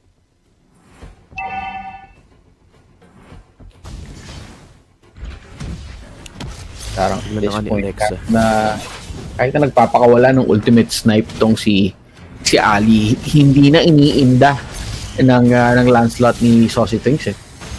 Kulang pa yung damage at this point. Nice steal away from Saucy Twinks. Nakuha na doon yung Turtle, but papasok nga for the fight dito yung Terizla natin. Kira looking for the lockdown. Pero walang naituloy dahil IDNS Wings so good at disengaging against these fights. Alam mo, ito yung napapansin ko sa IDNS Wings, mas pinaprioritize nila yung objectives over the kills because mas gusto talaga nila na mag-back towards the pick-offs ni Hera dito. No? Every time may engagement from BYBIT, lumalayo lang sila. Lalo na pag may Numenon Blast, ginagamit nila yung mga dash nila every single time defensively against that Numenon Blast. Kasi alam nila na when it comes to team fights, may disadvantage talaga sila. Wala kasi silang something na wala silang masyadong maraming AOE at this point. So that is a pretty smart decision mula dito. But that puts all of the pressure in the world kay Hera to look for these Divine Judgment setups. Mukhang yun na nga yung gagawin niya ngayon. Meron siyang Flicker. Si Zoe nasa harap niya dito. Pwede siyang maghanap ng pwede siyang makabing wit dito on that Divine Judgment. Ayun na nga, pumasok na. But Hera fended off for now. Nakita naman kasi nila from a mile away kasi manggagaling si Hera. That is true. And yun nga, speaking of objectives, habang nagkakaroon ng Turtle fight doon, kinuha na ni Ali yung top turret doon. Nakakuha na rin ng Golden Staff ito si Tiffany, so medyo masakit na to pagka nagkabanggaan na sa team fight. Oh no. We kind of forgot about the Moskov pick. First time din natin nakita ng Moskov in our competition in the group stage. Tiffany, of course, has to inspire to go along with it. Mukhang nahuli doon si Hera. Snipe down. Is it gonna be enough? Sushi ang lapit niya. The Numenon Blast kinamit pa nga doon. A bit of overkill, but a kill is a kill para dito sa BYBIT. That's perfect timing too kasi mag-spawn dito yung Lord. Pwede lang start to and mukhang mahuli pa nga nila doon si Tiffany over towards top side. They blink to safety. Real nice to have as a Moskov na pwede kang mag-blink. Oo, ginamit pa nga yung spear niya doon. Just a little bit more damage. Pero may prospect of the Lord kasi talaga dito eh. So, both sides not giving away that Lord control. Alexa, naghahanap pa nga ng pwedeng engage dyan. Tignan mo kung gano'ng kadami yung tank players natin dito. No? Alexa against 4 people just surviving with the split. Hinuli niya. O kumapit siya. Dito, Alexa, si Saini. But here goes the Thorn Rose into the full-on fight, breaking through. Hera, a little bit tanky. Ryachi, not as tanky though as she tried to run for the hills. Dito naman ang stand dito ng glue. Instead, it's the airborne that connects from Cine. But Sarah still going down. Ali somehow, some way finds the turret. And that's going to be a 5-man strong team from BYBIT dito, pushing down, aggressing towards this middle area. Hera going down means potentially pwede mag-lord dito yung BYBIT. Yes, and sobrang dami resources nang ginamit ng BYBIT para lang mapatumbay si Hera. Pero at the same time, nakuha naman nila yung turret. Going back in for more. Terizla in the middle of it means that they are getting knocked up every now and then. Kumapit na nga dito. But Kira, 1 HP left. Ryachin, the burst damage has entered the area. And Cine down to 1 HP. Nag-flicker. Medyo mali yung pinlikera niya doon. Nagka-vision tuloy si Alice sa kanya for that ulti secure. Meanwhile, secured yung Lord dito for BYBIT. It was a willing sacrifice for Kira and Sushi kasi they got the Lord in the end. hindi lang yon. By the time na mag-respond sila, by the time na dumating yung Lord, naka-respond na rin tong si Sushi tsaka si Kira. Oo. Mababa pa yung death timers nila. So oppressive on this composition yung BYBIT. Kanina pa natin sinasabi na even yung gold natin. But if you take a look at the map, 3 towers down already for IDNS WINX. Meanwhile for BYBIT, not a single one has gone down. So you could really see the disparity between control of these two teams. Despite the fact na halos even lang yung gold natin, BYBIT definitely has an advantage. Flicker forward with the Numen Blast. Isa, yung nahuli nila doon. And Sini's very tanky, pero tinamaron yung damage. Uy! Triple knock-up na galing. Wala ka reaction, and this could turn the fight around. Tumatalon-talon ito backline si Saucy, and has already found her first target. That's Ali, to be taken out for the count. BYBIT has to back off and lick their wounds, pero hindi nila masasamahan yung Lord doon. So they can't really look for the siege this time. Beautifully done para kay Reaction doon, immediately swinging the fight into their favor. Gumagawa ng attack build itong si Saucy Twinks. Meron na siyang Guardian Helmet. Sino ba yung ano to? Is that a Thunderbelt? Ano nakita? Giant belt, Sorry. secured. Oh, Giant belt. Secured dito. Ni Saucy Twinks also. It's gonna be the tank slot. Making build niya dito. Fairly balanced naman yung pagbuo ng Lancelot na dito. Yeah. Both damage and tankiness. Uy, yung Moon Blasts. Matumaan doon. Saucy Twinks to chip down to around 200 HP dito. Kailangan maging careful. And lumapit na nga si Sowe for the punish. And they do get it in the end. Saucy Twinks will be going down. So BYBIT is their chance. Conceal play. Papasok na nga dito si Sushi. Mukhang they're gonna want to look for more kahit ang lalim nila dito. Pamalik ka muna dito, Sushi. Wala kang mapupuntahan. As shutdown is there, auto Ryachin. Nakahanap pa nga si Alexa. And that is going to be the mid laner down for the count. Kadita out of it. And Sini may kinabitan doon, Alexa. Well, gotta be careful where she stands. Pero Sini, wala pa nga si Sushi doon. Oo, 3 for nothing trade in favor of BYBIT as they try and siege this mid lane. Nakahanap pa ng turret, sorry. And the next Lord spawning in 10 seconds, pwedeng i-threaten ng BYBIT to.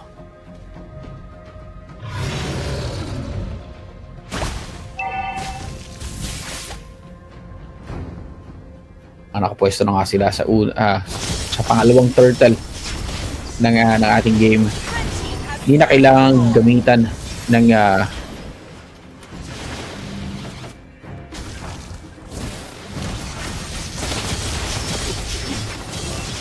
Sini. Uy! Nice flicker forward with the Nomenon Blast. And Sini will be going down without a fight. Sini din medyo naging medyo na-overestimate niya rin yung safety niya doon. May flicker pa siya. He could have flickered to safety. Wasn't accounting for the fact that Sushi had the flicker available after that Nomenon Blast. So nahuli siya doon.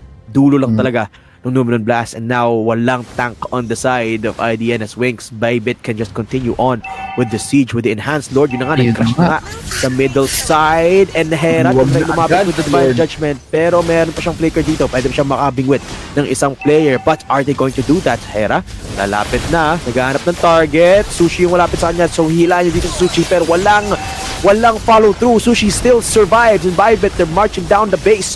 Double stun from the Nomenon Blast, and mukhang baka pa dito sa Zini, wala na front line, pero uy, nakahanap ng isang tracker doon. Sui will go down, and the Moskov going crazy, but Tiffany doesn't have enough damage yet.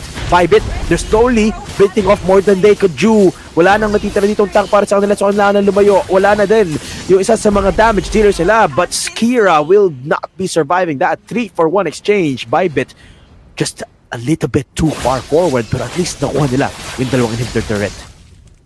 Kakapalit ng tatlo nilang kasama. Alexa and Ali needs to back down, pero tingnan mo, dedepensahan pa rin nila yung unang turret. Kaya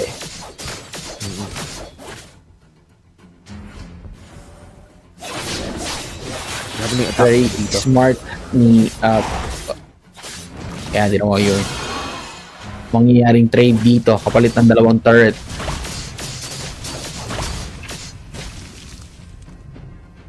Double stun this time from Nomenon Blast, and medyo napalalim sila dito. Ayun, no? Hindi nila napansin kung yung position ni Ryachin. Si Ryachin yung pinakamalaking threat nila at this point. And Tiffany kasi, not at that point yet where Tiffany is a big enough threat. Pero si Ryachin, pag may nanakap siya na more than one player, she can burst them down. That's exactly what happened there. They have to be extra mindful dito ng position ni Ryachin, no? More so than anyone. So at this point, she's the one that can deal majority of the damage against BYBIT. And pagka kasi may nanakap siya dito, syempre papasok din with the Thorn Rose si Saucy Twinks, and then magkaka-auto attack din si Tiffany. So essentially, siya yung nagsiset dito. Nakuha si Hera. Medyo tanky naman siya, so able to establish a little bit of a vision towards that side. Yes, Hera's got to look for those key targets now. Uy, what a damage shot from Ali Don, no? Less than half HP left para dito kay Hera. Lord already spawning up. Naghahanap ng fight dito yung BYBIT because of that fact. Split from Cine. Invested early. Uy, kumapit. Actually, hindi na pabalik si Sushi, but that is not the best target, my friend. That is a tank at the end of the day.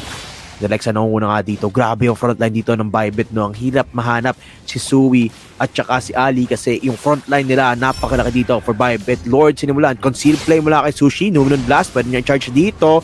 Massive zoning mula dito kay Sushi, no? As a full-on fight starting to break through. Triple knock-up coming in from the Terizla as Alexa with the first casualty onto Tiffany. Wala na yung biggest damage deal nila dito. And Ryachin running for the hills. Ali humahabol.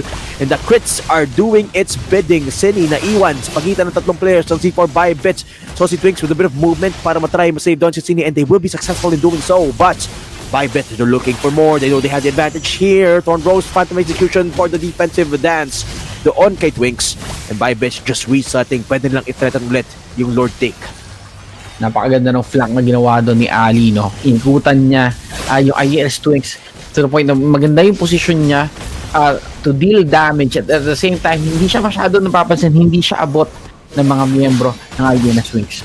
Oh, they're going back in for more. BYBIT, binate out lang nila yung Lord, and Cine is paying for that call.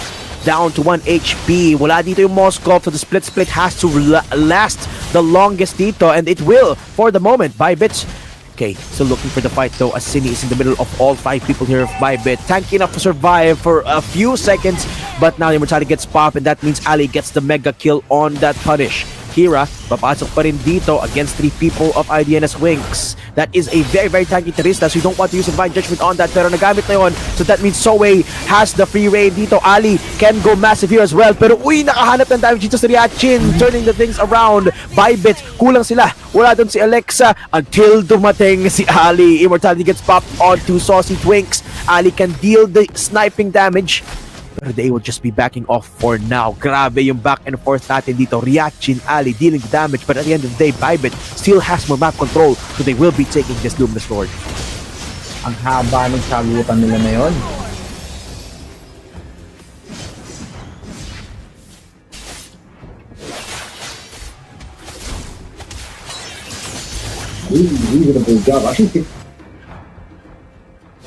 Ang ganda pa rin talaga ng team fighting strength dito ng IDNS WINX, no? Despite the fact na wala na silang map control masyado.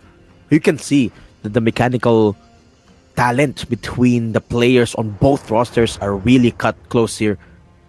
Mas malakas lang talaga yung mas madami lang talaga nakuhang towers dito yung BYBIT, which is why WINX do not have the luxury of leaving their own base. But now this is where final siege could perhaps begin. Luminous Lord, they will march towards the base of IDNS WINX. And they're slowly making their way towards the top side of their turret. Cine 1 HP. Gotta be careful. Wala na siyang immortality this time. So will be walking her way back into the fountain. Ryachin, ang katinaman ni Ali dito. Every auto attack ni Ali dito is resonating across the board. Tinan mo si Ali just going in and out of the fight. Invisibility and everyone getting pummeled by the Leslie. BYBIT will be securing the game and their own playoff spots, and they will be moving on. Target lock sa base si Ali, and talagang inararo lang the whole IDNS WINX. Sobrang laki ng damage na ibinigay ng Leslie ni Ali dito, and at the end of that back and forth na ibinigay ng magkabilang koponan, talagang nangibabaw ang Leslie ni Ali. You can absolutely see there, and the range advantage as well na meron si Leslie against, well, basically everyone in that fight was immaculate, really working wonders para kay Ali doon, no? And I think, well, they drafted the Kadita just for the purpose of assassinating these key heroes like the Leslie. But the thing is, kailangan nila yung Kadita just to start off these fights na at the end of the day, nagagamit nila yung Kadita to start dealing damage into the front line. So wala nang panghabol dito kay Leslie, which gave Ali free reign over the fight there. Meanwhile, dinidistract yung front line niya mismo, no? You could see that absolutely evidently sa later on stages of the game. But also, not to discount Ali of anything, ang ganda ng laning phase ni Ali doon. Always roaming around the map, which is not something you typically see of a marksman. That gave her so much kill participation. Early game pa lang, ito, 10 minutes into the game pa lang, 5 out of 7 na yung kill participation niya dito. And typically, we would expect na marksman nagpa-farm lang in the gold lane. Pero si Ali, nag-rotate siya across the map with her teammates. And that's beautiful here. Pero ito yung some of the shining moments that gave IDNS WINX a fighting chance back was when the reaction went huge. But after the fact, hirap na sila makahanap ng sagot. Kasi what engage tool do they have apart from reaction that's good for team fights? None. Yung Divine Judgment ni Hera pang isang player lang and hirap talaga silang makahanap ng pick-off for the Divine Judgment. So, medyo nawala ng relevance dito yung Kaja later on. Also, it doesn't help the fact na yung Moskov is actually, yung Leslie is a counter to Moskov. True. Sobrang outplayed ng range ng Leslie ang isang Moskov. It's actually a good counter. Alam natin na very deadly ang Moskov, but only within a certain range, and that is the answer of a Leslie. And that's one thing that's nice to have with a Leslie. No, you specifically picked the Leslie against these shorter range heroes, katulad ng Moskov, even a carry, arguably. And maybe even a 1-1 for that matter because of the burst damage, no? But here you go, Ali with a fantastic job in that fight, keeping her distance, dealing the damage from afar, and then scaling it to oblivion talaga dito, no? Isang auto-attack na lang, napapalayo talaga yung buong team dito ng IDNS WINX, no? And it's so much pressure towards the key players dito of WINX that they just crumbled later on. And really, nothing scaled as well as the Leslie here. I was expecting Tiffany to, well, kind of be on par, lalo na dito sa 20-minute mark, no? Pero it wasn't even close. Tira mo, lalo na dito sa final fight na to, Ali was just giving them all one auto-attack each, and kada isang auto-attack ni Ali, nagre-retreat yung player na yun just because of the raw crit damage na mayroon yung Leslie natin. You actually have to admire yung marksman, one of the characteristics of a marksman na meron si Ali, which is yung finding the right spot to protect your team. You have the range, you have the damage, and she knows how to utilize it. Yun yung naging lakas ng positioning ng isang Leslie dito sa kabuuan ng composition ng Z4 BYBIT. And ang ganda rin ng early game. Rotations dito, no, ni Sushi, ni Alexa, always been on point at providing assistance to the team. But that was still a really, really close game. It did not feel like a close game because I was looking at the map the entire time. Ang bilis talagang mas mabilis nakuha ng BYBIT yung towers dito ng IDNS WINX. And I think that's one other indicator of just how well BYBIT knows this game is, even though IDNS WINX nakakapag-keep up sila in terms of kills, hindi nakaka-keep up yung WINX in terms of objectives. Yung gold natin halos even lang talaga dito eh. Pero yung map control ng BYBIT is on another level compared to WINX, and that is, I think that's even more impressive considering the fact na equal yung gold natin halos. Kasi if you have more gold than the opposition, it's kind of expected for you to take more objectives, more towers. But if konti lang yung lamang nyo, mahirap mag-push. But they were able to do so. And that's just how good the macro decision making here is of Z4 BYBIT. And yes, that's something that you have to admire. Actually, medyo nakakapagtaka nga. Hindi ganun kalaki yung difference when it comes to gold. Kill naman, sumasagot din kasi ang IDNS WINX. And you gotta admit, there are some shining moments para sa WINX dito sa game na to. And when it comes to objectives, yun lang talaga ang naging lamang ng Z4 BYBIT. And yun talaga ang nagpanalo sa kanila dito sa match natin. Was absolutely beautiful here for a Z4 BYBIT, no? And I believe we are gonna get to interview one of the players dito ng Z4 BYBIT, so standby muna tayo while waiting for that to happen. I want to know a little bit more about this composition naman, no? Because every time we've seen Z4 BYBIT, iba yung composition nila, iba lahat ng heroes nila this time. Not apart from the Martis, no? Not a single hero in the roster in this game, in this qualifier game, ay meta. You talk about Lunox, Leslie, Terizla, maybe yung maybe yung Lolita is a little bit meta, arguably, pero everyone else, apart from the Martis, is not your standard composition, and I'm really impressed by the creativity of this team. I think we are here to I think we're ready to interview one of the players dito. I think nakikita ko na siya dito sa ating call, no? So hello there, can you hear us? I think nakamute pa siya dito. I don't think she can hear us yet. Hello? Hi, there's Z4 BYBIT. Hello. Hello po. We can't Nakamute hear. ka ata. Nakamute ka ata dito. Hello po. Hello. Hi. First off, congratulations. Congratulations on that win against IDNS. Which of these are... actually, which player are you? Kasi nakita ko yung name dito is Rose. What's your name? Which one of you? Ano po? Soway po. Okay, Soway. Okay, Soway. Yung maid po. Okay. Congratulations, Soway, on that win against you. IDNS WINX. First off, I want to ask, saan nyo nakakuha yung mga gantong composition? Honestly, kasi every single time we've seen nyo, iba yung composition nyo. Hindi ko po alam sa coach ko eh. So talagang yung coach nyo yung nagbuo ng composition na yan? Like sinabi sa'yo, mag-Lunox ka? Opo. Interesting. So it is, so yung coach pala, yung brains na between these heroes, no? Pero matanong ko lang sa'yo, Soway, does any or are any of these heroes, meron bang naka-main sa inyo sa game na to, sa team nyo?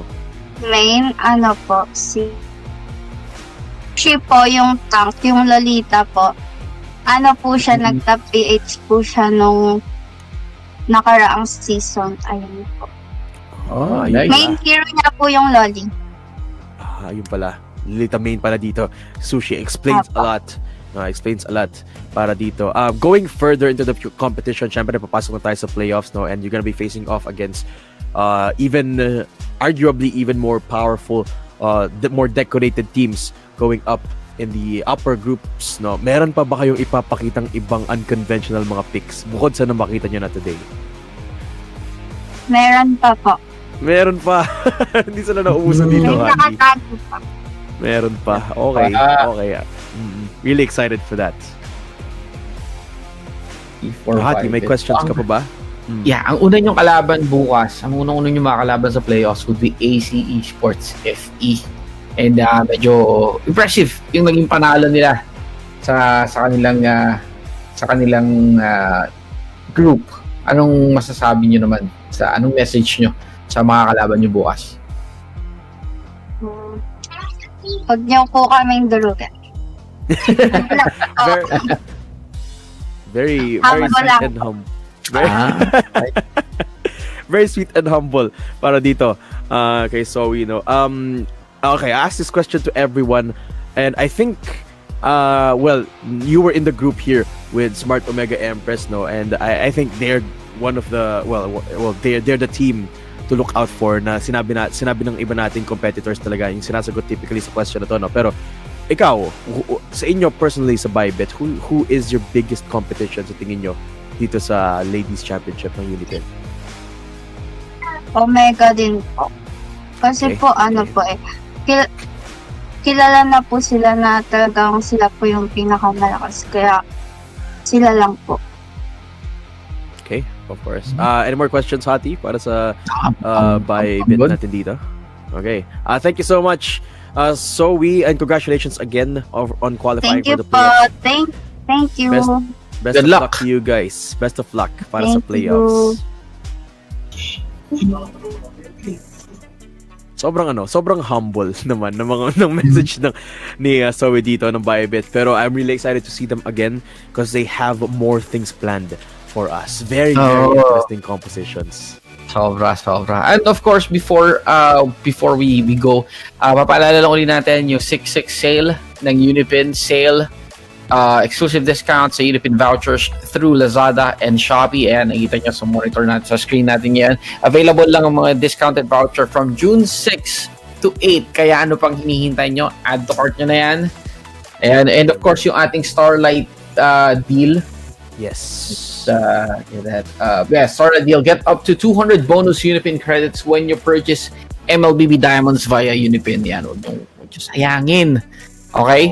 And bukas pagbalik natin, we are starting the playoffs with our 8 teams who made it through their groups. Ayan, magandang abangan din yan. Let's take a look at the bracket. Let's actually take a look at the bracket one more time. Just for the recap of what happened today. And there we have it, the 4 qualified teams to the playoffs na naglaro sa ating day number 2 of groups. Got AC Esports FE, DD Monster, Smart Omega Empress, and of course, last but not least, Z4 BYBIT. This completes our 8 teams who will be moving on into the playoffs, which will start tomorrow. Correct me if I'm wrong, is the playoffs going to be best of 3s? Yes, it is. Best of 3 na yung playoffs natin. And to make it even more para mas masukat talaga natin yung lakas ng mga teams natin, pati yung lower bracket natin are best of 3s. No, so patataga na talaga dito, paramihan ng it's a battle of endurance. Yun na lang. Sabihin ko between our 2 teams. At mas may chance silang makapag-adjust sa kalaban nila. So ayun na nga, bukas yan. Huwag niyong kalilimutan. Battle starts at 2 p.m. Huwag niyong maaga-aga tayo bukas. 2 p.m. yan. Dito pa rin sa UniPin Ladies Series channel. 2 p.m. Hindi ko pa talaga. Okay, tama. PM. Yes. Game starts at 2 p.m. tomorrow, and I believe that's it for our group stages. No, unfortunately, this is going to be my last day here at UniPin. Sad as that may be, pero I am really happy to have been part of this wonderful journey, especially with you here. Such a pleasure to cast with you, my friend, Mr. Hot E. If you're interested, guys, if you're interested in anything that we do, anything that I do, you can find me out at Matt Daydum sa mga social media ko at MADUM. Ikaw ba, Hot E, saan ka mahanap ng ating audience if they want to look for you? Diyan lang sa tabi-tabi. No, on Facebook, look for Hot E. On TikTok, look for Hot E. Username on Facebook, Instagram, and TikTok, Hot the Fudge. Okay. There you go. Yan. So, yun. Kita-kits tayo. Follow. Follow nyo to, yung guy na to. Follow nyo, like nyo yung page nyo. And of course, give some love as well para sa ating page sa UniPin Ladies Series. And of course, sa UniPin, they're everywhere as well. Do drop them a follow at UniPin and at UniPin Ladies Series. And that's it for our group stage, for our day number 2 here of the UniPin Ladies Championship. Bukas, magtutunggali naman sa playoffs ang mga teams natin. But until then, thank you guys for watching. See you soon again. See you tomorrow in the playoffs. But for now, this is me, Daydum, and Hot E saying good night. And thanks for watching. Bye-bye. Good night.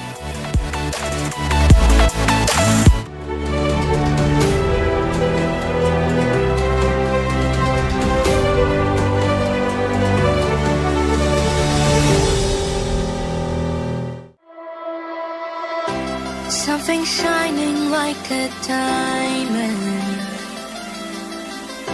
that everybody needs to see.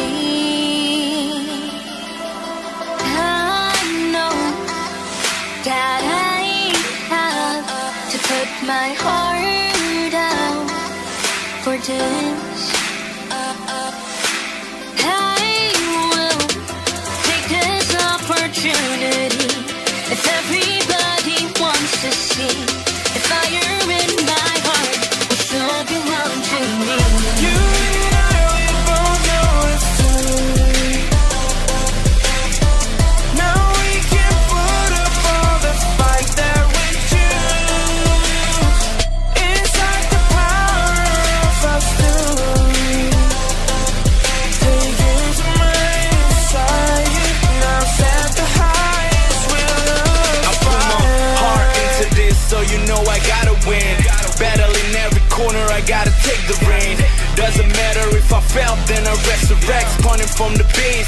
never passed, it's the rest. I'm son of a god, and you are just not. You feel it? You can't destroy me, I'm fully unbuffed. I gotta take the title, win the battle, and I will be the number one. These competitors are none. I will take this opportunity.